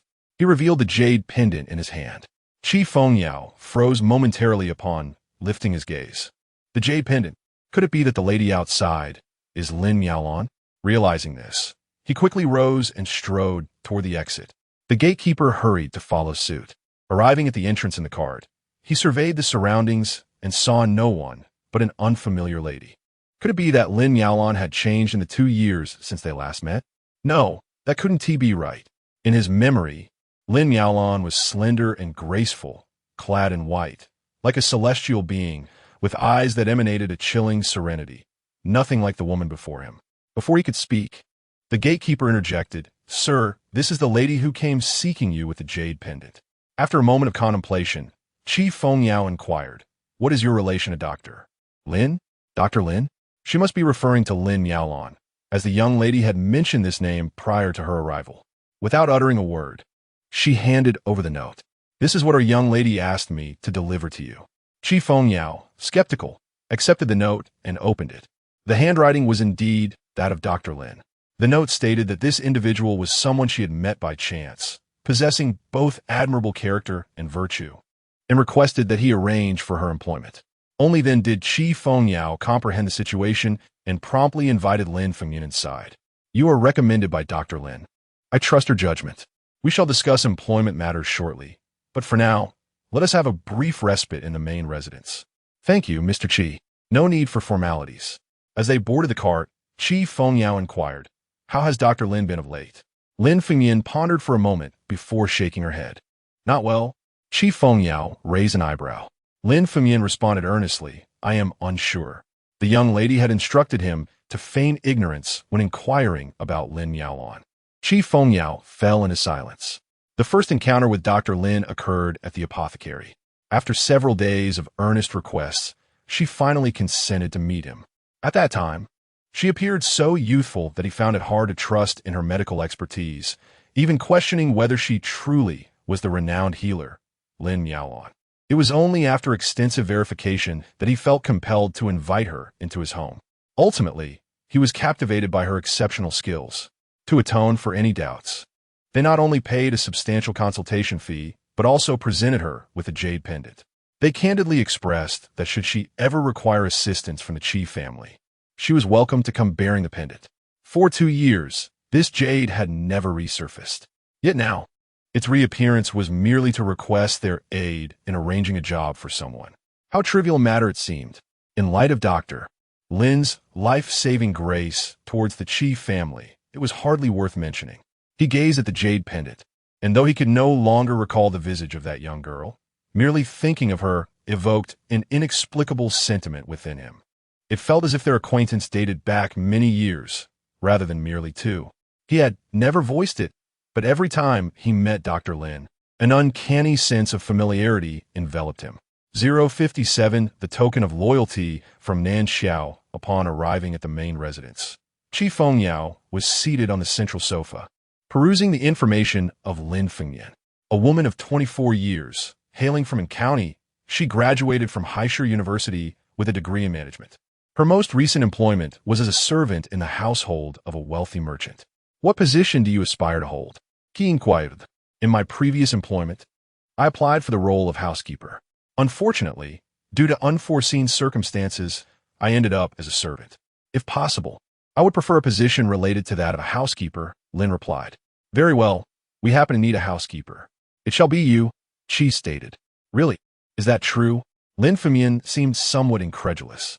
Qi spoke in a steady tone. Of course it is true. You were recommended by Dr. Lin. It's merely one job. It is not a matter of great significance. Even if we weren't in need of a housekeeper, I would have created a position for you. Doctor, Lin has saved my mother's life, and now I must ensure this small favor is fulfilled. Lin Fengyan had not anticipated that matters would unfold so smoothly. The role of housekeeper, which she had been unable to secure at the Jiang residence, was now within her grasp at the Qi household. She understood that all of this was thanks to the young lady. Were it not for her, she would likely still be fretting over her employment situation. The following morning in Haisher, Jiang Wanqi sat at the dining table, wrapped in layers for warmth. The rash that plagued her had not yet healed. In fact, it seemed to have worsened since before. Zhao Qin insisted she take a leave of absence, wishing to take her to Haisher and then to the capital to consult the finest dermatological expert. However, she had declined the offer. Deep down, she understood that the rash was the result of poisoning, and a visit to the hospital would be futile. Yesterday, upon visiting the apothecary to seek an antidote, she discovered that she had been blacklisted. She was perplexed, unaware of what actions had led to such a designation. In desperation, she sought someone to inquire on her behalf. That person took a photograph to the apothecary, only to be told outright that they did not sell antidotes for such poison. It felt as though she was being deliberately targeted. She could not comprehend what heinous act she had committed to warrant such treatment. The presence of this abhorrent rash was utterly unbearable. As she raised her eyes, she caught sight of Jiang Lisher across the table, her brow furrowing slightly. Something was amiss. She had only recently been poisoned, yet the apothecary had coincidentally blacklisted her at this precise moment while refusing to dispense the antidote. Previously, she had encountered no obstacles when procuring medicine from them. What had changed? It appeared that since Jiang Li's return, everything had begun to shift. Yes, it was indeed Jiang Li. This poison must have been administered by her. Could it be that Jiang Li had connections to the apothecary? The notion surfaced in her mind, only to be hastily dismissed. The apothecary held a formidable reputation in Haisher, and how could a mere village girl like Jiang Li possibly be associated with such an establishment? She felt utterly foolish for entertaining such thoughts. Had the poison infiltrated her mind, impairing her judgment? Otherwise, how could she conceive that a simple villager could wield influence over such a prominent apothecary? After finishing breakfast, the two emerged from the house to find Uncle Zhang, the driver, waiting outside. He respectfully opened the car door. Miss, please. After Jiang Li entered, he closed the door. The vehicle started and drove forward. Jiang Wanqi stood in place, scoffing to herself. What is there to be proud of? It's just a private car. Isn't riding in a separate vehicle no different from having one? As she contemplated this, her gaze swept around the empty courtyard, devoid of any vehicles. What was going on? Summoning the butler, she learned that Xiao Li, who usually picked her up, had been assigned to run errands. The household currently lacked any available drivers. Upon hearing this, Jiang Wanqi's expression darkened instantly. How was she supposed to get to school? She was on the verge of exploding with anger. Ultimately, with no other option, she had to hail a taxi to the school. As the car halted at the school gate, she stepped out, attracting peculiar glances from those around her. Isn't that the renowned school beauty, Jiang Wanqi? Normally, she is chauffeured. Why is she taking a taxi today? Noticing the stairs, Jiang Wanqi awkwardly walked past the crowd. Previously, she was the center of attention, basking in admiration and envy, but now she felt the weight of pointing fingers. How could she, once elevated above, endure such a fall from grace? Her heart simmered with resentment. All because of Jiang Li, she found herself in this predicament. Upon entering the classroom, her classmates momentarily froze upon seeing her, their gazes filled with hesitation. Jiang Wanqi thought they must have noticed the rash on her skin and hurriedly lowered her head to inspect it. However, she was well covered, preventing any visibility. Just then, a female voice pierced through her thoughts. Wanqi, I heard the Jiang family is hosting a recognition banquet this weekend. Is Jiang Li really your sister? Was such a question to be asked so openly in front of everyone? Jiang Wanqi glanced toward Jiang Li's seat, finding it empty, and replied, Yes, she is my sister. But Jiang Li is the only daughter of the Jiang family. What does that make you? The girl spoke with her arms crossed, exuding an air of arrogance. Jiang Wanqi felt a wave of panic, sensing that something was amiss today.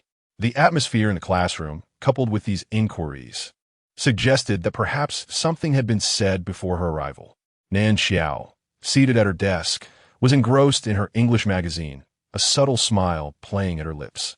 This was her promise to Jiang Li, her first act of allegiance. Jiang Wanqi feigned composure.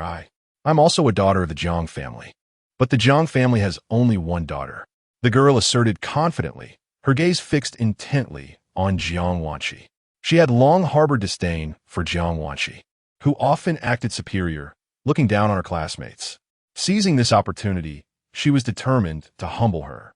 Jiang Wanqi glanced once more at Jiang Li's vacant seat, and with a bold resolve, she declared, I'm a twin with my sister, which is why. Her words stumbled out, the volume barely above a whisper, yet sufficient for the classroom to hear. She had thought it through, with Jiang Li absent. Claiming they were twins would leave no room for contradiction. Even if they later inquired with Jiang Li, she could simply assert that Jiang Li disliked her and refused to acknowledge her. In due course, all would sympathize with her while harboring disdain for Jiang Li. A veritable twofold gain. The classmates exchanged glances, and the girl who had relentlessly interrogated Jiang Wanqi stood with her hands on her hips, chin raised, declaring, Is that so? Then how come you don't resemble each other? Jiang Li is undeniably more attractive. Jiang Wanqi replied, We are fraternal twins. This was the most plausible explanation. Zhang Jia, observing the scene, was on the verge of exploding with anger. How could Wana resort to deception? Clearly, Jiang Li was the biological child of the Jiang family, while she was merely an adopted daughter. The Jiang family had raised her, and it was one thing not to express gratitude, but to feel ashamed of her status as an adopted child was utterly unacceptable. She was fuming and was about to rise to clarify when she heard Nan Xiao say, What do you mean by fraternal twins? Have you obtained Jiang Li's consent to impose such a label upon her? As Lan Xun appeared at the school gate, all eyes instantly fell upon Nan Xiao. The girl who had just placed her hands on her hips eagerly inquired, Nan Xiao, do you possess any insider information? Indeed, Nan Xiao replied, setting down the English newspaper, enunciating each word with precision. Jiang Wanqi is merely the adopted daughter of the Jiang family. She is but a substitute for Jiang Li. Now that the true heir has returned, she is like an ant on a hot pan, frantically scurrying about. Her gaze, laden with provocation, was fixed on Jiang Wanqi. At last, Jiang Wanqi comprehended the situation. Of course, that's what fell off. It was you, Nan Xiao. You divulged the details of the Jiang family's recognition banquet to your classmates. It must have been you. Betrayal burned within her, yet she maintained a facade of composure. With a pained expression, she exclaimed, Qiao Qiao, we're the best of friends. Why would you slander me? Now it's slander. The surrounding students began to murmur amongst themselves, exchanging whispers. Zhang Jia furrowed her brow, and Wanner found her perception of Jiang Wanqi altered yet again. In the past, she felt sympathy for her grievances, but today, she realized the truth. She could no longer contain herself, rising from her seat with a clap of her hands. Vanya, how could you deceive everyone? Jiang Wanqi was taken aback. What is this unforeseen twist? Zhang Jia, you two have betrayed me. Wanner is the adopted daughter of the Jiang family. Jiang Li is the trueborn. She has been deceiving all of you. With a deep exhalation, she felt a sense of relief wash over her. All eyes turned toward Jiang Wanqi, their expressions a mixture of criticism and skepticism. Was this truly the once revered school beauty? Jiang Wanqi? Wasn't she supposed to be gentle, gracious, and kind-hearted? Why then had she fallen into the web of deceit? The girl who had been interrogating Jiang Wanqi now wore a look of satisfaction, reveling in the thrill of unmasking someone she despised. Jiang Wanqi stood there, wanting to retort, but Nan Xiao interjected, "If you dare to claim we are slandering you, I advise you to think carefully." There were others present at the recognition banquet besides Jia and me. Her gaze pointedly shifted toward Xie, leaving no room for misinterpretation. Jiang Wanqi grasped the implications. Indeed, Xie was also there, even if she could allege that Nan Xiao and the others were conspiring against her. There was no way Xie could be part of that deception. Panic flickered across her face, rendering her speechless. Nan Xiao lowered her eyes, retrieving her phone from the desk drawer. The screen displayed a message thread with Jiang Li, and an already composed message awaited her attention. She pressed send. The content reading: "The show is about to begin. You may enter now." Meanwhile, Jiang Li leaned against the wall in the stairwell, her backpack slung loosely over her shoulder. When her phone chimed, she pulled it out, noticing the message from Nan Xiao. With a casual twirl of the device in her fingers, she slipped it back into her pocket. Upon returning to the classroom, she found Jiang Wanqi standing in the corridor, subjected to the scrutiny of her peers. Tears streamed down Wanqi's face, yet not a single person stepped forth to offer her solace. Jiang Li casually slung her backpack over her shoulder, seemingly oblivious to Jiang Wanqi, and made her way straight back to her seat.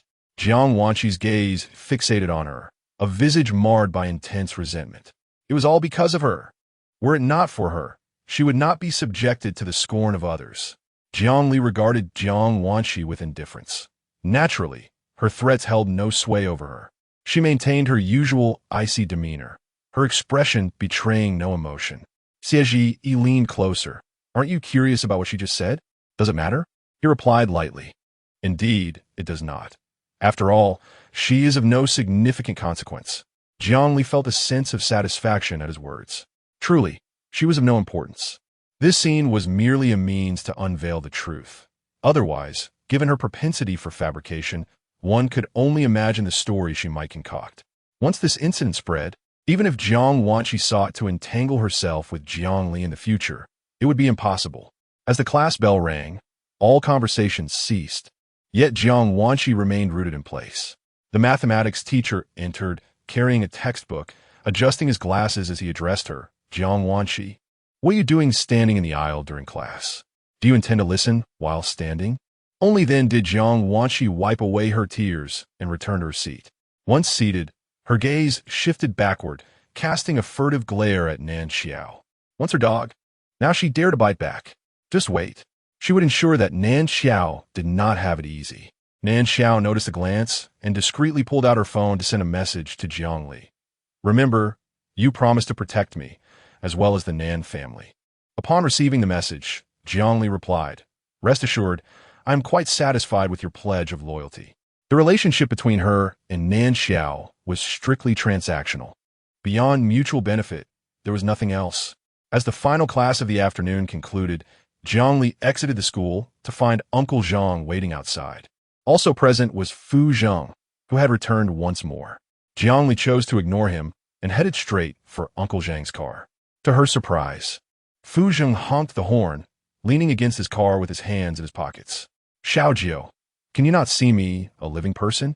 From the car, Shi Wu remarked, "Is it possible that Miss Jiu is doing this on purpose?" Jiang Li feigned ignorance, preparing to enter Uncle Zhang's vehicle when Fu Zheng called out again. Jiang Li, this time, he stood upright, his expression slightly more earnest. Jiang Li finally turned to him, her tone cool. "What do you want?" Fu Zheng stepped forward. "Do you truly not wish to see me? Is that what you mean?" His words faltered, leaving him momentarily speechless. He turned away, then back again, unsure where to direct his gaze. What did Xiao Jiu mean? Did she genuinely not want to see him? No, that couldn't be. Xiao Jiu would never wish to avoid him. He must have misunderstood. If Shiwu were privy to his thoughts at that moment, he would likely click his tongue in disbelief. When did he start to doubt himself? Clearly, Miss Jiu's rejection had been quite apparent, yet he remained oblivious. Jiang Li arched an eyebrow at him. What brings you here? Is there something you wish to discuss? Shall we talk in the car? I'm busy. Let's chat on WeChat. With that, she turned and entered the vehicle. Just when Shiwu believed that Fu Zheng was about to abandon his pursuit, he saw their grandfather getting into the car. Could it be that grandfather is so shameless? Lanmen, hidden in the shadows, observed this scene with a contemplative expression. If Master were to learn of Fu Zheng's persistent attachment to Lord Jiu, he would surely wish to punish him severely. As these thoughts crossed his mind, he suddenly noticed a figure appear at the school gate. Upon closer inspection, he inhaled sharply. It was Lanmen. How could it be him? He was indeed alive. It seems the rumors from years past were true. It was Lord Jiu who had let Lanmen go. Now that he appears here, is he seeking out Lord Jiu? A sense of impending danger washed over him. Lanmen was once Lord Jiu's hidden guard. If he returned, what would become of him? Meanwhile, inside the car, Jiang Li furrowed her brow as she glanced at Fu Zheng. The words shameless lingered on the tip of her tongue, yet she could not bring herself to utter them. Uncle Zhang, peering through the rearview mirror, addressed Jiang Li. Miss, shall we depart? Yes, she replied. All right. Uncle Zhang started the vehicle. Only then did Jiang Li speak. Now, tell me, what is it you wish to discuss? The allowance I provided last time was far too generous. I cannot exhaust it all. 059 Jiang Li's maintenance fee. Uncle Zhang was taken aback. Maintenance fee? He confirmed he hadn't misheard. Was it truly the maintenance fee that President Fu mentioned? He glanced at Fu Zheng through the rearview mirror, observing his serious demeanor, which left no room for jest, deepening his suspicion. So, the young lady was indeed maintaining President Fu? Jiang Li maintained her composure, stating, that is your compensation fee. It's merely for a minor injury. Xiao Jiu is offering 1 million as compensation, which is rather excessive. Uncle Zhang finally grasped the situation. It was not maintenance. It was simply compensation. He was startled. Jiang Li's expression remained calm. If you do not wish to accept it, you may return it. Return it? Fu Zheng looked at her, a subtle smile glimmering in his eyes. Is there any logic in asking for back money once it has been given? Then what you propose? The extra money can be regarded as Xiao Jiu maintaining me. Uncle Zhang was astonished by this statement and abruptly slammed on the brakes. As Fu Zheng raised an eyebrow, he hurriedly pressed the accelerator, apologizing to the young lady. No worries. As the vehicle restarted, Jiang Li remarked, 1 million. How many times can President Fu be maintained for that amount? Surely around 100 or 80 times. Is that your price? Cheap. Jiang Li turned her head, her gaze sweeping over him from head to toe. Over 10,000 for each time. Does that seem expensive? So, Xiao Jiu intends to raise the price for me. You are becoming increasingly demanding. Fu Zheng chuckled softly. What does Xiao Jiu wish for then? Next time, do not come again. She was referring to the matter of being picked up at the school gate. Fu Zheng replied, that is not feasible. Xiao Jiu has spent so much money. I must provide adequate service. And what kind of service do you envision? Car service back and forth. It should ideally happen 100 or 80 times, otherwise. That million would be wasted. 1 million, huh? All right, I will spend it all when I return. The vehicle arrived at Zhang's villa. Halting outside the large iron gate, Fu Zheng stepped out of the car. As the door closed, Uncle Zhang started the vehicle, driving towards the villa. Fu Zheng turned and approached the business car behind him. When Shiwu saw him, he pressed the electronic switch, and the rear door of the car opened. However, upon nearing, he spotted someone seated in the second row, frowning as he asked, what are you doing here? His cold gaze swept towards Shiwu. What is going on? Shiwu wore a bitter expression. I encountered Miss Qin at the school gate. She insisted on getting into the car, and I had no choice. Qin Fanghao's eyes flicked towards him. Are you certain you want to discuss this here? If Jiang Tongxue sees. Fu Zheng glanced around and noticed the security personnel in the villa's guardhouse peering out to observe the situation, reluctantly boarding the car. Once the car door was shut, they departed from Zhang's villa. Fu Zheng maintained a stern expression. Shall I take you back to the Qin residence? What else could you do? I thought your Qin family had no driver and had to hitch a ride in my car. The Qin family you speak of is your aunt and uncle's family. Are you sure you wish to speak like that? Then I must inquire with my aunt and uncle whether their circumstances have deteriorated to the point of being unable to afford driver. Qin Fanghao curve his lips in a slight smile. Is that so? Then I must ask my grandfather if he introduced you to a matchmaker in Haishu, or if it was a high school student. Wu glanced at the two through the rearview mirror, letting out a soft hiss. This brother and sister pair certainly didn't waste any time in bickering. Fu Zheng spoke in a low voice. I will take you home, but you must refrain from speaking nonsense around Grandpa. Deal. The vehicle proceeded towards the Qin mansion, eventually halting before its grand entrance. Get out, Fu Zheng instructed. Take me inside. Qin Fanghao, don't push your luck. She did not finish her sentence, yet her meaning was unmistakable. Fu Zheng's expression darkened, and he commanded, drive. At his word, Wu pressed the accelerator, steering the car into the mansion. Following the winding path, they finally stopped in front of the main residence. Qin Fanghao exited the car, leaving the door ajar. She turned to Fu Zheng with a playful smile at the corners of her eyes. You can't leave now. Fu Zheng frowned, and before he could respond, a woman's voice called out, Is that a Zheng? The speaker hurried towards them, soon emerging from the main house. Standing at the entrance, she spotted Fu Zheng in the car and affectionately kissed her daughter beside her. Well done. You really brought your cousin back. Qin Fanghao stood still, raising a hand to wipe away the spit on her face. Fu Jie approached with a smile, glancing at Fu Zheng inside the vehicle. A Zheng, get out. Your aunt has prepared your favorite soy sauce chicken. Fu Zheng shot a glare at Qin Fanghao before finally stepping out of the car. Aunt. A Zheng is so polite. Fu Jie beamed, linking her arm with his, her smile radiant. Beside them, Qin Fanghao scoffed. Is that what you call politeness? My mother certainly has low standards for Fu Zheng. Fu Jie turned to glance at her, chiding, Qin Fanghao, you must not treat your brother with such an attitude. Do you understand? I have no brother, she retorted, walking past them without a backward glance. Fu Jie sighed, that child. She then turned her attention back to Fu Zheng, smiling, A Zheng, why didn't you inform your aunt about your arrival in High City? I only learned you were here when I saw you at school. As she spoke, she led Fu Zheng inside, then paused to ask, by the way, what were you doing at school? Just handling some matters, Fu Zheng replied, his expression not particularly pleasant. Fu Jin nodded knowingly. I suspected as much. A Zheng must have serious business to attend to. Look at your sister, always exaggerating, claiming you went to school to meet a girl. She ought to consider if that's even believable. The girls at her school are all high schoolers. What could you possibly seek there? Grandpa wouldn't be so foolish as to introduce you to a high school girl. At that moment, Fu Zheng felt an overwhelming urge to tear Qin Fanghao apart. How could he have forgotten that Qin Fanghao also attended that school? Fu Jie cheerfully added, Oh, a Zheng, since you're in High City. The daughters of the Zhang and Wang families are quite fine. Do take some time to meet them. As long as a Zheng agreed to meet them, her task with Grandpa would be accomplished. Fu Zheng thought, finally, we are getting to the crux of the matter. This was precisely why he was reluctant to visit his aunt's house. It was all his grandfather's spies, pressuring him into marriage from the moment he arrived. Meanwhile, at the Jiang residence, Jiangli was seated before the computer. The screen lingered on a black chat box, where several messages appeared, all in English. They were updates from her contacts regarding Fang Qingning. Upon reading through them, not a single clue emerged. It was as if Fang Qingning had vanished from the earth, eluding all attempts to locate her. Another message popped up in the chat box, which translated to, Master Jiu, what is Fang Qingning to you? Why go to such lengths to find her? Jiangli typed in the chat box, on someone else's behalf.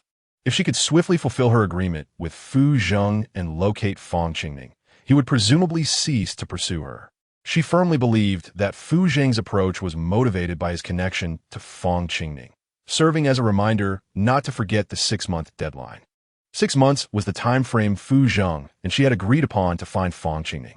Holding on to Fu Zheng's number, she contemplated sending out a small advertisement. It was not surprising that she had such thoughts. Fu Zheng had once opposed the Lanmen for Fang Qingning, who was his childhood companion. Their bond, forged from years of growing up together, undoubtedly held significant value for him. Fixating on the screen, a thought crossed her mind, prompting her to switch pages and execute rapid commands on the keyboard. She almost forgot that she still needed to exhaust the 1 million yuan maintenance fee Fu Zheng had provided. Otherwise, he might genuinely wait at the school gate daily, escorting her back and forth multiple times. The moment her finger pressed the return key, green code swiftly cascaded across the black screen. It ceased after 30 seconds, subsequently redirecting her to a new page. She retrieved her phone, accessed her contacts, and located Fu Zheng's number. A fleeting glance was all it took before she meticulously entered the number into the computer, pressing the return key once more. In 3 seconds, a personalized card for Fu Zheng was generated. Did he not relish being maintained? She hoped he would appreciate this gift. She submitted the card to a website catering to a specialized profession, commonly known as a gigolo. Should affluent women express interest, they would reach out to him via the number on the card. At this rate, he would likely cease to bring up the matter of the millions soon. Once she completed her tasks, she closed her laptop, only to be interrupted by a knock at the door. Rising to answer, she found a maid standing outside. "Miss, the sir requests your presence downstairs." "Understood," Jiang Li responded, shutting the door and tidying away her computer before heading down. In the living room, a plethora of gift boxes adorned the coffee table. Jiang Dingyuan was seated on the central sofa, with Zhao Qin beside him. Opposite them was a young man. She cast a brief glance in his direction before averting her gaze. Upon noticing her, Jiang Dingyuan smiled. "Xiaojio, come over and let me introduce you to someone." The young man's eyes flicked towards her, and at once, he was momentarily stunned. His cascading waves of dark hair resembled satin, tousled by the sea breeze. While his eyes glimmered like glass beads submerged in a cold pool, the corners slightly upturned, and his high nose adding to his striking visage. His entire countenance resembled a sculpted masterpiece, breathtakingly beautiful, yet exuding an air of aloofness. Realizing he had been staring, he hastily diverted his gaze, lowering his eyes to conceal the brightness within. Jiang Li settled into the sofa opposite him. Jiang Dingyuan continued, "Song Nian, this is Xiaojio. It's a pity you missed the recognition banquet last time. Otherwise, you would have met earlier." Qi Songyan raised his gaze towards Jiang Li, still somewhat anxious. "Hello, I am Qi Songyan." It was said that Jiang uncle's daughter grew up in the countryside, yet she certainly did not appear to fit that description. Jiang Li's eyes swept over him as she simply introduced herself, Jiang Li, a name stripped of embellishment. Zhao Qin observed this and frowned. "Can't you say a few more words? Qi Songyan is your Uncle Qi's son, having grown up alongside Wan'er. You ought to be more courteous." As her words faded, the voice of Jiang Wanshi echoed through the room. "Song Nian Gich." She entered, brimming with excitement, nearly running in. Upon Qi Songyan's glance, he noticed she was still in her school uniform. Did Wan'er just finish school?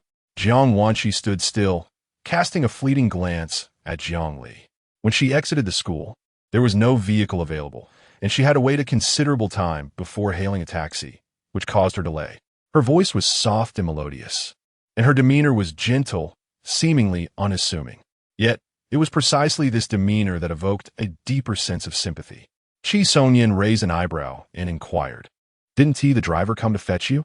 Xiaoli was assigned to run errands. Uncle Lin is my father's driver, and Uncle Zhang only takes care of my sister, she explained. Qi Songyan glanced at Jiang Li, frowning. "Isn't Uncle Zhang your driver?" "That was in the past. He is now exclusively my sister's driver." After a pause, she added, "Brother Songyan, you need not worry, for I have returned. Haven Ti?" Qi Songyan's gaze fell upon Jiang Li. Despite having been captivated by her beauty moments ago, he now felt no inclination towards her. "Xiaojio, Jiang Li," she coldly reminded him. Qi Songyan corrected himself. "Jiang Li, Wan'er is your sister. Since you didn't have a driver to pick her up, should you not, as the elder sister, escort her back? How could you allow her to take a taxi? This is a matter concerning the Jiang family. It should not concern you." Tension hung palpably between them. Seeing the confrontation, Zhao Qin interjected, "Jiang Li, Songyan speaks the truth. Regardless of circumstances, Wan'er is still your sister. How can you be at ease allowing her to return alone? What if something were to happen?" Jiang Wanshi lowered her gaze, appearing quite aggrieved. "Jiang Li Raturta. We had agreed on a designated driver. Does that still hold?" This question was directed at Jiang Dingyuan. After a prolonged silence, Jiang Dingyuan finally responded, It holds. Then what does it matter to me whether Jiang Wanqi has a driver? Indeed, it is of no concern to you, Jiang Dingyuan replied, turning to Zhao Qin. You are the mistress of this household. If Waner has no means of transport, should you not make arrangements? He chastised Jiang Li for blaming Xiao Jiao, while failing to reflect on her own shortcomings. Qi Songyan was taken aback. This issue was evidently Jiang Li's responsibility. She could have simply brought Waner back with her, but she chose not to. Was there truly such selfishness in a person? It wasn't tea, as if there wasn't tea room in the car. Uncle Jiang, how could you show such bias? He mused. Just then, he heard Jiang Dingyuan say, Songyan, I appreciate your goodwill, but this is our family matter. It would be best if you refrained from intervening. Qi Songyan glanced at Jiang Dingyuan, then back at Jiang Wanqi, who was staring at the ground, and a sense of unease welled within him. Uncle Jiang, after all, Waner has been under your care. You cannot neglect her simply because you have found your biological daughter. The relationship between the Jiang and Qi families was amicable, and thus, he had been aware from a young age that Jiang Wanqi was not a biological child of the Jiang family. Jiang Dingyuan's expression hardened. Songyan, you are a guest and should adhere to the boundaries of your role. Do not overstep. This was a warning. Qi Songyan understood that further discussion would be futile. Jiang Wanqi's expression darkened. How could her father defend Jiang Li in such a manner? She trembled with rage. Meanwhile, Fu Zheng had returned to the Boyue Manor. Just as he alighted from the vehicle, he received a call from an unfamiliar number. Upon answering, a woman's voice resonated through the receiver. Handsome, shall we meet? His complexion darkened as he abruptly ended the call. Soon after, another call came in, this time from a woman. From the entrance of the main residence to the living room was quite a distance, and he received no fewer than a dozen calls, all with the same outcome. It quickly dawned on him that someone had leaked his number. With a fleeting thought, he deduced who it might be. Xiao Jiao. He turned his back to the sofa, leaning against the backrest with his long legs slightly bent. Opening his contacts, he glanced at the entry labeled a Xiao Jiao, and with a gentle tap of his finger, he dialed the number. On the other end, Jiang Li saw the call and immediately hung up. Yet, the phone rang once more almost instantaneously. All eyes in the living room turned to her. Jiang Wanqi inquired, Sister, who is calling? Why don't you answer? It might be something urgent. Jiang Dingyuan spoke in a low voice. Who is it? Jiang Li remained silent, rising to answer the call. Fu Zheng's voice resonated from the receiver. Xiao Jiao, are you having fun spreading my number around in little advertisements? 061 Sherwu. My grandfather is depressed. I implore you to check on him. This is a gift I bestow upon you. As she spoke, she ascended the staircase. Several individuals observed her retreating figure. Jiang Wanqi remarked, Whose phone call is she answering? That she must avoid us? Just as her words concluded, a maid approached to announce, Sir, Madam, dinner is served. Jiang Dingyuan nodded in acknowledgement. After the maid departed, the group proceeded to the dining room. Meanwhile, upstairs, Fu Zheng chuckled softly. A gift, you say? Pray, enlighten me. What constitutes this so-called gift? I spend money to ensure you experience utmost pleasure, and I do so with delightful variety each day. Is sending you women considered a gift? Fu Zheng raised an eyebrow. Who claims I revel in such gifts? Your preference is of little consequence. The crux lies in your assertion that I am supporting you. Thus, how exactly is this support rendered? How is the 1 million spent? I hold the reins on that. Fu Zheng retorted. So, you utilized this 1 million to procure a multitude of women for me? The CEO's insight was indeed sharp. A prolonged silence ensued on the other end before a deep voice emerged. Xiao Jiao, you truly are. No need to thank me. If you were a tad more industrious, you could easily exhaust that sum in a month or two. Did he not claim that 1 million was sufficient to sustain him for a multitude of encounters? Thus, her expenditure and their services seemed entirely reasonable. The Fu Zheng on the other end of the line was utterly perturbed. Hence, she was entirely unperturbed by his interactions with other women. A beeping sound echoed through the receiver. Fu Zheng had hung up. Jiang Li gazed at the screen, her expression devoid of excess emotion. Upon reaching the ground floor, the Jiang family had already gathered at the dining table, engaging in lively chatter. Jiang Wanqi's eyes sparkled upon seeing her. Sister, why were you on the phone for so long? The others turned their gazes toward her, scrutinizing. Jiang Li remained silent, making her way to the table. She pulled out a chair and sat down, picking up her chopsticks to commence her meal. Jiang Wanqi inquired, "Sister, why do you not respond to me? You are quite bothersome." "I apologize, sister. I was merely concerned for you. I did not intend to upset you. I shall be more mindful next time." As she spoke, her voice gradually softened, appearing rather grieved. Qi Songyin frowned slightly. "Waner is only expressing her concern. How can you speak to her in such a manner?" Zhao Qin also began to admonish. "Indeed, you exhibit no courtesy whatsoever. Where did you learn such behavior? Look, the elders have not even touched their chopsticks. Yet you have already begun to eat. Is this how you conduct yourself?" Jiang Li's gaze flicked over to their bone china plates, already filled with bones and fish bones. Is this what they referred to as not having touched their chopsticks? Zhao Qin truly had a knack for fabricating nonsense. Jiang Dingyuan noticed her gaze and recognized the absurdity, his voice low and firm. "Enough. Refrain from excessive chatter. Let us eat." He neither defended Jiang Li nor favored Zhao Qin. He merely sought to quell the topic. He understood all too well that if he did not intervene, the situation would soon descend into chaos.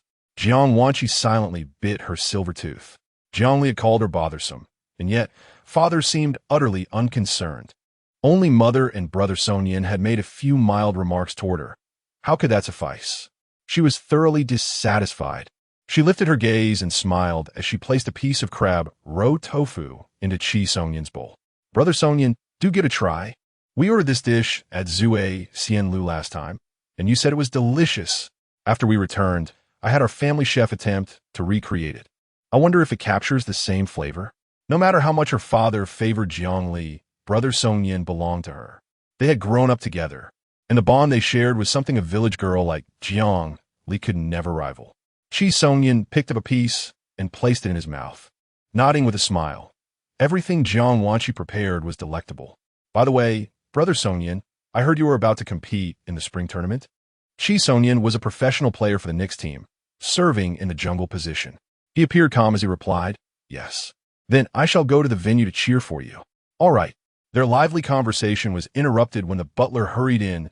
"Sir, Shiwu has arrived. He says he is looking for the young lady." Jiang Dingyuan raised an eyebrow. "To Shiwu? What about General Fu?" "General Fu is not here." "Then please invite him in." "Understood, sir." The butler quickly exited. Qi Songyin distinctly sensed Jiang Dingyuan's unease, curiosity stirring within him. Who exactly was Shiwu? And who was General Fu? As he glanced back at the dining table, Zhao Qin and Jiang Wanqi had both set down their chopsticks, their expressions somewhat grave. Only Jiang Li seemed unaffected, continuing to enjoy her meal. When Shiwu entered, his gaze immediately fell upon Jiang Li. "Miss Jiang, I have something to discuss with you." Jiang Li leisurely set down her chopsticks and stood. They moved to the living room, where Shiwu lowered his voice. "Miss, the master is depressed. Perhaps you should check on him? Depression requires a doctor. I am of no use." "Miss Nine, only you can cure his melancholy. You don't understand. Ever since he spoke with you on the phone, he has locked himself in the bathroom and has yet to emerge. I fear for his well-being. You truly should go and see him." Shiwu earnestly urged. Jiang Li glanced towards the dining area, and with a single look, she made her decision. Going would be quite beneficial, as it would spare me from witnessing Jiang Wanqi's performance before me. "Very well," she acquiesced. Shiwu was overjoyed. As they were about to leave, Jiang Wanqi hurriedly called out, "Where are you two going?" She stood, her gaze fixed intently upon them. Jiang Li did not turn back, and Shiwu explained, "Our master has business with the young lady." With that, he quickly turned to follow Jiang Li. Jiang Wanqi returned to her seat, fuming. What did General Fu possibly want with Jiang Li? I was hoping to impress her with my relationship with Qi Songyin, but now all that is ruined. Upon exiting the main residence, Shiwu hastily ran ahead to open the car door. After Jiang Li settled inside, he made his way to the driver's seat. The car started and headed toward Buyue Manor. About half an hour later, they arrived at the manor's main residence. Jiang Li stepped out of the car and followed Shiwu inside. "The master is in the bathroom. Shall I take you there so you can coax him out?" "Coax? I have never learned how to soothe someone. Please let him out. There is no need for this charade." If Fu Zheng were truly susceptible to despair over mere words, He would not thrive so effortlessly abroad. Shi Wu paused, pondering the notion of performance. However, Miss Jiang, it would be futile for me to summon him. It requires your presence. Then tell him this. If he does not emerge, I shall take my leave. Very well. I shall do so at once. With that, he hurriedly made his way to the bathroom. He knocked on the door, but silence prevailed within. Shi Wu finally spoke, Sir. Miss Jiu has arrived. She insists that if you do not come out, she will depart. No sooner had his words escaped than the bathroom door swung open. Sir. Fu Zheng did not reply, merely brushed past him and stepped outside. Shi Wu scratched the back of his head, bewildered, thinking how astute Miss Jiu truly was. Fu Zheng entered the living room, where he found Jiang Li seated calmly on the sofa, exuding an air of tranquility. 062 New compensation. Emotional distress fee. He stood firm, adjusting his attire before taking out his phone to check his hairstyle, ensuring it was in order, and then he continued forward. Xiao Jiu, he murmured. Jiang Li raised her gaze. What is it that you summoned me for? To hold you accountable. Accountable? For what crime? Fu Zheng approached the wine cabinet, extracting a bottle of red wine and 2 elegant goblets before making his way toward her. What crime are you referring to? Is it about the number? I told you. It was a gift. I refuse to acknowledge that. It has nothing to do with me. Fu Zheng settled onto the sofa, uncorking the wine and pouring it into the glasses. Xiao Jiu, what if I say that this 1 million cannot suffice? Isn't that enough for so many people? Certainly. I have always maintained my integrity. He emphasized the last 4 words with a heavy tone. Jiang Li replied, Fu Zheng, that 1 million is mine. How I choose to spend it is my own affair. If you insist on claiming it is insufficient, then be prepared for a daily bombardment of phone calls. After all, with your looks, you are indeed quite popular among wealthy women. Fu Zheng pushed the filled goblet toward her, a glimmer of amusement in his eyes. Do you truly wish to be this merciless? Absolutely, she stated, lifting her wine glass and gently clinking it against his. Tilting her head back, she sipped the wine. Fu Zheng smiled. Have you eaten? No. Come, dine with me, he said, taking her wrist and leading her to the dining area. The male servant had already set the table, bowing slightly upon their arrival before exiting. Fu Zheng pulled out a chair for her to sit, while he did not return to the head of the table, instead taking a seat across from her. In the Jiang family, at such an elongated dining table, Jiang Dingyuan always occupied the central position, with the rest of the family seated on either side. The head seat symbolizes authority. Yet today, Fu Zheng did not claim that position. He picked up a knife and fork from the side. Since Xiao Jiu is here, we might as well discuss the matter of compensation.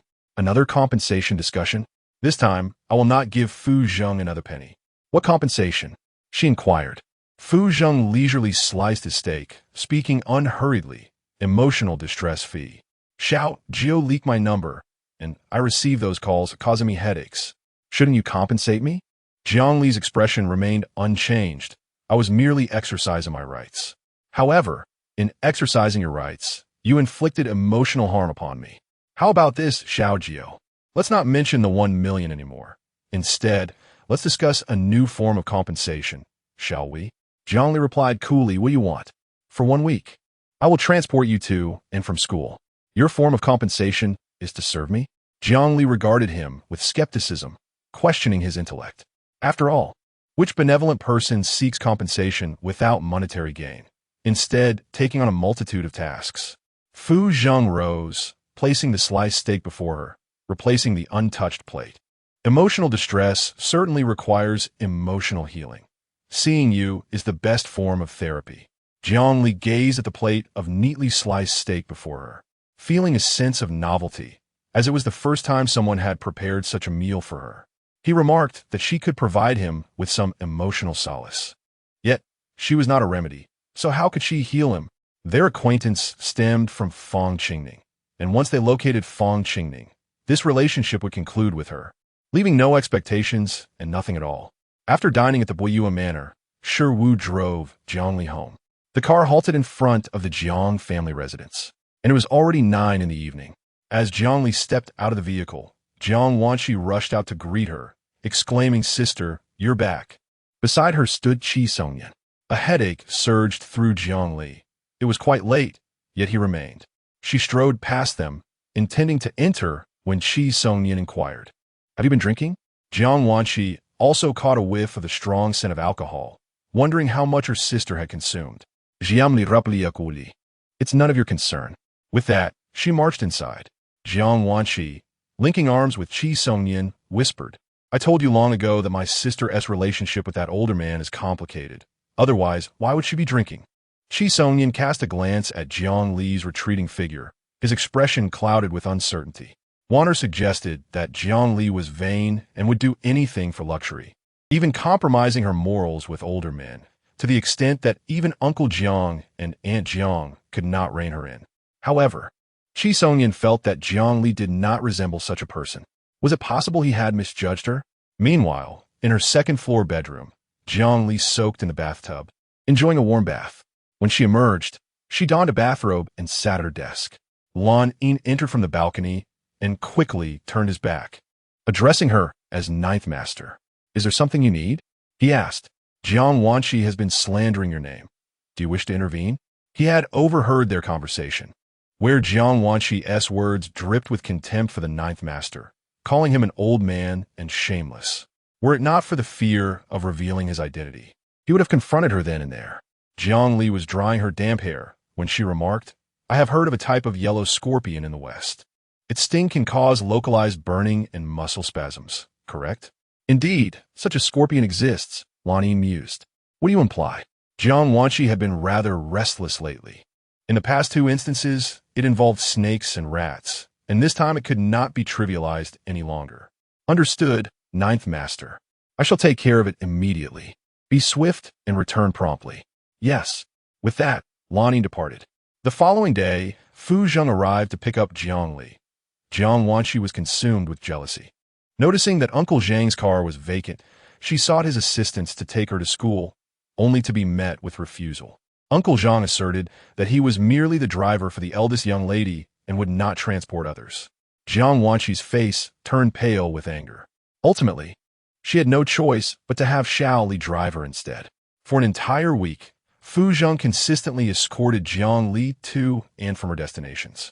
Jiang Wanqi took note of this, whispering into Qi Songnian's ear, insinuating that Jiang Li was entangled with several men and had inappropriate associations outside of school. During this time, Zhao Qin observed Fu Zheng's frequent visits to the Jiang residence and bore a discontented expression. It is not that there are objections to Fu Zheng, but rather a concern that it is inappropriate for Jiang Li, a young lady, to be so closely associated with a man.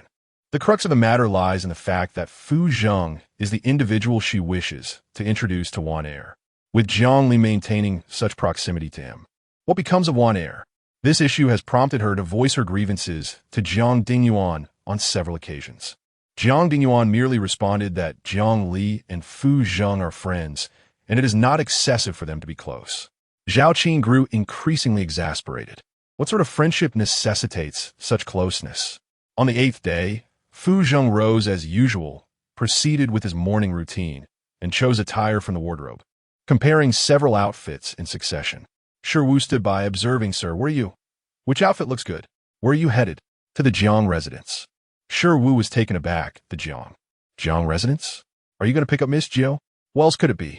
His gaze lingered on two suits before he ultimately selected a khaki-colored, somewhat casual ensemble, paired with a fitted black sweater of moderate thickness.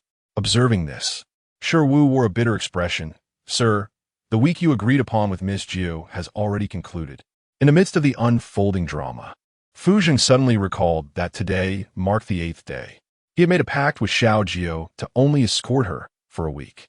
Observing the suit in his hands, his enthusiasm for selection waned. He casually opted for the gray ensemble, discarding the rest on a Shi Wu, who gathered the suits with a perplexed expression as Fu Zheng passed by, his demeanor ominous. Meanwhile, at the Jiang residence, Uncle Zhang was enveloped in a buoyant atmosphere. Ever since Mr. Fu began escorting the young lady, he had been relegated to idleness for an entire week. Today, however, he was back to duty. Rising early, he meticulously cleaned the car inside and out, polishing the paint to a gleaming finish. As Jiang Li emerged from the main house, he was already waiting outside, respectfully opening the car door for her. Once she was seated, he made his way to the driver's seat and started the engine, his face adorned with a smile throughout. Jiang Wanqi stood at the doorway, observing Uncle Zhang's car recede into the distance, a smirk playing at her lips. Whether mocking or deriding, she had once believed their relationship to be profound, only to discover it was merely superficial. Indeed, once the novelty faded, who would still be inclined to make daily visits? Jiangli truly seemed oblivious to the beauty of distance. Clinging to Mr. Fu daily would inevitably become tiresome for him. Now, with his absence, who would serve as her support in the future? Upon arriving at the school, Jiangli exited the vehicle, attracting bewildered gazes from fellow students. Previously, a sharply dressed man had always escorted her. Today, however, it was a different figure. This individual was unmistakably the Jiang family's driver. The students, familiar with the few who enjoyed luxurious rides to school, quickly recognized him. Moreover, Jiangli was a notable figure within the school, and they recalled her circumstances distinctly. But what had happened to the previous man? Why had he ceased his daily duties? Whispers began to circulate within the crowd, their eyes filled with disdain. How could someone of her distinguished background engage in such shameless behavior? As Jiang Wanqi's vehicle came to a halt at the school entrance, she stepped out and, upon witnessing the scene before her, could not suppress a triumphant smile. She relished such moments, for Jiang Li's indiscretions had led her to this predicament, and she could hardly blame others for it. Just as she reveled in her delight, she heard Nan Xiao call out, "Jiang classmate," instinctively thinking she was being addressed. Jiang Wanqi prepared to respond, only to see Nan Xiao approach Jiang Li with a bright smile. "Good morning, Jiang classmate," Nan Xiao greeted warmly. Jiang Li stood umwa, her expression cool and detached, seemingly unaffected by the attention. Witnessing this interaction, Jiang Wanqi's countenance darkened instantly. These were the privileges she once enjoyed, now bestowed upon Jiang Li. As she gazed at the figure in the distance, her eyes hardened with malice. Nan Xiao indeed was doing well. She foolishly thought she could give her a bit of time, hoping that perhaps she would reconsider.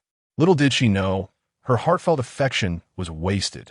Nan Xiao not only showed no inclination to turn back, but instead sought to ingratiate herself with Jiang Li at every turn. Since she does not cherish this opportunity, she cannot blame others for lacking sentimentality.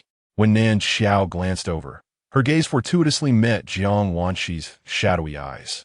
However, she paid little heed, merely casting a fleeting glance before diverting her attention. She looked at Jiang Li and suddenly raised her voice. "Classmate Jiang, where is Mr. Fu?" "Bien, le regardez terre." Awaiting further elaboration, Nan Xiao scanned the surroundings, noticing that she had indeed captured the attention of those nearby, and continued. "I was curious at the last reunion banquet why Mr. Fu attended the Jiang family gathering. Upon inquiring with my father, I learned that you and Mr. Fu were close friends. I heard that Mr. Fu entered university at the age of 16, attending one of the world's most prestigious institutions, with an exemplary reputation and a commendable character." Jiang Li listened. The first half of the statement was truthful, but as for the latter half, one could only say that if Fu Zhang were to hear such words, his pride would soar to the heavens. She refrained from responding, and Nan Xiao persisted. "I previously did not understand why you two were such close friends, but now I do. Classmate Jiang is a top student, and your circle is quite respectable. It stands to reason that two like-minded scholars would forge a bond." The surrounding individuals finally grasped the situation. Apparently, they were merely friends, not lovers, thus dispelling the rumors circulating in the school. Just as they were pondering this, they heard Nan Xiao continue.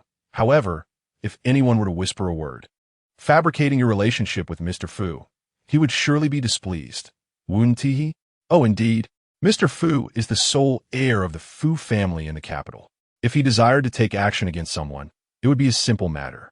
While speaking, she keenly observed the expressions of those around her. They exchanged glances, their hearts growing cold. Anyone with a bit of background knew of the Fu family in the capital. They were the pinnacle of high society, with extensive enterprises and considerable influence. To offend anyone would be ill-advised, but to offend the Fu family? Instantly, the faces of those who had previously gossiped about Jiang Li turned pale. Were they about to encounter trouble? Jiang Wanqi's expression darkened. After all her efforts to tarnish Jiang Li's reputation, Nan Xiao had effortlessly undone it with just a few words. Nan Xiao, truly remarkable. Her countenance grew increasingly gloomy. Her eyes filled with enmity as she glared at Nan Xiao. Nan Xiao noticed but paid it no mind. Jiang Li had assured her of protection, and she believed in that promise. Following Nan Xiao's remarks, the surrounding individuals dared not speak further and hurriedly moved forward. The crowd swiftly dispersed. With a smile, Nan Xiao inquired, "Classmate Jiang, how will you thank me?" Jiang Li stepped forward. "Isn't this your declaration of loyalty?" "A declaration of loyalty?" Nan Xiao's lips curved into a smile as she followed Jiang Li. "Then this marks the second declaration of loyalty." "Indeed. However, classmate Jiang, why do you show no reaction to their slander? It's as if you're indifferent. What sort of reaction should I have?" "Of course, you ought to reason with them. It would be best to mention Mr. Fu. You saw how effective my words were just now." Jiang Li spoke softly, asserting that reason should only be conveyed to those capable of understanding it. Moreover, such matters ought to be addressed at their source to be effective. "Are you implying that the school comprises more than just them? If you were to reason with each individual, how long would that take? Do you not care about their opinions of you?" Nan Xiao turned to her, observing her expression, calm and serene as water. "Why concern oneself with the views of those who are inconsequential? Then, is that not a resolution? I have mentioned it. We must address the issue at its root." "Are you referring to Jiang Wanqi?" "Indeed. It seems I have meddled unnecessarily today. Without my involvement, you could resolve the troubles just as well." Nan Xiao, with her hands in her pockets, continued, "However, Jiang Li, Mr. Fu's reputation is indeed quite advantageous. Aligning with him could facilitate the accomplishment of many tasks. You need not consider it." Upon returning to the capital, Fu Zheng found himself under house arrest. Nan Xiao, perplexed, questioned why he was not permitted to leave. "It is because of him that such a reputation has emerged. He must bear the responsibility for this matter. Even without him, I can resolve it myself." Indeed, while Fu Zheng could assist her in overcoming most obstacles, she was not entirely dependent on him. Utilizing Fu Zheng was merely a tactic, not an act of subservience. At some point, Nan Xiao halted her steps, standing still as she observed Jiang Li gradually moving away. Her silhouette appeared solitary, yet exuded a remarkable resilience. She was undeniably different from others her age. Perhaps this is the distinction between those with profound inner strength and ordinary individuals. As for Fu Zheng, he was currently seated in the first-class cabin of a flight from Haisher to the capital. His aunt had informed his grandfather about his refusal to participate in an arranged marriage, inciting the old man's fury. Consequently, he was commanded to return to the capital immediately. Upon landing at the airport, he and Shi Wu emerged to find a row of Rolls-Royces awaiting them outside. "Young master," the butler said respectfully, opening the car door. Fu Zheng entered, with Shi Wu taking his place in the passenger seat. An hour later, the vehicle arrived at Shanshanihua. The butler opened the door again, speaking in a low tone. "Young master, the old master is waiting for you in the study." "Understood," Fu Zheng replied as he disembarked and strode into the main residence. Upon reaching the study on the second floor, he knocked on the door but received no response. He turned the lock and pushed the door open slightly, peering inside. The old master stood at the desk, brush in hand, inscribing characters onto rice paper. Impolite, the old master remarked without lifting his gaze. Fu Zheng nearly questioned his hearing, thinking to close the door, but the old master continued, "Since you are here, where else do you intend to go?" It was confirmed. This was not a mere illusion. He pushed the door open wider and entered confidently. "Grandfather, you summoned me?" The old master spoke gravely. "Why have you not visited the daughters of the Zhang and Wang families?" As he set down the brush, Fu Zheng stood before the desk, his expression indifferent, displaying his disinterest. "How can you declare disinterest without having even met them?" "Grandfather, can we refrain from the notion of arranged marriages? I truly do not wish to engage in matchmaking." The old master grunted in displeasure. "If you do not wish to partake in matchmaking, then bring someone back with you. Do not speak of nonsense here. I have made my position clear. If you refuse to meet anyone, you shall remain in the capital without the prospect of leaving. That is unacceptable." The old master's piercing gaze fixed upon him, prompting Fu Zheng to fall silent. Exiting the study, he strode purposefully towards the door, only to be intercepted by the butler. "Young master, the old master has instructed that you must not leave the main residence until you have agreed to the matchmaking." Fu Zheng, taken aback, swept a cold glance towards him. Surely, the grandfather was referring to the capital. "Are you mistaken, Butler Chu?" His tone bore a heavy threat. Unfazed, Butler Chu was about to respond when the old master interjected. "It was I who stated that if you refuse to engage in matchmaking, you are not permitted to leave the main residence." Fu Zheng turned around to face the imposing figure of his grandfather, who stood behind him with an air of authority. As a flock of crows flew overhead, what was happening? If he was not allowed to leave the main residence, how could he return to Haishu? How could he search for Xiaojiu? His grandfather certainly had a knack for creating chaos. His expression darkened as he strode purposefully toward the elder, exuding an aura that suggested an impending confrontation.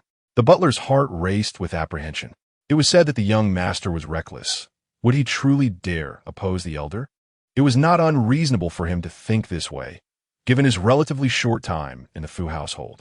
Fu Zheng seldom resided at the ancestral home, and much of what he knew about him was merely hearsay. Recklessness, a volatile temperament, and untamed wildness were the prevailing opinions. Fortunately, despite his limited knowledge, he was astute and perceptive, refraining from impulsive actions. At that moment, he was carefully observing the elder's demeanor, which was marked by a broad smile and an absence of alarm. This observation slightly eased his anxiety. Shi Wu stood calmly to the side, fully aware of who the elder was. He would never engage in any outrageous behavior. However, just as he thought this, his worldview was shattered in an instant. Fu Zheng looped his arm around the elder's, exclaiming, "Grandfather, if you confine me to the main residence, how am I to find a granddaughter-in-law for you? She won't simply descend from the heavens, will she?" Shi Wu's eyes widened in disbelief. Was he experiencing an illusion? What was the elder doing? He rubbed his eyes, and when he looked again, Fu Zheng's hand remained firmly on the elder's arm. Where had the elder's dignified image gone? Who could explain the absence of the usually composed and authoritative Fu Zheng? The elder chuckled. "You believe you can bring back a granddaughter-in-law just by stepping outside? You've been gone long enough without any results. I do not trust you." The elder wore a proud expression. Fu Zheng gently shook the elder's arm, pleading, "Grandfather." Shi Wu thought to himself, "I can't hold back any longer. I'll endure just one more time. Yes, just one last time." The elder, clearly displeased, swatted Fu Zheng's hand away from his arm, signaling the end of their discussion. Fu Zheng, undeterred, was about to make another attempt when he noticed the elder turning to leave, walking briskly as if being pursued by an unseen specter. Fu Zheng's behavior was exceedingly peculiar. Normally, when confined to the main residence, he would merely sulk in silence without uttering a word. What had changed today? To keep him there, he was resorting to acting like a petulant child? Was this truly the same Fu Zheng? The elder shivered at the thought, feeling a wave of revulsion wash over him. Disgusting.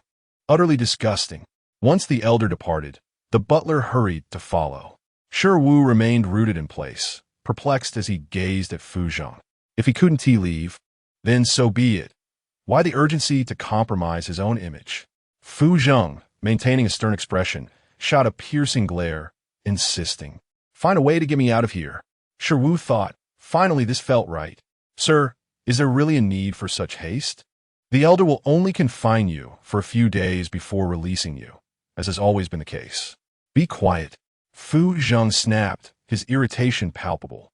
The butler quickly replied, Yes, I understand. I will certainly find a way to extricate you." Fu Zheng turned and ascended the stairs. The sight of his retreating figure intensified the atmosphere of hostility. Shi Wu, living up to expectations, continually devised plans for Fu Zheng. On the first day, they attempted an escape. Unable to smuggle in hemp ropes, they ingeniously fashioned a makeshift rope from bed sheets and, under the cover of night, descended from the second floor. Just as they regained their footing, the butler and a host of others encircled them. From that moment on, the vigilance grew increasingly stringent. Fu Zheng was nonplussed as Shi Wu continued to brainstorm ideas. This time, he proposed a hunger strike as a means of protest. Fu Zheng felt a deep sense of bewilderment within, yet In the absence of a superior alternative and the urgent desire to escape, he resolved to give it a try. On the third day of the hunger strike, Fu Zhou arrived. As he pushed open the door, he gazed at his eldest son, who lay on the bed, and cautiously stepped inside. Fu Zheng cast a fleeting glance in his direction before averting his gaze back to the ceiling. "Are you here to act as a mediator for grandfather? To be precise, I have come under this pretense to see you." "Oh, what next?" Fu Zhe placed the food container on the bedside table. "I can assist you." Fu Zheng sat up from the bed, his eyes glowing with hope. "Are you serious?" "Indeed. But you must tell me, have you stirred things up?"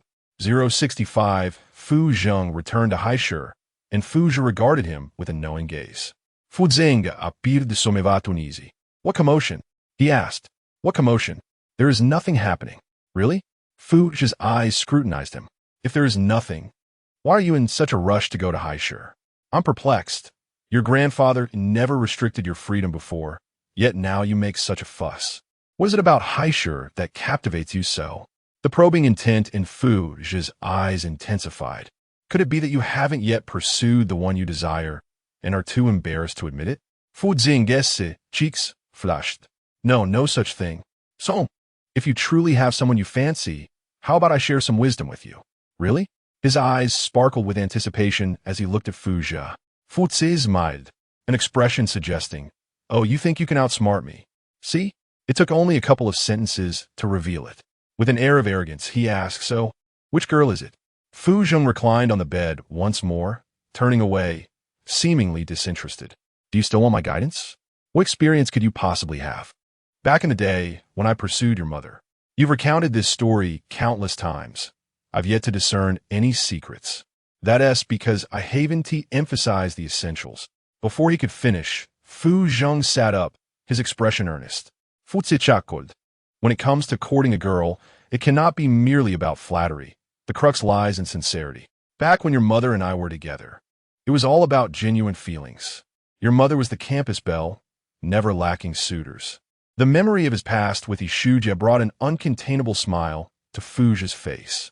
"Get to the point," Fu Zheng interrupted. "You impudent boy. Why are you in such a hurry? I must elaborate step by step. I've heard this tale numerous times and can recite it verbatim. Just tell me what I should do. How far have you progressed?" "No progress, primarily. It's not the right time." "Not the right time? What do you mean? Does she not fancy you?" "No, that's not it." "Then what is it?" As Fu Zhe pondered, a sudden realization struck him. Could it be that the young lady is still a minor? "Son, you must not engage in any unscrupulous behavior." Fu Zeng maintained a serious demeanor. "That is not the case. She is of age. To be precise, she just turned 18 this January." He had previously researched Lan Jiu's background and was well acquainted with her basic information. Fu Zhe then sighed in relief. "That's good to know. I was worried you might engage in reckless behavior." After a brief pause, he continued, "In any case, when pursuing a girl, remember that you must never treat her poorly, regardless of the circumstances.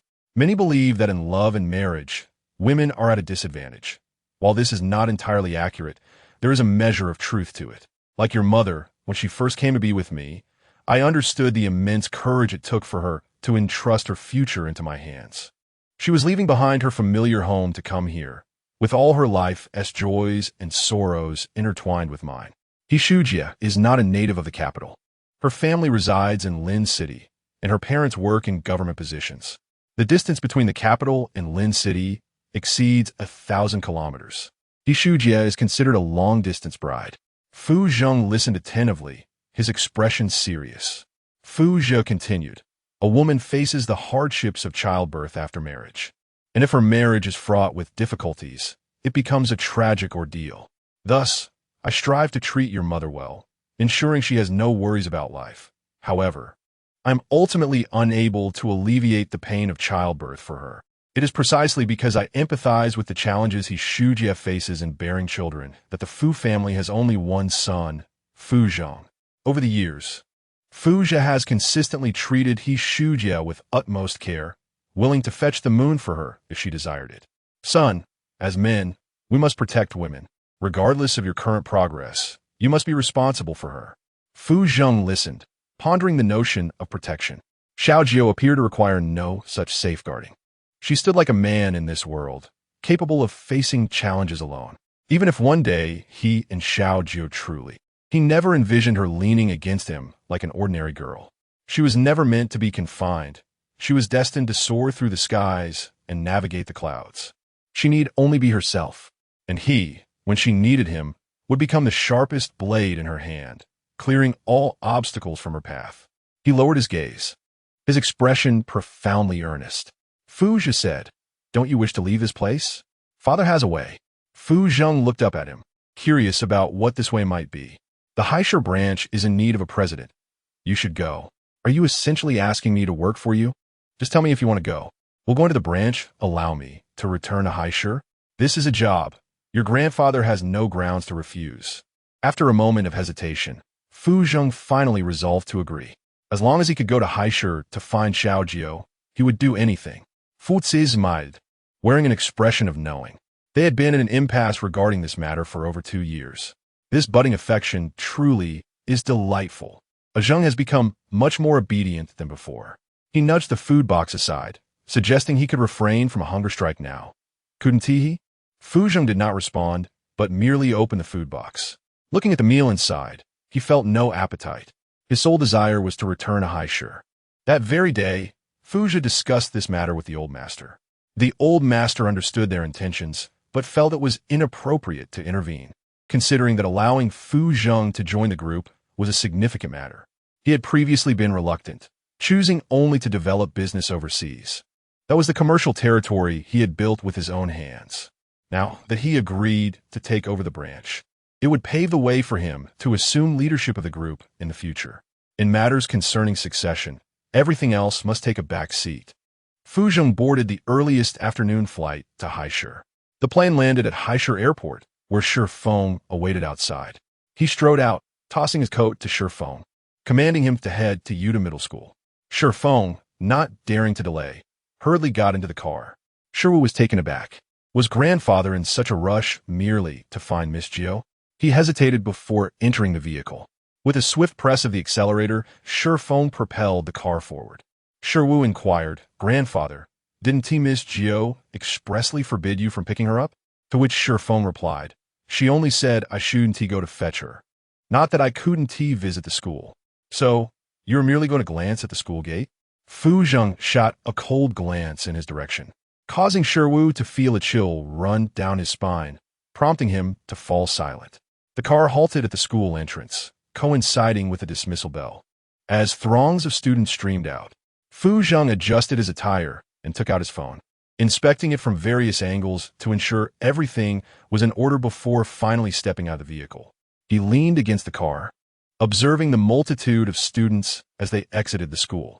Shiwu remarked from within the car, "Grandfather, you look rather like a peacock displaying its feathers at this moment." Shi Feng turned back to him, cautioning, "Be mindful. If grandfather hears you, it will not bode well for you." At that moment, Fu Zheng's attention was entirely focused on the school gate. As Jiangli emerged, she spotted him immediately. Qin Fanghao was ready to report Jiangli, halting her steps as she met his gaze, filled with mirth. He had not visited for many days. Thus, his presence today suggested a purpose. Just as she intended to approach him, a girl with crimson hair rushed forward, linking her arm with Fu Zheng's and smiling. "Here to pick me up?" "Qin Fanghao." Fu Zheng's expression darkened considerably as he attempted to extricate his hand. However, Qin Fanghao held on too tightly, making it quite a struggle to free himself. After considerable effort, he still found no success. "Let go." He gritted through clenched teeth, the low timbre of his voice laced with a warning. It was evident that he was agitated. Qin Fanghao regarded him with a defiant look, refusing to relent. Fu Zheng, in a state of inner turmoil, sought to break free while glancing at Jiangli, only to witness her turning away. Qin Fanghao also noticed, yet she stubbornly clung to Fu Zheng's arm. It was only when Jiangli entered her vehicle that she finally released him, though by then it was too late. Fu Zheng yearned to chase after her and explain, but Uncle Zhang had already started the car and driven off. Qin Fanghao, appearing unfazed, got into the vehicle, crossing her legs with an air of nonchalance. When Fu Zheng turned to face her, his brow furrowed, he commanded, "Take me home." "What do you intend to do now?" Qin Fanghao tilted her head, resting her chin on her hand. Rest assured, I won't deceive you this time. I merely wish to return home. Moreover, I know something about Jiangli. Would you care to hear it? Fu Zheng's tightly knit brows relaxed slightly at the mention of Jiangli. What is it? Get in, she replied, averting her gaze and leisurely settling into the car. Fu Zheng stretched his long legs and entered. Shifeng, to the Qi mansion, he instructed. Understood. The atmosphere inside the car was particularly heavy. Fu Zheng's expression was far from pleasant, while Shifeng and Shiv were cautious, barely daring to breathe audibly. In stark contrast, Qin Fanghao appeared utterly composed. Just now, in front of everyone, I held your hand. Surely, you're not worried about Jiangli feeling jealous, are you? She said in a leisurely tone. Fu Zheng replied tersely. Are you aware of what concerns Xiaojiu? Xiaojiu? You mean Jiangli? A faint smile danced on her lips. Don't rush. Allow me to finish my thoughts. In truth, you need not be concerned. This is merely your unrequited affection. Jiangli is completely unaware of your feelings. So what jealousy could she possibly experience? Shifeng felt a pang of anxiety. This Miss Qin was audacious, deliberately voicing what Fu Zheng detested. He cast a glance at Fu Zheng through the rearview mirror. It was evident. Fu Zheng's expression had darkened further. Fu Zheng's icy gaze turned toward Qin Fanghao. If you do not wish to remain in the car, you may exit. Unfazed, Qin Fanghao quipped. Is this making you angry? I am merely speaking the truth. What is there to be angry about? The truth, you say. Fu Zheng's demeanor grew increasingly frigid. Shifeng, pull over. Shifeng quickly maneuvered the car to the side of the road, applying the brakes. Get out, he commanded in a low voice. Qin Fanghao replied, I can exit. But are you truly not interested in Jiangli's affairs? The atmosphere remained tense as Shifeng glanced at Fu Zheng through the rearview mirror. Sir, shall I drive? Fu Zheng furrowed his brows. Yes. Were it not for Xiaojiu, he would have discarded her long ago. The vehicle resumed its motion. Qin Fanghao then remarked, You haven't attended school in the past couple of days. Zhang's been facing quite a bit of criticism. They say you are Zhang's paramour, and the words have been rather unkind. Criticism, you say? Fu Zheng's gaze darkened as he coldly inquired. Who are they? Anyone who spoke ill of Xiaojiu ought to be taught a lesson. Qin Fanghao replied, More than half the school seems to be saying so. I can't pinpoint who exactly. Fu Zheng's grip on the armrest tightened suddenly, his demeanor radiating hostility. Qin Fanghao cast a sidelong glance at him. But you needn't worry too much. This matter has already been resolved, though the method was somewhat unorthodox. As she spoke, she retrieved her phone and tapped the screen a few times before handing it over. The screen displayed a post from Jiang Wanqi. She publicly acknowledged her slander against Jiangli, admitting her error and sincerely apologizing, expressing profound remorse. Fu Zheng scrutinized the post and in an instant declared, This was not posted by Jiang Wanqi. Did you notice? She replied. Fu Zheng turned his attention towards her. Qin Fanghao took the phone from his hand. I investigated. There are indeed signs of tampering on the forum. The day this post surfaced, the entire school was abuzz. In a heartbeat, the negative remarks about Jiangli vanished, and everyone redirected their ire towards Jiang Wanqi. It was then that I sensed something was amiss. Although I am not well acquainted with Jiang Wanqi, I have heard of her reputation. The belle of the campus, typically gentle and amiable, generous and kind, a top student praised in elite circles. However, I had encountered her a few times, and she was quite the actress, lacking in sincerity. How could someone like her publicly apologize? Hence, I hacked into the school forum and indeed uncovered evidence of an intrusion. The intruder's ID was L9. How fortuitous. L9 is quite the familiar face. I never expected to encounter her on the school forum. What connection exists between Jiangli and L9? Why would L9 assist Jiangli? In fact, I harbored a bold conjecture. A smile graced her lips. Cousin, your discernment is commendable. Regardless of whether the hacker was Jiangli, the very manner in which she handled this matter reveals her intelligence. She understood that silencing a multitude was futile, but dealing with a single individual was far simpler. This tactic is indeed masterful. Fu Zheng raised an eyebrow. So, Jiang Wanqi is the one behind the rumors about Xiaojiu? Qin Fanghao nodded. I have confirmed it. It was indeed her. Jiang must have suspected Jiang Wanqi immediately, considering the numerous traps she has laid. Fu Zheng's gaze turned as cold as ice. Jiang Wanqi, then. It is high time she received a lesson. Qin Fanghao continued. This post by Jiang Wanqi has been pinned on the forum for 3 or 4 days now.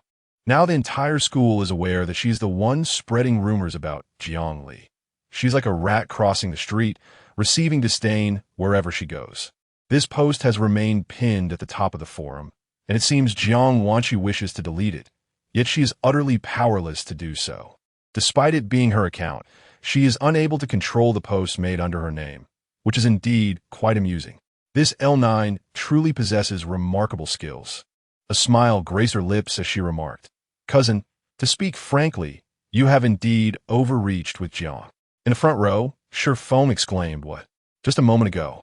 The conversation was perfectly normal. How did it suddenly take such a turn?" Miss Qin's words are truly astonishing. I wonder if he is angry again? He glanced at Fu Zheng through the rearview mirror and noted that his face remained dark, yet devoid of any overt emotion. It seems he is not angry. Could it be that he agrees with Miss Qin's statement? The thought startled Shifeng as it surfaced in his mind. How could someone so proud and imperious as he ever bow down easily to anyone? Even if that person were the ninth miss, it simply would not happen. In the dim light of the evening, Fu Zheng approached the Jiang residence, his eyes casting a glance into the rearview mirror at the passenger seated within. The thoughts that had previously occupied his mind abruptly ceased. There was no denying that the ninth miss was formidable. The nature of their relationship, whether it was one of equals or if one was merely elevating the other, remained unclear to him. Indeed, Fu Zheng was not angered. Rather, his mind was preoccupied with thoughts of inflicting severe retribution upon Jiang Wanqi, envisioning her being cast into the depths of the sea to serve as sustenance for sharks. As for Qin Fanghao's insinuations of social climbing, he paid them no heed. The vehicle remained stationed outside the grand entrance of the Qin mansion, yet this time, Qin Fanghao did not request Fu Zheng to escort her inside. She opened the car door and alighted, her gaze falling upon Fu Zheng, who maintained an impassive expression. She raised an eyebrow, teasingly inquiring, "Aren't you coming in for a moment?" Fu Zheng did not respond to her, but simply commanded, "Drive." The driver pressed the electronic switch, and the door shut with a soft thud. With a swift press of the accelerator, they departed from the Qin mansion. Qin Fanghao watched the business vehicle recede into the distance, clicking her tongue in annoyance. Instead of returning to the Buyue Manor, Fu Zheng directed the car to the Jiang family villa. The vehicle halted before the main residence, where Jiang Dingyuan awaited at the entrance. Having been informed of Fu Zheng's arrival, accompanied by Jiang Wanqi, as Fu Zheng stepped out of the car, Jiang Dingyuan rushed forward with a beaming smile. Extending a warm welcome, "Mr. Fu, we are honored by your presence." However, Fu Zheng's demeanor remained stoic, his piercing gaze momentarily lingering on Jiang Wanqi. Imbued with an icy chill, a shiver ran down her spine as she sensed that Fu Zheng's visit was not one of goodwill. She lifted her eyes to meet his, striving to mask her inner turmoil. "Mr. Fu, welcome." Her voice trembled slightly. Under ordinary circumstances, such an opportunity for close interaction with Fu Zheng would have prompted her to adorn herself splendidly, ensuring that every word and gesture was flawless, leaving no room for criticism. Yet today, Fu Zheng was decidedly different. An unsettling premonition gnawed at her. Jiang Dingyuan cast a cold glance in her direction, disdainful of her failure to seize this moment. How could she falter at such a crucial juncture? Shifting his gaze back to Fu Zheng, he forced a smile. "Mr. Fu, please do come inside." He gestured invitingly. Fu Zheng stepped forward, and Jiang Dingyuan hurried to accompany him, while Jiang Wanqi trailed behind. Upon entering the living room, Fu Zheng's steely gaze softened slightly upon seeing the figure seated on the sofa. He settled into a chair directly opposite Jiang Li, while Jiang Dingyuan and Jiang Wanqi positioned themselves beside Zhao Qin on the central sofa. The servants commenced the serving of tea. Jiang Dingyuan, with a smile, remarked, "Mr. Fu, it has been quite some time since your last visit. What brings you here today?" "I wish to discuss a matter with General Jiang," Fu Zheng replied, his tone serious. "Oh, what is it? Please, do speak freely," Jiang Li encouraged. "There have been some rumors circulating at the school regarding myself and the ninth miss," Fu Zheng stated.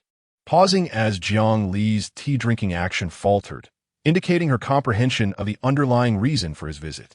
She continued sipping her tea, feigning nonchalance. In contrast, Jiang Wanqi was far from composed.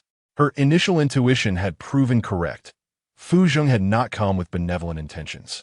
Was he seeking an explanation regarding the school's gossip? Damn it! Which loose-lipped individual had divulged this information to him? Her gaze instinctively darted towards Jiang Li. Only she bears the greatest suspicion. Hasn't the school forum already published her apology post? She is now scorned by all, unable to even lift her head in school. Is this not sufficient? Yet, she still dares to complain to Mr. Fu.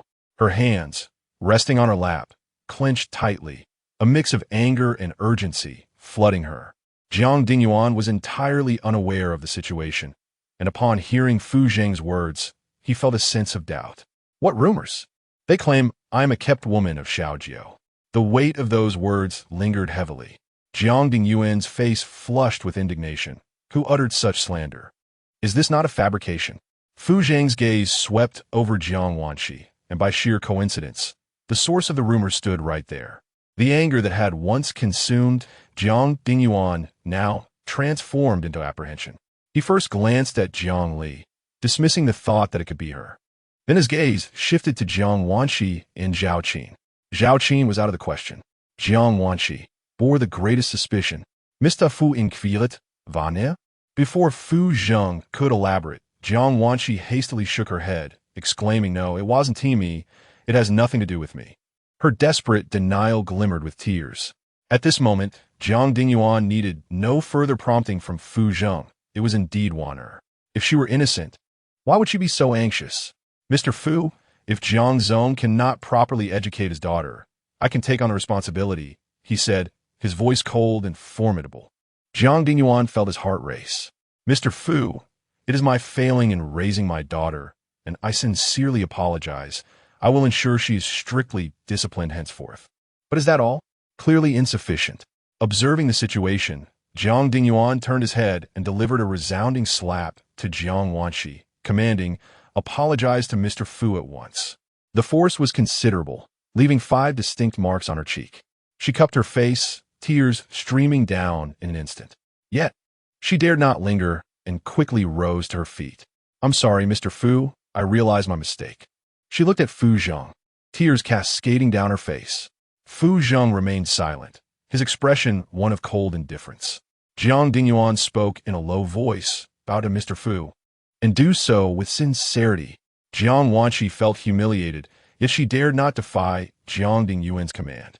She bent at a 90-degree angle, stammering, "Mr. Fu, I truly apologize. I understand my fault." Once, twice, thrice. Jiang Dingyuan interjected, "Mr. Fu, Waner has acknowledged her mistake. What do you think? Is it only an apology to me?" The implication was unmistakable. Jiang Dingyuan glanced at Jiang Li before his gaze returned to Jiang Wanqi.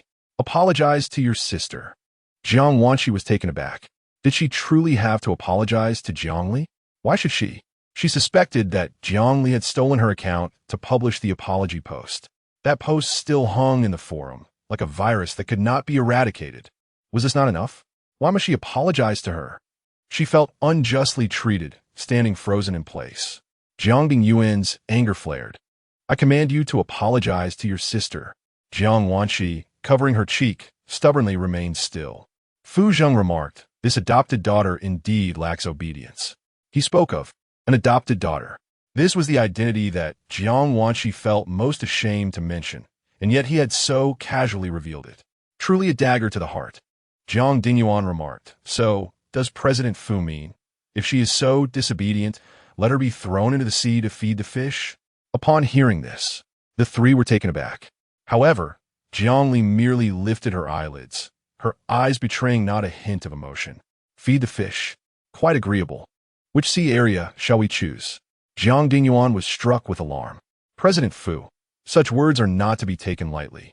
He was well aware of Fu Zheng's long-standing activities abroad, and he presumed that deeds of a murderous nature were not uncommon for him. Yet, Jiang Wanqi remained oblivious, believing Fu Zheng was merely attempting to intimidate her. She wiped her tears, completely dismissing the gravity of the situation.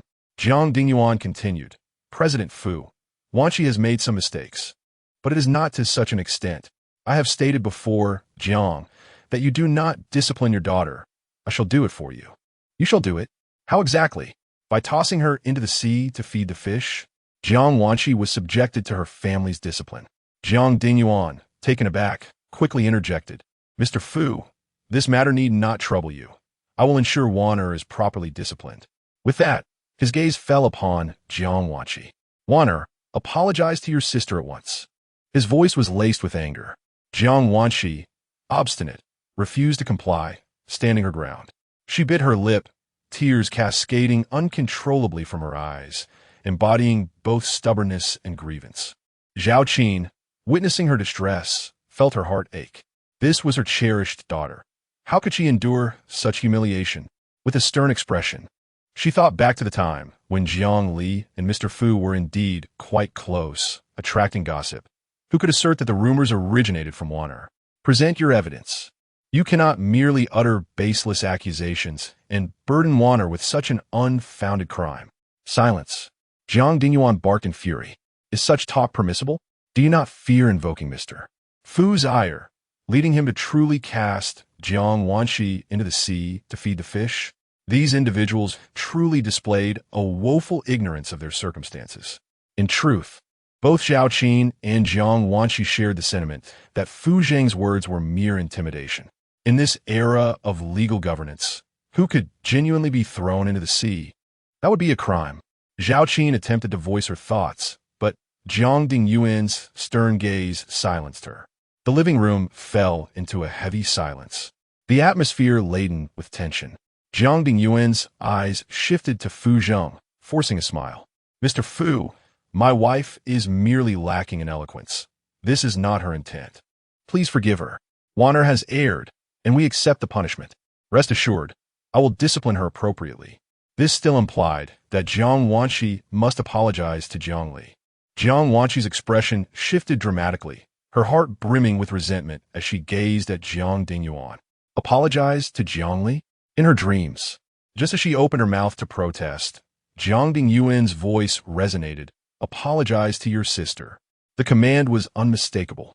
Tears streamed down Jiang Wanqi's face. Yet she remained resolute in her silence. Jiang Dingyuan's face darkened. Li, the steward, he called out. The steward hurried in, his head slightly bowed, awaiting instructions. Fetch the family law. Upon hearing this, both Zhao Qin and Jiang Wanqi stood frozen in shock. Family law. The Jiang family's disciplinary measures had long been a mere formality, never invoked over the years. Yet today, Jiang Dingyuan would summon it for Jiang Li. Panic filled Zhao Qin's eyes. No, she is a girl. What she bears scars. Jiang Li leaned back, resting her chin on her hand. Scars? Compared to the scaly rashes on her skin, a few scars would be insignificant. After all, those rashes are far more grotesque. With tears glistening in her eyes, Jiang Wanqi looked at Jiang Dingyuan, shaking her head. Father, please, she pleaded earnestly. Jiang Dingyuan replied coldly. If the family law is to be avoided, you must apologize to Shao Jiao. Bowing your head is the only way to escape physical punishment. Jiang Wanqi clutched her uniform's hem tightly. Her gaze filled with fury as she looked at Jiang Li. Since her arrival, her status within the household has increasingly diminished. In the past, her parents indulged her, never raising their voices in her presence. Yet now, her father has scolded her on numerous occasions, even resorting to physical punishment. Today, the situation escalated to the point of invoking family discipline, all due to Jiang Li. It's all her fault. Tears streamed down her cheeks as she silently vowed that the dignity she lost today would be repaid to Jiang Li 100-fold in the future. With this thought, she bent low and apologized. Sister, I am sorry. I realize my mistakes. The living room fell into a heavy silence. Jiang Li seemed deaf to her words. Offering no response, she repeated, Sister, I am sorry. It was only after the third repetition that Jiang Dingyuan interjected, Shao Jiao, your sister has already apologized. Why not let this matter rest? Let it rest? Jiang Li's eyes were as cold as ice. Could a mere apology erase the tarnished reputation I now bear? Jiang Dingyuan furrowed his brow, understanding Shao Jiao's implication. Now that family discipline had been invoked, it could not simply be dismissed. Jiang Wanqi was stunned. Was she really pushing their father to enforce discipline? How could she be so malicious? Zhao Qin exclaimed angrily, Jiang Li, Wanner has apologized to you. I advise you not to go too far.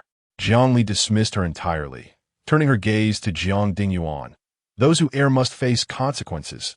Do you not agree, father? Jiang Dingyuan glanced at Fu Zheng, then firmly declared, Xiao Jiu is correct. Those who make mistakes must pay the price. The weight of his final words hung heavily in the air. Jiang Wanqi felt her heart sink. It was truly happening. She shook her head, tears brimming in her eyes. No. Jiang Dingyuan showed no mercy, directing the butler, use the rod, 10 strikes. Panic crossed Jiang Wanqi's face. After those 10 strikes, she would surely be in agony. She quickly turned to her father. Father, I truly know my mistakes. Please do not enforce discipline. Zhao Qin chimed in. How can Wanner endure 10 strikes? Jiang Dingyuan, you must not treat her this way. When her pleas fell on deaf ears, she turned to Jiang Li, shouting, Wanner is your sister. How can you treat her like this? Jiang Li, you are truly cruel. Fu Zheng, who had kept his gaze lowered, lifted his eyes upon hearing this.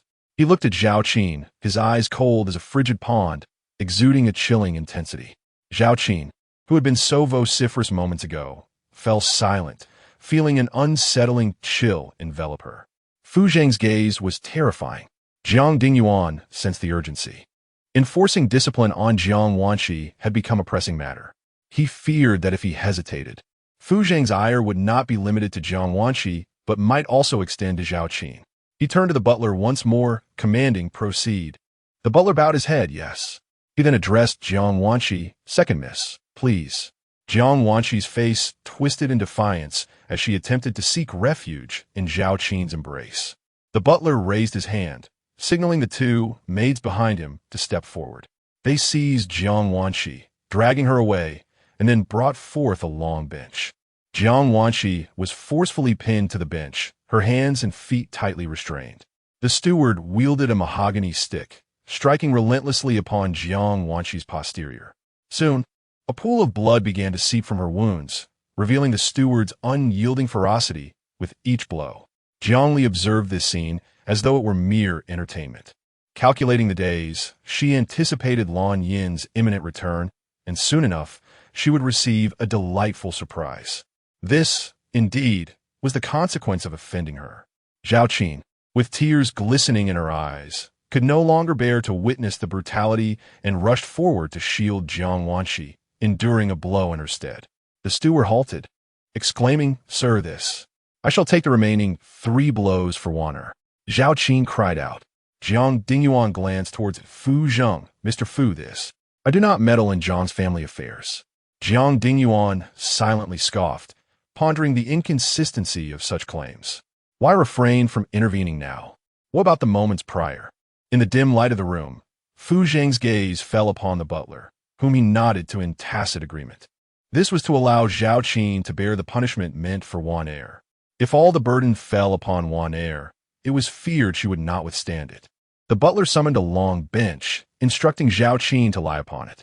The final 3 blows landed harshly upon Zhao Qin's frame, unyielding in their severity. A solitary tear escaped the corner of her eye, a testament to her pain. As the punishment concluded, a voice rang out, wait a moment. Jiang Li's words hung in the air, prompting suspicion from Jiang Dingyuan. Did Xiao Jiu have something more to say? Both Zhao Qin and Jiang Wanqi turned their eyes upon her, a wave of foreboding washing over them. To suffer in another's stead, I did not consent to that, Jiang Li declared. Zhao Qin furrowed her brow. What do you mean? The implication was clear. These 10 lashes must be endured solely by Jiang Wanqi. Gasps filled the room. Aside from Fu Zheng, all present were taken aback. This meant Jiang Wanqi would bear an additional 3 lashes. The elder miss was truly merciless, seemingly intent on causing the younger miss grievous harm. Zhao Qin's voice rose in anger. Why did you not speak sooner? Jiang Dingyuan echoed her sentiment. Xiao Jiu. This is excessive. Excessive? Jiang Li met his gaze. A promise of 10 lashes is a promise. Not one shall be spared. Then why did you not voice this earlier? You did not inquire. Jiang Dingyuan was momentarily speechless, realizing he had been preoccupied with Fu Zheng, neglecting to consult Jiang Li. His gaze shifted to the nearly unconscious Jiang Wanqi, then to the prostrate Zhao Qin. His heart hardened at the sight. Wan Er was gravely injured, and he feared that further punishment would break her entirely. He lifted his eyes, brow furrowed, contemplating whether this matter should end here. Yet before he could voice his thought, Fu Zheng interrupted. Did Jiang not hear Xiao Jiu's words? Jiang Dingyuan paused, perplexed. Hadn't Fu Zheng declared a lack of concern for his family affairs? Yet here he was. His eyes sought Fu Zheng. So what is your meaning, Fu Zhong? Since Xiao Jiu has declared 10 lashes, then 10 it shall be. Yet had Fu Zhong not just said, I indeed mentioned my disinterest in Jiang Zhong's family matters, yet I did not state I would disregard Xiao Jiu's commands. Jiang Zhong, please proceed. The threat in his tone was unmistakable. Jiang Dingyuan's gaze shifted once more to Jiang Li. Her resolve was unyielding. 10 lashes, not one less. At this moment, Jiang Wanqi was rendered speechless. Her body sprawled across the bench, her eyes burning with resentment. Ultimately, Jiang Dingyuan found himself with no alternative. He raised his hand, allowing the butler to continue. 1 blow, 2 blows, 3. As the third stroke concluded, Jiang Wanqi could bear no more and succumbed to unconsciousness. Zhao Qin gasped, leaping from the bench to support Jiang Wanqi. Wan Er, are you all right? Van Er. Tears streamed down her face as her voice trembled with anguish. Van Er. Mighty Van Er. Jiang Dingyuan sprang to his feet, urgency in his tone. Quick, call for Dr. Zhang. The butler hastily directed the others to assist. Zhao Qin embraced Jiang Wanqi, weeping uncontrollably. As her gaze shifted slightly, she caught sight of Jiang Li, her eyes filled with deep loathing. You are truly malicious, she uttered through clenched teeth. Jiang Li remained unfazed, her expression betraying not a hint of turmoil. Was it truly wickedness to faint rather than perish? Perhaps Zhao Qin had never encountered true malevolence before. Dr. Zhang soon arrived. Jiang Wanqi had already been assisted to the bedroom on the 2nd floor. Zhao Qin and Jiang Dingyuan surrounded her, while in the living room, only Jiang Li and Fu Zheng remained. Xiao Jiu, accompany me for a walk, he said, rising to his feet. Jiang Li stood as well. Exiting the main residence, Fu Zheng remarked, the girl you saw at the school gate today is my cousin. Please do not misunderstand. Jiang Li replied. So he sought me out merely to convey this? There is no need for you to explain. This is your matter, and it bears no relevance to me. How can it not be relevant? Do you not even? Fu Zheng grew agitated, his words trailing off. Jiang Li regarded him. What is it? Fu Zheng opened his mouth to speak, then closed it again, ultimately saying nothing. Not far off, Shi Feng and Shi Wu stood together. Shi Wu, puzzled, remarked, it seems Master is not particularly pleased. Shi Feng sighed, the Master's journey is still long. What journey? What do you mean? Shi Wu scratched the back of his head in confusion. What journey could there be? When their gazes returned, they found Fu Zheng glaring ominously at them, and Jiang Li's figure had already vanished. Why does my back feel so cold? Shi Wu wondered. Shi Feng remained silent, striding purposefully towards Fu Zheng.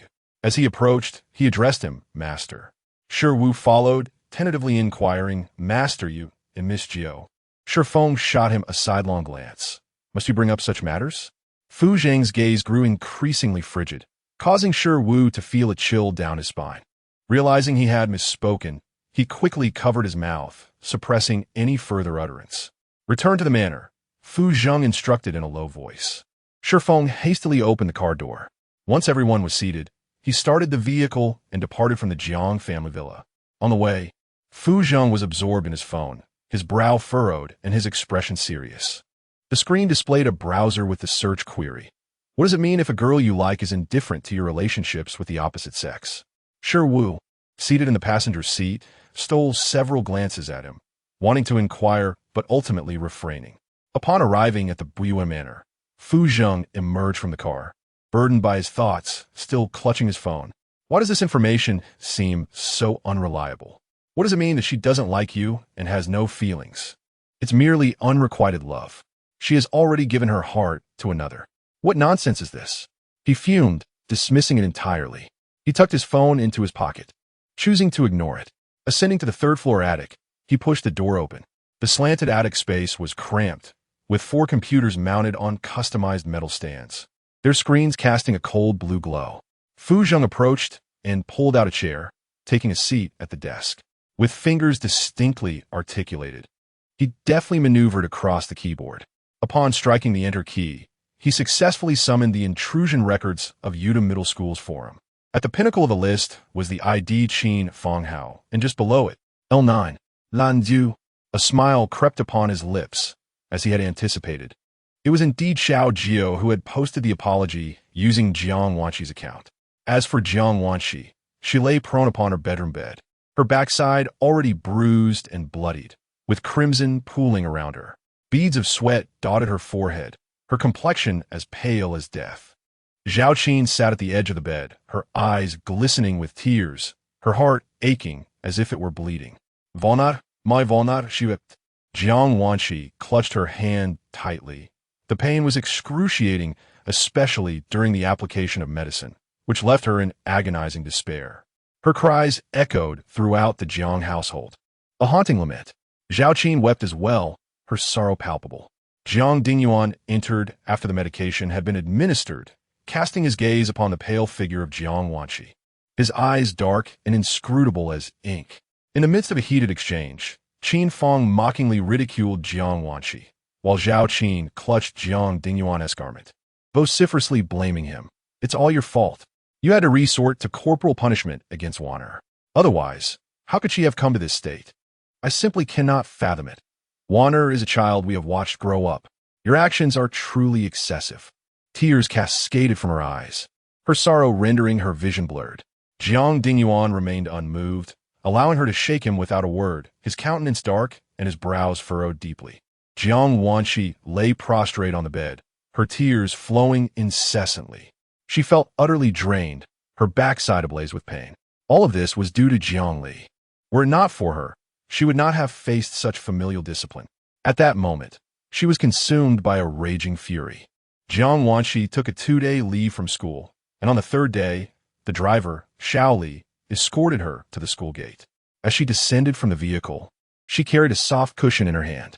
Her classmates at the entrance cast scrutinizing glances her way. Isn't this the Jiang campus beauty who publicly apologized to Jiang Li on the forum? It's her. That post is still live and pinned at the top. The once admired Jiang campus beauty now revealed a darker side, as rumors maligning her classmates circulated, spoken with such malice. How can she be considered a classmate? I heard from the first class that Jiang Li is Jiang Wanxi's sister, though not by blood. Jiang Wanxi is adopted. Adopted? How outrageous! The Jiang family raised her, and yet she repays them by turning against their biological daughter. One ungrateful wretch. Since Jiang Wanxi's apology post had been published, she had faced daily condemnation and scorn. This relentless barrage had persisted for some time. To her dismay, upon returning after her 2-day absence, the vitriol had only intensified. Jiang Wanxi tightened her grip on the cushion, feeling the disdainful gazes pierce her like silver needles, causing her great discomfort. With her head bowed, she trudged forward step by step. Were it not for the searing pain in her backside, she would have quickened her pace to escape the scrutiny of those around her. Upon entering the classroom, her classmates acted as though she were invisible, ignoring her completely. No one approached her to inquire why she had been absent for the past 2 days, leaving her feeling like a mere wisp of air, utterly disregarded. In stark contrast, Jiang Li was surrounded by many classmates seeking her assistance with various queries. The disparity in their popularity was painfully evident. Returning to her seat, her gaze inadvertently met Nan Xiao's, igniting the flames of her indignation once more. Time and again, Nan Xiao had betrayed her, and she had confided in Zhao Qin, shedding tears over her plight. Zhao Qin, feeling sympathetic, had urged Jiang Dingyuan to terminate their collaboration with the Nan family. Yet, Jiang Li had intervened on behalf of the Nan family, resulting in her father refusing to take action against them, no matter what. All her efforts had been in vain. Nan Xiao remained unscathed, suffering no consequences whatsoever. Why should this be? A sense of frustration welled up within her. At this moment, Nan Xiao appeared to her like a thorn in her eye, a splinter in her flesh, causing her immense discomfort. Yet, Nan Xiao remained composed, entirely unfazed by Jiang Wanxi's disdainful gaze.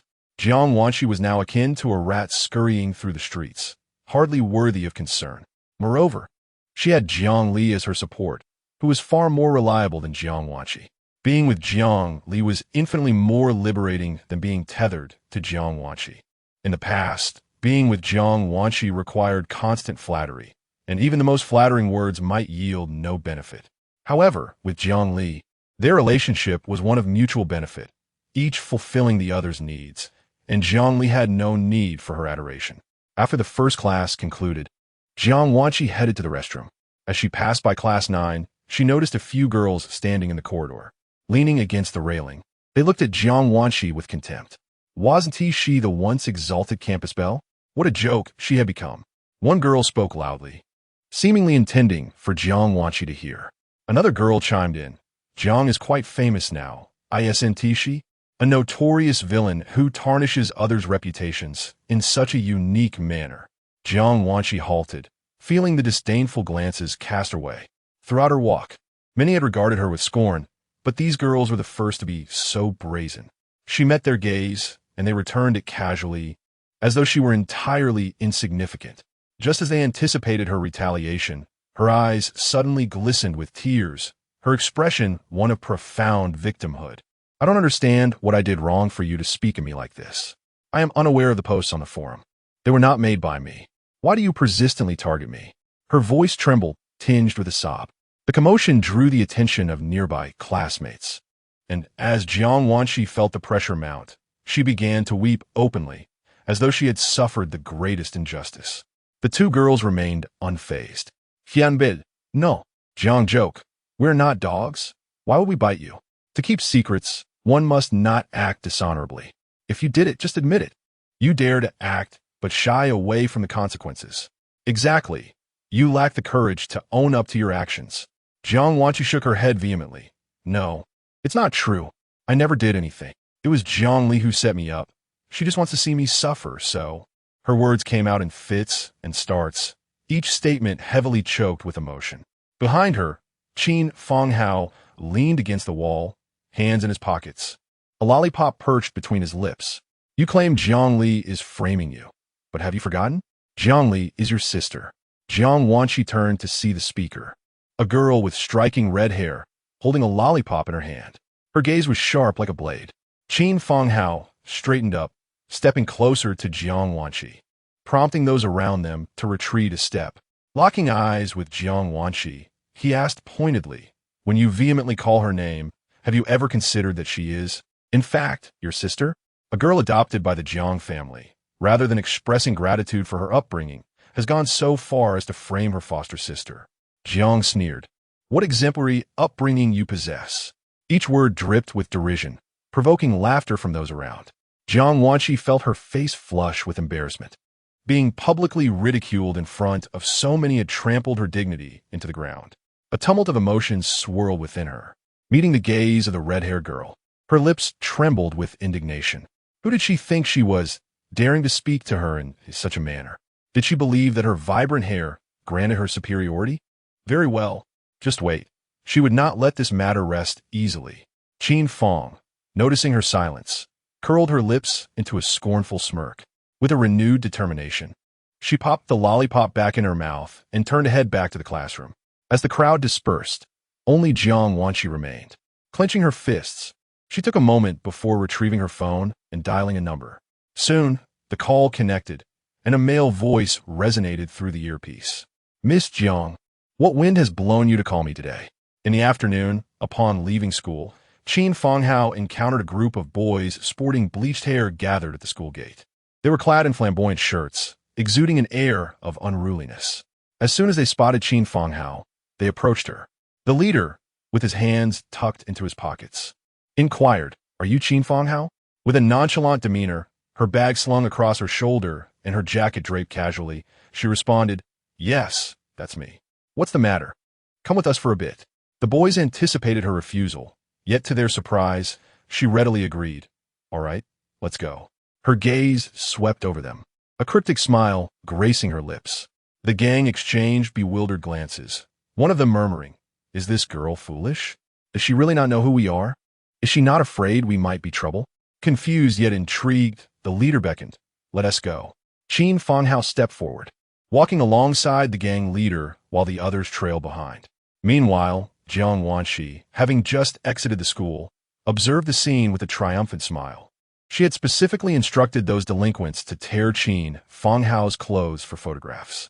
Once the pictures were posted online, she anticipated the ruination of Qin Fanghao's reputation, relishing the thought of her former rival's downfall. After all, this was the consequence of publicly mocking her. With a spring in her step, she entered the vehicle. Xiaoli started the engine, heading toward the Jiang family villa. Unbeknownst to her, Jiang Li was discreetly watching the entire episode unfold from a distance. She recognized the girl with red hair. Fu Zhang had mentioned that she was his cousin. Should she inform Fu Zhang, or was it wiser to refrain from meddling? Furrowing her brow, she stepped forward. Uncle Zhang, standing beside the car, greeted her with a smile. Young lady. Jiang Li nodded and took her seat inside the vehicle. As the car began to move, she posed a question. Are there any secluded spots nearby? Why do you ask, young lady? Uncle Zhang inquired, sensing her seriousness. Jiang Li remained silent, her expression contemplative. Realizing he had overstepped, Uncle Zhang quickly added, there's a place. Would you like to go there? Yes. Very well. Uncle Zhang adjusted the direction of the car, turning back.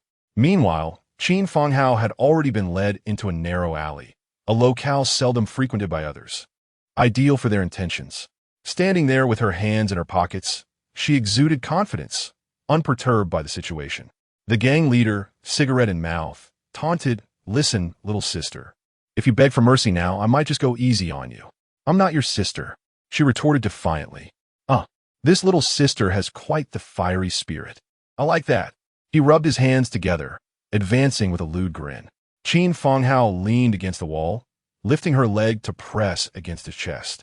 The thug gazed at her leg, his eyes gleaming with interest. You're quite a looker, he remarked. With a firm push, she sent him stumbling back slightly, questioning. Did Jiang Wanshi send you here? Sister, we are indeed people of our word. How could we possibly betray our employer's trust? Certainly. Just then, the thug grinned lecherously. In the next heartbeat, Qin Fanghao raised her leg and delivered a swift kick to his face. The thug stumbled, his balance wavering, nearly collapsing to the ground. Fortunately, two blonde-haired accomplices reacted quickly, supporting him just in time. Regaining his footing, the thug's face twisted in rage. You wish to provoke me? Brothers, charge! With a commanding shout, the others surged forward. Qin Fanghao discarded her bag and coat, lifting her leg to strike at the approaching foes, followed by a powerful hook punch. As Uncle Zhang drove past the alley, Jiang Li caught sight of the unfolding scene and called out, Stop the car. The vehicle came to a steady halt, perfectly positioned at the mouth of the alley. Miss, this isn't safe. Perhaps we should leave? Uncle Zhang, having witnessed the chaos within, recognized the peril of interference. Such altercations could lead to dire consequences. Stay in the car, he warned.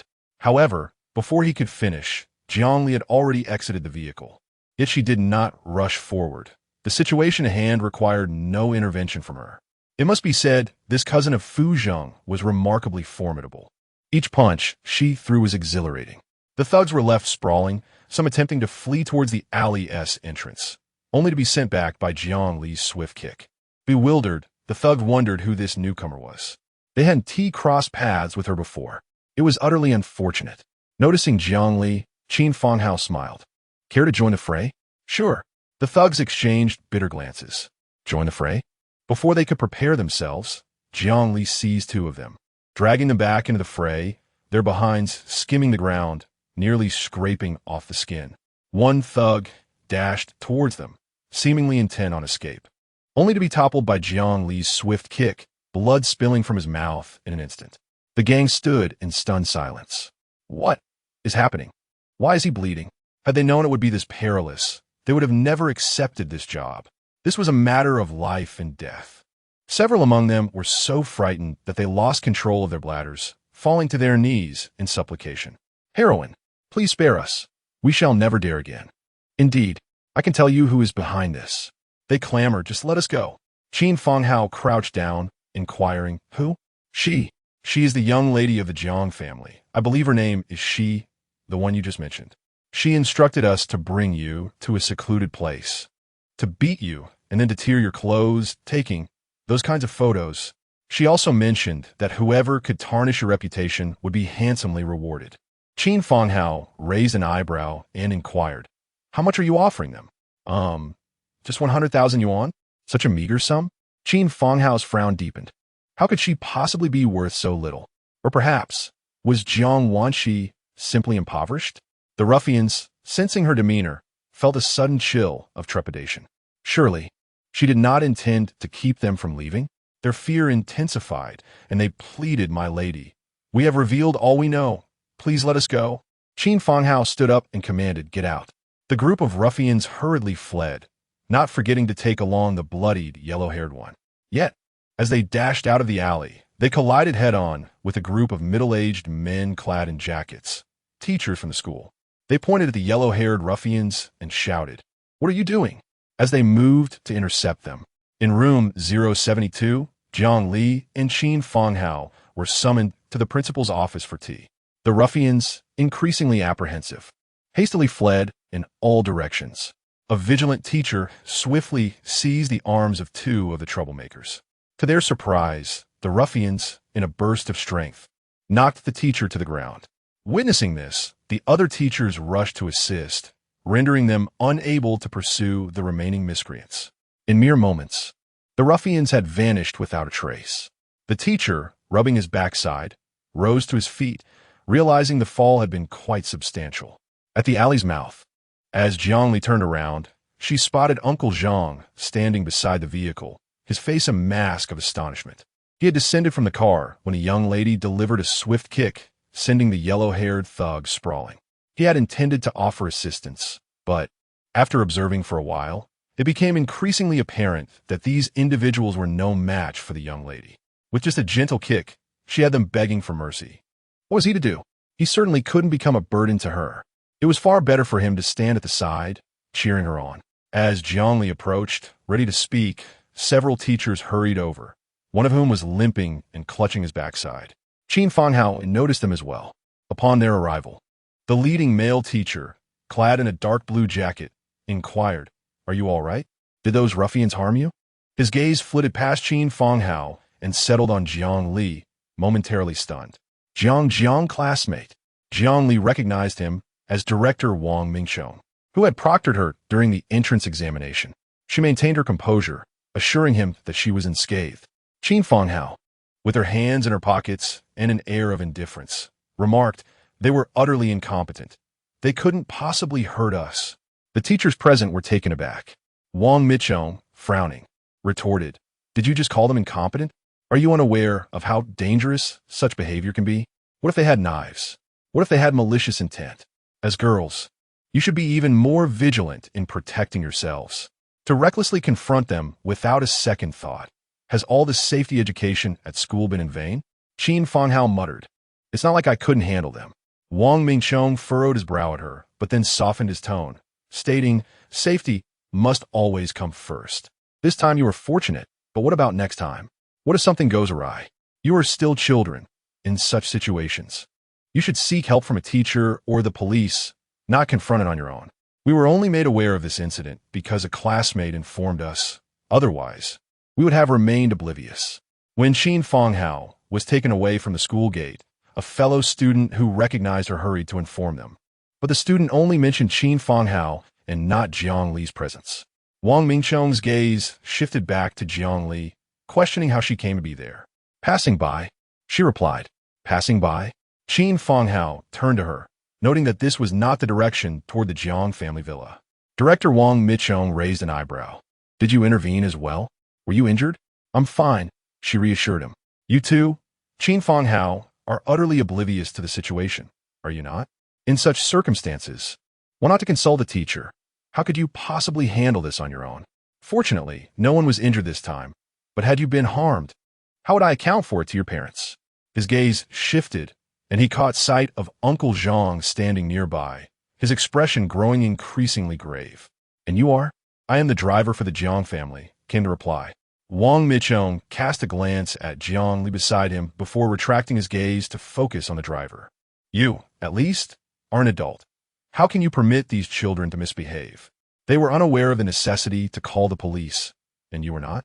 Jiang Li felt as though even a passing dog near Wang Mingqiong would be reprimanded. Wang Mingqiong's demeanor remained stern.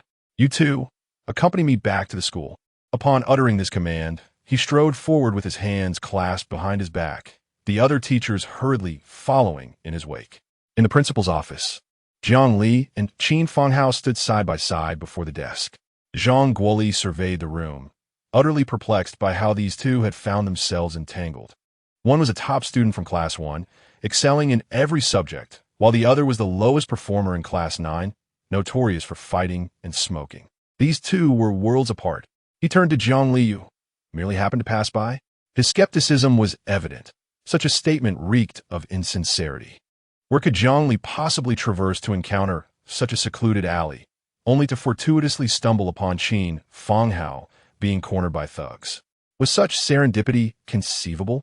Jiang Li nodded, affirming yes. It seemed no further inquiry would yield answers.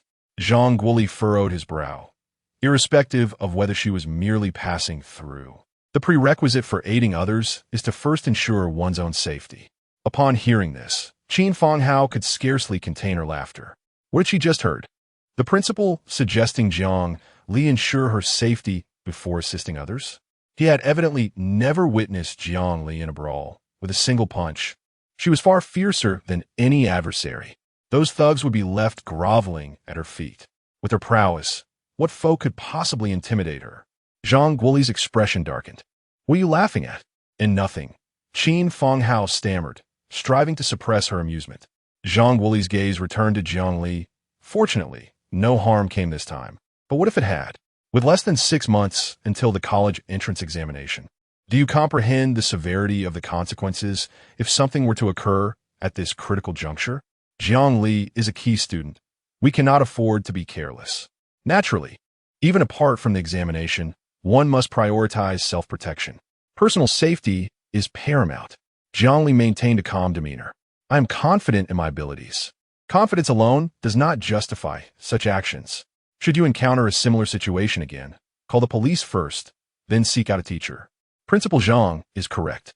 This is the protocol for ordinary students. Yet she was not an ordinary student. She had taken lives. To her, those thugs were scarcely a challenge. Understood. She recognized that had she not conceded, Principal Zhang would undoubtedly persist in his safety lectures. Qin Fanghao, standing beside her, reveled in the misfortune. Suddenly, Zhang Guoli's attention shifted to her. And you, when will your incessant fighting come to an end? Is there no time for you to focus on your studies? Qin Fanghao retorted, well, it seems the flames of conflict have now reached me. Having just completed ideological education for Jiang Li, it was now her turn. Principal, this time it truly isn't my fault. Someone has bribed a thug to deliberately trouble me. What does that mean? Jiang Wanqi from Class 1 is the one who hired the thug, claiming she wants to teach me a lesson. She even threatened to take compromising photos of me, those without clothing. Zhang Guoli raised his hand to interrupt her. No need for further explanation. I understand. Qin Fang chuckled. The principal is indeed perceptive. Wang Mingqiong, with a serious expression, inquired, the Jiang Wanqi you mentioned is the one who recently apologized on the forum, right? Yes, that's her. Zhang Guoli raised an eyebrow. What is going on?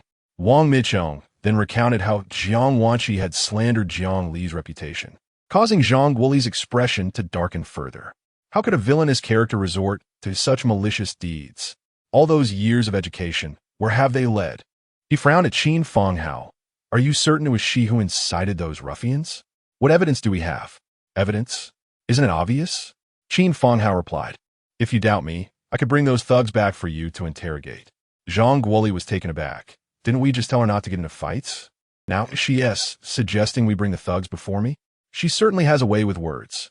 He maintained a stern expression, remaining silent for a while. Qin Fanghao pressed on. Should we apprehend them? If so, I can go right now. Zhang Guoli clenched his fist beneath the table. You will not go. I am not a police officer. It is not my duty to interrogate criminals. Oh, then shall I call the police? Have them arrested and let the authorities handle it. Zhang Guoli sighed in relief. Glancing at Wang Mingqiong beside him, contact Jiang Wanqi's parents and ask them to bring her to school. Also, Call Jiang Li and Qin Fanghao's parents. Understood, Principal, Wang Mingchong replied, stepping aside to make the calls. The number left by Jiang Wanqi was Zhao Qin's. When he reached her, he did not elaborate on the matter, simply requesting her to bring Jiang Wanqi.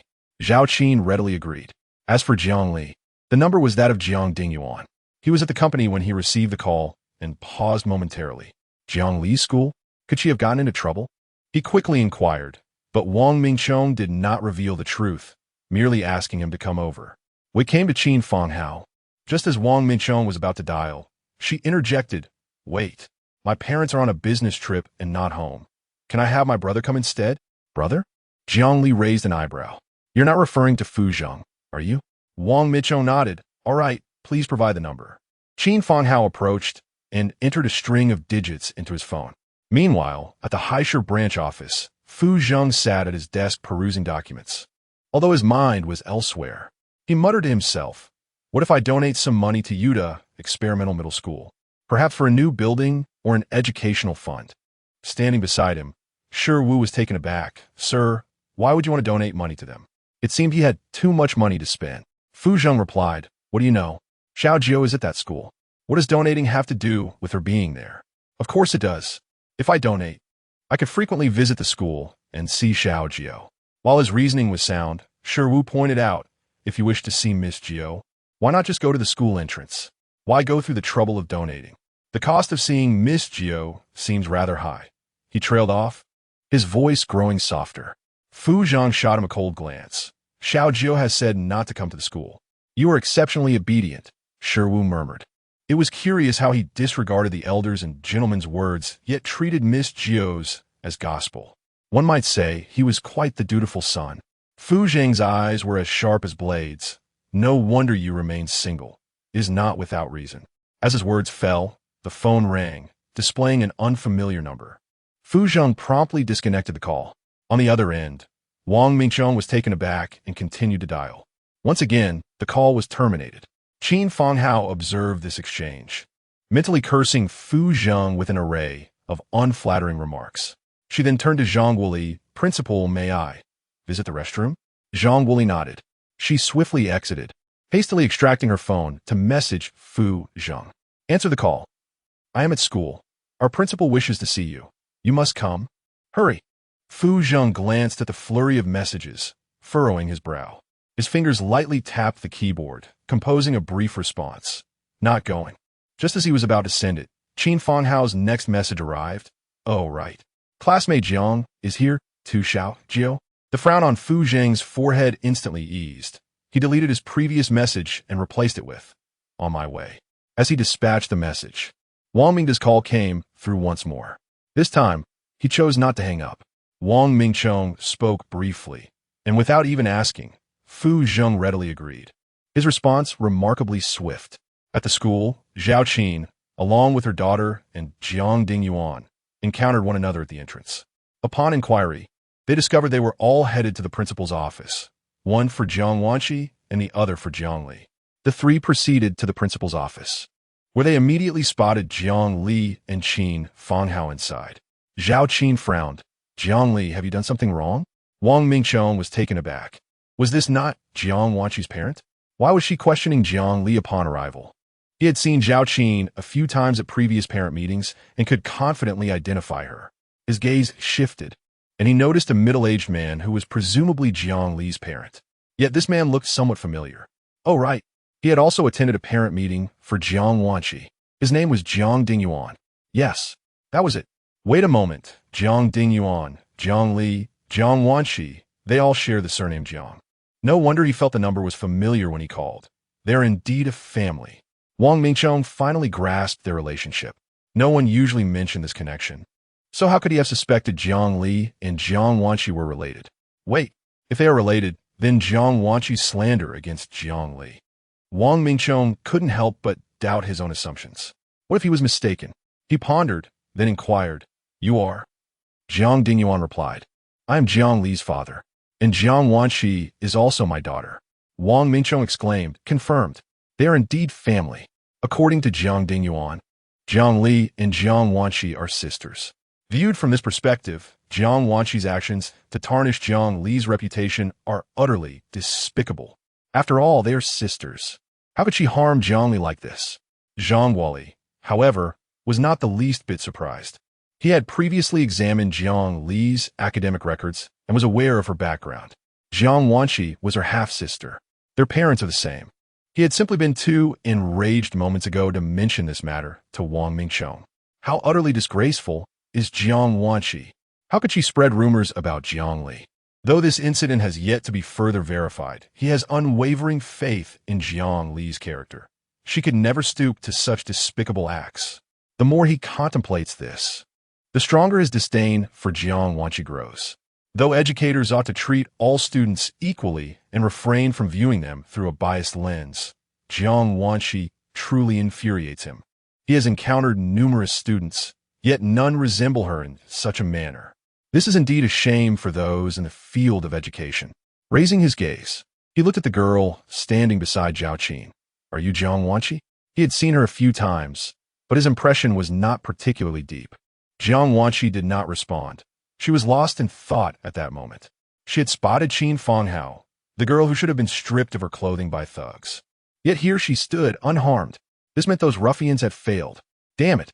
She had wondered why she hadn't received any photographs after such a long wait.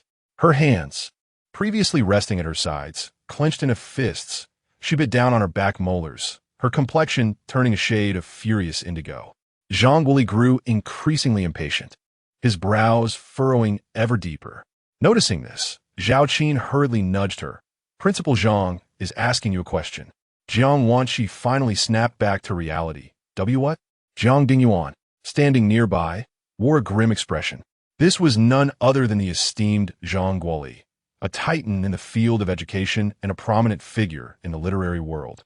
Hailing from a prestigious family, it was an opportunity he could hardly hope to curry favor with. Yet Jiang Wanqi behaved so poorly in his presence. Should she leave a negative impression, his chances of forging connections would be utterly dashed. At that moment, he regarded Jiang Wanqi with increasing discontent. This daughter of his always faltered at crucial moments. Still dazed, Jiang Wanqi found Zhang Guoli had no desire to waste further words with her and stated bluntly, "Step forward. I have a few questions for you." 074 Qin Fanghao engaged in a verbal duel with the Jiang family. Jiang Wanqi's heart raced, standing before the desk. Zhang Guoli wore a serious expression. I ask you, did you hire thugs to bully classmate Qin Fanghao? It was indeed the matter at hand. She remained unfazed. Qin Fanghao, are you referring to the girl with red hair? Zhang Guoli remained silent, his gaze fixed upon her. Jiang Wanqi declared, I do not know anyone named Qin Fanghao, nor would I ever arrange for someone to bully her. Principal, are you perhaps mistaken? She refused to acknowledge it. Jiang Li was not surprised. However, this would complicate matters, making it difficult to resolve within a couple of hours. It was pointless. She turned towards the sofa behind her. Jiang Dingyuan noticed her intention and quickly said, Jiang Li, Principal Zhang is still here. Come and stand properly. Jiang Li acted as if she had not heard and sat down on the sofa. This was a matter between Qin Fanghao and Jiang Wanqi, irrelevant to her. She was merely brought here for a safety education session. Now trapped in this situation, was she not entitled to enjoy the comfort of the sofa? Jiang Dingyuan wished to say more, but Zhang Guoli interjected, let her sit. The matter we are about to discuss is not significantly related to her. Her standing would serve no purpose. Upon seeing this, Qin Fanghao smiled and asked, Principal, may I sit as well? Zhang Guoli frowned. You remain standing. Qin Fanghao retorted, the principal is biased. Jiang Wanqi glared at Jiang Li seated on the sofa, seething with jealousy. Why did she deserve such privilege? Everyone else, apart from Principal Zhang, stood, even the director of education. Why did she have the right to sit? As these thoughts crossed her mind, Wang Mingqiong placed a glass of water in front of her. Not only could she sit, but she also received the director's personal service. Clenching her fists, she felt as if sparks were about to fly from her eyes. Jiang Dingyuan and Zhao Qin exchanged incredulous glances. Why were Principal Zhang and Director Wang so kind to Jiang Li, a mere student, to the extent of personally serving her water? Zhang Guoli cleared his throat. Everyone returned their focus to him, as he stated, returning to the matter at hand. Jiang Wanshi, are you certain you did not bribe thugs to deliberately harm Qin Fanghao? Jiang Wanshi immediately switched her demeanor, shaking her head and feigning innocence. I truly did not do anything. Please believe me. Zhao Qin chimed in, indeed. Principal Zhang, could there be a misunderstanding? Our Wanshi is the epitome of innocence. She could never engage in such actions. Qin Fanghao rolled her eyes. Huh, innocent? She had likely never witnessed Jiang Wanshi's true nature. Zhang Guoli remained unconvinced, his voice low. Madam Jiang, our discussion pertains to Jiang Wanshi's alleged bribery of thugs to bully Qin Fanghao. Do not divert to unrelated topics. Zhao Qin was momentarily speechless. How could this be an unrelated topic? Wanshi's innocence was precisely the evidence that she would not partake in such behavior. Just as she pondered this, Zhang Guoli continued. Your notion of innocence is based solely on your perspective of Jiang Wanshi. It does not imply that others share the same view. Avoid generalizing. Qin Fanghao silently cheered for Principal Zhang. Indeed, he was a most formidable defender. Didn't she articulate what she intended to convey? Zhao Qin's admiration for Jiang Wanshi is her own affair and does not reflect the sentiments of others. In their eyes, Jiang Wanshi is merely a cunning little schemer, adept at feigning innocence. Only Zhao Qin holds her in such high regard. Just as Zhao Qin was about to speak further, Jiang Dingyuan interjected, Principal Zhang, you claim that Wanner has bribed thugs to bully classmate Qin. May I inquire if there is any substantial evidence to support this? This was already quite courteous, as he had employed respectful language. Indeed, it was only Principal Zhang. Had it been someone else questioning his daughter without evidence, he would typically not have reacted kindly. Zhang Guoli cast a glance at Qin Fanghao before retracting his gaze. Isn't it precisely why I summoned Jiang Wanshi to the school for an investigation? Are you suggesting that without evidence, I cannot request her cooperation? Jiang Wanshi's anxious heart settled. So, there was no evidence. As long as she firmly denied the accusations, no one could hold her accountable. Jiang Dingyuan smiled and said, of course. I only worry that Principal Zhang might be swayed by the one-sided accounts of other students and unjustly condemn our Wanner. The other students he referred to were, of course, Qin Fanghao. Zhang Guoli's expression soured. Am I such an unjust person? As long as it is confirmed that Jiang Wanshi has no connection to this matter, I shall restore her reputation. But if she is involved, Jiang Dingyuan quickly interjected, if she is indeed involved, we shall apologize and compensate without hesitation. Qin Fanghao chuckled. Mr. Jiang, rest assured, I will ensure you pay a little extra. The arrogance in her tone was palpable. Jiang Dingyuan cast a fleeting glance at her, but remained silent. Jiang Wanshi spoke up. What is this nonsense from classmate Qin? I have never committed such an act. So how could I owe you compensation? Jiang the joke. Jiang Wanshi's complexion changed dramatically. Being called that in front of her classmates was one thing. But now before the principal and her parents, it was utterly intolerable. Zhao Qin frowned. What does Jiang the joke mean? Qin Fanghao explained. It refers to the school beauty becoming a laughingstock. Your daughter is quite notorious in school, though not for her accolades, but for her infamous reputation. Jiang Li Listenatintangli. Qin Fanghao was quite the chatterbox, but she found it amusing. Zhao Qin was incensed. How dare you speak like that? She then turned to Zhang Guoli, Principal Zhang. Look at her. How could Wanner possibly bully her? It is evident that she is the one bullying our Wanner. Jiang Wanshi seized the moment to feign grievance. Just the other day in the corridor, classmate Qin treated me in the same manner. Did you not claim to not know me? I truly do not know who Qin Fanghao is, but I certainly recognize your fiery hair. What diligent student would dye their hair in such a manner? Zhao Qin added. Indeed, it is clear that you are a good-for-nothing delinquent. I suspect the bullying you have faced is largely due to your own lack of decorum. And now you wish to blame it on Arwana? Do you think Arwana is easy to bully? Qin Fanghao retorted. And now you are attacking her hair color? How is it that merely dyeing one's hair red renders one a delinquent? What era are we in? Their minds seem as if they were still bound by the shackles of antiquity. Jiang Wanshi, do you dare to recount the events of that day in the corridor in their entirety? She placed particular emphasis on the phrase in their entirety. A heaviness settled in Jiang Wanshi's heart, yet her expression remained unchanged. Of course I can. That day, as I passed through the corridor, You obstructed my way and humiliated me in front of numerous classmates. Her voice carried a hint of grievance. Zhao Qin embraced her, casting an indignant glare at Qin Fanghao. How dare you bully my daughter? I must inquire about your parents and how they raised you. Qin Fanghao remained unfazed. Dear aunt, I have yet to finish my words. Why the haste? Dear aunt, 075 Fu Zheng is Qin Fanghao's brother. Zhao Qin's expression changed dramatically. Did she just call her aunt? Is she that old? Qin Fanghao chuckled. Jiang Wanxi, you are quite adept at omitting details. Your lies come with a straight face and unflinching heart. You even managed to squeeze out a couple of tears while feigning grievance and pity. With your talent for acting, it would be a shame not to pursue a career in performance. Oh, right.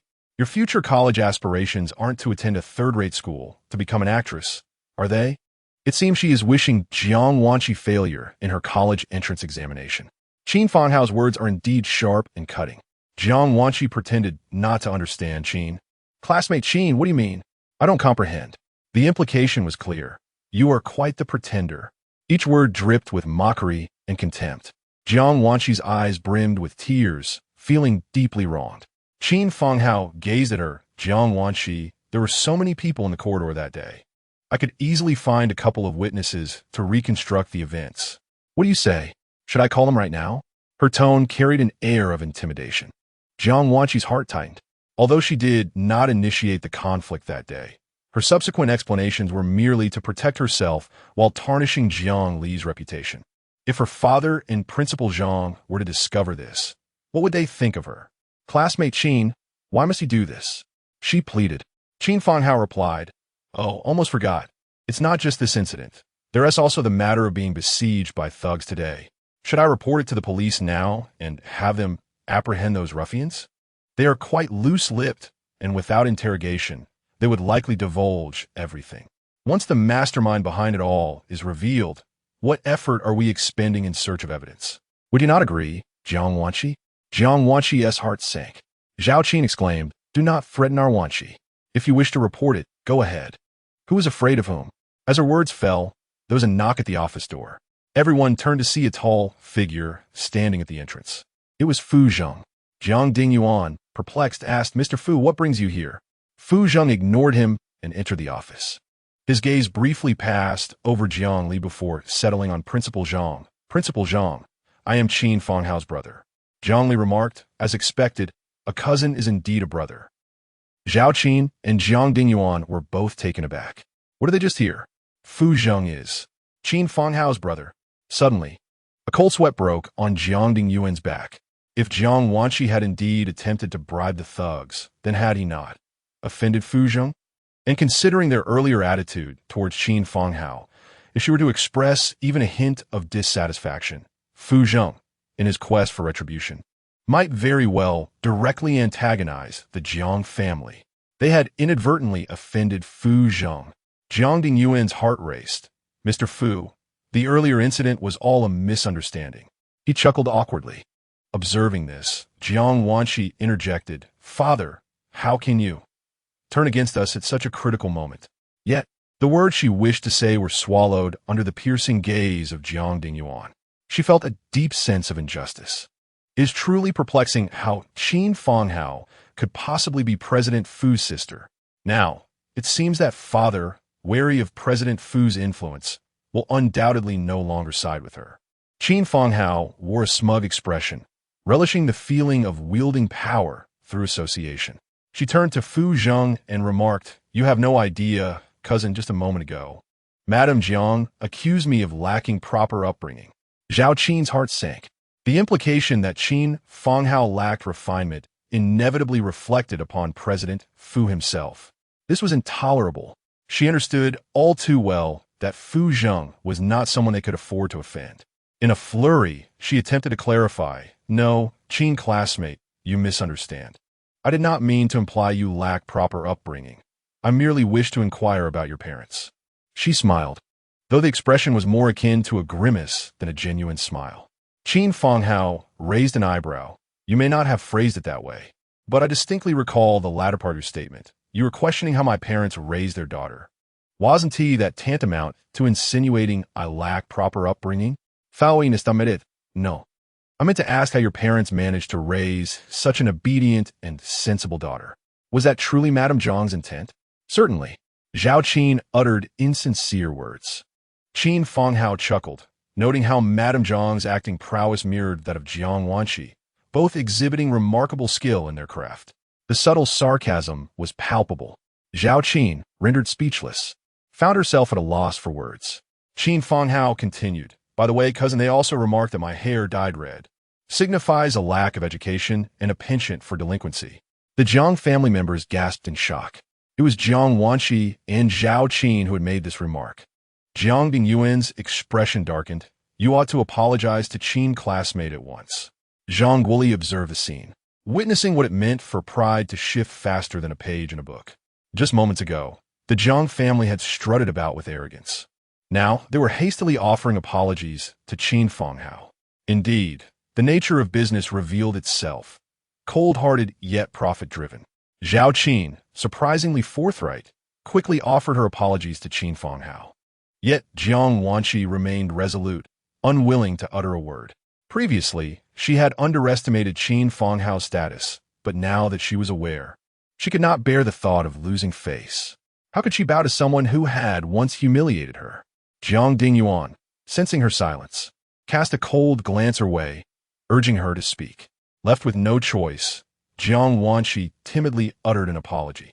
However, Qin Fanghao was not satisfied, leaning closer and asking, "What did you say?" Jiang Wanqi reluctantly repeated her apology, this time loud enough for all to hear.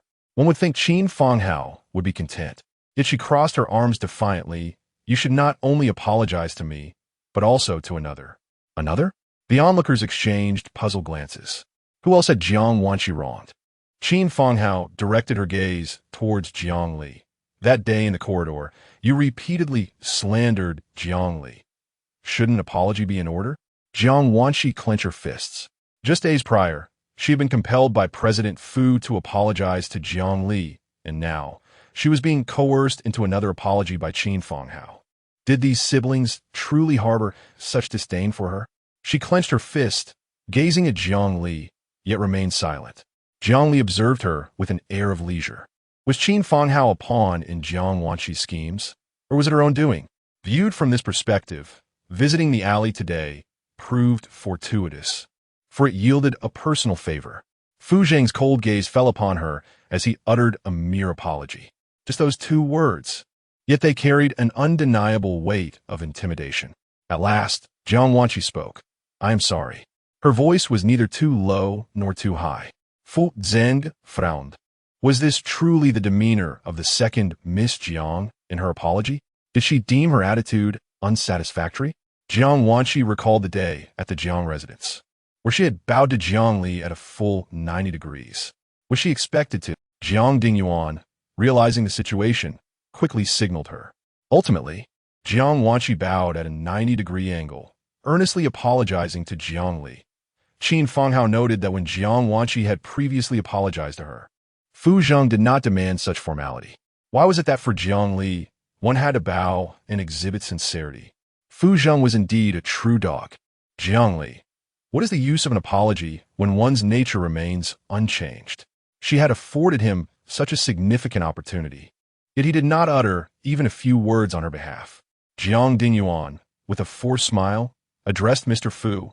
"Weiner has already apologized. What do you think?" Fu Zheng turned his gaze towards Jiang Li. "Xiao Jiu, will you accept her apology?" All eyes fell upon Jiang Li, awaiting her response. Jiang Dingyuan's heart raced. Should she refuse, Mr. Fu would find it impossible to settle the matter. And if he were to retaliate against the Jiang family, such a scenario was intolerable. He fixed his gaze upon Jiang Li, chuckling awkwardly. "Xiao Jiu, after all, Weiner is your sister. She has already apologized. Perhaps you could find it in your heart to forgive her?"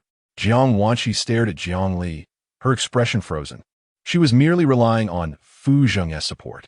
Without him, would she dare to act so arrogantly? Jiang Li's eyes swept across the room, glacial and tinged with disdain. Unchanged to the core, she spoke coldly. Jiang Dingyuan's heart sank. Surely Jiang Li would not refuse? Zhao Qin twisted her hands together, her demeanor tense. If Jiang Li were to decline, Mr. Fu would not allow Weiner to keep apologizing, would he? This was unacceptable. She glanced briefly at Fu Zheng, contemplating, before speaking up. Jiangli, for my sake, could you please forgive Weiner? Her tone was almost pleading.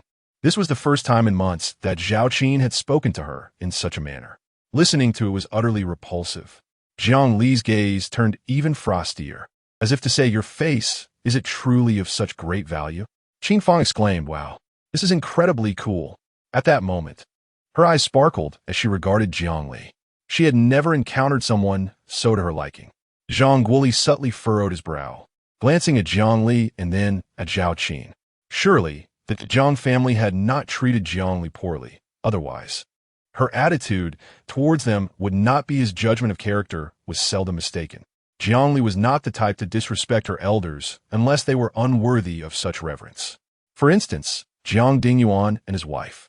Jiang Dingyuan prioritized profit, while Zhao Qin, by her recent behavior, she seemed to favor Jiang Wanqi more. Indeed, the human heart is the most enigmatic of all. After enduring years of hardship, Jiang Li had finally returned to her parents' side. Any ordinary person would have sought to compensate for the love she had sorely missed over the years. Yet, the Jiang couple was an anomaly. Not only did they fail to do so, but they also inflicted further harm upon her. As he gazed at Jiang Li, Zhang Guoli couldn't help but feel a pang of sympathy. If she were his child, he would awaken from dreams with a smile. Why could the Jiang family not learn to cherish her? Zhao Qin stood in silence for a considerable time. It was only due to Fu Zheng's presence that she refrained from reprimanding Jiang Li. How dare she claim that her face held no value? Was there any elder who spoke in such a manner? Jiang Li withdrew her gaze from Zhao Qin. Jiang Wanqi, unchanged in her nature, what significance did it hold whether I accepted her apology? To deal with such a person, it was best to allow her to feel the pain herself. Calculating the days, Lan Yin is due to return tonight, just in time to let her experience the taste of the scorpions that litter the ground. This feeling should be rather delightful, wouldn't it? Jiang Dingyuan timely stepped forward to mediate, for Wanner had indeed become increasingly unruly. Xiao Jiao, fret not, for your father shall take the reins and ensure you do not suffer in vain. Look, we could deduct Wanner's allowance and compensate you instead. How does that sound? Jiang Wanqi was taken aback. She only had a mere 250,000 as her allowance. If that were to be deducted, what would she have left to spend? Father, no, please don't. Silence. Jiang Dingyuan's gaze swept towards her, prompting Jiang Wanqi to fall silent. Jiang Li interjected, 250,000. Is that a substantial amount? With a mere sale of a gown or a piece of art, one could easily start at 1 million. 250,000 hardly qualifies as a considerable allowance. Jiang Dingyuan wiped the sweat from his brow. No, it is not excessive. What about 500,000? Jiang Li remained silent, merely lifting a glass from the table to take a sip of water. Jiang Dingyuan continued. How about 800,000? Zhao Qin has only 800,000. Compensating Jiang Li with 800,000 would mean she possesses 1,300,000 as her allowance, surpassing Zhao Qin. Ordinarily, Zhao Qin would have expressed her dissatisfaction by now. Yet today was different. They were in public, and with Fu Zheng present, she dared not voice her objections. First, a promise of a better allowance for Jiang Li, and upon resolving this matter, she would return home to settle accounts with her. Zhang Guoli, already of distinguished origin, found Jiang Dingyuan's mention of an 800,000 allowance unsurprising. However, Wang Mingqiang was merely an ordinary headmaster. At this moment, he thought to himself, the vile capitalists. Zhang's monthly allowance is equivalent to several years of my salary. Indeed, fortunes vary greatly among individuals. Jiang Li reluctantly nodded. An allowance of 800,000 each month was something no fool would refuse. Jiang Dingyuan finally exhaled in relief. He turned to Fu Zheng. Mr. Fu, I have resolved Xiao Jiao's situation. As for student Qin, he stated, his gaze landing on Qin Fanghao, let us consider this matter as Wanner's responsibility. We shall apologize to student Qin, and whatever compensation you desire, we are willing to provide. Jiang Wanqi was stunned. She had initially assumed that without evidence, they could not hold her accountable, yet her father had outright placed the blame upon her. In that moment, Jiang Dingyuan's image as a loving father in her heart completely crumbled. Did her father truly no longer love her? Although driven by fear of Fu Zheng's influence, it was unjust for her to bear the burden. Zhang Guoli observed this scene. He had seen many individuals, yet Jiang Dingyuan was the only one who so vividly exemplified the mercenary nature of businessmen. Just moments ago, he had been arguing his case, but now, due to Fu Zheng's presence, he had flipped sides, even willingly accepting blame. There was yet to be any evidence proving Jiang Wanshi had indeed engaged in bribing thugs. Yet he had confessed as such. While admitting to it might resolve the matter, what if there existed even a sliver of possibility that Jiang Wanshi was wronged? As an educator, he did not wish to unjustly accuse any student. This will profoundly influence their lives. Just as he was about to speak, Jiang Li interjected. Let us just say it is so, as if Jiang Wanshi had suffered a great injustice. Classmate Qin should not be so unreasonable. Let us rely on evidence in this matter, shall we? What do you think, classmate Qin? Zhang Guoli listened attentively, casting a look of approval towards Jiang Li. Qin Fanghao nodded vigorously, affirming indeed, it was Jiang Wanshi who bribed the ruffians in the first place.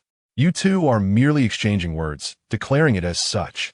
It makes it seem as though I, Qin Fanghao, am intentionally defaming her. I will not shoulder this blame.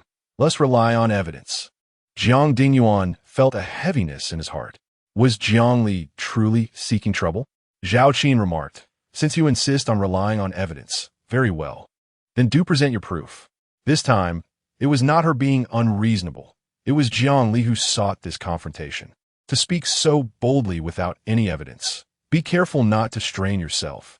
Just as she contemplated this, a knock echoed at the office door. As they contemplated calling the police, their attention turned towards the entrance, where stood a middle-aged man clad in a gray suit of average build.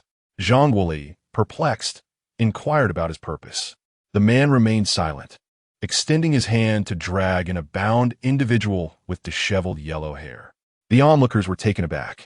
In the next moment, he strode forward, halting before the coffee table. Addressing Jiang Li, Miss Jiu, I have brought the person to you. He was mindful of the decorum, refraining from directly referring to her as young Master Jiu, as per previous instructions that she was to return to the country incognito, avoiding any ostentation or revelation of her true identity.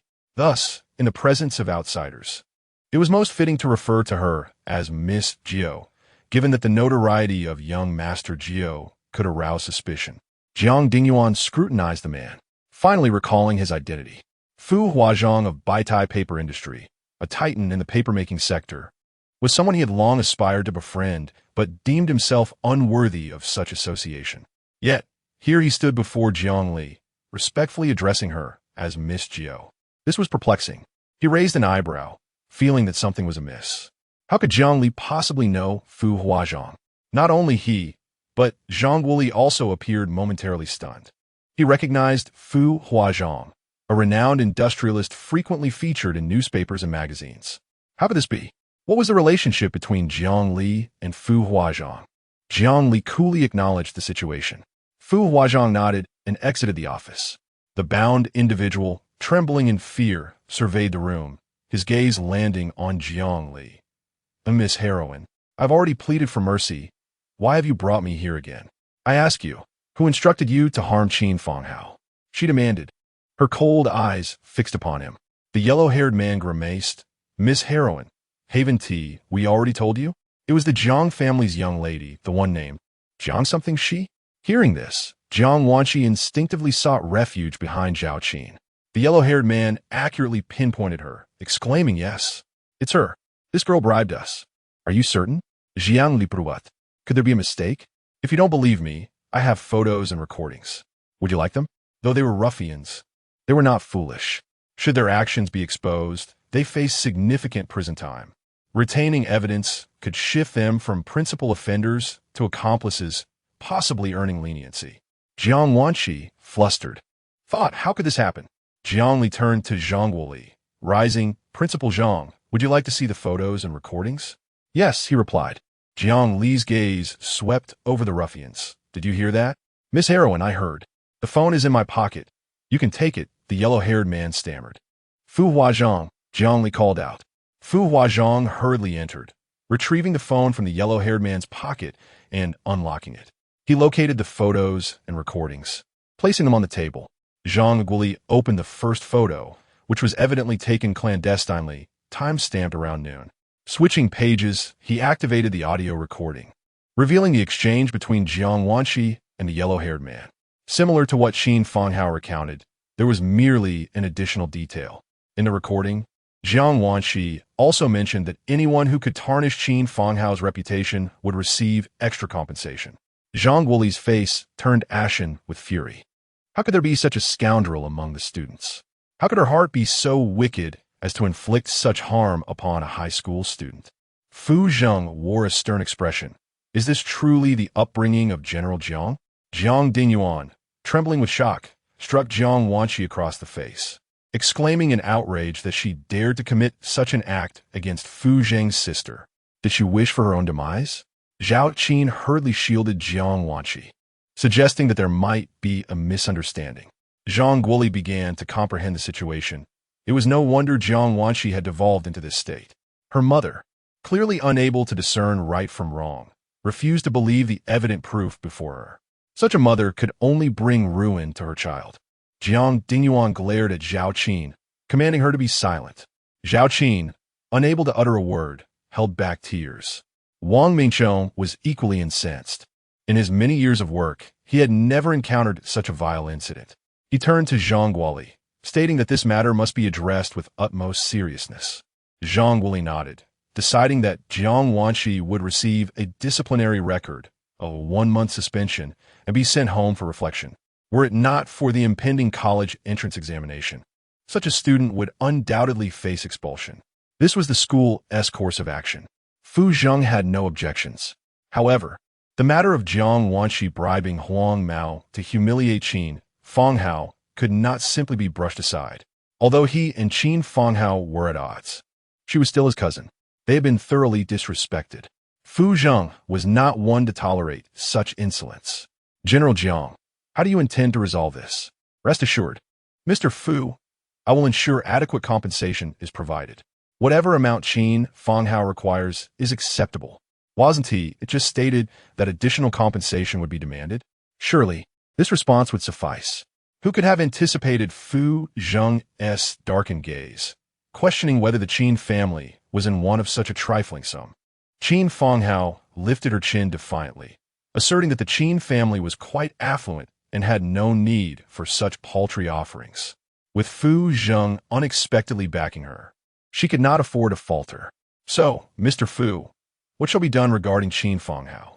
Perhaps involving the authorities? Fu Zheng replied in a low tone. Jiang Dingyuan was taken aback, while Zhao Qin quickly intervened, imploring, Mr. Fu, Wanqi is about to take her college entrance exams. If she acquires a criminal record at this juncture, what will become of her future? What concern is that of mine? Mr. Fu, if Qin you were to discover that his daughter had been so mistreated, he would be even more unsettled than I am. Jiang Dingyuan was struck with disbelief. Qin Qinyu, Qin Fanghao, is the daughter of Qinyu, the Qin family from Haishu. Jiang Dingyuan's complexion drained of color. It all made sense now. No wonder Fu Zheng and Qin Fanghao were cousins. He finally grasped the truth. Fu Zheng's aunt had married into the illustrious Qin family of Haishu. Jiang Wanqi had truly brought about a considerable disaster. Mr. Fu, every fault lies with us. Whatever measures you decide to take, we shall not object. Presently, involving the authorities seems the most prudent course of action. Not only can she soothe Fu Zheng, but she can also placate the Qin family. After all, Jiang Wanqi has harmed their daughter and must provide an explanation.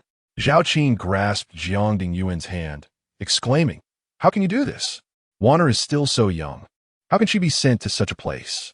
At that moment, Jiang Wanqi felt an overwhelming sense of fear. She cried out loudly, pleading with Jiang Dingyuan not to proceed with this course of action. Yet, what could Jiang Dingyuan possibly do? After all, it was the Qin family. Jiang Wanqi was engulfed in profound regret, questioning why she had acted against Qin Fang. However, this situation could not be solely attributed to her. At that time, she was unaware of her true identity and believed herself to be merely an ordinary student. Qin Fang stood with his arms crossed, visibly pleased with the unfolding scene. It seemed Fu Zheng was indeed quite effective. Yet, She leaned closer to Fu Zheng, reminding him to refer to her as Aunt next time. Could he truly address Qin Yu by name? That was an elder of his. Fu Zheng warned, "Speak another word, and I shall seal your lips." The Qin family was enraged upon Lan Yin's return, and Qin Fang rolled his eyes in disbelief. Sewing mouths? How could he even think of such a thing? Fu Go is truly a dog. Qin Fang gumenta liberated Fu Zeng. Ultimately, the situation was resolved when Fu Zheng reported to the authorities. As everyone exited the principal's office, they were rendered speechless by the scene unfolding in the corridor. What on earth was happening? There, along the lengthy corridor, was a string of yellow-haired ruffians tightly bound. Indeed, there was no mistake. It was a chain of them. Merely binding them was not sufficient. They were also tethered together with ropes, reminiscent of grasshoppers in captivity. Moreover, each of them bore bruised faces, their expressions a testament to their suffering. And when they glanced at Fu Huazhong, a hint of resentment flickered in their eyes. Jiang Li cast a scrutinizing glance at him. Fu Huazhong explained, "They had the audacity to lay hands on you, and I couldn't restrain myself from teaching a lesson." "Well done," Jiang Li replied coolly. Fu Huazhong was taken aback. "Did I just receive praise from the ninth young master?" A smile broke through as he struggled to contain his delight, wary of appearing too exuberant, lest he be scolded for lacking ambition.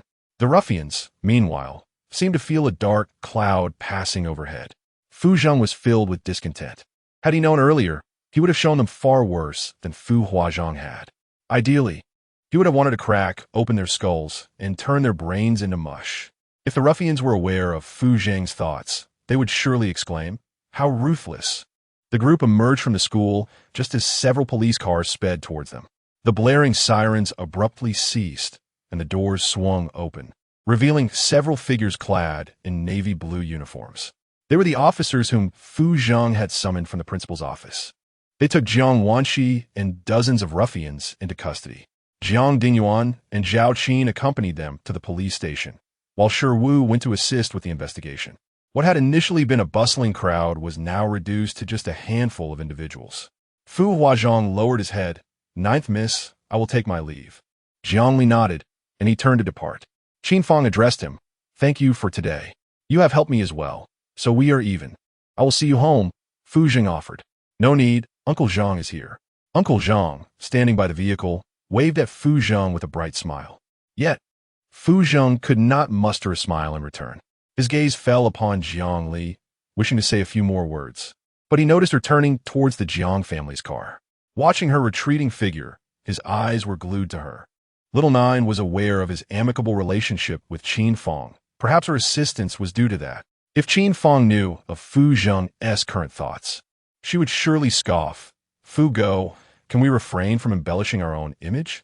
The Jiang family's car had already driven away, yet Fu Zheng's gaze lingered long after. Qin Fang shot him a glance. "It's already out of sight. Why are you still staring?" With that, she shoved her hands into her pockets and headed towards the business vehicle. Upon entering the car, Fu Zheng approached with a composed expression. With Shi Wu absent, he was the one driving. The vehicle made its way back to the Qin mansion. Fu Jie was somewhat surprised upon seeing him. "Zheng, what brings you here?" It is understandable that she would ask such a question, as Fu Zheng seldom visits. His sudden appearance at the door is indeed perplexing. Fu Zheng spoke in a low voice. "Where's my uncle?" "In the study. Do you need to see him?" Fu Zheng cast a glance at Qin Fang Hao, remaining silent, and strode in. Fu Jie, puzzled by his demeanor, inquired of Qin Fang Hao, "What is the matter with your cousin?" Qin Fang Hao shook his head, expressing ignorance. As she spoke, she confidently entered the main house, seemingly untroubled. Inside the study, upon learning of the events at school, Qin Yu erupted in fury. How dare Jiang Dingyuan's daughter? The reality was stark. The girl had already been taken away by the police, and how to handle the situation was now his responsibility. Qin Yu suppressed his rising anger and looked towards Fu Zheng, saying, Zheng, I owe you my gratitude this time. We are family. There is no need for formalities." "Indeed, you are correct." He stepped around the desk and gave Fu Zheng a firm pat on the shoulder. Descending from upstairs, Fu Zheng did not linger. After greeting Fu Jie, he left with purposeful strides. Observing her husband's expression, Fu Jie queried, "What did Zheng say to you?" Your demeanor seems rather unusual. Qin Yu glanced at Qin Fang Hao on the sofa before taking a seat with a serious countenance. Everything was fine. Fine? What do you mean by that? At school, Zhang's adopted daughter bribed thugs to bully your daughter. What? Fu Jie exclaimed, quickly turning to Qin Fang Hao, scrutinizing her from head to toe. Are you all right? Were you hurt? Qin Fang Hao brushed aside Fu Jie's hand, appearing nonchalant. Don't worry. I'm perfectly fine. Fu Jie frowned at her forehead. Child, after enduring such an ordeal at school, why did you not mention it? Isn't it resolved now? Resolved? What does that mean? Qin Yu clarified. The school has already issued a punishment, and Zhang has reported it to the police. The individuals are currently at the police station. Fu Jie responded. A mere punishment cannot compare to the harm my daughter has endured. Fortunately, nothing severe occurred, but if anything were to happen to her, I would not forgive them. Fu Jie, filled with indignation, then questioned, but how did Zhang find out about this? Your daughter called Zhang. Called Zhang? Fu Jie turned to Qin Fang Hao. When did you and Zhang become so close? Qin Fang Hao chuckled lightly. Close? Not really, it's just. Today, Fu Dog had someone he was particularly interested in around, so Fu Jie raised an eyebrow. What do you mean? It's just that I often ask you to meet the teachers at school, so I felt a bit embarrassed having someone else go. Embarrassed? Fu Jie echoed those words. Today, Qin Fang Hao seemed quite different. Normally, she wouldn't concern herself with such matters. However, at this moment, that was not the priority. She looked at Qin Yu, asserting, we cannot allow Zhang's daughter to act with impunity. We cannot let them think we are easy targets. Qin Yu replied solemnly, since we have already reported it. Let us first see how the police handle the matter. If the punishment is merely light, I shall ensure that the Jiang family bears the consequences. Fu Jie nodded in agreement. As for Jiang Li, she was seated on the sofa in her bedroom, while Lan Yin stood before her, cradling a transparent box containing at least 100 scorpions of varying sizes. Ninth Master, is this sufficient? Almost, Jiang Li replied, extending her hand to receive the box. She opened a small flap and extracted a lively scorpion, full of vigor. Excellent. Lan Yin inclined his head slightly. Then I shall proceed now. There is no need, Jiang Wanqi interrupted. Since Jiang Wanqi is not present, we shall wait for her return. Additionally, some of these scorpions may be released. I wish for them to appear in Zhao Qin's bedroom. Her voice resembled a blade dipped in ice, each word resonating with a chilling clarity. Lan Yin bowed his head. As you wish, Ninth Master. Zhao Qin successfully brought Jiang Wanqi out of the police station, and Jiang Wanqi returned the following day. Zhao Qin supported her, and both appeared somewhat worn and haggard. Jiang Li was seated on the living room sofa, barely lifting her eyelids at their arrival. Zhao Qin, feeling dissatisfied, questioned Jiang Li's lack of concern for her elder. Is it so difficult to ask how she is? If you're so keen on setting rules, why not manage your Jiang Wanqi better and prevent her from engaging in such inhumane acts? Is that how you speak? Am I wrong? Jiang Li shot back, her gaze icy. Zhao Qin was momentarily taken aback. Jiang Wanqi grasped her hand, shaking her head. Mother, please don't let this escalate into conflict with my sister over me. Tears welled in her eyes, conveying a deep sense of grievance. Zhao Qin's heart ached for her, and just as she opened her mouth to speak, Jiang Dingyuan's voice thundered. Why are you back? Infused with anger, they turned to meet Jiang Dingyuan's cold, stern gaze. His expression was dark, devoid of any joy. Zhao Qin stammered, well, there is nothing wrong. I just brought her back. Is that the truth? Jiang Dingyuan questioned. Skepticism etched on his face. Zhao Qin felt a wave of panic. I swear it's the truth. Do you not trust me? Should I? Jiang Dingyuan's eyes scrutinized her. What was the punishment from the authorities regarding Wanqi? Punishment?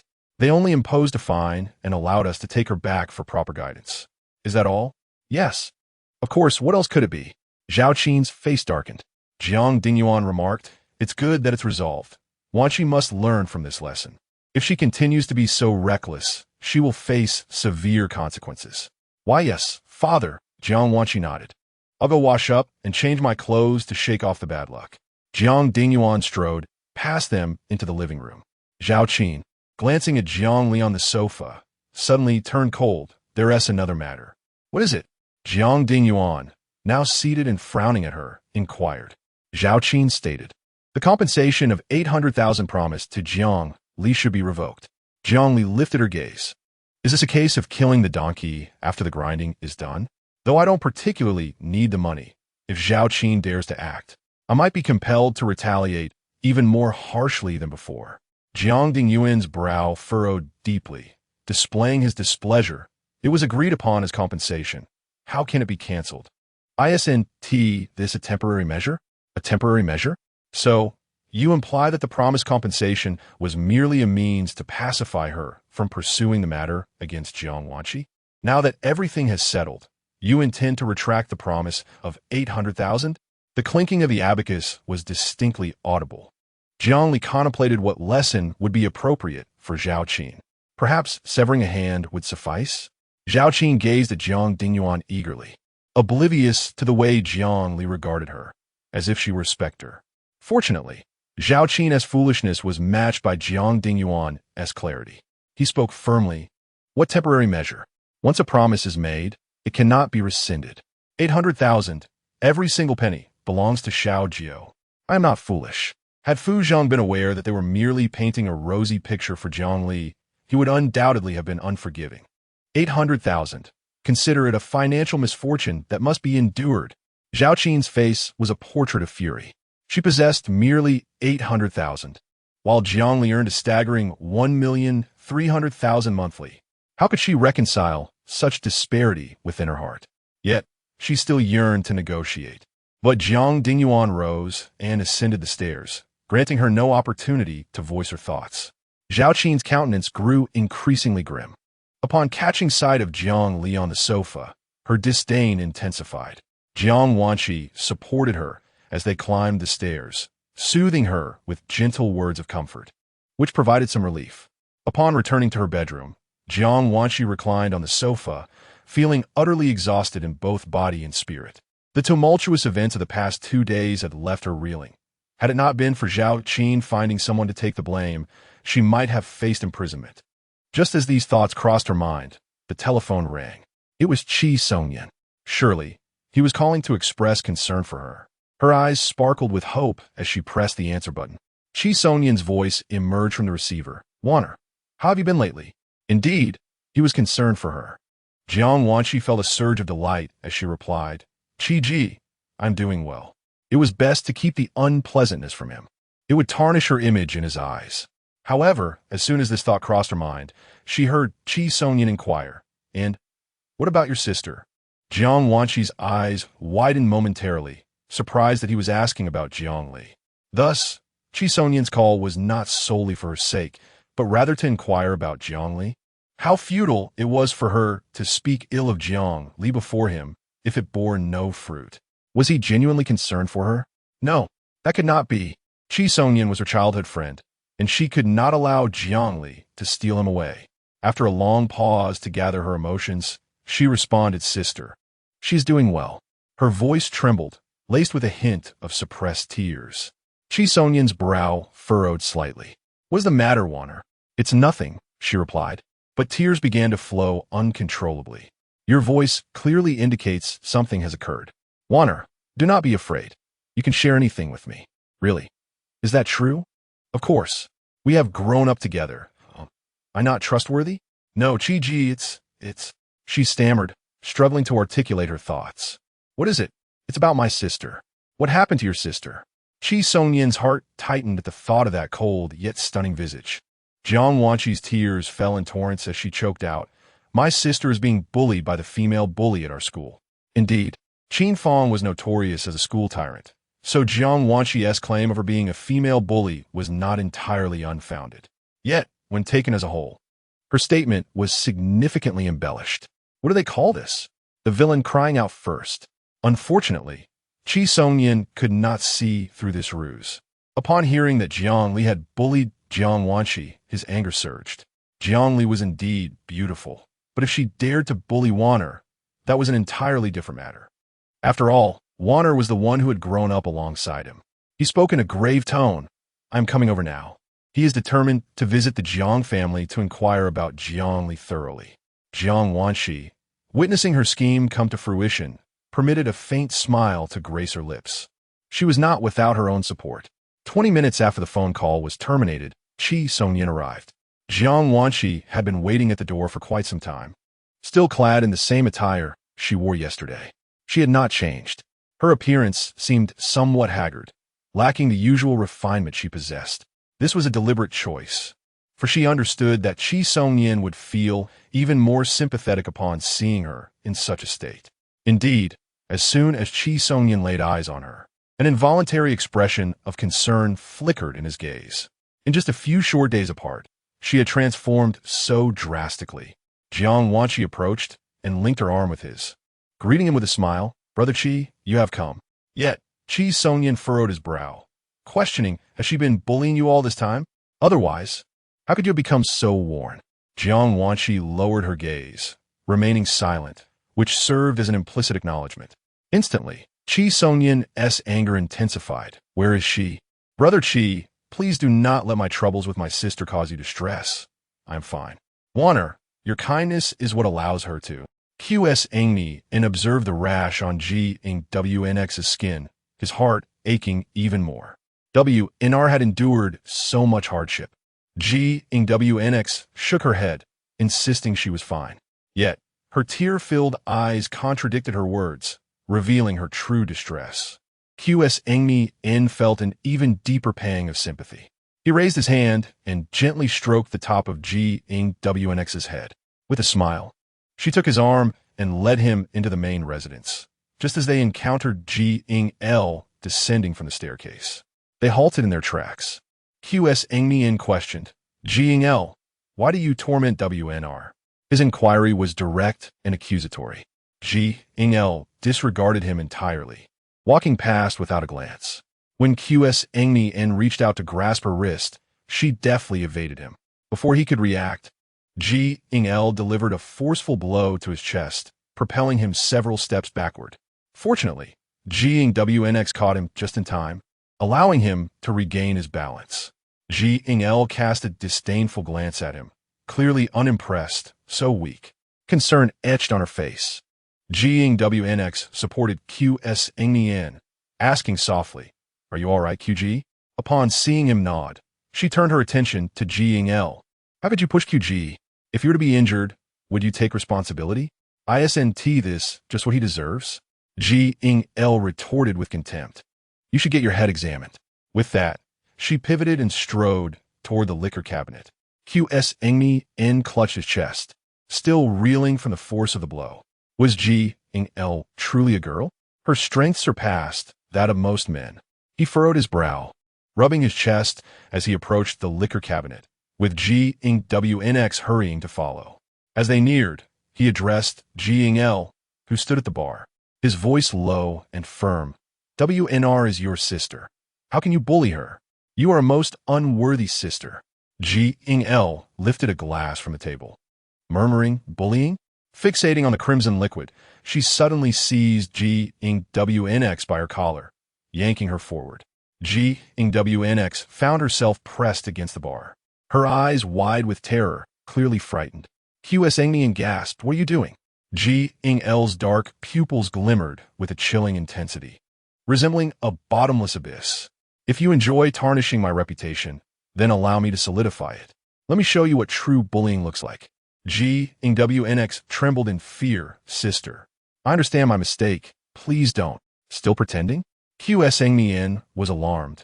"Jiuchunfang, what are you planning? WNR is your sister. Do not act recklessly." "Recklessly?" Jiuchunfang swirled the glass in her hand before the crimson liquid cascaded down onto Jiuchunfang's head. Jiuchunfang squeezed her eyes shut, struggling desperately. Qs Angni rushed forward to intervene, but saw Jiuchunfang's hand, which had clutched Jiuchunfang's collar, rise to her neck. "Come any closer, and I will end her life." Her tone was fierce, devoid of jest. Qs Angni gazed at Jiuchunfang's pale face, his anxiety palpable. "Have you lost your mind? This is murder. She has provoked me time and again. If she wishes to court death, I see no harm in granting her wish. Since her return to the Jiang family, Jiang Wanqi has repeatedly plotted against her. Despite the numerous lessons she imparted, Jiang Wanqi remains oblivious. If that is the case, she must ensure that the lessons are etched into her memory more profoundly. Qi Songyan urged anxiously. What you're doing could land you in prison. Could it? She retorted, the lives I've taken are not few. It is merely a matter of procedure in Huagua, though not impossible. Her gaze fixed on Jiang Wanqi as she tightened her grip. Jiang Wanqi clawed desperately at her hand, her face flushed with color. Just as she thought she might succumb, Jiang Li relented. She finally felt a rush of life return, bending over to breathe deeply of the fresh air. Qi Songyan hastily approached, bending down to support her shoulders, concern etched on his face. Wana, are you all right? Qi. Brother Qi. Jiang Wanqi's voice was hoarse, tears streaming down her cheeks. Qi Songyan, in a fit of anger, exclaimed, Look at what you've done to Wana. She fabricated baseless accusations and sullied my reputation. My actions were merely to assist her in solidifying these claims. She ought to be grateful. Each word dripped with coldness. Qi Songyan straightened, demanding, What do you mean? Do you truly believe your Wana is of good character? You take her fabrications at face value? I see you're also lacking in intellect. You should visit a neurologist for a thorough examination. Qi Songyan's face flushed with indignation. Jiang Li's gaze flickered over to the panting Jiang Wanqi, still clad in the garments she wore when taken by the police. If this were merely a common case, it would be one thing, but your dear Wana is the mastermind behind this affair. She bribed thugs to harass a female student and sought to ruin her reputation. She was arrested as a criminal and spent an entire night in the police station. I find ill fortune merely in the sight of her attire. Her heart is far too tainted. You seem quite unfazed, maintaining such a close relationship with her. I wonder if it is a case of attracting or simply that flies are drawn to a festering wound. The final two sentences were not merely an insult to Jiang Wanqi, but also a scathing remark aimed at Qi Songyan. Qi Songyan, still mulling over Jiang Li's earlier words, was suddenly ignited with fury upon hearing the latter remarks. Just as he was about to respond, he noticed Jiang Li departing with a bottle of red wine. After taking a few steps, she paused and added, Oh, by the way, your Wana is covered in strange rashes. Previously, we consulted a feng shui master, who claimed her karmic sins were too heavy. Do you think these rashes could be her retribution? She was well aware of the origin of those rashes.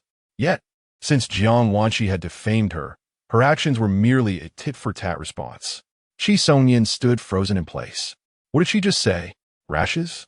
By the time he attempted to clarify, Jiang Li had already turned to leave. Qi Songyan glanced back at Jiang Wanqi, who was propped against the bar, and strode toward her. Jiang Wanqi sensed something amiss and hastily covered her sleeves, but this only served to reveal the location of her rashes. Without uttering a word, he reached out to pry her hand away from her sleeve. One finger, then two. Jiang Wanqi's tears streamed down her face as she hoarsely pleaded, Qi Gij, please don't. Yet, Qi Songyan appeared oblivious to her cries, continuing to exert pressure. The strength of a young man invariably surpasses that of a young woman, particularly in the case of someone as delicate as Jiang Wanqi. In a mere 2 minutes, her fingers were fully pried open. Qi Songyan rolled up her sleeve and, upon encountering the grotesque and horrifying red rashes on her arm, was seized by a wave of nausea. They were densely packed and arranged in a regular pattern, resembling fish scales slightly raised. Qi Songyan clutched his chest and turned away, gagging. Witnessing his reaction, Jiang Wanqi's tears flowed even more freely. Qi Gij. In the midst of a dire predicament, the 3 members of the Jiang family found themselves afflicted by the venomous sting of a scorpion. Was it a manifestation of self-reproach? Qi Songyan retched for a considerable time before he managed to steady himself against the bar. His eyes glistened with unshed tears as he regarded her with an intensity that was almost palpable. Was this truly the karmic retribution for the heavy sins she bore? No, it could not be. Jiang Wanqi's voice trembled, thick with emotion. Then what are these welts? He exclaimed, his voice rising in anger. Jiang Wanqi flinched at the sound. It was the first time in many years that Qi Songyan had addressed her with such a tone. The strangeness in his gaze unsettled her further. Panicking, Jiang Wanqi hurried to explain, It's not what you think. It was Jiang Li. She poisoned me. Do you not know me? I can hardly bear the sight of blood. How could I ever be capable of such malevolence? Jiang Li has deceived you. Do not believe her. Do not believe her? Qi Songyin pondered Jiang Li's earlier words, accusing Wanshi of fabricating tales and besmirching her reputation. Suddenly, he found himself at a loss as to whom to trust. Avoiding her pleading gaze, he stammered, I need some time. With that, he turned and left. Jiang Wanshi watched his retreating figure, tears welling in her eyes, her vision blurring. Qi Songyin represented her last bastion of pride, and now, that too seemed lost. No, she could not concede defeat so easily. Qi Gij merely needed time to cool off. Perhaps, in due course, he would forgive her? Yes, it must be so. Dragging her weary body back to her bedroom, she indulged in a hot bath. As she drifted into a drowsy slumber, a haunting image of Jiang Li gripping her throat invaded her mind. Startled awake, a wave of dread washed over her. In her dream, she had felt as though she were being choked by a demon emerging from the depths of hell. How terrifying. She placed her hand on her neck, recalling the sensation of imminent death as Jiang Li's grip tightened. The air had been suffocating, her mind blank. It seemed as though Jiang Li truly intended to take her life. Clinging to the edge of the bathtub, she unsteadily rose from the water and wrapped herself in a towel. Later that night, as nightmares plagued her thoughts, Lan Yin arrived. He held a transparent box in his hands, which he opened to release nearly half a dozen scorpions. To ensure that the creatures did not escape onto Jiang Wanshi's bed, he deliberately placed 2 of them upon it. The scorpions began their slow crawl from the foot of her bed, traversing the bedding inch by inch. After completing his sinister task, he proceeded to the bedrooms of Zhao Qin and Jiang Dingyuan, where he unleashed nearly the same number of scorpions. Once his dark work was done, he vanished from their midst. In the dead of night, a piercing scream shattered the stillness, illuminating the Jiang family villa. Jiang Wanshi found herself stung multiple times on her arms, face, and legs, each sting igniting a burning sensation, accompanied by involuntary spasms in the affected areas. She bolted from her room, colliding with Zhao Qin, who had also rushed out. Scorpions were scattered across the bedroom floor, the windowsill, and the desk. Everywhere. Overcome with terror, she had not even taken the time to put on her shoes, fleeing barefoot. As she dashed through the corridor, she spotted Jiang Wanshi and hurriedly enveloped her in a protective embrace. Warner, there are so many scorpions. Jiang Wanshi's arm throbbed painfully, the ache intensifying as she was held. She gently pushed Zhao Qin away, who finally sensed something amiss. Lowering her gaze, she was met with a sight of large welts covering Jiang Wanshi's arm, coupled with fish scale-like rashes that appeared increasingly dreadful. How did this happen? Mother, there are scorpions in my room, countless of them. I was stung, and now I look like this. Do you have them in your room as well? Zhao Qin belatedly realized, hastily examining her own arm. Upon rolling up her sleeve, she discovered that her arm, too, was swollen with welts of varying sizes. The pain registered only then. It was not just her arms. Her legs and body ached all over. Suddenly, Jiang Wanshi ceased her sobbing, staring in shock at Zhao Qin. Mother, there's a scorpion on your shoulder. Tears nearly brimmed in Zhao Qin's eyes. Quick, help me get it off. I can't bear to do it myself, Jiang Wanshi cried. Just then, Jiang Dingyuan arrived, and she rushed towards him. Hurry, there's a scorpion on my shoulder. Please help me.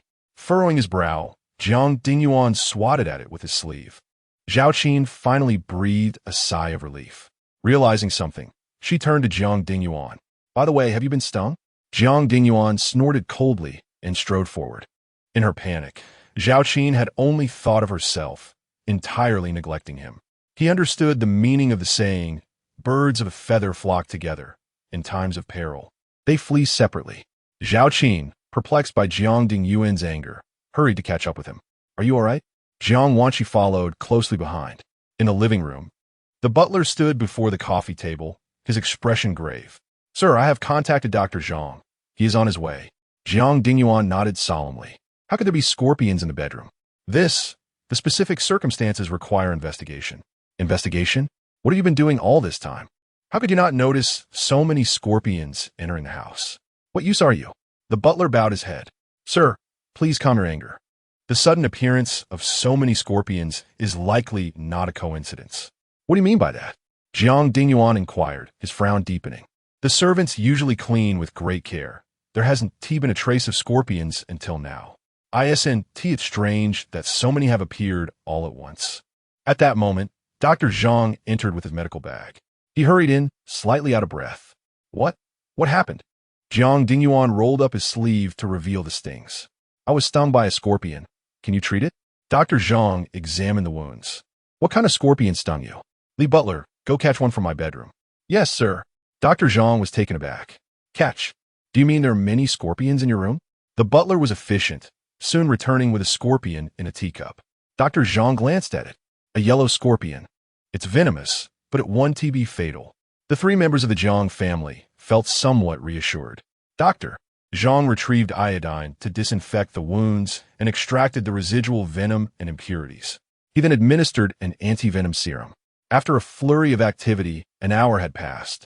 Jiang Dingyuan observed as the swelling on his arm gradually diminished and the pain lessened accordingly. It was at this moment that he summoned the household servants. They stood before the coffee table, awaiting instructions. Jiang Dingyuan commanded, "Go upstairs and eradicate the poisonous scorpions from our master bedroom and Wanner's room." The servants exchanged glances, pondering the excruciating pain they might endure if stung. What transgression had the Jiang family committed? Previously, they had dealt with snakes and mice in the second young lady's room. And now with scorpions? What further calamities might await them? It must be said that serving in the Jiang household was indeed a perilous occupation. Noticing their apprehension, Jiang Dingyuan spoke sternly. All those who partake in the extermination of the scorpions will be rewarded with a bonus. Upon hearing the promise of a reward, their eyes instantly sparkled with enthusiasm. Such a splendid opportunity. Their spirits surged with renewed vigor. The butler suddenly recalled something and inquired, "What about the eldest young lady's room?" At that moment, Jiang Dingyuan remembered, yes, there's also Jiang Li. Earlier, while applying the medicine, none of them had thought of her. Now, noticing her absence from the stairs, he wondered if she had been rendered unconscious by a scorpion sting.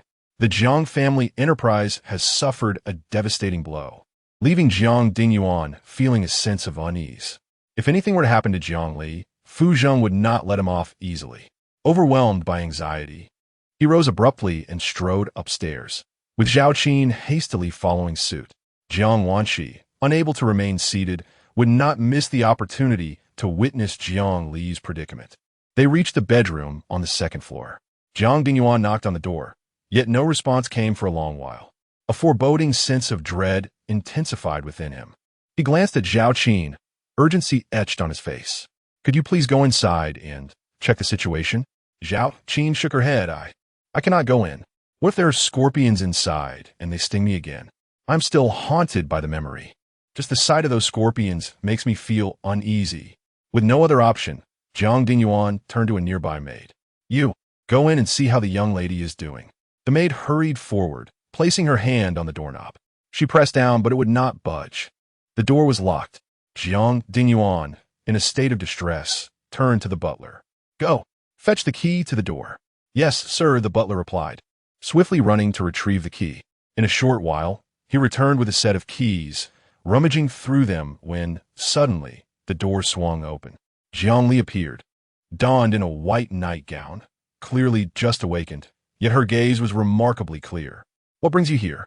Jiang Dingyuan scrutinized her from head to toe. "You were not stung?" "What do you mean?" She replied, "Our room is infested with scorpions, and everyone has suffered stings to varying degrees. Why are you unscathed?" Jiang Li's eyes swept over the three members of the Jiang family, observing the evident sting marks on them, albeit somewhat diminished. These venomous creatures are indeed formidable. Lanmen, consider this a reward. Jiang Wanshi detected something amiss and peered into the room. "Sister, aren't there any poisonous scorpions in your room?" Jiang Dingyuan also glanced inside and confirmed the absence of such creatures. "How can this be? If there are scorpions in your room, shouldn't there be some here as well?" Jiang Wanshi quickly interjected, "Of course not. I merely find it curious that while scorpions are present in our room, there are none in yours." This revelation struck Jiang Dingyuan. Residing on the same floor, both their and Wan Er's rooms housed scorpions, yet Jiang Li's remained pristine and untouched. The butler noted that their rooms were meticulously cleaned, making the sudden appearance of so many scorpions seem unlikely to be coincidental. If that were the case, did it imply that Jiang Li was highly suspicious? His brow furrowed as he regarded her with a scrutinizing gaze. Did she deliberately bring these venomous scorpions to their bedrooms? Before he could voice his thoughts, Zhao Qin could no longer contain herself. It was you, wasn't it? Her demeanor was fervent, as if she had uncovered the true culprit. Jiang Li remained unperturbed. Just because mine is devoid of scorpions, you suspect me? The Jiang family members fixated on her, silence enveloping them, effectively conceding their suspicion. Who knows whom you have offended outside? Perhaps someone is seeking revenge against you, Jiang Li suggested, her words causing them to exchange glances. Zhao Qin and Jiang Wanqi's expressions were particularly telling, as if they were grappling with a guilty conscience. Jiang Li observed this intently. Behold that expression. One can only surmise that mischief is no stranger to them. Jiang Dingyuan pondered for a moment before articulating. Whom could we possibly offend? Furthermore, even if we did upset someone, who would dare to stealthily enter at such an hour and depart without a trace? Such a notion is utterly ludicrous. It was then that Jiang Wanqi seemed to grasp the situation, eagerly interjecting, Father is right. Sister, are you perhaps being overly sensitive? Our villa is quite spacious. Who possesses the prowess to come and go at will? Could it be that you, sister, have unleashed a scorpion and now, in fear of acknowledgement, have spun such an outlandish tale? Jiang Li retorted, just because you haven't seen it doesn't mean it doesn't exist. Have you perchance witnessed it? She pressed forward. Meanwhile, hidden in the shadows, Lan Yin thought to herself, I long to leap out and startle them. A bunch of frogs at the bottom of a well. Jiang Li wore a subtle smile. Indeed, I have encountered such individuals. There are indeed those in this world with remarkable skills. She emphasized the last few words, her gaze inadvertently settling upon Jiang Wanqi's neck. The chilling memory of a near-fatal encounter resurfaced in Jiang Wanqi's mind, leaving her spine tingling. Jiang Li's grip was undoubtedly formidable. Yet that alone was not conclusive evidence. Yes, that must be it, she reassured herself. Zhao Qin wrapped an arm around her, inquiring, what is the matter? She sensed Jiang Wanqi's earlier tension, as if she were afraid of Jiang Li. However, she soon dismissed it as her own misperception. What was there to fear from Jiang Li? Surely, she was mistaken. Zhao Qin was unaware of Jiang Li's act of choking Jiang Wanqi. It was not that Jiang Wanqi was unwilling to report it, but rather that she lacked the courage. She feared Jiang Li's wrath might escalate, potentially leading to fatal consequences. Jiang Dingyuan, furrowing his brow, was about to speak when the phone rang. His brow furrowed deeper. At 5 in the morning, who would be calling him? A glance at the screen revealed it was Secretary Zhang. A wave of foreboding washed over him. If Secretary Zhang was calling, it surely pertained to a pressing matter. Upon answering, Secretary Zhang's anxious voice came through the receiver. Mr. Jiang, the head of the e-commerce sales department, Li, just spoke with me and said that the multifunctional thermos cup we developed has experienced a surge in orders. The Jiang e-commerce department operates with continuous live streaming, divided into 4 shifts throughout the day and night. The store manager of the e-commerce department received a call from the early morning streaming team about the surge in orders and promptly contacted his superiors. The information ascended through the ranks until it reached him. This situation was exceedingly urgent and could not be delayed. Thus, he had no choice but to disturb Mr. Zhang's slumber. Jiang Dingyuan's voice trembled with excitement. Really? He seemed incredulous. This thermos cup had seen a brief spike in popularity upon its release, but had since languished, on the verge of being phased out. He never anticipated it would suddenly surge in orders now. What splendid news! Truly a stroke of good fortune. His heart brimmed with exhilaration until Secretary Zhang interjected. Indeed, there has been a surge, but we are currently facing a dilemma. What dilemma? Jiang Dingyuan inquired. Our product inventory is insufficient. We have already exceeded our stock. The products in question were intended for discontinuation, and no one anticipated the accumulation of inventory for such items. It is merely the case that the e-commerce department has maintained the links, and the inventory settings are astonishingly high, resulting in a sudden surge in sales.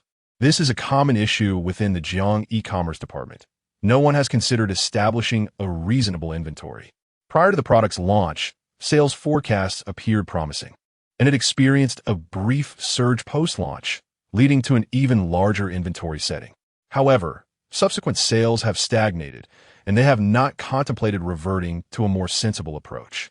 Whether the inventory is set at 100 or 10,000, it makes little difference for products that are not selling. This has led to the current predicament. If this issue cannot be resolved, it is likely that all members of the e-commerce leadership and those responsible will face consequences. At this moment, those involved in the matter are flustered and restless, akin to ants on a hot pan. Jiang Dingyuan's expression is grave. He urgently instructs, contact the production department to expedite manufacturing and ensure that all orders are dispatched on time. I have reached out, but the production team has informed me that their required packaging supplier has ceased to provide materials. I have already called the supplier, and they have clearly stated that they will no longer cooperate with us. Jiang Dingyuan's brow furrows even deeper. What has transpired? The three members of the Jiang family visited the Qin household to offer their apologies. I inquired, but they did not respond. What a contract! They breached it first and ought to compensate for the penalties incurred. They have stated they will reimburse, yet the dilemma lies in the fact that, given the current order volume, if we fail to deliver on time, their compensation will not suffice to cover our losses. What about the other suppliers? I have reached out to them as well, but they have all refused to supply. Jiang Dingyuan was unusually silent. Secretary Zhang continued, Mr. Jiang, I can't shake the feeling that this sudden surge in orders is rather suspicious, as though it were set up. What do you mean? It seems the orchestrators are quite familiar with the habits of our e-commerce department, creating a surge in orders only to subsequently obstruct supply. So, you imply that the surge is contrived? That is one way to interpret it, Mr. Jiang. Have you recently offended anyone? Offended? The scorpion appeared in the bedroom, and soon after, this incident unfolded. It indeed feels orchestrated. But who could it be? Jiang Dingyuan recalled an incident from a couple of days ago at the school. Could it be the Qin family? His gaze fell upon Jiang Wanqi. Indeed, if there is any offense to speak of, it has only been towards the Qin family. It seems I must visit the Qin family at dawn to apologize in person. It is rather unfortunate. In the past few days, I have been so fatigued by Jiang Wanqi's matters that I neglected to take the initiative. The Qin family must be furious to have set such a significant trap for us. With a steely gaze, he instructed, you contact the other suppliers. Even if it requires a price increase, we must secure the partnership.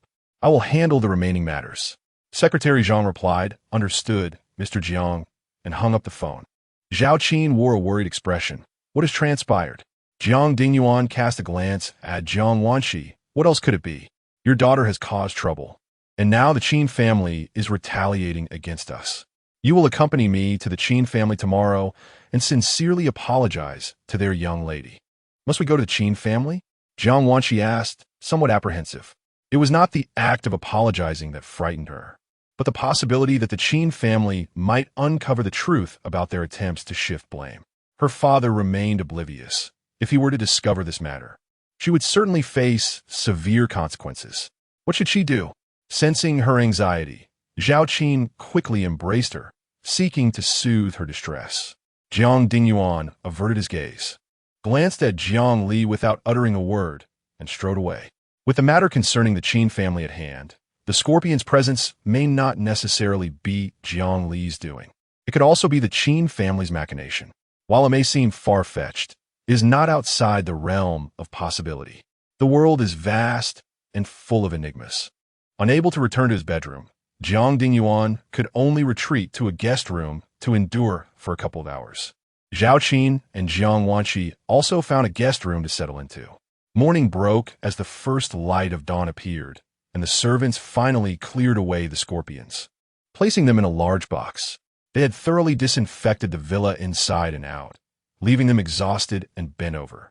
When Jiang Dingyuan descended for breakfast, Zhao Qin and Jiang Wanqi had yet to rise, leaving only Jiang Li seated at the table. He furrowed his brow, instructing a servant to summon Zhao Qin and her daughter downstairs. They appeared disoriented, clearly not yet awake. After the tumult of the previous night, how could they possibly have rested well? Jiang Dingyuan, lacking in cheer, summoned his spirits, for he must soon visit the Qin family. In such a state, how could they possibly go? Upon hearing the mention of the Qin family, Jiang Wanqi was abruptly awakened to the reality that they indeed had to go. The inevitable had arrived. Zhao Qin, glancing at Jiang Dingyuan, inquired if they could defer their visit until the afternoon. After all, a delay would be advantageous. If only for a moment. Jiang Dingyuan, incensed, retorted, "Is this a matter that can wait until the afternoon?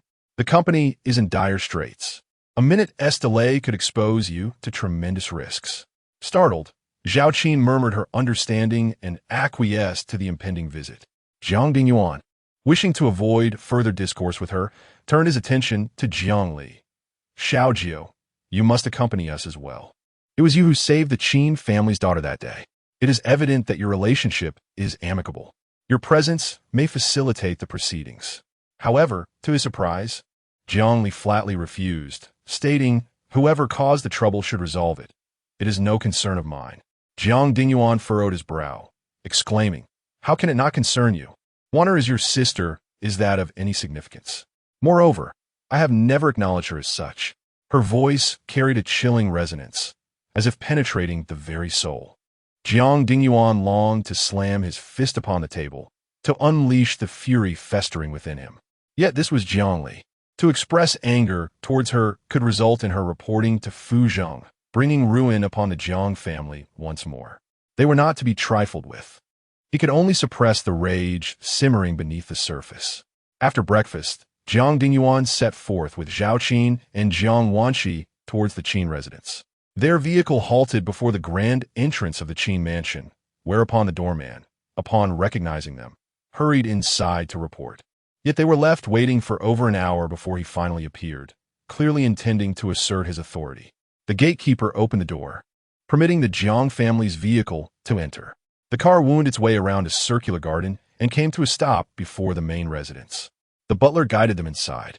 In the living room, the Qin family of three sat upon the sofa, engaged in light-hearted banter.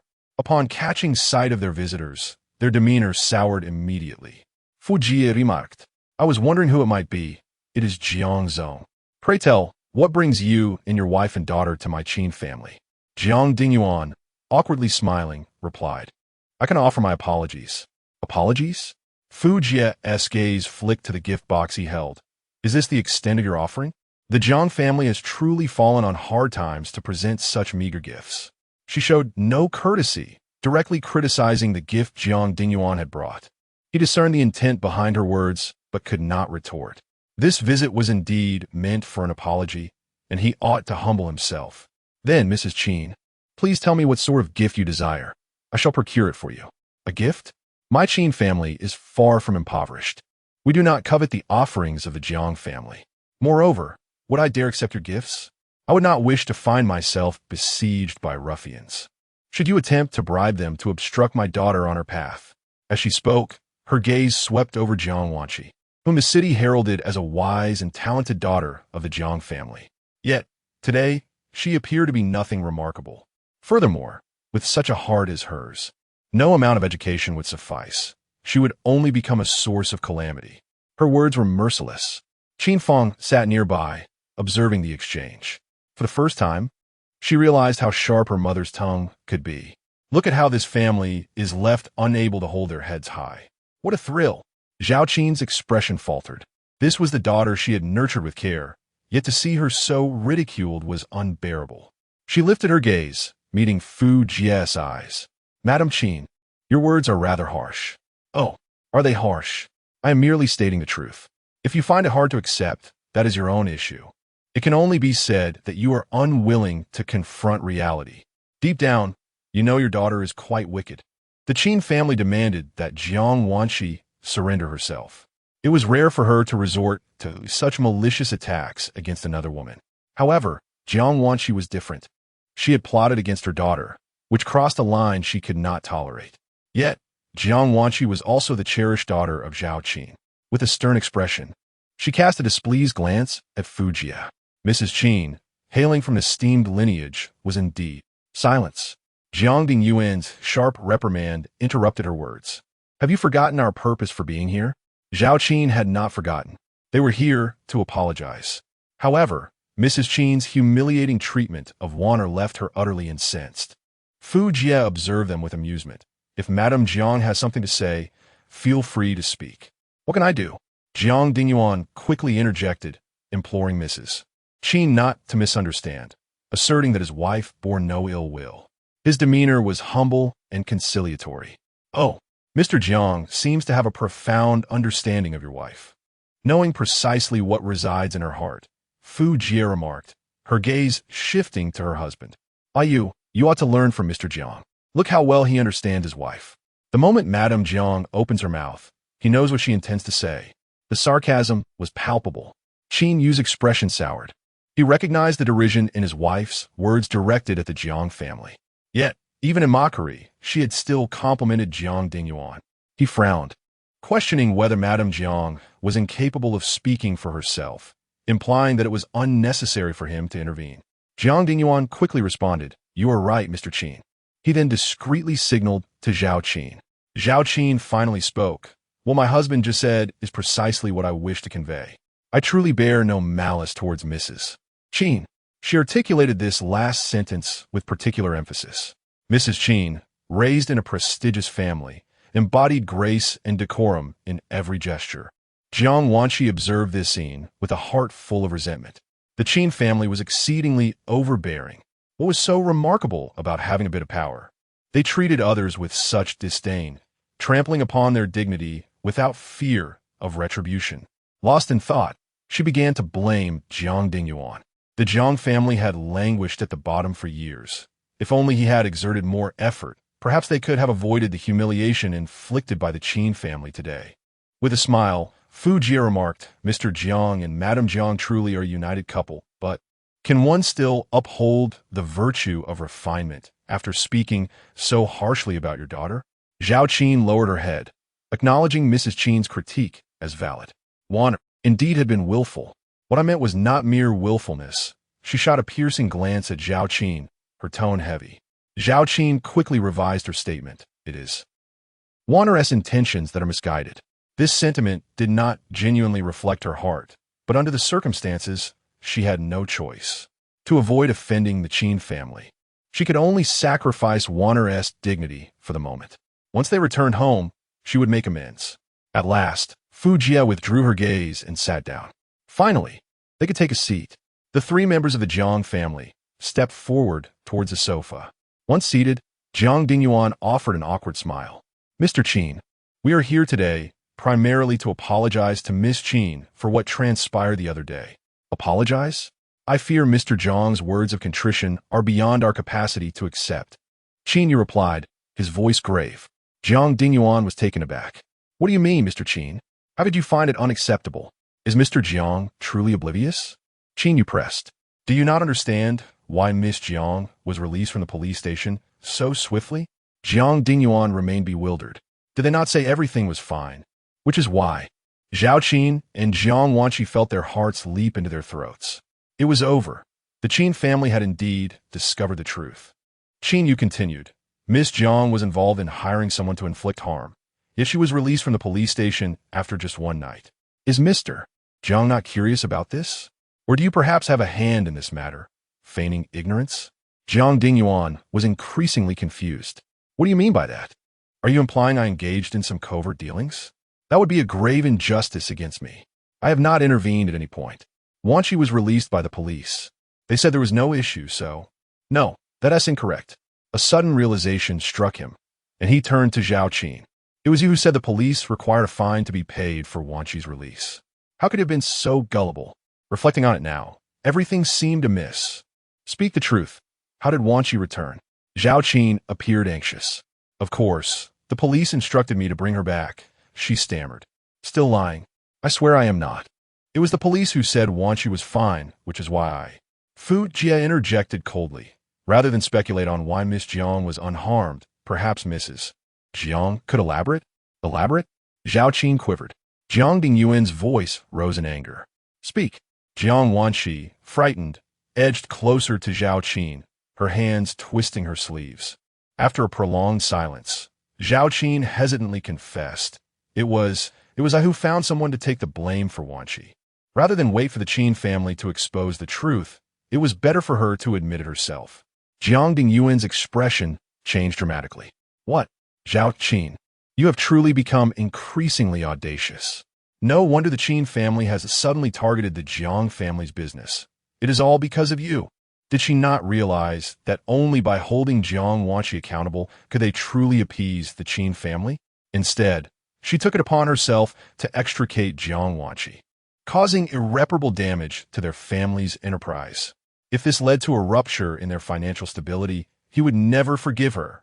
He turned his gaze to Qin Yu, apologetically stating, I sincerely apologize, Mr. Qin. I was unaware of this matter beforehand. Had I known, I would never have allowed my wife to act in such a manner. Qin Yu maintained a stern demeanor.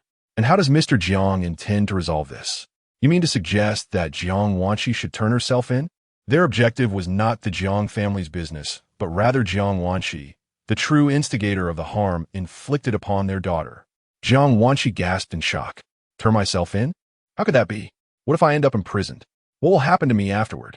Zhao Qin was in a state of panic. Mr. Qin, I implore you to exercise mercy. Wana is still young. She cannot endure imprisonment. Fu Jie replied coldly, young? When Jiang Wanqi bribed thugs to humiliate my daughter, did she consider that my daughter was still a child? Now that the knife is turned upon you, you suddenly know the pain. Zhao Qin wept. Mrs. Qin, as mothers, we understand the gravity of this situation. Indeed, Wana has erred, and we offer our apologies to you and Miss Qin. We are willing to comply with any of your demands. But I beseech you, please show mercy and spare her. Fu Jie remained unmoved, stating, I require nothing from you. I only demand Jiang Wanqi's confession. She was unyielding. Qin Yu added, either Jiang Wanqi confesses, or the Jiang family shall brace for bankruptcy. This was undoubtedly the final straw that broke the camel's back. Faced with a choice, the decision was painfully clear to anyone with sense. However, Zhao Qin was not ready to concede. She was determined to fight for even the slightest glimmer of hope. Zhao Qin, with one hand bound, turned her tear-filled eyes towards Jiang Dingyuan. Dingyuan, Wana is our daughter. If she goes to prison, her life will be ruined. You cannot abandon her. Jiang Dingyuan furrowed his brow. But we do not have only Wana as our daughter. Indeed, there is also Jiang Li. She's our flesh and blood. Zhao Qin suddenly burst into tears, realizing that this matter had reached an irrevocable conclusion. Yet, Jiang Wanqi refused to accept her fate. She shook Zhao Qin's hand, hoping to elicit another plea for mercy. But Zhao Qin remained silent. Words were futile at this point. Qin Fong observed this scene, feeling an overwhelming sense of satisfaction. Ultimately, evil begets evil. After all, it was Jiang Wanqi's malevolent intentions that led her to inflict such harm upon others. She deserved this fate. In the end, Jiang Wanqi voluntarily turned herself in at the police station, followed closely by Jiang Dingyuan and Zhao Qin. Their motivations differed. Jiang Dingyuan was apprehensive, fearing that Jiang Wanqi might resort to trickery once more, while Zhao Qin's concerns stemmed from a mother's love. After her confession, Jiang Wanqi was temporarily detained, awaiting her final judgment. Jiang Dingyuan felt a slight relief upon seeing this outcome, as he could finally report back to President Qin. He hurried off to the company to address the ensuing chaos, instructing Zhao Qin to take a taxi home. Unbeknownst to him, Zhao Qin's demeanor was far from normal. She vacantly agreed, and once he left, she began walking forward. Although she had reached the edge of the road, she did not hail a taxi. Instead, she continued onward, oblivious to the traffic signals. The cars on the road honked incessantly, but she appeared lost in her own thoughts, unresponsive to her surroundings. In that moment, she seemed to be on the brink of madness. Her daughter, whom she had nurtured with great care, was now in jail, potentially facing imprisonment. The thought of her daughter being labeled a convict upon release was unbearable. How could she endure the judgment of others in her social circle if they learned that her daughter was a criminal? Each time she pondered this, her heart felt as if it were being torn apart. Lanmen, lurking in the shadows, noticed Zhao Qin alone and seized the opportunity to approach, rendering her unconscious with a swift blow. The ninth master had commanded that she be punished by the severing of one hand. After all, she had dared to provoke the ninth master by inciting Jiang Dingyuan to rescind the compensation of 800,000. She had encroached upon his territory, and this punishment was warranted. Zhao Qin was taken to an abandoned factory, tightly bound to a chair. Lanmen splashed water on her to bring her back to consciousness. When her eyes fluttered open, she was met with the sight of a man completely shrouded in dark clothing, his hood drawn low and a silver mask obscuring his face, leaving her unable to discern his features. Who are you?" she stammered, her voice trembling with fear. Lanmen replied in a deep voice, "You need not concern yourself with my identity. You must understand that someone is demanding one of your hands." What? Zhao was on edge. "I warn you. Do not act recklessly. I am the lady of the Jiang family in Hai Shi. If you dare lay a finger on me, my husband will not spare you." Lanmen remained unfazed. Zhao continued, "Do not think that just because you wear a mask, I will not recognize you. In this era of advanced technology, one can easily—" Her words were abruptly cut short, as Lanmen swiftly found a cloth and stuffed it into her mouth. At last, the world was quiet. He gazed at Zhao, his voice low and deliberate, asserting that the intention was to awaken her senses to the excruciating pain of broken bones, not to indulge in idle chatter. Zhao eyes were wide with terror. How could it be like this? Lanmen approached and severed the ropes binding her. Seizing the opportunity to escape, she soon realized the restraints still held firm. Looking down, she noticed that aside from her right hand, the rest of her was still bound. The assailant had secured 2 ropes around her. Fear surged within her as she began to struggle vigorously. Yet, no matter how she moved, it was futile. Lanmen drew a metal rod from his waist, grasped her right wrist, and yanked with force. The rod struck down heavily. A sharp crack echoed, bones fracturing. Tears streamed from Zhao eyes as Lanmen released his grip. Her hand hung limply, unable to rise again, devoid of sensation. Panic consumed Zhao. She exerted all her strength to lift her hand, but it remained immobile. With his task completed, Lanmen turned and strode away. Zhao watched his retreating figure. Left alone by this man, helpless, with her hands bound and unable to move, she pondered her next steps. An idea sparked within her, prompting her to shake the chair with all her might. Even if it meant tumbling to the ground, she used the chair to strike the floor. The chair appeared quite aged. With sufficient force, it might just collapse. If it did, she would be saved. She poured all her energy into this endeavor, and soon one leg of the chair broke, followed by the backrest. The ropes binding her gradually loosened, and she finally broke free. Overwhelmed with a whirlwind of emotions, she hastily retrieved her phone and dialed Jiang Dingyuan's number. The call did not connect. She tried again, only to face the same disheartening result. It seemed her only option was to call for emergency assistance. Within an hour of the call, an ambulance arrived, perplexed by the sight of the abandoned factory. They confirmed, was the injured person indeed here? Scanning their surroundings, they spotted Zhao. "Did you call us?" "Yes." "Is it truly her?" She didn't appear to be in a state that required an ambulance. Just as they pondered this, Zhao hobbled towards them. It turned out she was indeed injured. They hurried forward to assist her. "What happened to you?" "I fell accidentally." She refrained from mentioning the kidnapping. Such matters are best kept quiet, for her reputation's sake. It would be wiser to resolve the situation privately once back home. Zhao boarded the ambulance, bound for the hospital. That night, she underwent surgery. Jiang Dingyuan arrived fashionably late, while Jiang Li had been conspicuously absent throughout. It was she who had orchestrated the severing of Zhao hand. Now, she would not stoop to feigning concern at the hospital. It was clear Zhao wished to avoid her presence. In her eyes, there was only one daughter, Jiang Wanqi. Zhao spent a week in the hospital, attended to solely by the household maids. Jiang Dingyuan was preoccupied with company affairs, rarely visiting. On the day of her discharge, she returned to the Jiang residence to find Jiang Li seated on the living room sofa. As she lifted her gaze, she saw her limping into the room, devoid of any extraneous reaction, merely lowering her head to continue perusing the book in her hands. Zhao was infuriated. The relentless blows had driven her to the brink of madness, and she unleashed a torrent of invective upon Jiang Li, exclaiming, "You ungrateful daughter!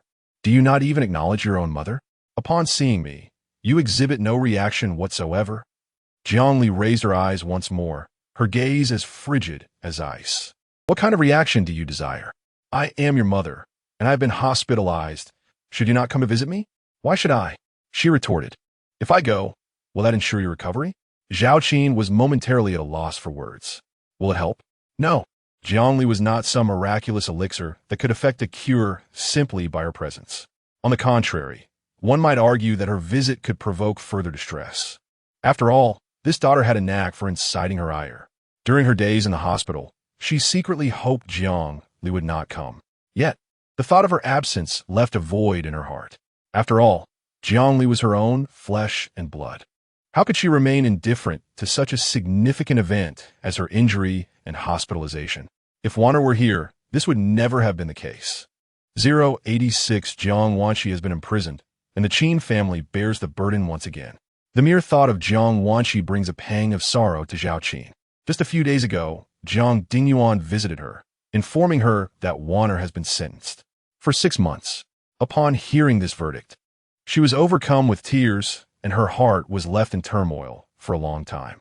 Having served time, she would emerge with the stigma of a reformed-through labor convict, facing discrimination wherever she went. This was her precious Wanner, once celebrated in Haishur as a prodigious talent. Yet now, the pearl has fallen from grace. Not only Wanner, but even she herself finds it hard to accept. She cherishes her reputation, and the thought of potentially facing ridicule from the upper-class society fills her with unease. As if that weren't enough, Jiangli continues to treat her with such indifference. She is her biological mother, yet Jiangli shows her the barest semblance of respect.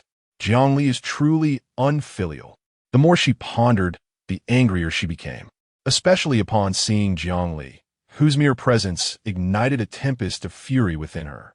Just as she was about to erupt, Jiang Dingyuan returned from outside. Casting her a fleeting glance, "You're back," he said, before heading towards the sofa. Zhao Qin's anger flared even more. They had been indifferent during her hospital stay, and now that they were home, they remained so callous. Was she truly insignificant to them? A servant assisted Zhao Qin, softly inquiring, "Madam, would you like to sit down for a while?" Zhao Qin remained silent, her feet moving towards the sofa. Once seated, Jiang Dingyuan asked in a deep voice, "How is your injury?" Finally, he inquired. Zhao Qin felt a slight relief. "Much better. Have you found out who kidnapped me?" On the day of the incident, Jiang Dingyuan had gone to the hospital. She had recounted the events to him, requesting his assistance in identifying the perpetrator. Jiang Dingyuan frowned. "I investigated but found nothing." "What do you mean?" "The surveillance footage did not capture the suspect's figure. Searching based on your description is akin to finding a needle in a haystack." "What about reporting it?" "We cannot report it." "Why not?" Jiang Dingyuan remained silent for a moment before saying, "Have you considered that it might be someone from the Qin family?" Jiang Li, who had been reading, surprisingly lifted her gaze at these words. The Qin family? How did Jiang Dingyuan come to suspect them? Zhao Qin was equally puzzled. Why the Qin family? Wanner offended the Qin family, and you were the one who helped her take the blame. So the Qin family seeks revenge thus? Jiang Li remarked. Jiang Dingyuan has quite the imagination. This marked the second time the Qin family had been wrongfully accused. Previously, during the Scorpion incident, Jiang Dingyuan had also suspected them. Zhao Qin contemplated this. The Qin family? Is indeed plausible. She had indeed manipulated events surrounding Wanner, and the Qin family, driven by vengeance, would not hesitate to target her. However, she looked at Jiang Dingyuan. Are we to simply endure this and pretend nothing has occurred? What else do you suggest? Confront the Qin family for an explanation? Do not forget, it was Wanner who instigated this matter first. We are already at a disadvantage. How can we seek justice at their doorstep? That is true. Yet, Zhao Qin felt discomfort in her heart. Her daughter had been imprisoned, and she herself had suffered a grievous injury. The Qin family was excessively ruthless. Yet they cannot come knocking at the door. This sentiment is indeed difficult to swallow. The following morning, as Jiang Li departed for school, the news of Jiang Wanqi's incarceration had already spread throughout the institution. A wave of criticism against Jiang Wanqi surged forth, with former classmates who had despised her stepping forward to denounce her, uttering the most scathing remarks imaginable. Upon returning to the classroom, her peers, upon seeing her, bombarded her with inquiries regarding Jiang Wanqi's situation. Jiang Li chose to remain silent, making her way to her seat. They were not particularly perturbed. They understood her character, as she seldom engaged in conversation with them. She would only speak a few words when approached for help with difficult problems. Zhang Jia rested her chin on her hand, still grappling with the news of Jiang Wanqi's imprisonment. Days earlier, she had heard whispers of Jiang Wanqi's dealings with thugs to torment Jiuchunfang Song. Not only had she coerced them into taking compromising photographs of Jiuchunfang Song, but she had also sought to tarnish his reputation. How malicious! Was this truly the Jiang Wanqi she once knew? Her acting was impeccable. She had presented herself as gentle, magnanimous, and innocent, all the while harboring such a venomous heart. How could she possibly resort to such treachery against a fellow student? Thankfully, since the last banquet, she had distanced herself from Jiang Wanqi. Otherwise, she would surely have been exploited once more. Nan Xiao's reaction to the incident was rather subdued. Given Jiang Wanqi's audacity to hire a hitman, she must have anticipated such an outcome, particularly since the victim was Jiuchunfang Song. Should one attribute Jiang Wanqi's folly to her lack of intelligence or her excessive arrogance? Did she truly believe that only her Jiang family held any significance within the walls of Yuta High School? Little did she know that aside from the Jiang family, the Qin family also held considerable influence. In this instance, she had indeed bitten off more than she could chew. Perhaps incarceration would serve her well, providing an opportunity for reflection and redemption. Shifting her gaze, she regarded Jiang Li, who, as usual, wore a cool expression devoid of superfluous emotion. Indeed, Jiang Wanqi was merely a minor concern for Jiang Li. As for Jiang Wanqi's presence, it had always posed a threat to her. Her absence was a relief. In the afternoon, a student assembly convened in the school auditorium, with all students in attendance, including Jiang Li, who found herself somewhat bored as she sat among the audience. A few girls in the front row whispered excitedly, "Have you heard? The renowned entrepreneur speaking at our school hails from Beijing. His surname is Fu, and he is both handsome and youthful." What? In his early 20s? What a rarity for a prominent entrepreneur. I overheard in the office that he entered a prestigious university at the age of 16, later establishing himself in business and achieving notable success. Apparently, his family background is extraordinary. Jiang Li listened intently. Fu from Beijing in his early 20s. Could it be Fu Zheng? Just as she pondered this, applause erupted in the auditorium. Upon raising her gaze again, she saw Principal Zhang leading a young man toward the podium. It was indeed Fu Zheng. So, the entrepreneur invited to the school, was he? Renowned. That was certainly accurate. Without relying on the power of the Fu family, to flourish in business on Island M is truly remarkable. At the podium, Fu Zheng stood before the crowd, instantly causing a stir. This individual was already familiar to them, particularly the senior students who, if they knew Jiang Li, undoubtedly recognized this esteemed Mr. Fu. For a period, Mr. Fu had been seen daily at the school, escorting Jiang Li, which had incited jealousy in Jiang Wanqi, who spread rumors about Jiang Li. Uninformed classmates joined in the slander against Jiang Li. Fortunately, it seems that Jiang Wanqi may have had a change of heart, as she eventually issued an apology, clarifying the matter, which brought the situation to a close.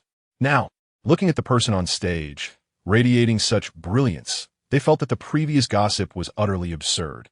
Considering Mr. Fu, a renowned entrepreneur, and Jiang Li, a top student among top students, what scandalous deeds could possibly arise from their association? At the Yuta Middle School, Fu Zheng delivered a speech, igniting an uproar among the students. While most of the senior class was familiar with Fu Zheng, it did not imply that every student in the school knew him. Surrounded by the commotion, many were bewildered. On stage, Zhang Guoli wore a solemn expression and called for silence. Instantly, the once boisterous auditorium fell into a hush. With all eyes fixated on the podium, Zhang Guoli announced, "Today we are privileged to welcome Mr. Fu Zheng, the founder of T.E. Group." At the tender age of 16, he gained admission to Harvard Business School, and after graduation, he built his empire from the ground up, spanning retail, technology, finance, and other sectors, achieving remarkable success in the business realm. Before he could finish his introduction, a wave of enthusiastic applause erupted from the audience, which continued for over a minute. Jiuchunfang Song sat among the crowd, astonished that Fu Zheng was indeed speaking at their school. She had previously heard whispers of a speaker with the surname Fu and had speculated if it could be him. To her surprise, it was She thought to herself how well kept this secret had been, as no one had mentioned it. Observing the man on stage, she sensed something was amiss. Where was his gaze directed? Following his line of sight, she realized he was staring at the position of Class 1 in the senior year. The object of his attention was none other than Jiang Li. Of course, who else would Fu Zheng be interested in but Jiang? Meanwhile, Zhang Guoli continued to extol Fu Zheng's legendary journey, urging the students to take him as a role model and to learn diligently. Qin Fanhao scoffed quietly. While Fu Zheng's intellect was undeniable, his past actions were questionable, climbing trees to steal bird eggs at 5, concocting explosives in the kitchen at 7 that nearly leveled his family home, and sneaking into a crocodile farm at 10 to provoke the reptiles with sticks and meat. Such tales could fill volumes, and it was indeed miraculous that he had survived to this day, having faced numerous beatings for his mischief.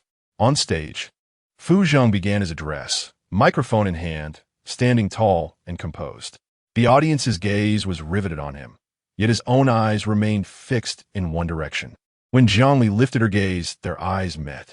Fu Zheng's heart fluttered momentarily. Was it possible that she harbored some feelings for him as well? Flustered, he quickly diverted his gaze, unable to bear the thought of looking at her again.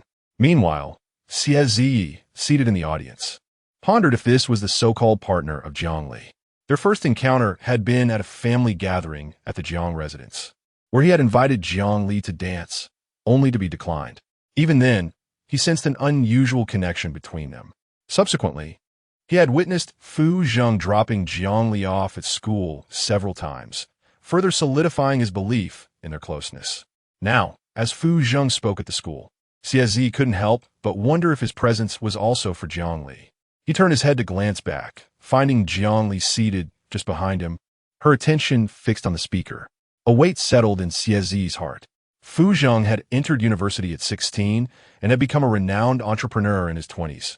Surely, Jiang Li must admire him greatly. As Fu Zheng's gaze swept across the audience, it landed precisely on this scene. An impulse surged within me, a desire to utterly dismantle Xie Zi.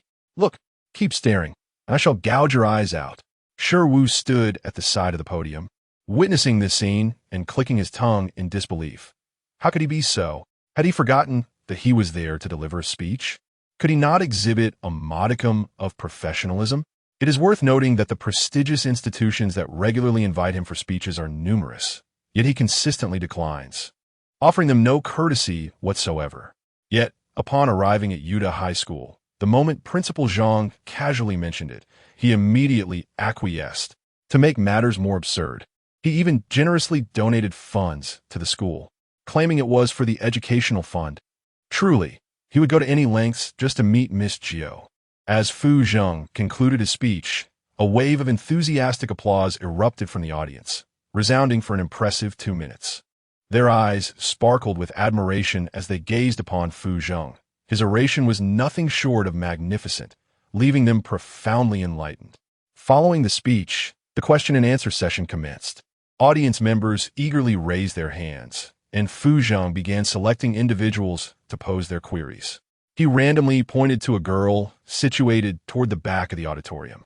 Wearing rectangular glasses, she stood and asked, "Mr. Fu, are you married?"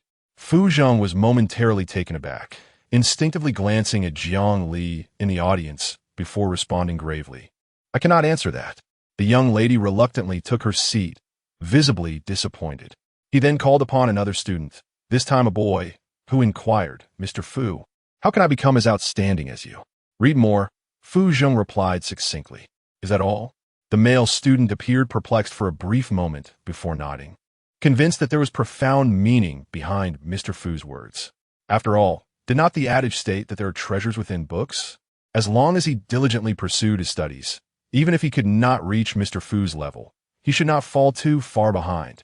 Yes, that was precisely it. He sat down and selected another student, still a boy. "Mr. Fu, what are your criteria for choosing a partner?" I have a cousin. Laughter erupted from the audience. Had it turned into a matchmaking segment? This boy was audacious indeed, calling himself a student while acting as a matchmaker. Did he not consider who Mr. Fu was? Someone whose stature could scarcely be matched? Principal Zhang rose and glanced back, reminding the students please refrain from jesting. Your questions should hold value and ideally pertain to academics, rather than personal matters. The audience fell silent in an instant. Hands shot up high, and Fu Zheng continued to select individuals. He called upon 7 or 8 boys in succession.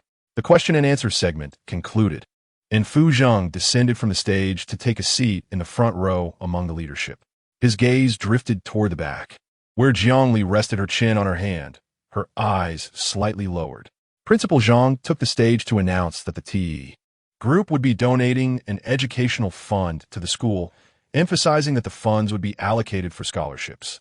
Applause erupted once more from the audience. The student assembly came to a close, and a throng of students began to exit. Principal Zhang and Fu Zheng stood in the corridor to the right of the exit. As students turned left, they were engaged in conversation.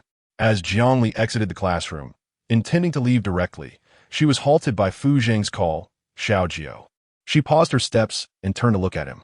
Principal Zhang, filled with suspicion, inquired whether Mr. Fu was acquainted with student Jiang.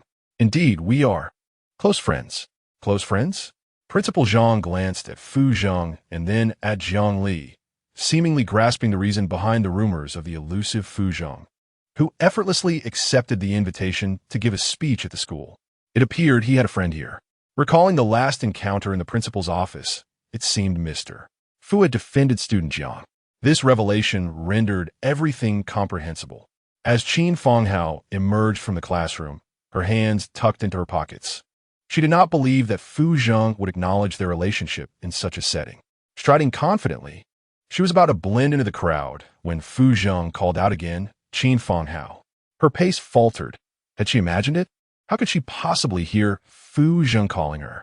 Ignoring him, she continued forward, but just as she stepped out, Fu Zheng raised his voice, Qin Fanghao. This time, the clarity of his tone confirmed her senses. She turned to face Fu Zheng, an expression of impatience crossing her face. What is it? 088 Fu Zheng clarifies Jiang Li's name. Come here. What? Qin Fanghao, filled with suspicion, turned her head to glance at the throng of students exiting the auditorium. Quite a crowd indeed. Is Fu's mind sound? Calling her out in front of so many. Isn't he afraid of revealing their relationship? Isn't Fu reluctant to acknowledge her? Has the sun risen in the west today? She raised an eyebrow, her gaze towards Fu Zheng laden with skepticism. When circumstances appear unusual, there must be an underlying reason. This fellow is certainly up to something. She lifted her chin defiantly. What is it? If you have something to say it here. Why come over? I came to invite you, but I want to be so polite. Are you sure you want me to extend the invitation? The implication was clear, and Qin Fanghao's heart skipped a beat. The last time Fu had said something like this, he had literally yanked her by the collar and dragged her away. With so many people around, the thought of being pulled by Fu was mortifying. Nevertheless, one must not shy away from immediate losses. She marched over, hands tucked in her pockets. What's the matter? Fu Zheng frowned. Respect for teachers and the way of learning. Do you not understand? What do you mean? Principal Zhang is here. Don't you know to greet him? Qin Fanghao rolled her eyes. Respect for teachers? Fu Zheng is qualified to utter those words. Who is it that hacked into the academic system in the second year and changed all the class schedules to physical education? He doesn't even consider if the frail PE teacher can handle that many classes. And yet, he speaks of respect for teachers. Though she thought this, she still obediently said, Hello, Principal Zhang. The students leaving the auditorium cast curious glances.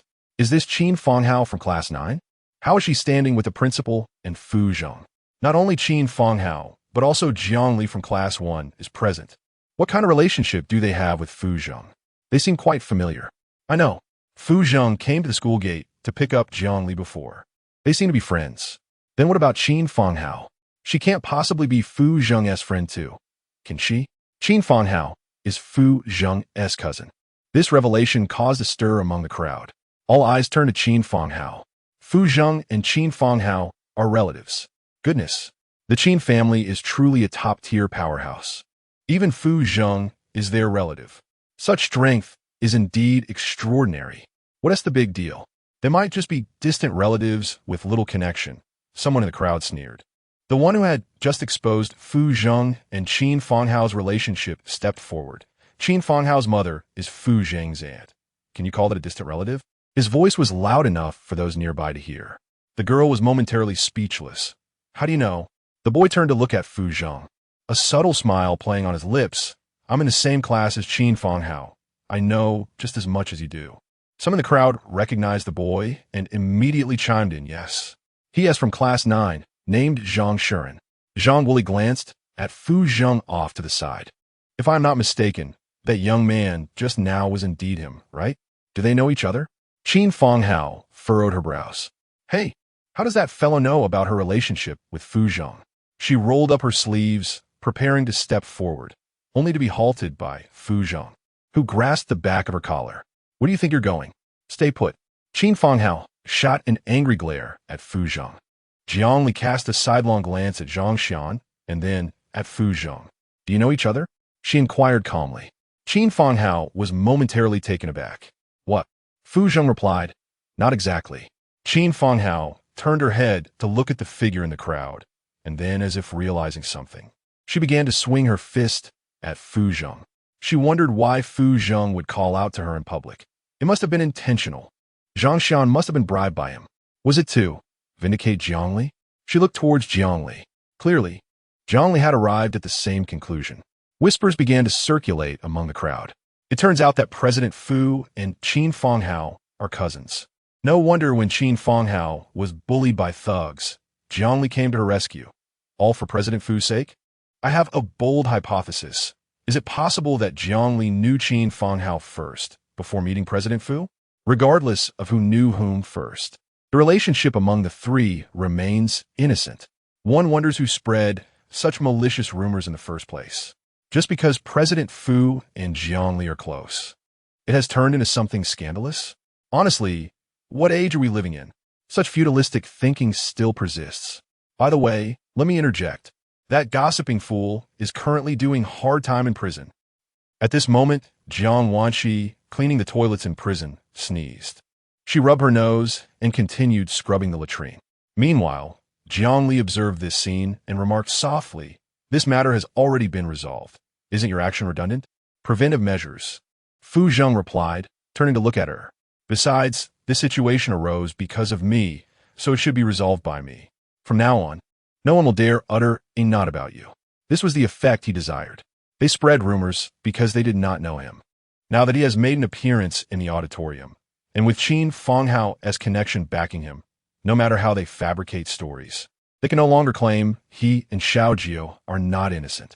After all, in a situation with two women and one man, what sort of improper relationship could exist?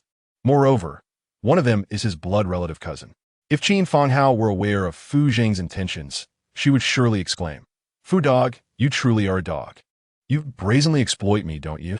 You usually ignore me, but today, when you need me, you want the whole world to know our relationship.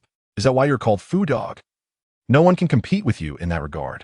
The crowd's gossip was shifting in the direction Fu Zheng had anticipated. Zhang Xian glanced back at Fu Zheng, a smirk playing at the corners of her lips. She then swaggered away.